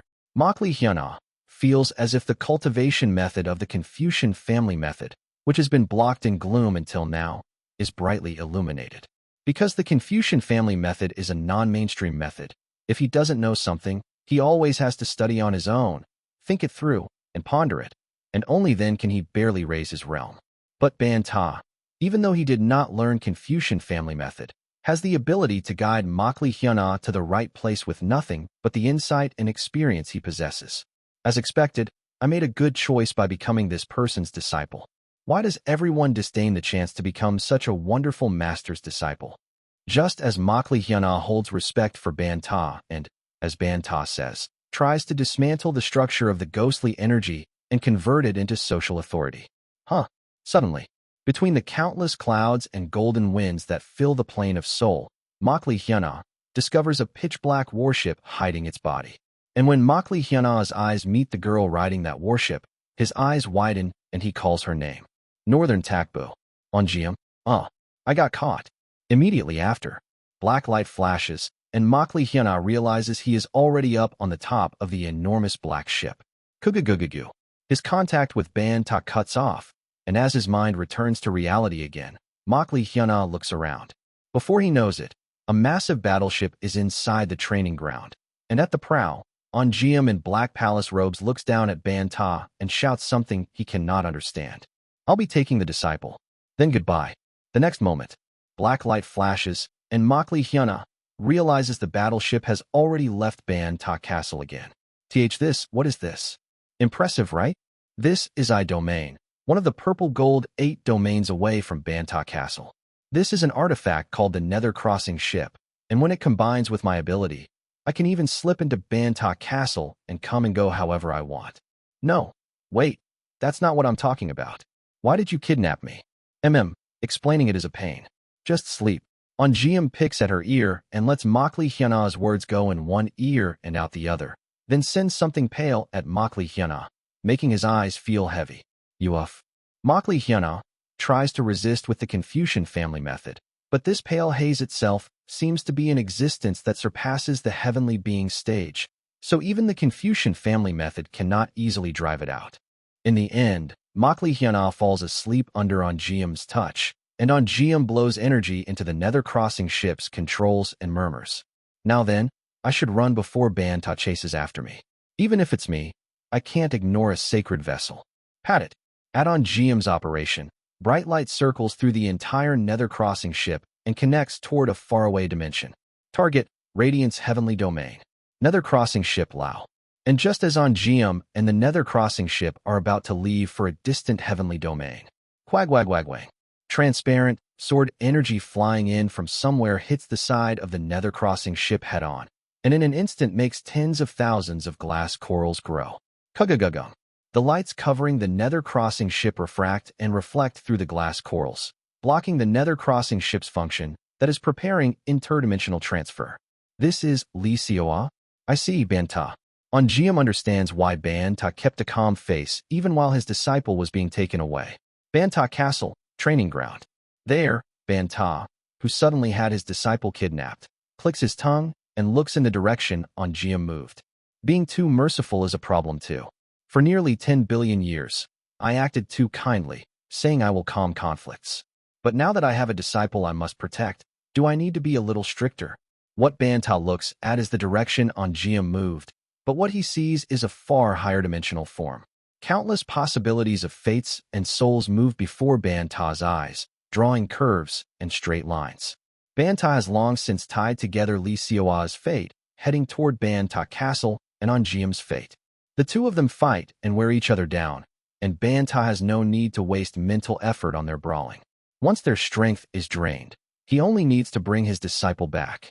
No matter how strong their fates are, the two of them at mere integration level are not even targets Ban Ta bothers to mind or get angry at. Beyond the attraction force of fate that is connected to Onjiam, Ban Ta glares at the true immortals of that faraway radiance heavenly domain. I'm talking to you. Listen well. Do not touch my disciple. Do not violate my opportunity. Do not insult me. Do not make me use my strength. Ban Ta's purple pupils glint dangerously. Kugugugugu. A massive sword radiance flashes. From behind the sword radiance, A woman in white martial attire appears. She is Li Hyunah's sibling, Li Seoa. Where are you taking my younger brother, you traitor? Huh? You can't even say thank you to the person who saved your younger brother for Banta, and you say that. Shut up. Banta's disciple or the immeasurable life Buddha's slave, it's all the same, isn't it? You still don't understand that this side has the higher ceiling. Well, fine, there's no point arguing with a lunatic.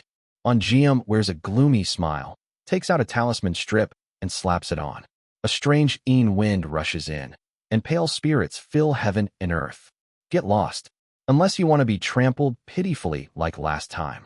At Onjium's gloomy smile, Li Seoa answers with a smile full of killing intent, solidifies glass-colored flames, and forms a glass sword. Back then, my balance was lacking, so I didn't force it, and I gave you the advantage. But aren't you misunderstanding something? What misunderstanding? I am at the Grand Perfection integration stage, and you are at the Grand Perfection 4-axis stage. The gap in realm is absolute. Let's see if you can break through this million wandering souls formation, and quong. But the next moment, Onjium is baffled as she sees Li Seoa's 2 hands gripping her head, and Li Seoa's knee closing in on her face. There was no sign of space folding. Kugagugum. Smashed by Li Seoa's knee and bounced off the nether-crossing ship. Onjium hurriedly pulls out Dharma treasures, but for some reason she feels goosebumps over her entire body and an overwhelming sense of despair. What is this? Why, despite the gap in realm, is this oppression? Onjium's judgment is fast. Whatever it is, she is someone who got her hands on a strong power. I can't let my guard down. Don't let my guard down. Suat. By Onjium's innate divine power, the position of one wandering soul at Onjium's side swaps with the position of Makli Hyunah, who lies unconscious in the nether-crossing ship. Don't let my guard down. Take a hostage and fight. Onjium smiles as she widens the distance from Li Seoa while twisting her grip around Makli Hyunah's throat. Stop. If you follow me, I will leave your younger brother's body covered in curses that can never be washed away. I absolutely won't kill him, so. And right after, Onjium reads in the celestial energy that something is wrong. Did I touch a reverse scale? Keying. Li Seoa's expression is hard to see, but Onjium breaks into a cold sweat as she watches the transcendent killing intent she feels from Li Seoa take a black, tangible form. And she is horrified to find Li Seoa already closing in on her. I laid down the wandering soul's formation, and I still can't sense her moving again. Before Onjium can even place a curse on Makli Hyunah, Li Seoa's sword tears off Onjium's forelimbs. Quaduk. Immediately after, with her face caught in Li Seoa's grip, Onjium can see something rising behind Li Seoa through the gaps between Li Seoa's fingers. It is a 3 great ultimates, blazing brightly in glass-colored flames. Let me show you the power of the 4-axis stage 3 great ultimates. The glass-colored 3 great ultimates spins within all of the heaven's natural colors, and it begins to pour down hundreds of thousands of sword energies like rain. Translator notes. Just a reminder, there is about 30 chapters until the end of what I believe to be this side story arc. Tremendous is taking a hiatus on side stories to work on his new work, so please plan your subscriptions accordingly. Chapter 833, Side Story, Being Banta's Disciple 2. Kagugugu. A rain of swords falls. Onjium, within the downpour of sword radiance, draws out countless wandering souls, twists the paths of the sword radiances, and barely avoids them.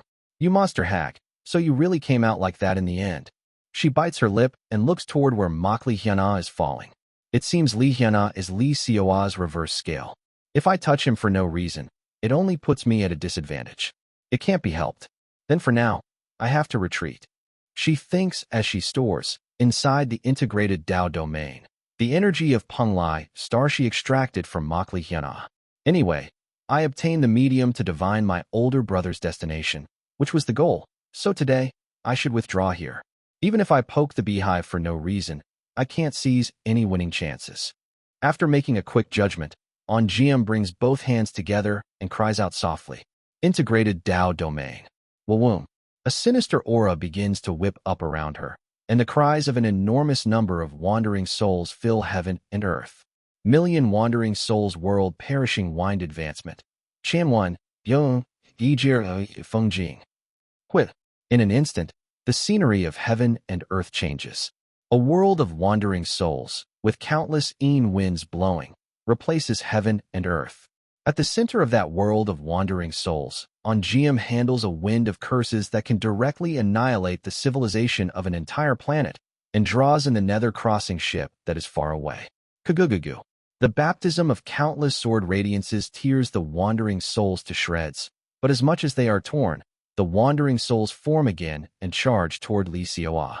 That is not all. As much as the wandering souls are torn by the sword radiance, wind gathers around Ongeum and changes into the forms of ghost kings. The clearer the forms of the ghost kings become, the more the red flags they hold stand out. Those red flags gradually change into a blue light and spew a sinister and terrifying aura of curses. And finally, when the flags turn completely blue, Ongeum points a finger toward Li Xiaoa, who makes sword energy rain down from above the integrated Dao domain. Curse release. Flash. At the same time, the curses that have been accumulated as Li Xiaoa tears the wandering souls to shreds detonate all at once. As the curse-filled flags are swung, a mass of blue wind begins to surge toward Li Xiaoa. Li Xiaoa only looks at it and snorts. Rather, I'm grateful. I've always been getting chi deviation when operating my method because my understanding of curses and blessings is lacking, and you're helping my cultivation with your own hands. The three great ultimates behind Li Xiaoa shine brightly, and Li Xiaoa also presses her palms together. 4-axis canopy. Relic. Around Li Xiaoa, for masses of light spread out as if they are blooming, and countless clusters of stars and nebulae begin to appear around her in the form of sword radiance. It is as if the scenery of the universe itself protects Li Xiaoa's surroundings. Her three great ultimates absorb the curses as they are, and instead blaze even brighter. With her fingers held in a sword hand seal, Li Xiaoa calls something forth from inside her 4-axis canopy. Kagugugu. It is a giant sword. Giant swords, each one exceeding a length of 3 li, enter Ongeum's integrated Dao domain and tear the wandering souls apart. That is not the end. What? There is no end to the swords. Giant swords, each one 3 li in length, begin to fall in heaps from inside her 4-axis canopy. Before long, each giant sword spews glass-colored flames and begins to rake through Ongeum's integrated Dao domain itself. Oh no! Ongeum tries to move the wandering souls and curses to block her as much as possible, but she cannot stop it. The giant swords containing glass-colored flames pierce all her means of defense and freely ravage Ongeum's integrated Dao domain. To make it worse, Li Xiaoa, with the 4-axis canopy wrapped around her body, begins charging toward Ongeum. Damn it! Ongeum manipulates the space within the integrated Dao domain and desperately tries to widen the distance from her. But faster than the speed at which she manipulates the distance, Li Xiaoa's speed as she rushes at her is even faster. At this rate, it will become a situation where she is caught in Li Xiaoa's hands, and her whole body and the entire integrated Dao domain are hacked to pieces. Ongeum grits her teeth and decides to use her last resort. Radiance 7 Lords, 7th Seat Reign, Do Heavenly Lord. The name she calls materializes within her integrated Dao domain, and an enormous mass of light erupts outward. Hearing that name, Li Xiaoa's entire body turns into water and begins to flow down, and Li Xiaoa spits blood and wraps herself in glass true fire to stop the mutation. Kagugugu. An existence of like Ongeum sends an apostle to save their believer from a distant dimension. Jiuk. Space-time opens, and an apostle at the true immortal level sent by the being called the Reign Do Heavenly Lord rearranges space-time.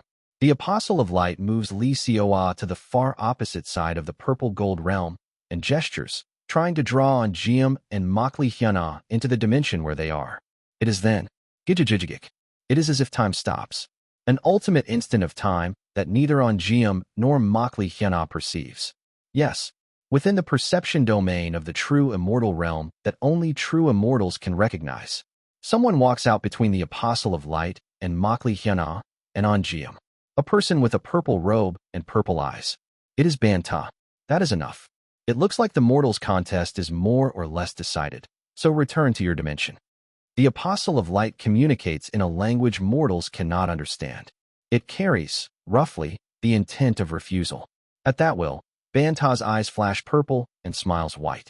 Is it because you are a true immortal who rose in a heavenly domain entirely unrelated to the purple gold realm? That must be the reason you dare show your teeth to me.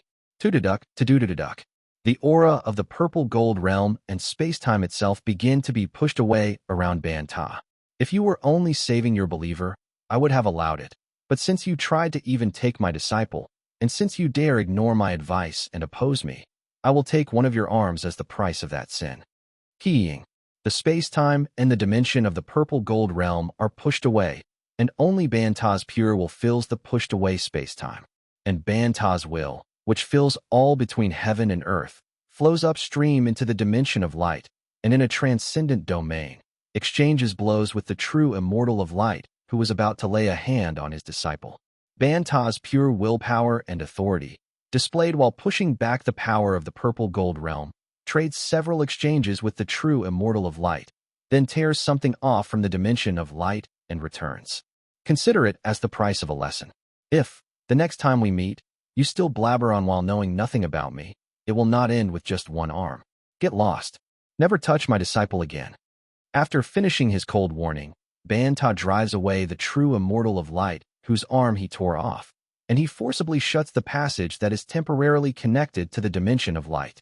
Immediately after, in time that is no different from being stopped, Banta lifts Makli into his arms. This works out well.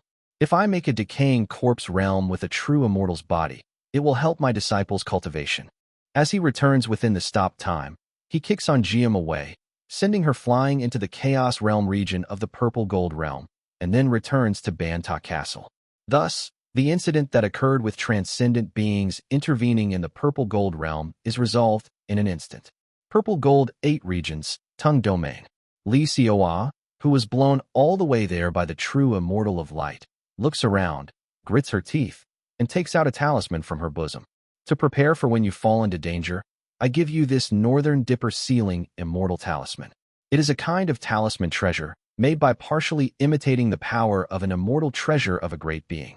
Through this, within the heavenly domain you are in, if it is a place you remember, you can move anywhere. But you must use it carefully. The number of uses is fixed, and once you use it, consecutive use is not possible. And even if it is a place you remember, you cannot go anywhere at random. Places such as inside the body of a living true immortal, Punlai Star, Banta Castle of the Purple Gold Realm, the Monas Domain of the Purple Gold Realm, the Araya Domain of the Purple Gold Realm, places where space-time turbulence is severe, Avicii, or places like the interior of a degenerate star cannot be reached even through the Northern Dipper Sealing Immortal Talisman, so use it well. In a way, it is her life-saving attached talisman. However, Li Xiaoa immediately uses the life-saving attached talisman, which does not have many uses left. Hyena, I have to save Hyena. Pot. The moment she uses the life-saving talisman, Li Xiaoa returns once again to the battlefield where she was fighting. But she soon falls into despair. I can't see him. Did the true immortal of light take him to the Radiant's heavenly domain? No. Keying. Li Xiaoa's eyes draw a taiji as she reads the lingering resonance of the past. She cannot directly see the scene where the transcendence exchanged blows, but she can see the traces of energy. And the traces of energy left in this place are what is most familiar in the Purple Gold Realm. It is Banta's energy. Sacred Master Bantaia. Li Xiaoa realizes that her younger brother has been dragged to the hellish Banta Castle, where people say one can never raise one's realm, and she wails.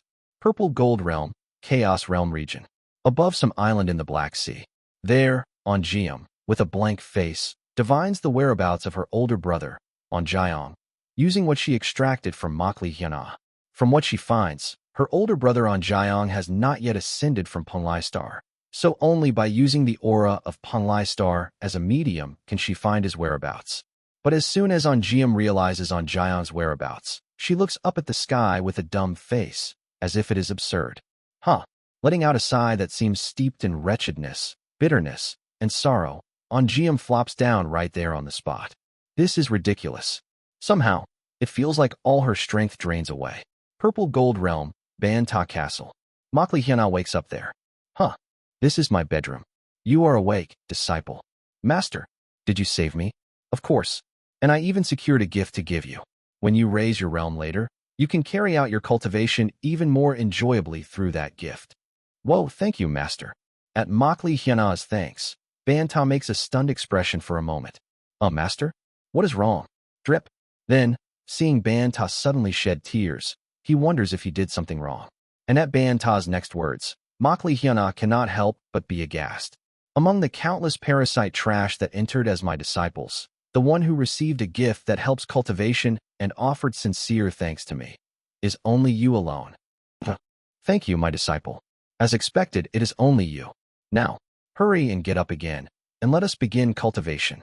Makli Hyana wonders what kind of people the ones Banta took in as disciples even are. Wondering why Banta has had such bad luck with disciples, he begins cultivation again together with Banta. Several months pass. Makli Hyana studies under Banta and achieves an enormous accomplishment. Keying.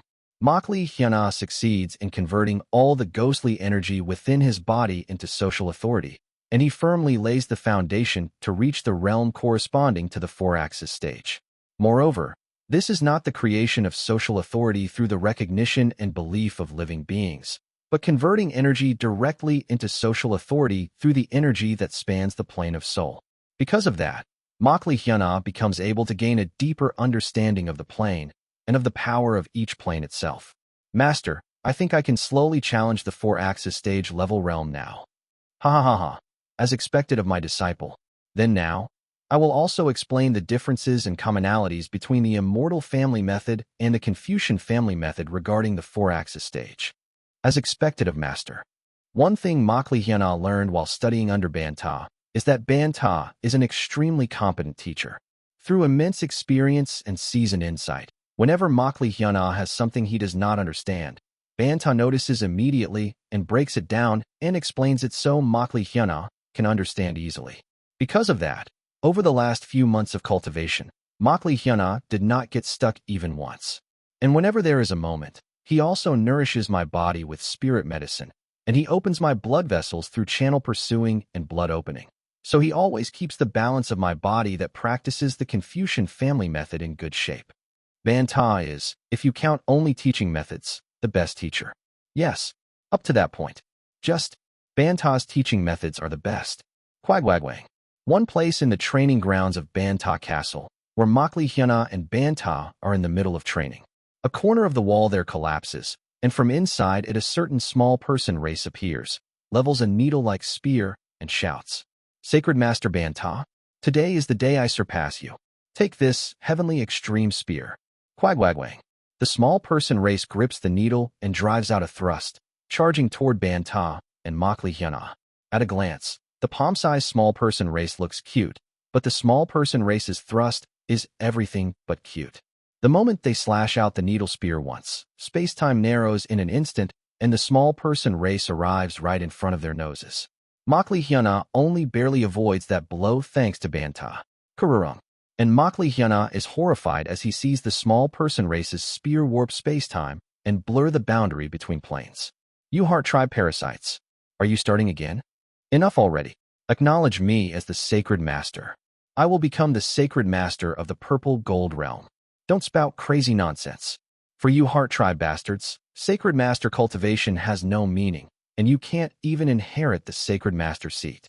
And even if, by some chance, I raise one of you as a Sacred Master, won't you brats use the position of Sacred Master to turn the Purple Gold Realm into an Azura Realm? An Azura Realm? Everyone is only dreaming of a world where all can contend in the pleasure of martial arts.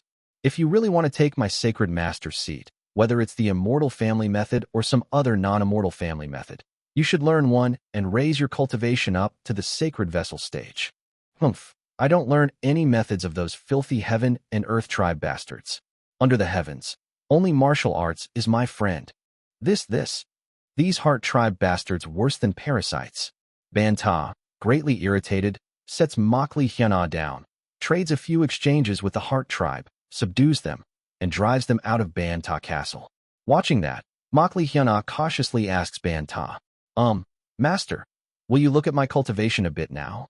But then, a cultivator belonging to Banta Castle rushes into the training grounds and shouts urgently, "Sacred Master, the esteemed ones have raised a rebellion. They even pulled in the authority of an external true immortal, so with Banta Castle's formation alone, we cannot respond." Those parasites. There is never a peaceful day. I'll hang every last one upside down and force an advancement to the sacred vessel stage. Banta storms off to suppress the rebel esteemed ones. And in the end, Makli is left alone, reviewing the cultivation Banta has taught him and continuing his cultivation on his own.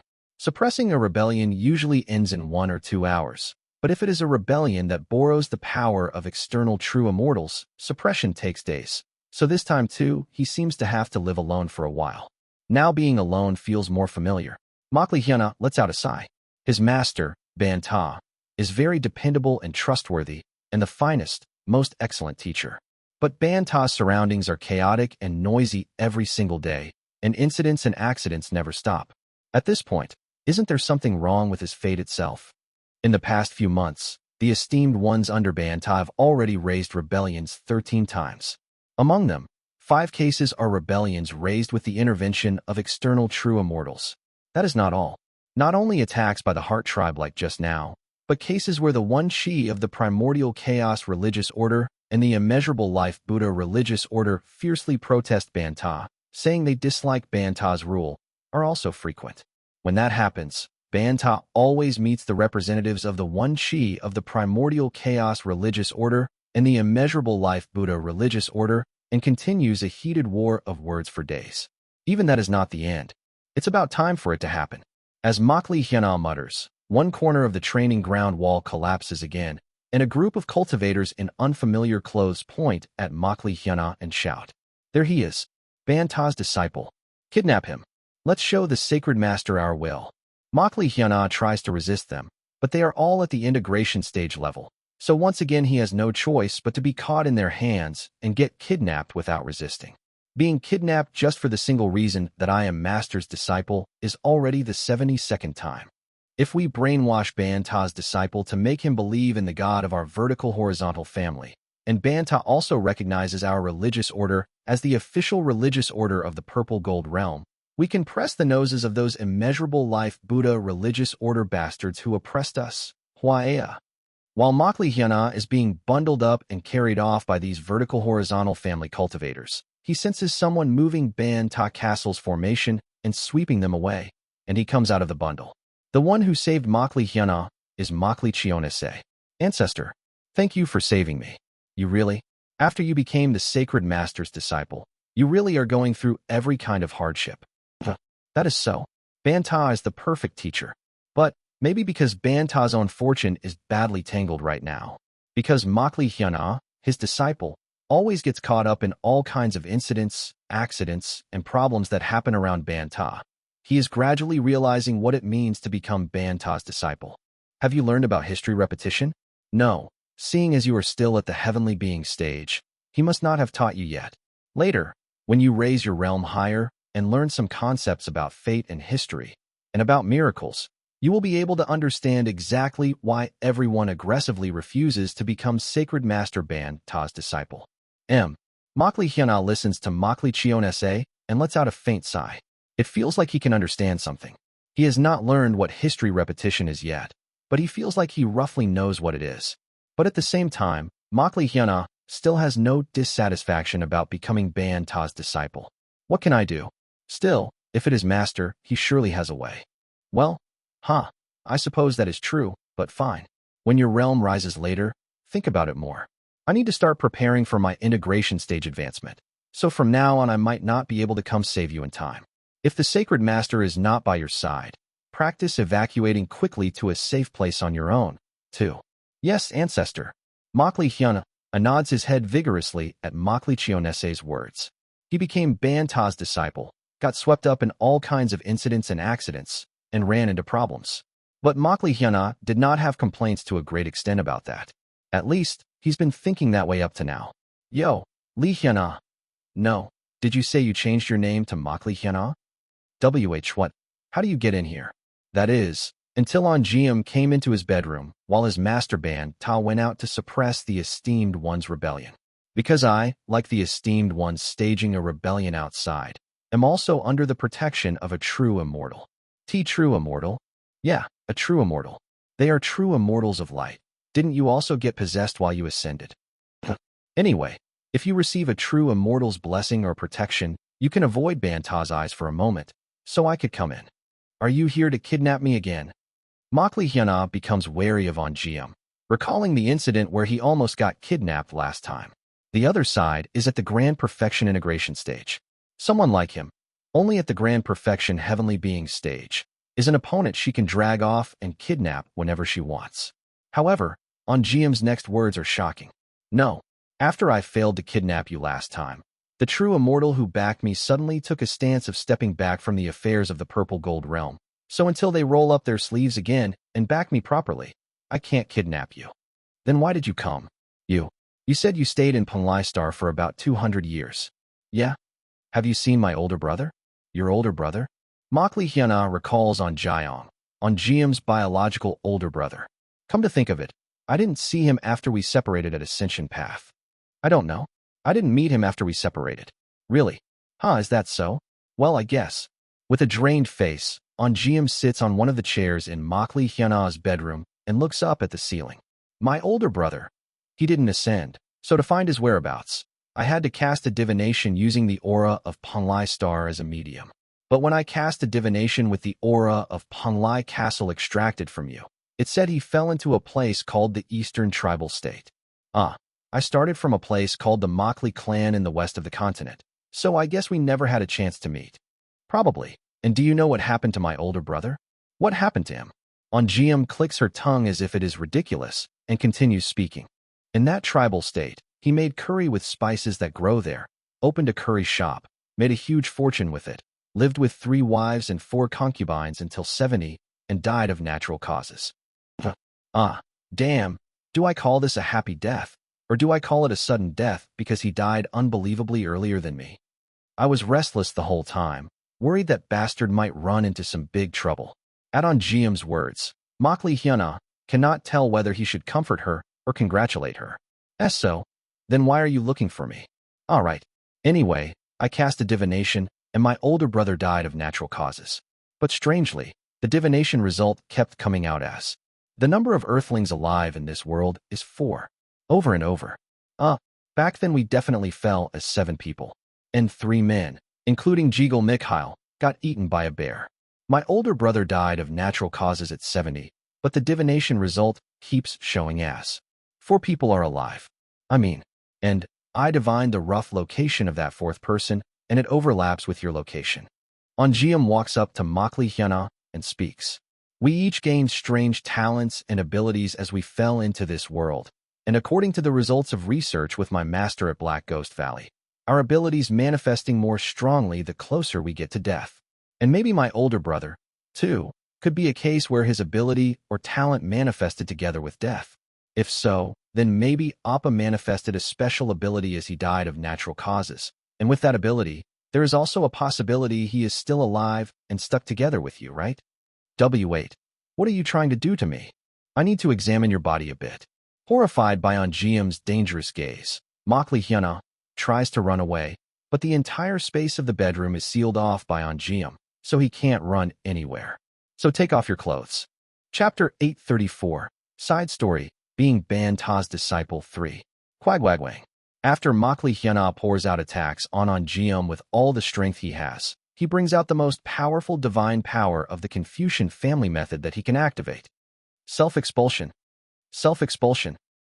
Makli Hyuna's power tries to expel his own self from the space, but just as Makli Hyuna is about to be flung out into another space, in an instant he gets caught again by Ongeum. Do you think you can run away that easily when the gap in realm between you and me is only that big? Come here obediently. Makli Hyuna feels his head go blank white. No, I absolutely can't let her take my clothes. More than anything else. Even now, the parts that melted still have not regenerated. Just as Banta said, it seems the side effects of the fire-grilled sea cucumber last a long time. Showing this smooth, bare body is more embarrassing than dying. Keek, you won't let go of this. Come out, Badger. Come out, Rabbit's 7 heavenly lords. Makli Hyuna tries to take out his demon beasts from his beast scroll, but when Ongeum clenches her fist tight, space warps, and his beast scroll breaks on the spot.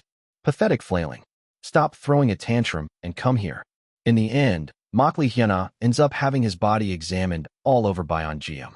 The next morning, Makli Hyuna wakes up feeling Ongeum, inside his blanket, staring at him with an expressionless face. Oh. He buries his face in both hands as he recalls what happened over the past day. I'm tainted. Tainted? We only did something beneficial for each other. Ongeum strokes Makli Hyuna's head, then gets up from the bed and rummages around as she puts on her clothes.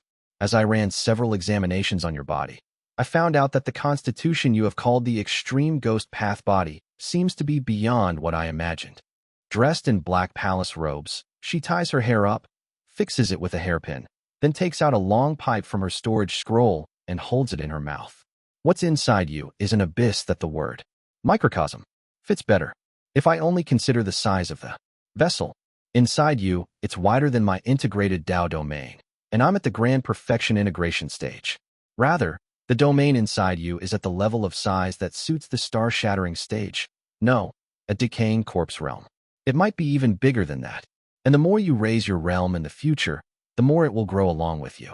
I don't know how far it will grow, but it will probably grow without difficulty up to the sacred vessel stage and the entering nirvana stage. I don't want to know. No, in the first place, this is something Master could have told me. You're sulking, you. Anyway, the space inside you is so huge that I couldn't examine all of it in a single day. But I managed to find something quite interesting. Ongeum calls out a wandering soul, has it light the long pipe with Will-o'-the-Wisp, and continues. You are, right now, chosen by at least 2 true immortals. I know. And inside you, 2 or more true immortals are constantly struggling for power to drive each other out. So it is no different from a battlefield. Within that battlefield, the exchanges between the 2 true immortals form a great cycle. And that cycle swirls inside you like light and darkness. And it's in the middle of creating a single world. Wait, what are you talking about? Makli Hyuna hurriedly puts on his clothes and argues back at Ongeum's absurd words. If a war like that is happening, there's no way I wouldn't notice, right? If a war like that is happening, in the first place, my body would have burst open, right? And if a war like that is happening, why are there no symptoms at all? Firstly, your realm isn't high enough to notice a great battle at the true immortal level, and your understanding of immortal arts is lacking.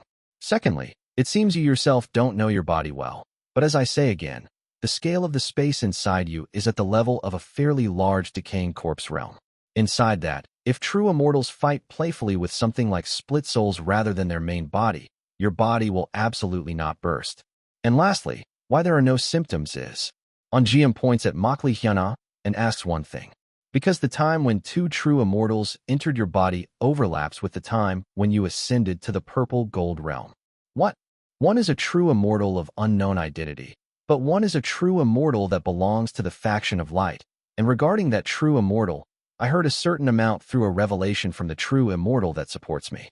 You, while you ascended to the purple gold realm, did you connect with some true immortal that corresponds to the wood attribute? Yes. Then the true immortal that is contending in power against the light true immortal is, with a high probability, the true immortal that clung to you since Ponlai Star. Makli Hyuna nods and confesses honestly. Yeah, a split soul of some true immortal like a chain entered me. And while I ascended to the purple gold realm, I also came into contact with that being that is some light true immortal or whatever. As I thought, right? The reason you can't feel any symptoms or even any omens is because the time when the 2 true immortals filled up inside you is exactly when you entered the purple gold realm. In the purple gold realm, because of sacred Master Banta's will, the aura of true immortals is suppressed to the extreme. So it is thanks to Master. Something like that.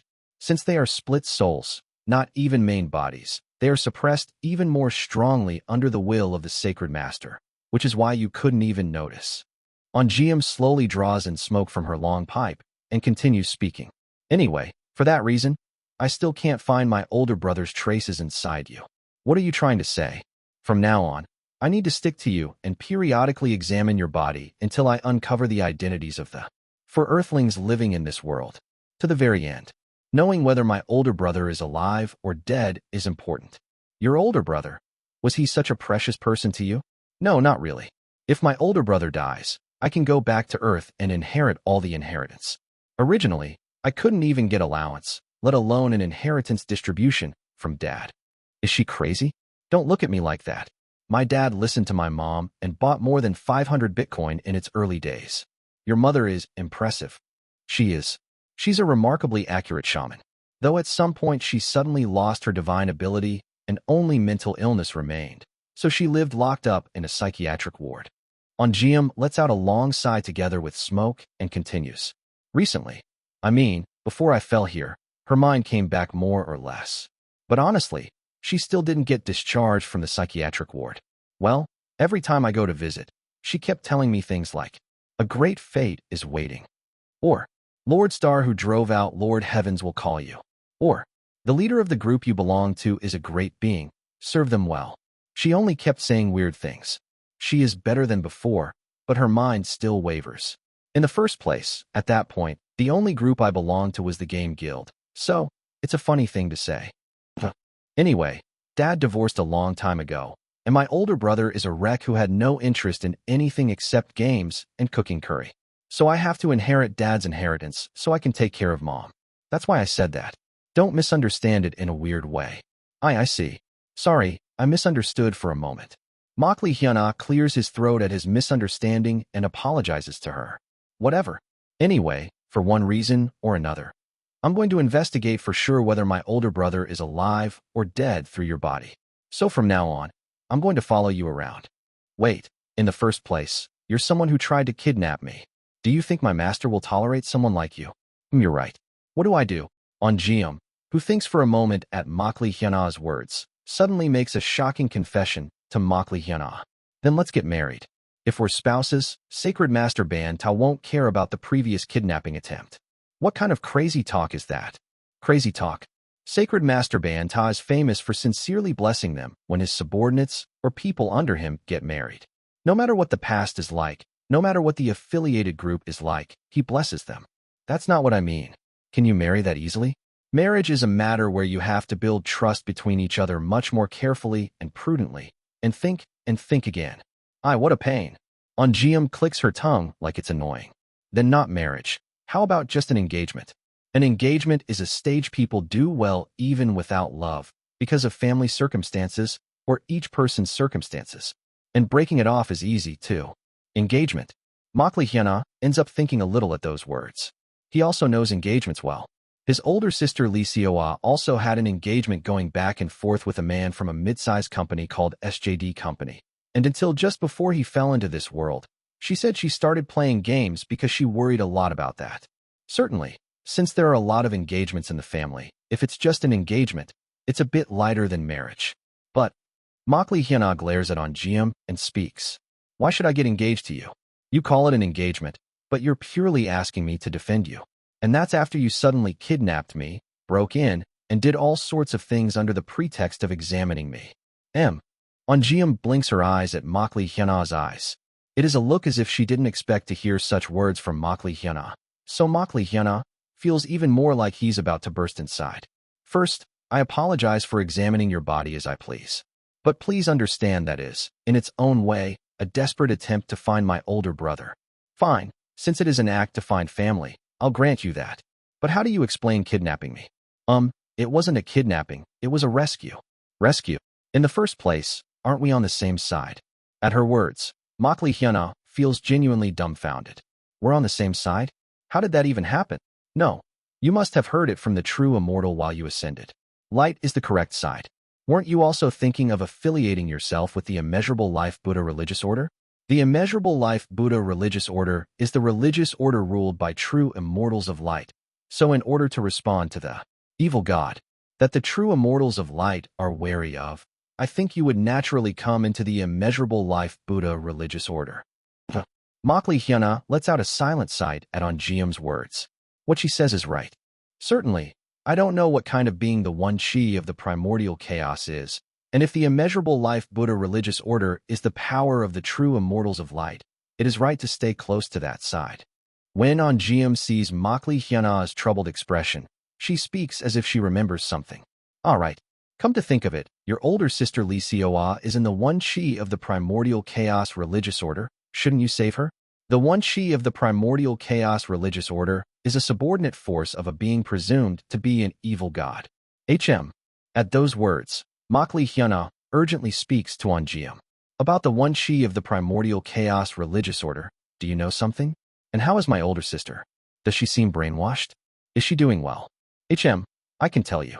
But telling you up to that point is compensation for forcing myself on you last night. And that's it.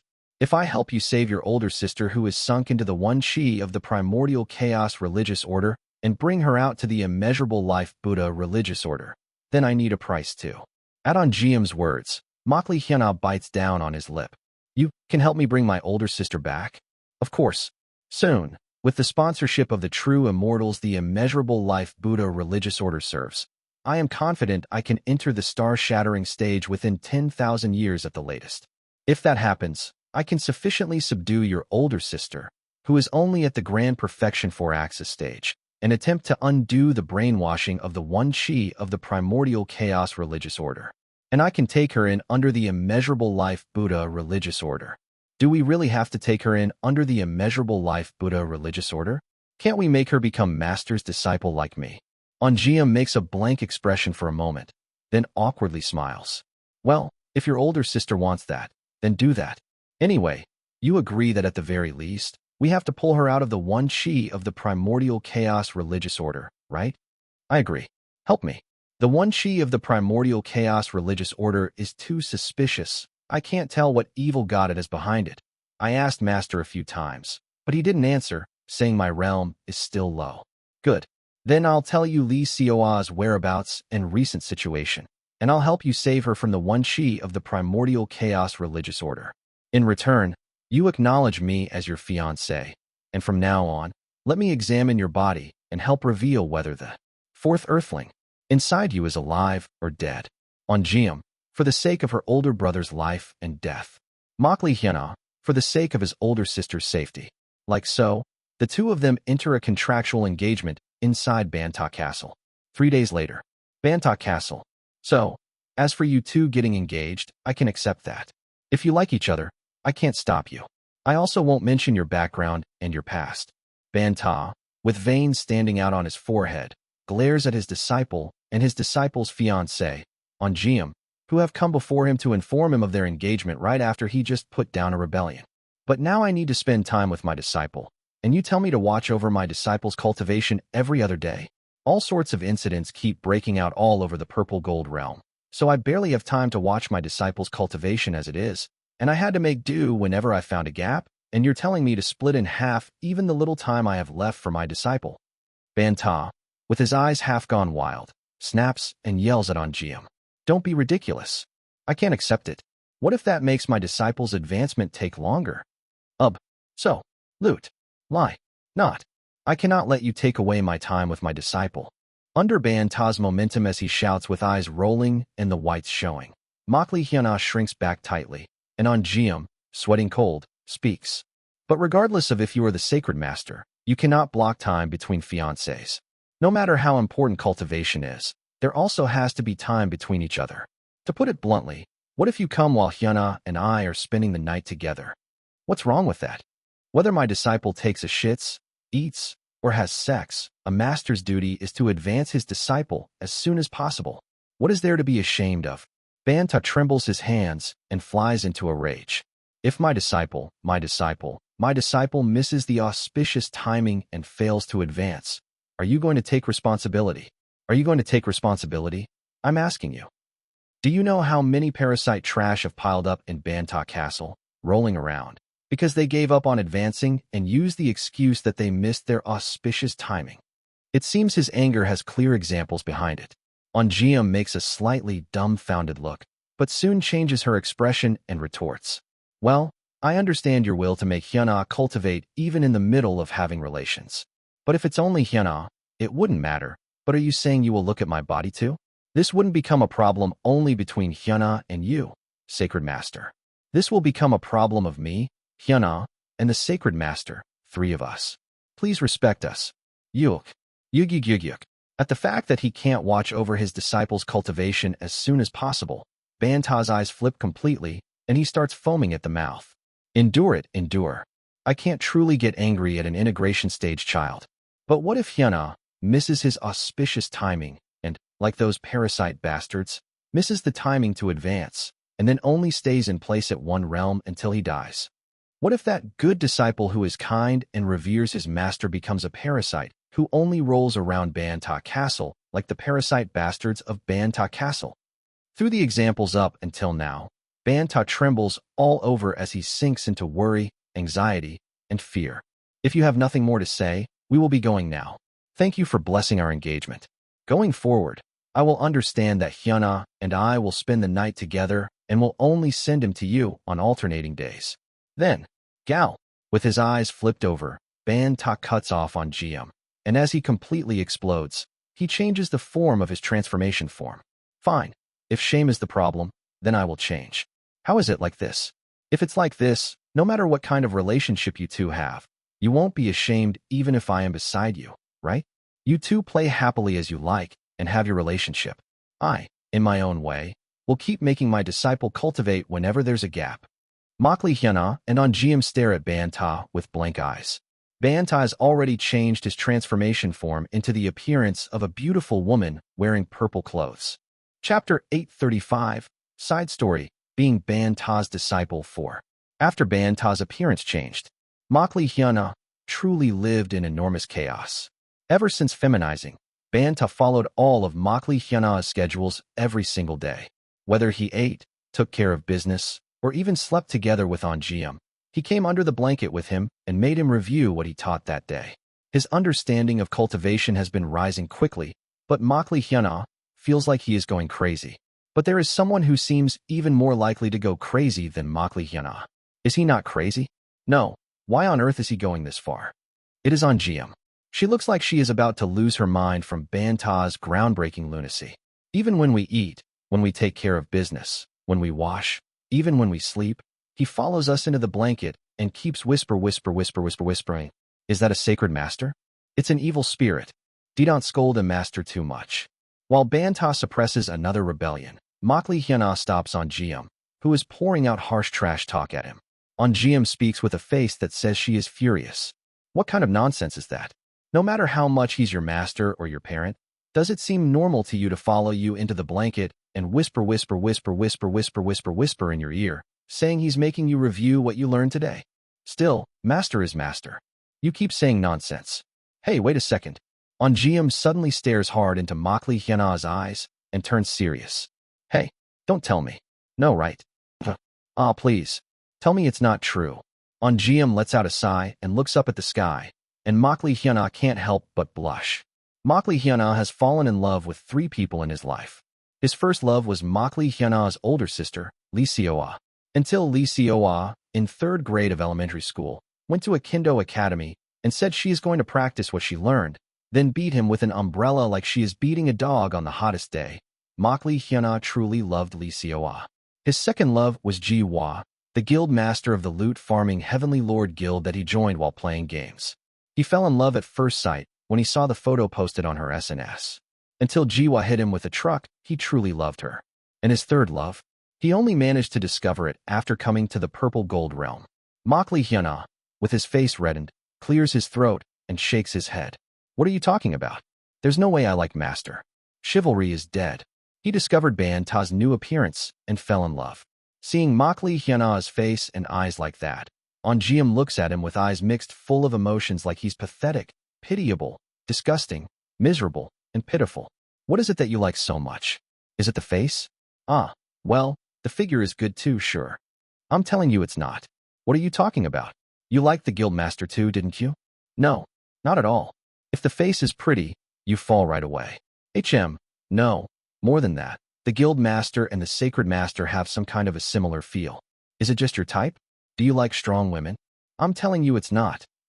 Thinking about it, Lee Seoa had that kind of feel too. Did your older sister influence you and give you that taste? Well, even now you're holding hands with me because you're trying to find your older sister. You really liked your older sister a lot since you were little, didn't you? Don't make me into some weirdo. I said no. Makli Hyuna screams as if he is wronged, and GM speaks while picking her ear as if it is noisy. Well, since it's come to this, there's nothing we can do. Sacred Master Banta is going to keep following us around, and you also look like you have no intention of stopping it somehow, because you like Sacred Master Banta following you around. No matter what I do, it won't mean much. I'll wait for your realm to rise, and during Axis Foundation practice, I'll take you around with me and examine your body. Do whatever you want.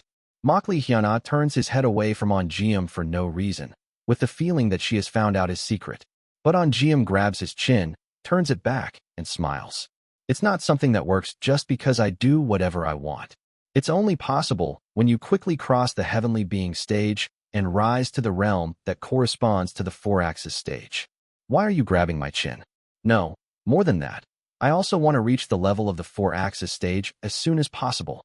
But Master says that before I raise my realm to the four-axis stage, I must break through not with social authority through people, but by sensing the plane of soul myself, converting the power of the soul into authority power, and only then breaking through the realm. So what am I supposed to do? So dull. Do you still not know why your master, Sacred Master Banta, leaves me, who tried to kidnap you, even though we are engaged, right by your side without placing any constraints or restriction spells on me? Onjeom grabs Makli Hyuna's chin, forcefully presses her lips to his, and blows an enormous amount of ghostly energy into him through her mouth. MMPH. When an overwhelming amount of ghostly energy is injected all at once, the whites of Makli Hyuna's eyes turn black and his pupils turn white, becoming reversed. At the same time, his lips, fingernails, and toenails also stain black. Puha. Only after she blows ghostly energy into Makli Hyuna up to a limit he absolutely cannot endure does she finally pull her lips away. Makli Hyuna, with his face reddened, rubs his own lips. Digest it and convert it into social power. It's going to increase your growth speed. Why you? If you and I stay stuck together, I can blow in ghostly energy that straddles the plane of soul and accelerate your growth speed. So that's why he doesn't put any constraints on me. Digest it as soon as possible and convert it into social power. That way your realm rises. I can use cultivation as an excuse to take you around and investigate you. And you can save your older sister too. Isn't that right? Makli Hyuna blushes and nods. Okay, it is a somewhat embarrassing method, but in any case, it is something that is necessary in the process of Makli Hyuna saving his family. Thus, from that day on, he moves forward, cooperating with Onjeom while continuously converting ghostly energy into social power. A few months pass. Makli Hyuna, together with Onjeom, is called to Banta Castle's Banta Hall, where Banta handles his work, and he hears shocking news. Pardon. What did you say? Onjeom also seems just as shocked, blinking along as she listens to Banta's words. Banta looks at the two and clicks his tongue. What do you mean, what? Since the preparations to reach the four-axis stage are complete, I'm telling you to go out to other middle realms and do Axis Foundation practice. Does that mean you are saying I may take Makli Hyuna outside the purple gold realm? Onjeom asks again, as if she didn't expect Banta to let Makli Hyuna go to other middle realms. Of course I am uneasy about you. You Radiance Hall believer brat has a record of trying to kidnap my disciple. But recently an annoying existence began stirring, trying to revive, and even a true immortal called the owner of the Antimatter Sea is sending a strange sign. Because of that, it's become a bit hard for me to pay attention to Hyuna. On top of that, after the god of heavenly punishment died, the heavenly tribulation stopped being controlled and has become far stronger than in the mythic age 40 billion years ago. You know that too, right? Yes, I have read about it in the myth records. Right? And if there is someone helping, the heavenly tribulation itself becomes stronger. And cultivators belonging to Banta Castle are influenced by the altruism inherent in my very existence, and that itself is treated as a mortal art, so they are unconditionally treated as receiving my help, meaning inside the purple gold realm, the heavenly tribulation unconditionally becomes stronger. Banta continues while looking at Makli Hyuna and Onjeom. For that reason, even though you feel uneasy, for my disciple's sake, I permit you to go around to middle realms such as Vast Cold, Nether Ghost, Ancient Force, and the True Devil Realm for Axis Foundation practice. Are you not afraid that I will receive help from a true immortal and kidnap Hyuna again? Try it. I have already taken measures. Snap. When Banta snaps his fingers, Makli Hyuna is already moved to the seat beside Banta. What is this, huh? However, Makli Hyuna realizes that it is not that he moved to Banta's side, but that only his spirit was dragged straight over to Banta's side in an instant. I have already planted my mark. If those other true immortals try to kidnap my disciple recklessly, I made it so I can immediately summon my disciple's soul to the Purple Gold Realm. With the authority of the Purple Gold Realm Sacred Master, I can increase something like the number of revivals of a 4-axis stage cultivator to infinity, so whenever my disciple suffers a major mishap, I can just summon only the soul and revive him in the Purple Gold Realm. Thorough. It concerns my disciple, so of course. And through this, every night when Hyuna falls asleep, I will summon my disciple's soul and give supplemental lessons, such as cultivation guidance. Hihiak. Makli Hyuna goes blank. Before, he could at least sleep, but from now on he won't even be able to sleep. Still, Onjiam does not seem to care and nods. Well, do as you please on that point. As long as you guarantee time alone for the two of us, whatever. Good. Then start with raising your realm right away, and prepare to move to other middle realms immediately. Why yes. Pardon. Makli Hyuna blinks at the sudden change, but nothing changes. After a while, he boards on Jiam's nether-crossing ship and moves to the Mind Domain among the 8 regions of the Purple Gold Realm, a place from which he can move to other middle realms. Kagugugu.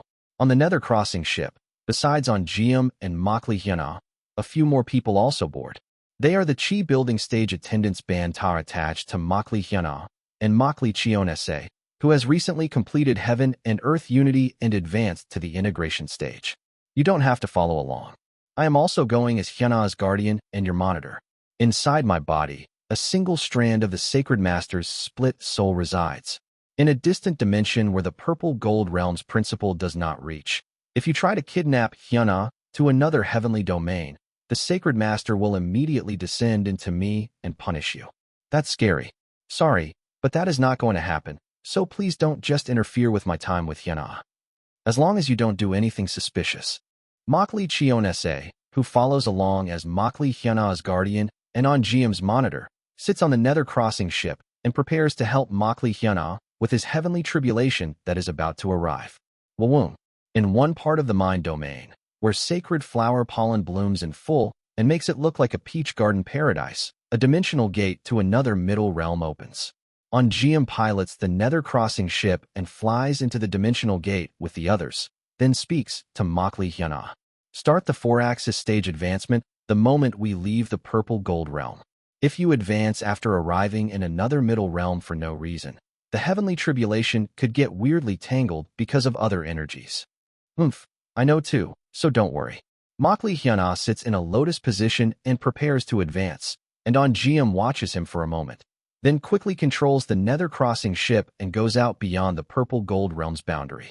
And in the next moment, Suat, in a strange world also called Avicii, Makli Hyuna, Makli Chionese, and On Jiam's group can see a lone figure. Waiting with a glass-colored 3 great ultimates floating behind her, she is none other than Makli Hyuna's older sister, Lee Seoa. With an expression twisted like an evil spirit, she glares at On Jiam and speaks. Where are you trying to go? Are you daring to try to kidnap my younger brother to Radiance Heaven again? Ridiculous. I'm just going to do Axis Foundation practice with Banta's approval. You? With Banta's approval? What did you give Banta? Well, I didn't really give Banta anything. Because, as if she is teasing, On Jiam shrugs, walks up to Makli Hyuna's side as he prepares to advance, and smiles slyly. We got engaged. What? Lee Seoa stares at the two with a stupid look, and On Jiam covers Makli Hyuna's mouth as if to block what he is about to say, then speaks to Lee Seoa. Since the engaged couple is going on a honeymoon, don't worry about it anymore and get lost. He's mine now. You bitch. Budududuke. Lee Seoa's complexion starts turning stark white. At the sight of her looking as if the blood drained from her face from sheer rage, Makli Hyuna's knees start going weak. He knows very well what happens when his older sister makes that expression. Wait, don't cover my mouth. I have to explain to Nuna. MMPH, Femfomf. But On Jiam, as if she found something amusing, clamps down even harder on Makli Hyuna's mouth and makes a villain-like smile. Seeing that smile, Lee Seoa shouts in a voice brimming with fury. Don't talk about Hyuna like he's an object. Don't talk about him like he's an object. On Jiam sneers even more, then grabs Makli Hyuna's chin and, right in front of Lee Seoa, forcefully kisses him again. Through her mouth, powerful ghostly energy enters Makli Hyuna once again. His eyes turn reversed again. That sight looks as if Makli Hyuna is being contaminated by Onjium's ghostly energy. Ah, this is bad. Makli Hyuna feels as if he hears, right by his ear, the hallucinated sound of Lee Seoa's last thread of reason snapping. You have enough energy, right? Now start advancing. From now on, we're entering a dimensional leap. Kurung, Kurung. Makli Hyuna tries to shout something, but after he sees Lee Seoa's eyes, he decides to quickly advance to the 4-axis stage and raise his realm first, and then explain it to Lee Seoa. Right now, Nuna is blind with rage and can't see anything, so I shouldn't provoke her more for no reason. It's faster to prove that this wasn't something forced on me, but a kiss that helps me. Kururu. Dark storm clouds rise above Makli Hyuna and the Nether crossing ship. Right after, Makli Hyuna feels raindrops falling. Rain? The form of the heavenly tribulation. The Confucian family method's heavenly tribulation usually comes in the form of a disaster, but when it is in a state where it is not easy for any disaster to hit, the disaster simply assumes a transformation form and strikes the target directly. And the Confucian family method's heavenly tribulation, after taking a transformation form, is black rain. Among Makli Chionese, the rabbit's 7 heavenly lords, and Badger, who decide to stand as law protector while Makli Hyuna takes the heavenly tribulation. Badger opens her mouth. From what I hear, the heavenly tribulation of each cultivation system falls in the shape that the one who created that cultivation system fears the most. For the one who made the immortal family, the most terrifying is heavenly lightning, the embodiment of connection, and for the mountain divine spirit who made the Confucian family method, maybe something in the form of black rain, is what they fear the most. Oh, that is an interesting bit of common knowledge. Swaiowa. Makli Hyuna begins to be struck by the heavenly tribulation. The black rain falling from inside the black storm clouds gradually grows more numerous, and it grows stronger as time passes. It looks as if a black sky itself is falling down onto Makli Hyuna. Cool. And as she watches Makli Hyuna take the heavenly tribulation, Lee Seoa goes berserk. Making my little brother take heavenly tribulation in this theoretically unstable Avicii that isn't even inside the boundary? I can't forgive you. I can't forgive you. Sorry, but then what can you even do? Onjium sneers at Lee Seoa and launches the Nether crossing ship. If it's inside the purple gold realm like last time, maybe, but if it's outside, the Nether crossing ship's dimensional leap is much faster, you know? Then flash. The Nether crossing ship kindles ghost fire and begins to leap toward a distant dimension, and Onjium knows that unless one is at the star-shattering stage, a human body can never chase down the Nether crossing ship.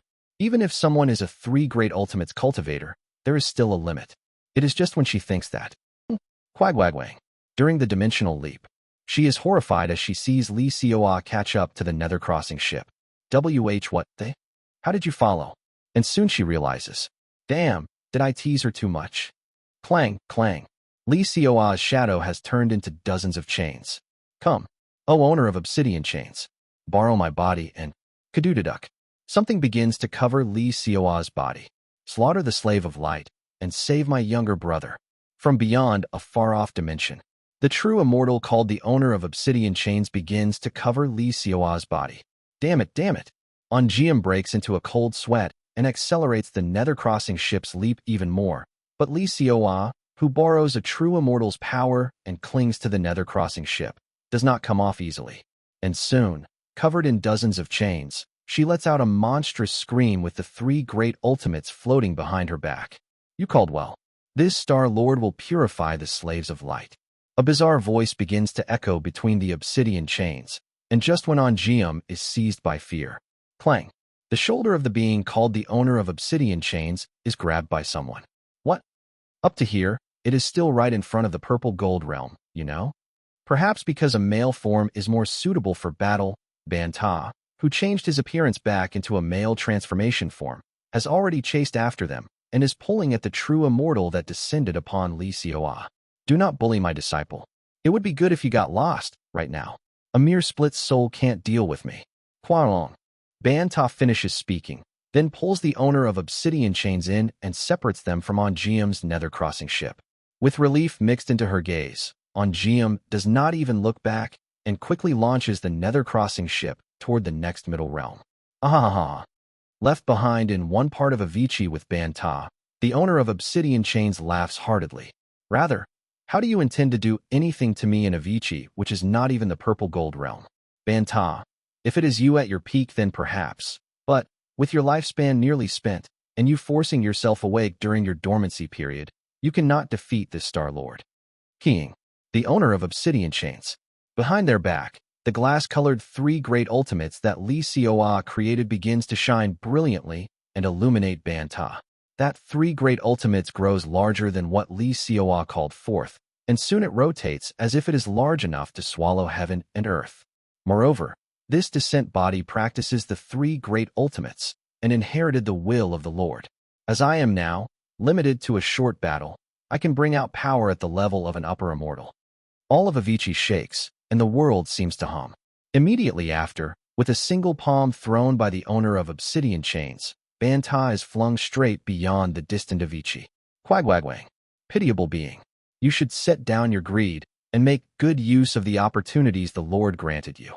The Lord has already given you dozens of opportunities. After finishing their words, the owner of Obsidian Chains turns around and reaches out their hand to chase the nether-crossing ship. It is then, Quagwagwang, from behind, a purple fist comes flying in, and the owner of Obsidian Chains is knocked back again as far as Banta was flung, spitting blood through Li Xiaoa's body. What? As they quickly steady themselves, what they see is Banta, floating something behind his back from the spot where they were standing. Three great ultimates. So what? Keying. The purple in Banta's eyes begins to blaze even more fiercely. The owner of Obsidian Chains opens their eyes wide. You little punk. I have been at the sacred vessel stage since before you were even born. How dare the likes of you look down on me? Keying.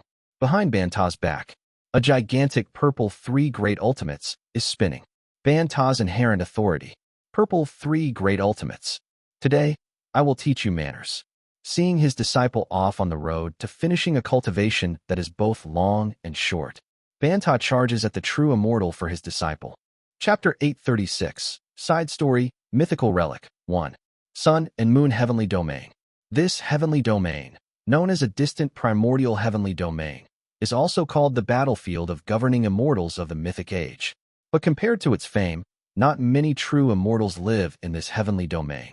That is because the Sun and Moon heavenly domain is a heavenly domain without an owner, so it does not have enough fate or blessings for true immortals to use. And if they rampage carelessly, the Sun and Moon heavenly domain can easily collapse. So what exists in the Sun and Moon heavenly domain are only a few true immortals, immortal lords, and a few middle realms that were the corpses of great immortals. Its name is impressive, but it is an impoverished world that is even embarrassing to call a heavenly domain. That narrow and impoverished world is the Sun and Moon heavenly domain. And precisely because the heavenly domain is narrow, the sacred masters who rule the middle realms and the few true immortals can all feel even more clearly the violent collision of powerful forces that is occurring in one place within the Sun and Moon heavenly domain. Countless true immortals and sacred masters shiver at the clash of beings of upper immortal level that erupts in one place of the Sun and Moon heavenly domain. Whew! All of Avicii is shaken by an interstellar wind. Countless dust clouds flow into Avicii and form multicolored clusters of light. Inside the nebula filled with those clusters of light, a sphere covered in obsidian chains and Banta, who bears a purple three great ultimates, clash. The two beings seem evenly matched, but the advantage gradually shifts to Banta's side. However, Banta's expression is grim. The owner of Obsidian Chains is formidable. If a mere split soul is this much, then the main body is strong enough to be compared even to the chief judge of the underworld, who was the symbol of fear in my childhood. He also knows well the gap between himself and the owner of Obsidian Chains. If they had come with their true self, then even if Banta was at his peak, he would have had to step back. Quagwagwagwang. The split soul of the owner of Obsidian Chains, said to be only upper immortal level limited to a short fight. As the battle drags on, they rapidly exhaust their energy and are pushed back by Banta. The owner of Obsidian Chains clicks their tongue as if bitter. Formidable. If you had tried to destroy this lord's descent body, the match would have ended in an instant. Yet you corner this lord to this extent using only the straightforward orthodox method. If you had even a little vileness and compromise, this lord would have already been defeated. Humph. I always send praise to your character, but you too must admit it. This world is not made with goodness alone. Only when good and evil coexist can one advance higher. Stop with that theory of Taiji. Do you dare to teach me? I was in the sacred vessel stage from before your clan's founding ancestor's great-great-grandfather was even born. Is that a boast? Bududuk. At the one line the true immortal spits out, Banta's face turns bright red and he grinds his teeth. Are you insulting me? It is worth insulting. Is it not you who is being greedy? Is it not you who have kicked away the Lord's grace until now and used that opportunity elsewhere? You do not know? For enough years to have passed that the era I was born in is called the Mythic Age, this heart that stayed stuck in one place and watched over the lives of true immortals, how lonely and miserable it is. Banta looks at the sphere of chains with a gloomy gaze. Isn't it your Lord's principle that if one suffers pain, a reward of that amount returns? Is that not the principle your Lord set up? I only wish for what is natural, so why is even that not permitted to me? Kagugugu. Banta's palm strike, imbued with purple light, flies toward the sphere of chains. However, dozens of chains that burst out from the sphere of chains tear Banta's palm strike to pieces in an instant. My Lord could still have taken you out, and could also have directly taken over the sacred master's seat. Yet if he does not do so, then surely it is because there is a proper reason. Oldest sacred vessel, know that, beyond what you imagine, the gods see, hear, and feel far more. Twereric. The chains that tear apart Banta's palm strike instantly bind his whole body. With his whole body bound in chains, Banta clenches his teeth. Are those? Far more. You speak of the principle of that Taiji? You say I am being too greedy? Don't make me laugh. You are only in a mugi that cannot ascend because you have too many wish-fulfilling pearls and cannot bear their weight. My dreams are that lofty? Fine, then keep cursing me for being greedy like that. You say I am in a mugi that cannot ascend because I have too many wish-fulfilling pearls? Fine, then I will not bother ascending. I will gather wish-fulfilling pearls and gather them again, and I will drag the heavens down in front of me. Heeing. And Banta's purple three great ultimates begins to rotate. The Tao I possess, I will never carelessly abandon it. Jiak, Geojik.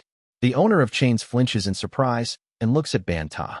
The chains binding Banta seem to be pushed back, and then they explode as they are. Vast cold heavenly circle. No, you change the wisdom of vast cold yourself? Only then does the owner of chains seem to realize the true nature of the cultivation that forms Banta's three great ultimates, and their eyes open wide. It is not the most stable heaven, earth, and heart, I see. That three great ultimates, heaven and earth, and Chua.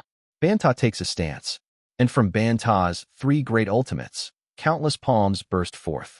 Banta's innate ultimate technique. Thousand hands sacred observer Banta, Chanshu, Guansheng Bantuo. To do. One palm. Among those countless palm seals, with one palm, a single chain crumbles. Without even a gap for the owner of chains to be startled, Banta's palm seals pour down like rain and begin to crush them. Tukwagwagwagwang. A part of Avicii is thrown into disorder. The chains the owner of obsidian chains summoned crumble all at once. And in the very moment Banta, who has already reached right before the owner of obsidian chains, thrusts out the final palm. Jiuing. Banta's will drives the true immortals will out of Li Xiao's body. To defeat me, at minimum the owner of the antimatter sea, or the owner of black blades, who is the direct disciple of the owner of myriad stars, or the Wuji star lord have to come. Begone, owner of obsidian chains. You cannot do anything to me. The time will come when you must make a choice as soon as possible. Perhaps this is your last dormancy period. Lessen your greed and choose the Lord. The owner of obsidian chains leaves Li Xiao's body and murmurs softly. The Lord has poured onto you more than the goodwill you offered to the Lord. This chance will be the last. Now soon, the two divine ancestors who scattered themselves to create the Yin-Yang family will revive. Before you meet Glass Peacock again, think carefully. TSD. Banta looks at Li Xiao, who lies unconscious after the owner of obsidian chains has fully left. He kicks Li Xiao's body in Avicii and sends it flying to the less dangerous purple gold realm, then clicks his tongue. Glass Peacock. The divinity also called the Ignorant One, who mixed with the immortal beast called Blue Bird and scattered throughout all of heaven and earth in order to create a method system called the Yin-Yang family. At the same time, I I heard there is a fellow who spent 10 billion years in the sacred vessel stage, died of old age, and revived, so I got interested and came looking. But you are an old-fashioned fellow. I am interested, but right now you stink, so I cannot embrace you. Someday, if you advance to true immortality, then I will violate you then. Bududaduk. That bird brain insulted him, said he reeks, and just left him behind, and went away. Glass Peacock. Banta also knows the meaning behind Glass Peacock saying, "You stink." It is talking about his own disposition, and Glass Peacock likely tried to wake up he who is trapped in notions with provocative words and give him enlightenment. However, even knowing that, Banta cannot forgive Glass Peacock. Yeah, I know too. I also know you bastards say my will is wrong. But I will not change it. Because this is right. He is definitely right. Although because of that uprightness he still cannot pass down the purple gold realm, and although he still cannot escape the sacred vessel stage, he does not think he is wrong. Surely my Tao also has a path to move forward. Who dares force right and wrong on me? Banta roars, and senses the energy of the reviving Glass Peacock and Blue Bird. Try reviving, Glass Peacock. If only I succeed this time, even you will not dare to follow after me. He turns his head to the purple gold realm and sweeps his eyes over the Monas domain and the Araya domain of the purple gold realm with a complicated gaze. Amid the mockery and sneers of countless true immortals, it has already been 20 billion years since he separated the Monas domain from himself and pierced through the Araya domain. I am not wrong. Surely, I am not wrong. Banta disperses the purple three great ultimates and returns to the purple gold realm with a bitter gaze. Banta's gaze looks even more tired. The backlash from forcibly waking during the dormancy period for the new fates is big. This time, I must succeed. With eyes full of thoughts, Banta suppresses the backlash from facing a true immortal and returns to Banta Castle in the purple gold realm. Quagwagwang. Beyond a distant dimension.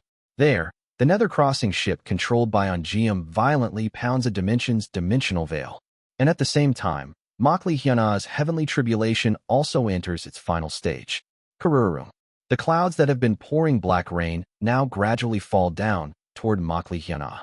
Makli Hyana feels a shock as if a black sky is falling onto him, and with all his strength he uses the Confucian family method to negate that bizarre phenomenon.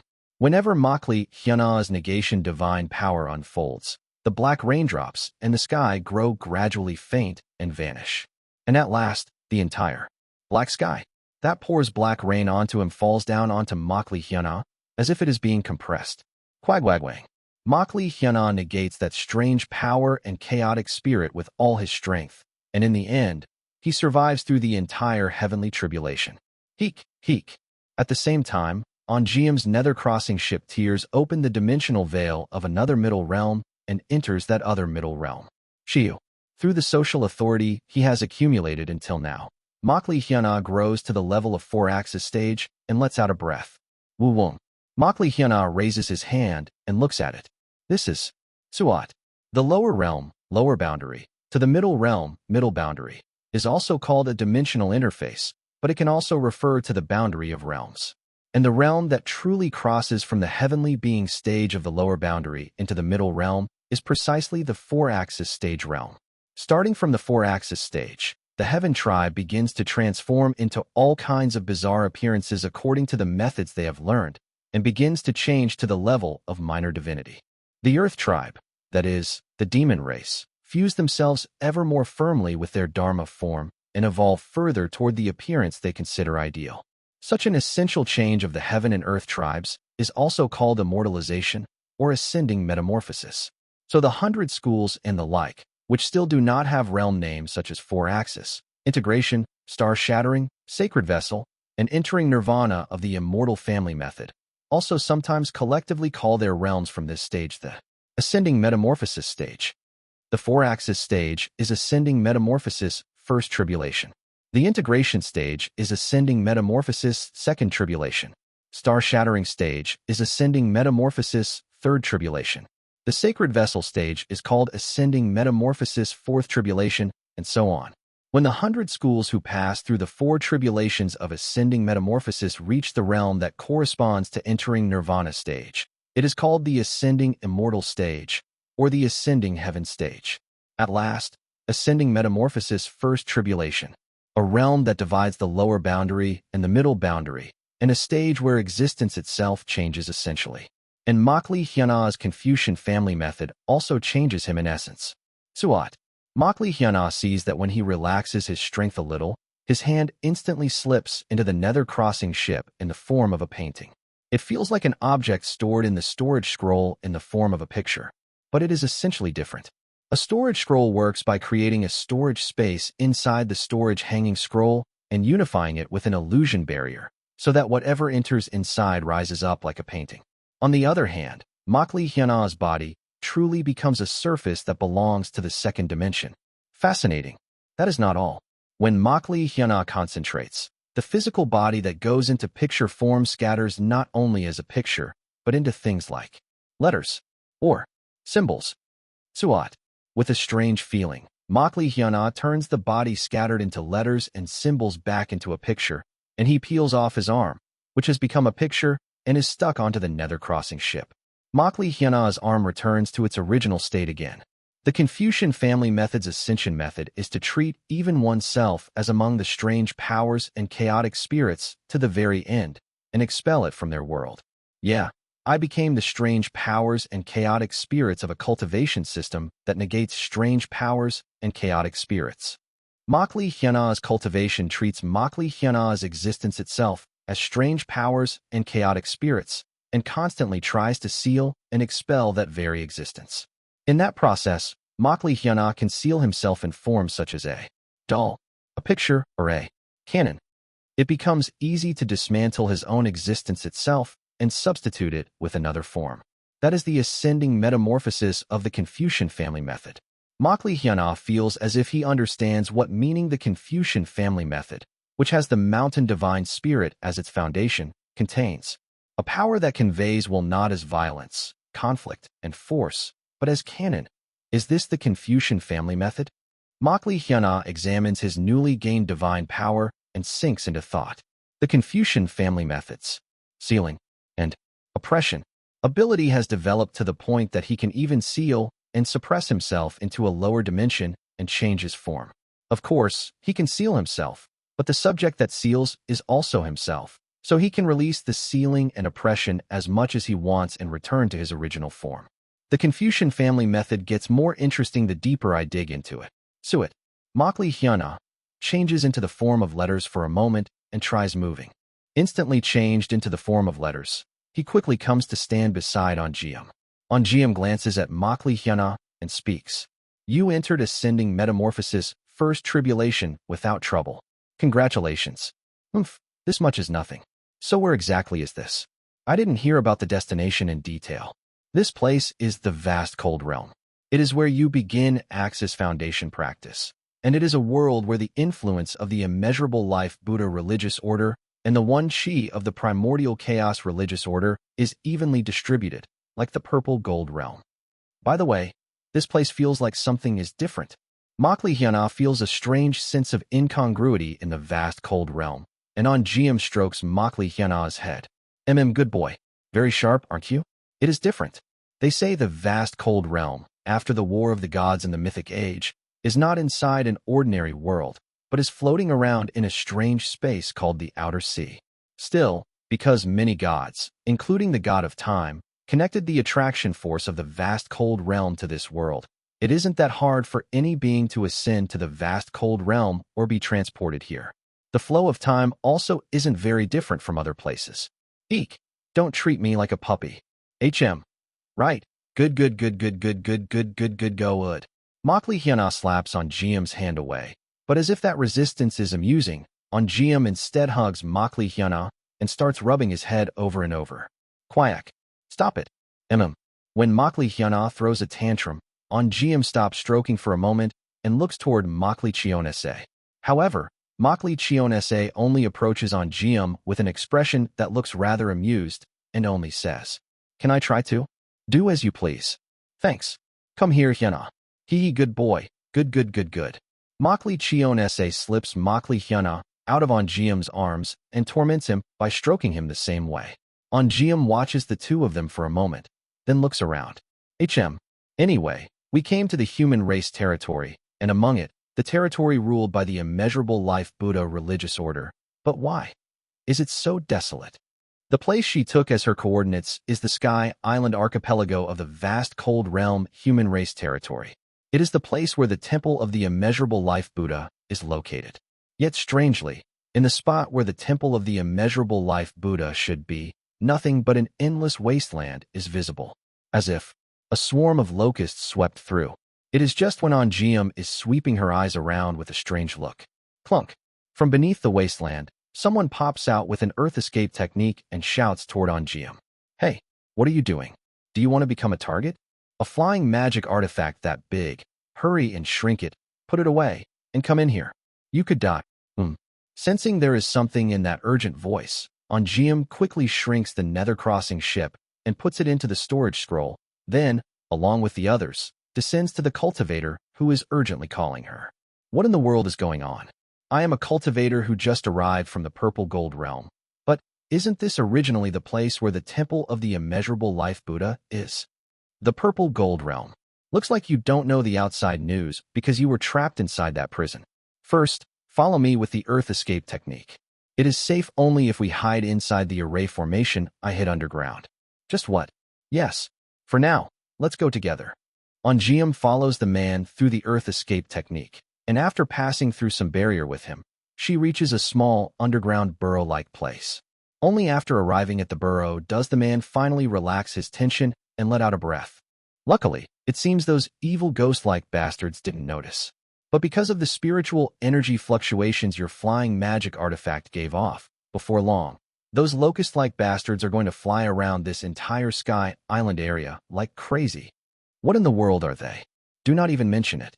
At Onjium's question, the man's face turns deathly pale and he shouts, 20,000 years ago, because some idiot touched a relic of the mythic age sleeping in the vast cold realm, those terrible nightmares were released. At the man's words, Onjium and Makli Hyuna look at him with puzzled eyes. Nightmares of the mythic age? And as if answering those eyes, the man speaks while trembling with a fit. The monster called one of the three calamities in the mythic age. The swarms of puppets of the Mad Lord are multiplying like locusts and are covering the vast cold realm. Chapter 837, Side Story, Mythical Relic, 2. In the mythic age, there were those called the three great nightmares, or the three calamities. Onjium and Makli Hyuna's group follow the man and hear about the myths of the vast cold realm. The first nightmare was the Ghost Mother. She had the legendary talent called the Ghostly Een Transformation Immortal Root and entered Black Ghost Valley, growing into a brilliant disciple. But she could not overcome her own talent and became a monster that commanded 10 billion ghosts, and it is said she turned the vast cold realm into a wasteland. Onjium suddenly has a strange look in her eyes as she recalls something. For some reason, her master who led her to Black Ghost Valley, Gongmyo Minhee, rises vividly in her mind. Even now, below the human race territory, some of the ghostly energy she left behind and some of the alternate spaces created because of her remain.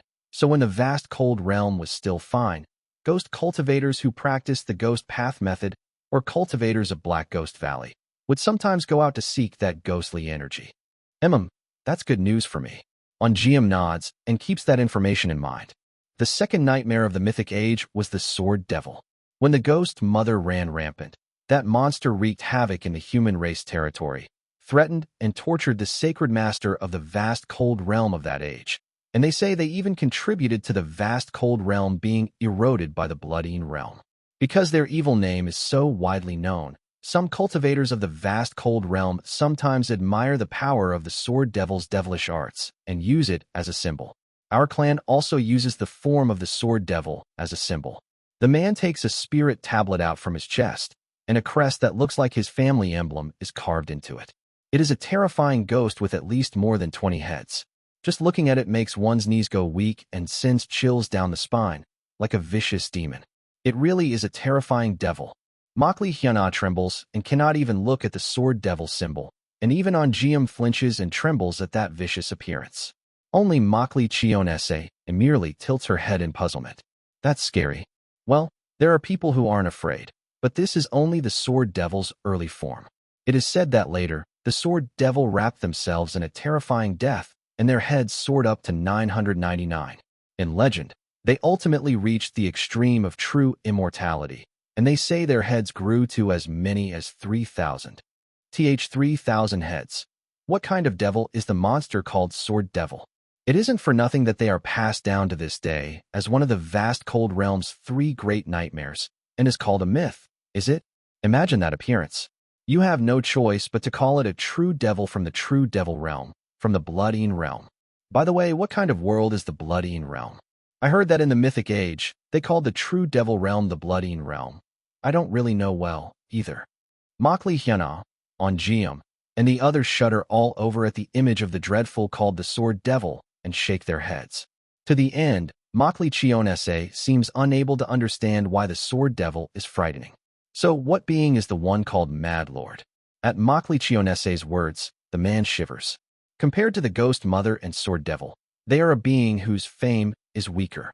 Until not long ago, they were treated as nothing more than a monster that was passed down as a nightmare, just to fill out the set of 3. However, the man's complexion turns pale as he continues. 20,000 years ago, a race living near the light spirit pond of the vast cold realm mistakenly touched one of Mad Lord's artifacts, and the relics of the Mythic Age began to move again. Wait. Ongeum asks because she cannot understand. If it is the Mythic Age and not even the ancient era, isn't that at least 10 billion years ago? And you're saying relics left by a being called the Mad Lord from tens of billions of years ago still work even now? We also didn't believe it at first, but we have no choice but to believe it. Those monster-like puppets constantly self-repaired themselves and endured immeasurable ages. Self-repair? Yes, the Lord of Puppets. The biggest characteristics of the puppets left by the Mad Lord are 3.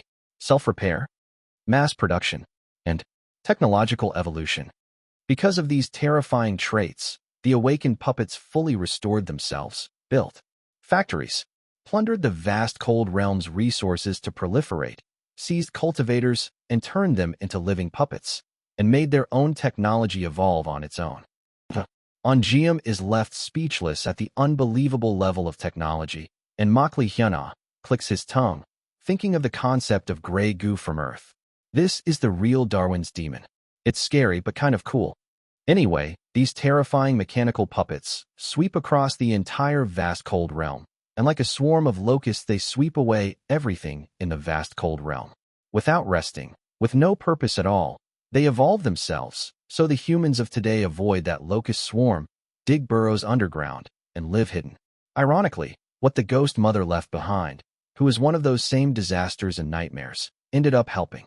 Didn't you say what the Ghost Mother left behind is only a few traces of ghostly energy? The ghostly energy too, but the biggest is the alternate spaces that came along with that ghostly energy. They are called the Ghost Mother's tombs. By Ghost Mother's tomb, you mean, we arrived just in time. Welcome. This place is the new resting place of the living beings of the vast cold realm. Those who follow the man soon realize that they have entered a strange space. A strange alternate space spreading out deep underground greets them. They definitely came down underground, but, for some reason, a night sky spreads out, and there is also a place that looks like the sea. An endless horizon and sea horizon spread out. This is the Ghost Mother's tomb. Countless cultivators of the 100 schools and various races modified the alternate space the Ghost Mother left behind and changed it so many people can use it. Originally, it was a perilous space, but now it has become quite safe. Ongeum inhales the faint, ghostly energy mixed into this space and smiles comfortably, and Makli Hyuna also naturally inhales it since ghostly energy is familiar to him. Ongeum speaks with a relaxed face. Please do not worry too much now. Anyway, I am at the grand perfection integration stage. If I just have a few 10,000 of years, I am confident I can advance to the star-shattering stage. The upheaval caused by the Mad Lord's relic will also soon be pacified. And at those words, the man clicks his tongue as if asking what she is saying, and speaks. It seems you have a rather strong self-love. Sorry, but you seem to be a cultivator of the immortal family method. You aren't much help. It is good if your realm is high, but those of the immortal family method bear the worst matchup against the Mad Lord's puppets. Even if you become a star-shattering stage esteemed one. There are records that the Mad Lord already made star-shattering stage puppets from the Mythic Age, so following those records the puppets already evolved, and star-shattering stage puppets are not just 1 or 2. Pardon. Ongeum blinks, looking a little dumbfounded at those words. What in the world does that mean? Star-shattering stage puppets are not just one or two.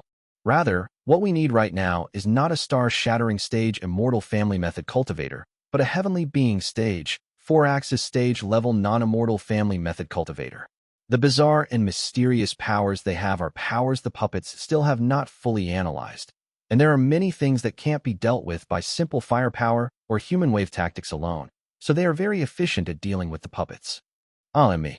I am a Confucian family method cultivator. For some reason, Makli gets excited at the man's words and introduces himself, and the man stares at him with eyes wide open. What did you say, Confucian family method? Yes, and also, the Confucian family method is very good, but honestly, it has bad compatibility with puppets, so, but I have also learned the naming family method. What? At Makli words, the man turns back to him with eyes wide open.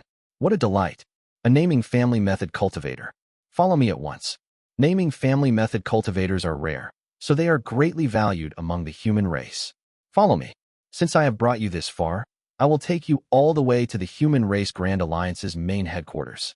Register your identity there. Thank you.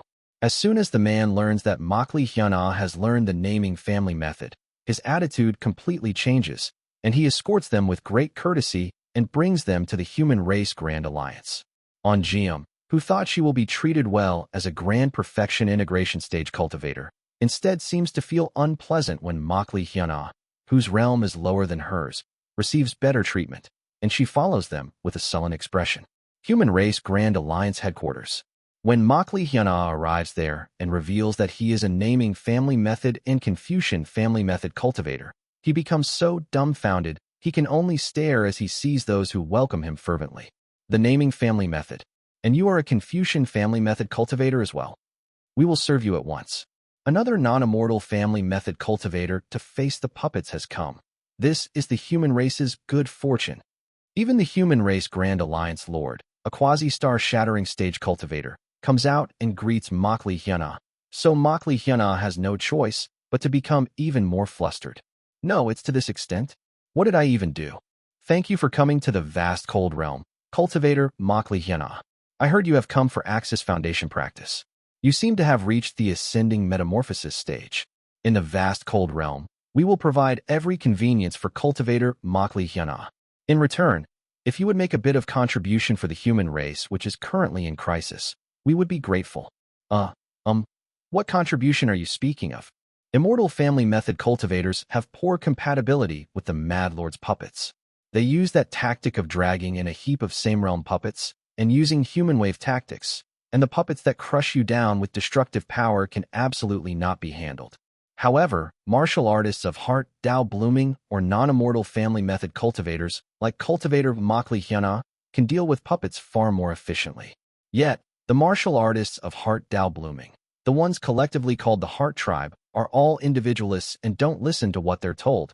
So non-immortal family method cultivators like you can be said to be very good talent for us. I see. So what I have to do is help us a bit with the naming family method, especially since it seems you reached the ascending metamorphosis stage with the Confucian family method. If you practice the naming family method and Confucian family method together, there will be a tremendous effect. Surely you will be of considerable help in facing the puppets. At the Human Race Grand Alliance Lord's barrage of praise, Makli mouth stretches into a grin and he naturally accepts the proposal. If you really need it, I will help a bit. So, what should I help with first?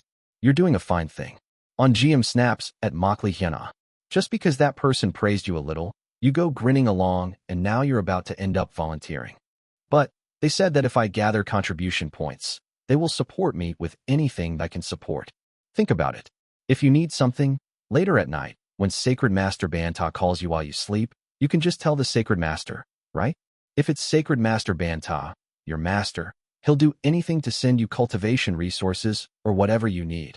So why go out of your way to suffer for nothing? Makli listens to Onjiam's nagging and follows the guidance of a cultivator from the Human Race Alliance, heading toward the waiting area for the puppet suppression squads. Sorry. Phew, fine. I'll protect you for now, but if you feel it's dangerous, you have to pull your feet out right away. Got it. All right, by the way. On the way to the subjugation squad waiting area, When Makli Hyuna passes beneath a banner, for some reason the road feels far too long, and he thinks he wants to get there quickly. Want to have a match? To see who arrives first. Onjeom hardens her expression and stays silent, and when Makli Hyuna sees that sight, he gives an awkward laugh and speaks to the cultivator acting as the guide. Looks like we roughly know the direction anyway, so should we have a contest? Who arrives at the subjugation squad waiting area first? The cultivator acting as the guide seems to ponder for a moment, then nods. Understood. I will show you the taste of the flying escape technique of an immortal family method cultivator. Haha, don't look down on a Confucian family method cultivator's movement technique either. Then start. The guide who cultivates the immortal family method uses the flying escape technique, and Makli Hyuna quickly heads for the subjugation squad waiting area through the method of turning into letters. The guide is fast as well, but because he is only at the nascent soul stage, he cannot compare to Makli Hyuna, who has reached ascending metamorphosis. Makli Hyuna is like a hare, and the guide is like a tortoise. Makli Hyuna sneers at the guide and goes far ahead, then sees a big tree stump. Whom? The tortoise-like guide looks like he'll take a long time to arrive, so I should sleep a bit. The hare leans his body against the tree stump and starts taking a nap. In the meantime, the tortoise, slow but steady, keeps walking toward the destination. At some point, the tortoise passes the napping hare and finally reaches right in front of the destination. Only then does the lazy hare wake from his nap, spot that the tortoise has almost reached the destination, and run quickly, but it is already too late. The tortoise arrives at the finish line, and the lazy hare ends up losing to the diligent tortoise. All the animal friends gather and say to the hare, "Because you were not sincere like the tortoise and you lazed around in arrogance, you lost." And so the hare carves that day's lesson into his heart. Smack. Makli Hyuna only comes to his senses when Onjeom's hand smacks the top of his head. You almost became a hare. Snap out of it. With her expression stiff and hard, Onjeom stands with Makli Hyuna in front of the subjugation squad waiting area and glares inside. The guide, too, seems flustered by what just happened and pats at his own body. Just now, the guide was right on the verge of turning into a tortoise. If that story had reached its ending, you would really have had to live after turning into a hare and a tortoise. Of course, the guy who used this method would have turned you back again, but these bastards really start picking fights the moment we come to the vast cold realm. Quam. Onjeom kicks open the door to the subjugation squad waiting area and barges in, growling with eyes filled with anger. Who is the dog bastard that just tried to pin a story on us and turn my fiancé into a hare? At Onjeom's growl, someone sitting inside the waiting area chuckles and stands up. I heard a new non-immortal family method cultivator. And on top of that, a cultivator of the very rare naming family method came to the human race territory, so I tried to give a little test, but I didn't know you were a bug who couldn't even notice the story. I apologize for not matching your level. Only then does Makli Hyuna realize that the man standing up in front of him is the one who just dragged him into the hare and the tortoise story and tried to turn him into a hare, and he glares at him. What are you doing? Just now that was Eloquence family method, or the cultivation system called the novelist family method. Onjeom does not hide her anger and reveals her aura. Quadadoodaduk. Onjeom's aura blankets the entire waiting area and shakes the space. It's a method that, through a story, assigns roles to targets who enter the story's range, or enforces the rules within the story. Us passing under that banner earlier was probably the trigger. It's an annoying method, but, at merely the ascending metamorphosis first tribulation level, you dare touch me and my fiancé. You want to die, don't you? How foolish. If you kill me, the suppression success rate will plummet. So how does a commonplace immortal family method cultivator dare think she can do anything to me? A non-immortal family method cultivator? I would receive no punishment even if I kill you. But you will face an enormous punishment if you so much as defy me. What are you saying? Die. Quam. And right after that, Onjeom beats the prattling, so-called novelist family method cultivator, to death with a single strike. At Onjeom's vicious strike, everyone inside stands up and aims their respective weapons and killing intent at Onjeom. How excessive. Even if his prank went too far, taking his life is far too much. A white-clad martial artist with pockmarks and burn scars on his face draws two short spears and levels them at Onjeom. Onjeom curls her lips into a cold smile and starts drawing up her power. Too much? Fine, then punish me. I'll take on as much as you like. Quadadudaduk. Kiaya. Tens of millions of wandering souls appear from Onjiam's shadow, screaming, and begin to blanket the entire area. A hair-trigger tension begins to cover the space. At that moment, stop. Everyone, stop. At a single person's voice, all the non-immortal family method cultivators gathered there, except for the white-clad martial artist, withdraw their killing intent at once and bow themselves toward that direction. Onjiam and Makli Hyuna look at the blind woman who has appeared, leaning on a cane, and feel puzzled. It is because the woman in front of them is a mortal who learned neither the immortal family method, nor martial arts, nor any other cultivation of the 100 schools. Martial artist Haon. You two, put away your weapon. Yes, Miss Yun. At her direct order. Only then does the white-clad martial artist put away his weapons and move to the blind woman's side. Nice to meet you. I am the chief strategist of the Mad Lord Puppet Suppression Force, Jo Yun. Could you explain what happened? Chapter 838. Side Story, Mythical Relic, 3. The explanation from the man in white martial attire called the martial artist Haon begins. He testifies to the situation as objectively as possible, and in that regard, he is someone even Onjiam and Makli Hyuna can acknowledge. And after hearing all of Haon's explanation, Jo Yun nods and speaks. Is that so? Seolga does have fault first, but it seems the distinguished ones all responded far too excessively. First, even if we set aside the weight of the crime, cultivator Seolga, who learned the novelist family method, is an important person who must not be absent from this subjugation force. I also know his usual conduct, so I believe you were attacked first. Still, no matter what, taking his life is a great loss to the human race.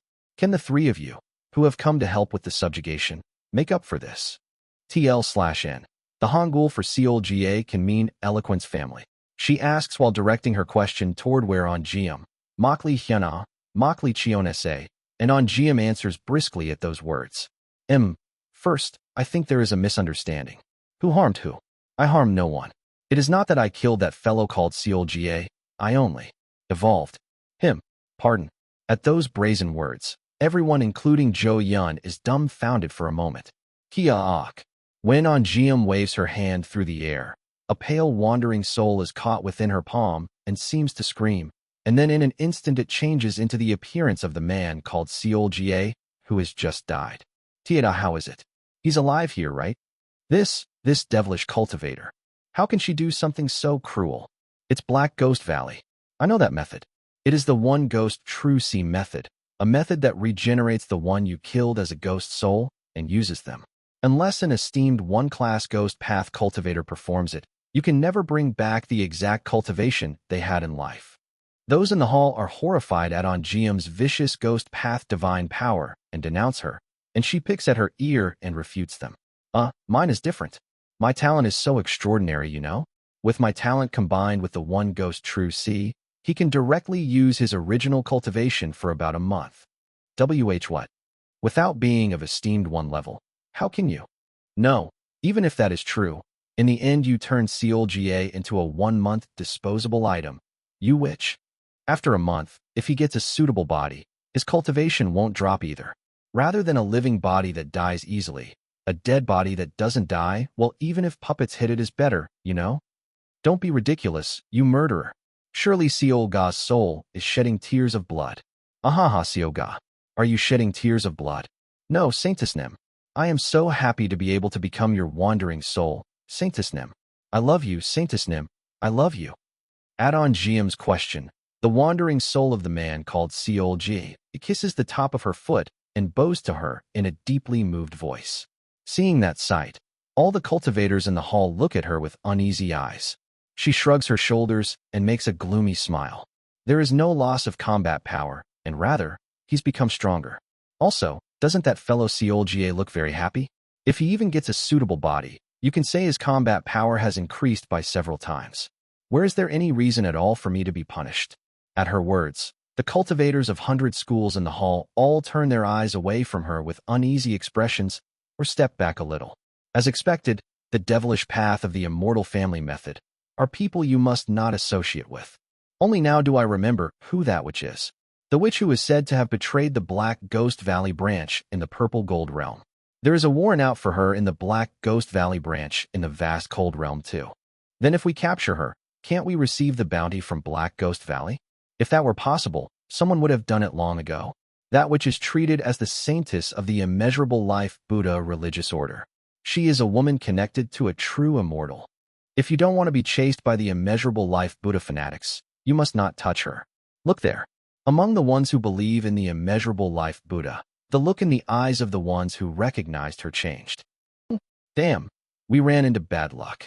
Among those who recognize her identity, those who believe in the immeasurable life Buddha religious order begin to send her eyes of infinite respect and goodwill, and the martial artist called Hone seems to convey the situation to the woman called Jo Yun by voice transmission.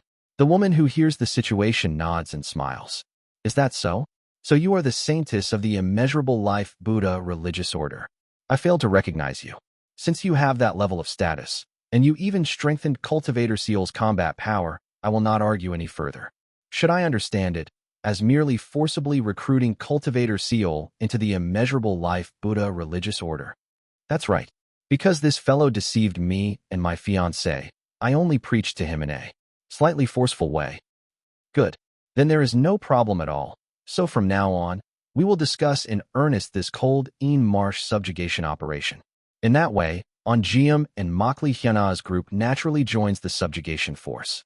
The number of constructs that took their positions in Cold Marsh is 800 million units of heavenly being stage puppets and about 2,000 units of integration stage puppets.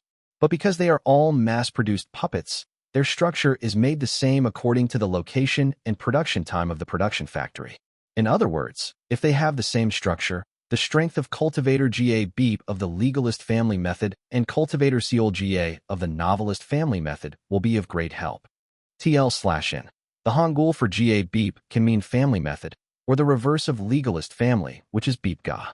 As Makli Hyana and Ongeum enter the meeting, they can understand why the woman called Jo Yun, who seems to have no ability at all, is the one serving as the chief strategist of the subjugation force. It is because, in this entire vast cold realm, no one can surpass her in understanding puppets. I heard that the newly arrived cultivator Makli Hyana learned the naming family method and the Confucian family method. May I ask which one is your main method? Right now, the Confucian family method is my main method. However, I can also use the naming family method quite skillfully as my realm rises, and the compatibility between the Confucian family method and the naming family method is the best. So there is no big problem. I see.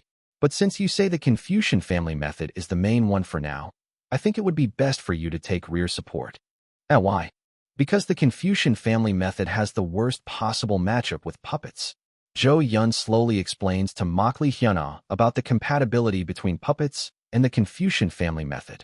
I hear that the greatest characteristic of the Confucian family method is oppression, and that it suppresses and seals heaven and earth spiritual energy, divine powers, and strange powers and chaotic spirits, among other things. Is that correct? Yes, that is correct, but, however, puppets can still bring out their true strength even if heaven and earth spiritual energy is suppressed. Even if heaven and earth spiritual energy, or strange powers and chaotic spirits, are suppressed, they only need to switch the method by which they acquire their power source in an instant.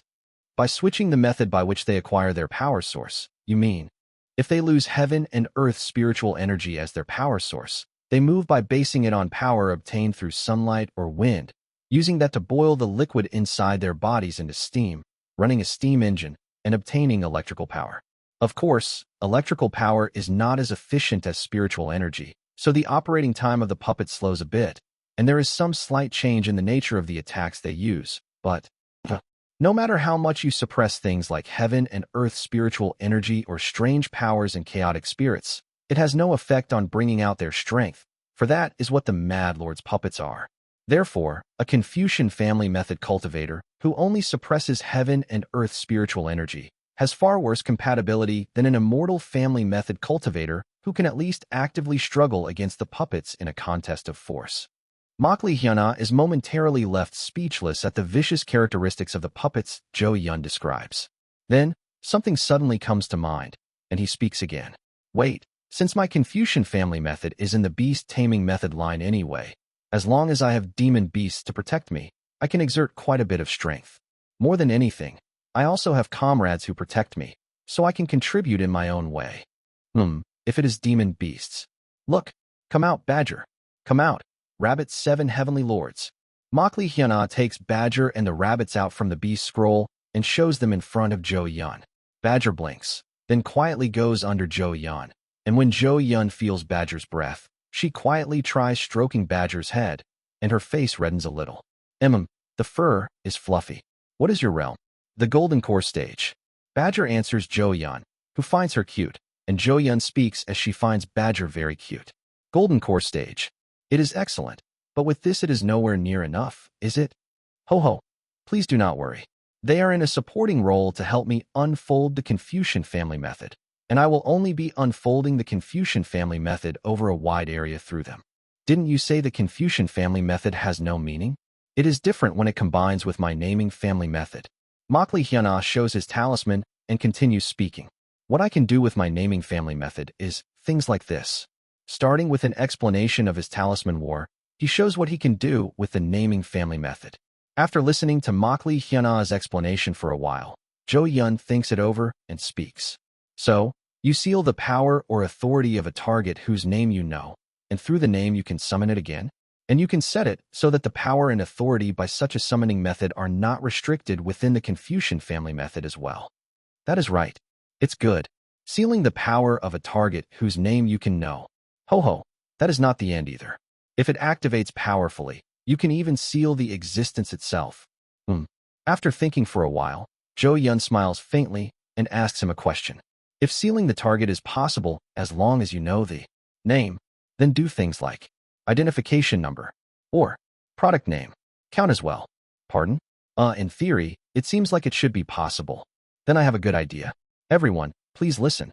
For a while, Jo Yun strokes Badger, and she begins telling everyone the plan she thinks of. Vast cold realm, Coldine Marsh. Makli Hyuna, there, hands out several hundred talismans, each with their names written on them to everyone in the subjugation force, and he hides and thinks. The compatibility between puppets and Confucian family method users is the worst, huh? That is certainly true. No matter how much he thinks about it, Makli Hyuna can only aim for a chance to catch puppets through cooperation. He has absolutely no confidence that Makli Hyuna alone can win even against a single puppet of the same realm, let alone puppets in general. No, why do space opera cyborgs pop out in a medieval Chinese-style world? Is this right? The Confucian family method is the power that suppresses heaven and earth's spiritual energy. Puppets are pure engineering power that are not greatly affected by heaven and earth's spiritual energy. No matter how much Makli Hyuna suppresses and seals heaven and earth's spiritual energy, he is only doing puppets a favor. Still, since heaven and earth's spiritual energy is more efficient, they say that just converting it into inefficient electric power helps. But Makli Hyuna honestly does not look forward to how much the Confucian family method he learned as his main strength will influence the operation, and he sighs. Master also didn't say much about dealing with puppets. His master also did not say much about dealing with puppets. And when Makli Hyuna talked to Banta about puppets last night, he didn't get any advice at all, and instead only heard. It will benefit you if you meet them. By the way, that person called Hone is really prickly. Why is he like that, seriously? Recalling the warning Hone gave him not long ago, he frowns. Miss Yun does not like it when people make the ho-ho sound, so I ask that you refrain. No. Do I even have to control the way I laugh? Ho-ho. I suppose there can be people who are sensitive to laughing sounds. Makli Huiol chimes in at Makli Hyuna's words and laughs, and Makli Hyuna sighs. No, when I think about it, that ho-ho laugh also stuck to my mouth before I knew it because I kept following Taoist around, didn't it? Just how long is Taoist going to keep that? And Makli Hyuna feels something off. Huh. But was the one who followed us not ancestor Makli Chionese, but originally Taoist Makli Huiol? Yin-yang. Look at me seriously. From the beginning, Taoist was following us. I'm starting to think I already have dementia. A person does not become a dementia-ridden old man that easily. Do not worry, Taoist Makli Hyuna. Still, I lived long enough to grow old, you know. If everyone goes through dementia just because they grow old, then why are Taoist's acquaintances, who are already over 20,000 years old, perfectly fine? Please put your worries aside. If you say so, then I understand, Taoist Makli Huiol. By the way, Makli Hyuna asks Makli Huiol one thing. There is still time before the puppets swarm in. I'm a little hungry, so would you like to eat something? Badger happened to make a snack at just the right timing. Oh, that is great. No matter how much one cultivates the immortal family method, there is little that compares to the joy food Dao gives. Here, it is boiled potatoes. Please have some. With a somewhat blank face, Makli Huiol accepts the boiled potatoes Makli Hyuna hands over and blinks. Makli Hyuna clicks his tongue inwardly, thinking he messed up. Oh no. Thinking about it. Is this food too plain for Taoist Makli Huiol, who grew up as a promising younger generation talent of a cultivation clan? I should also give something to dip it in. Makli Hyuna quickly takes out a jar of honey, and with a spoon he spreads honey onto the potato in Makli Huiol's hand. Potatoes really taste best when you eat them with honey or rice syrup. It will sweeten your mouth a bit. As if he is moved by Makli Hyuna's goodwill, Makli Huiol's eyes are bloodshot as his body trembles, and Makli Hyuna, satisfied that his kindness seems to be conveyed well, dips a potato deep into honey right in front of Makli Huiol's eyes, pulls it out, and takes a big bite. Potatoes with honey, not salt. Makli Huiol seems to mutter something, but either way, it is a taste that warms the heart.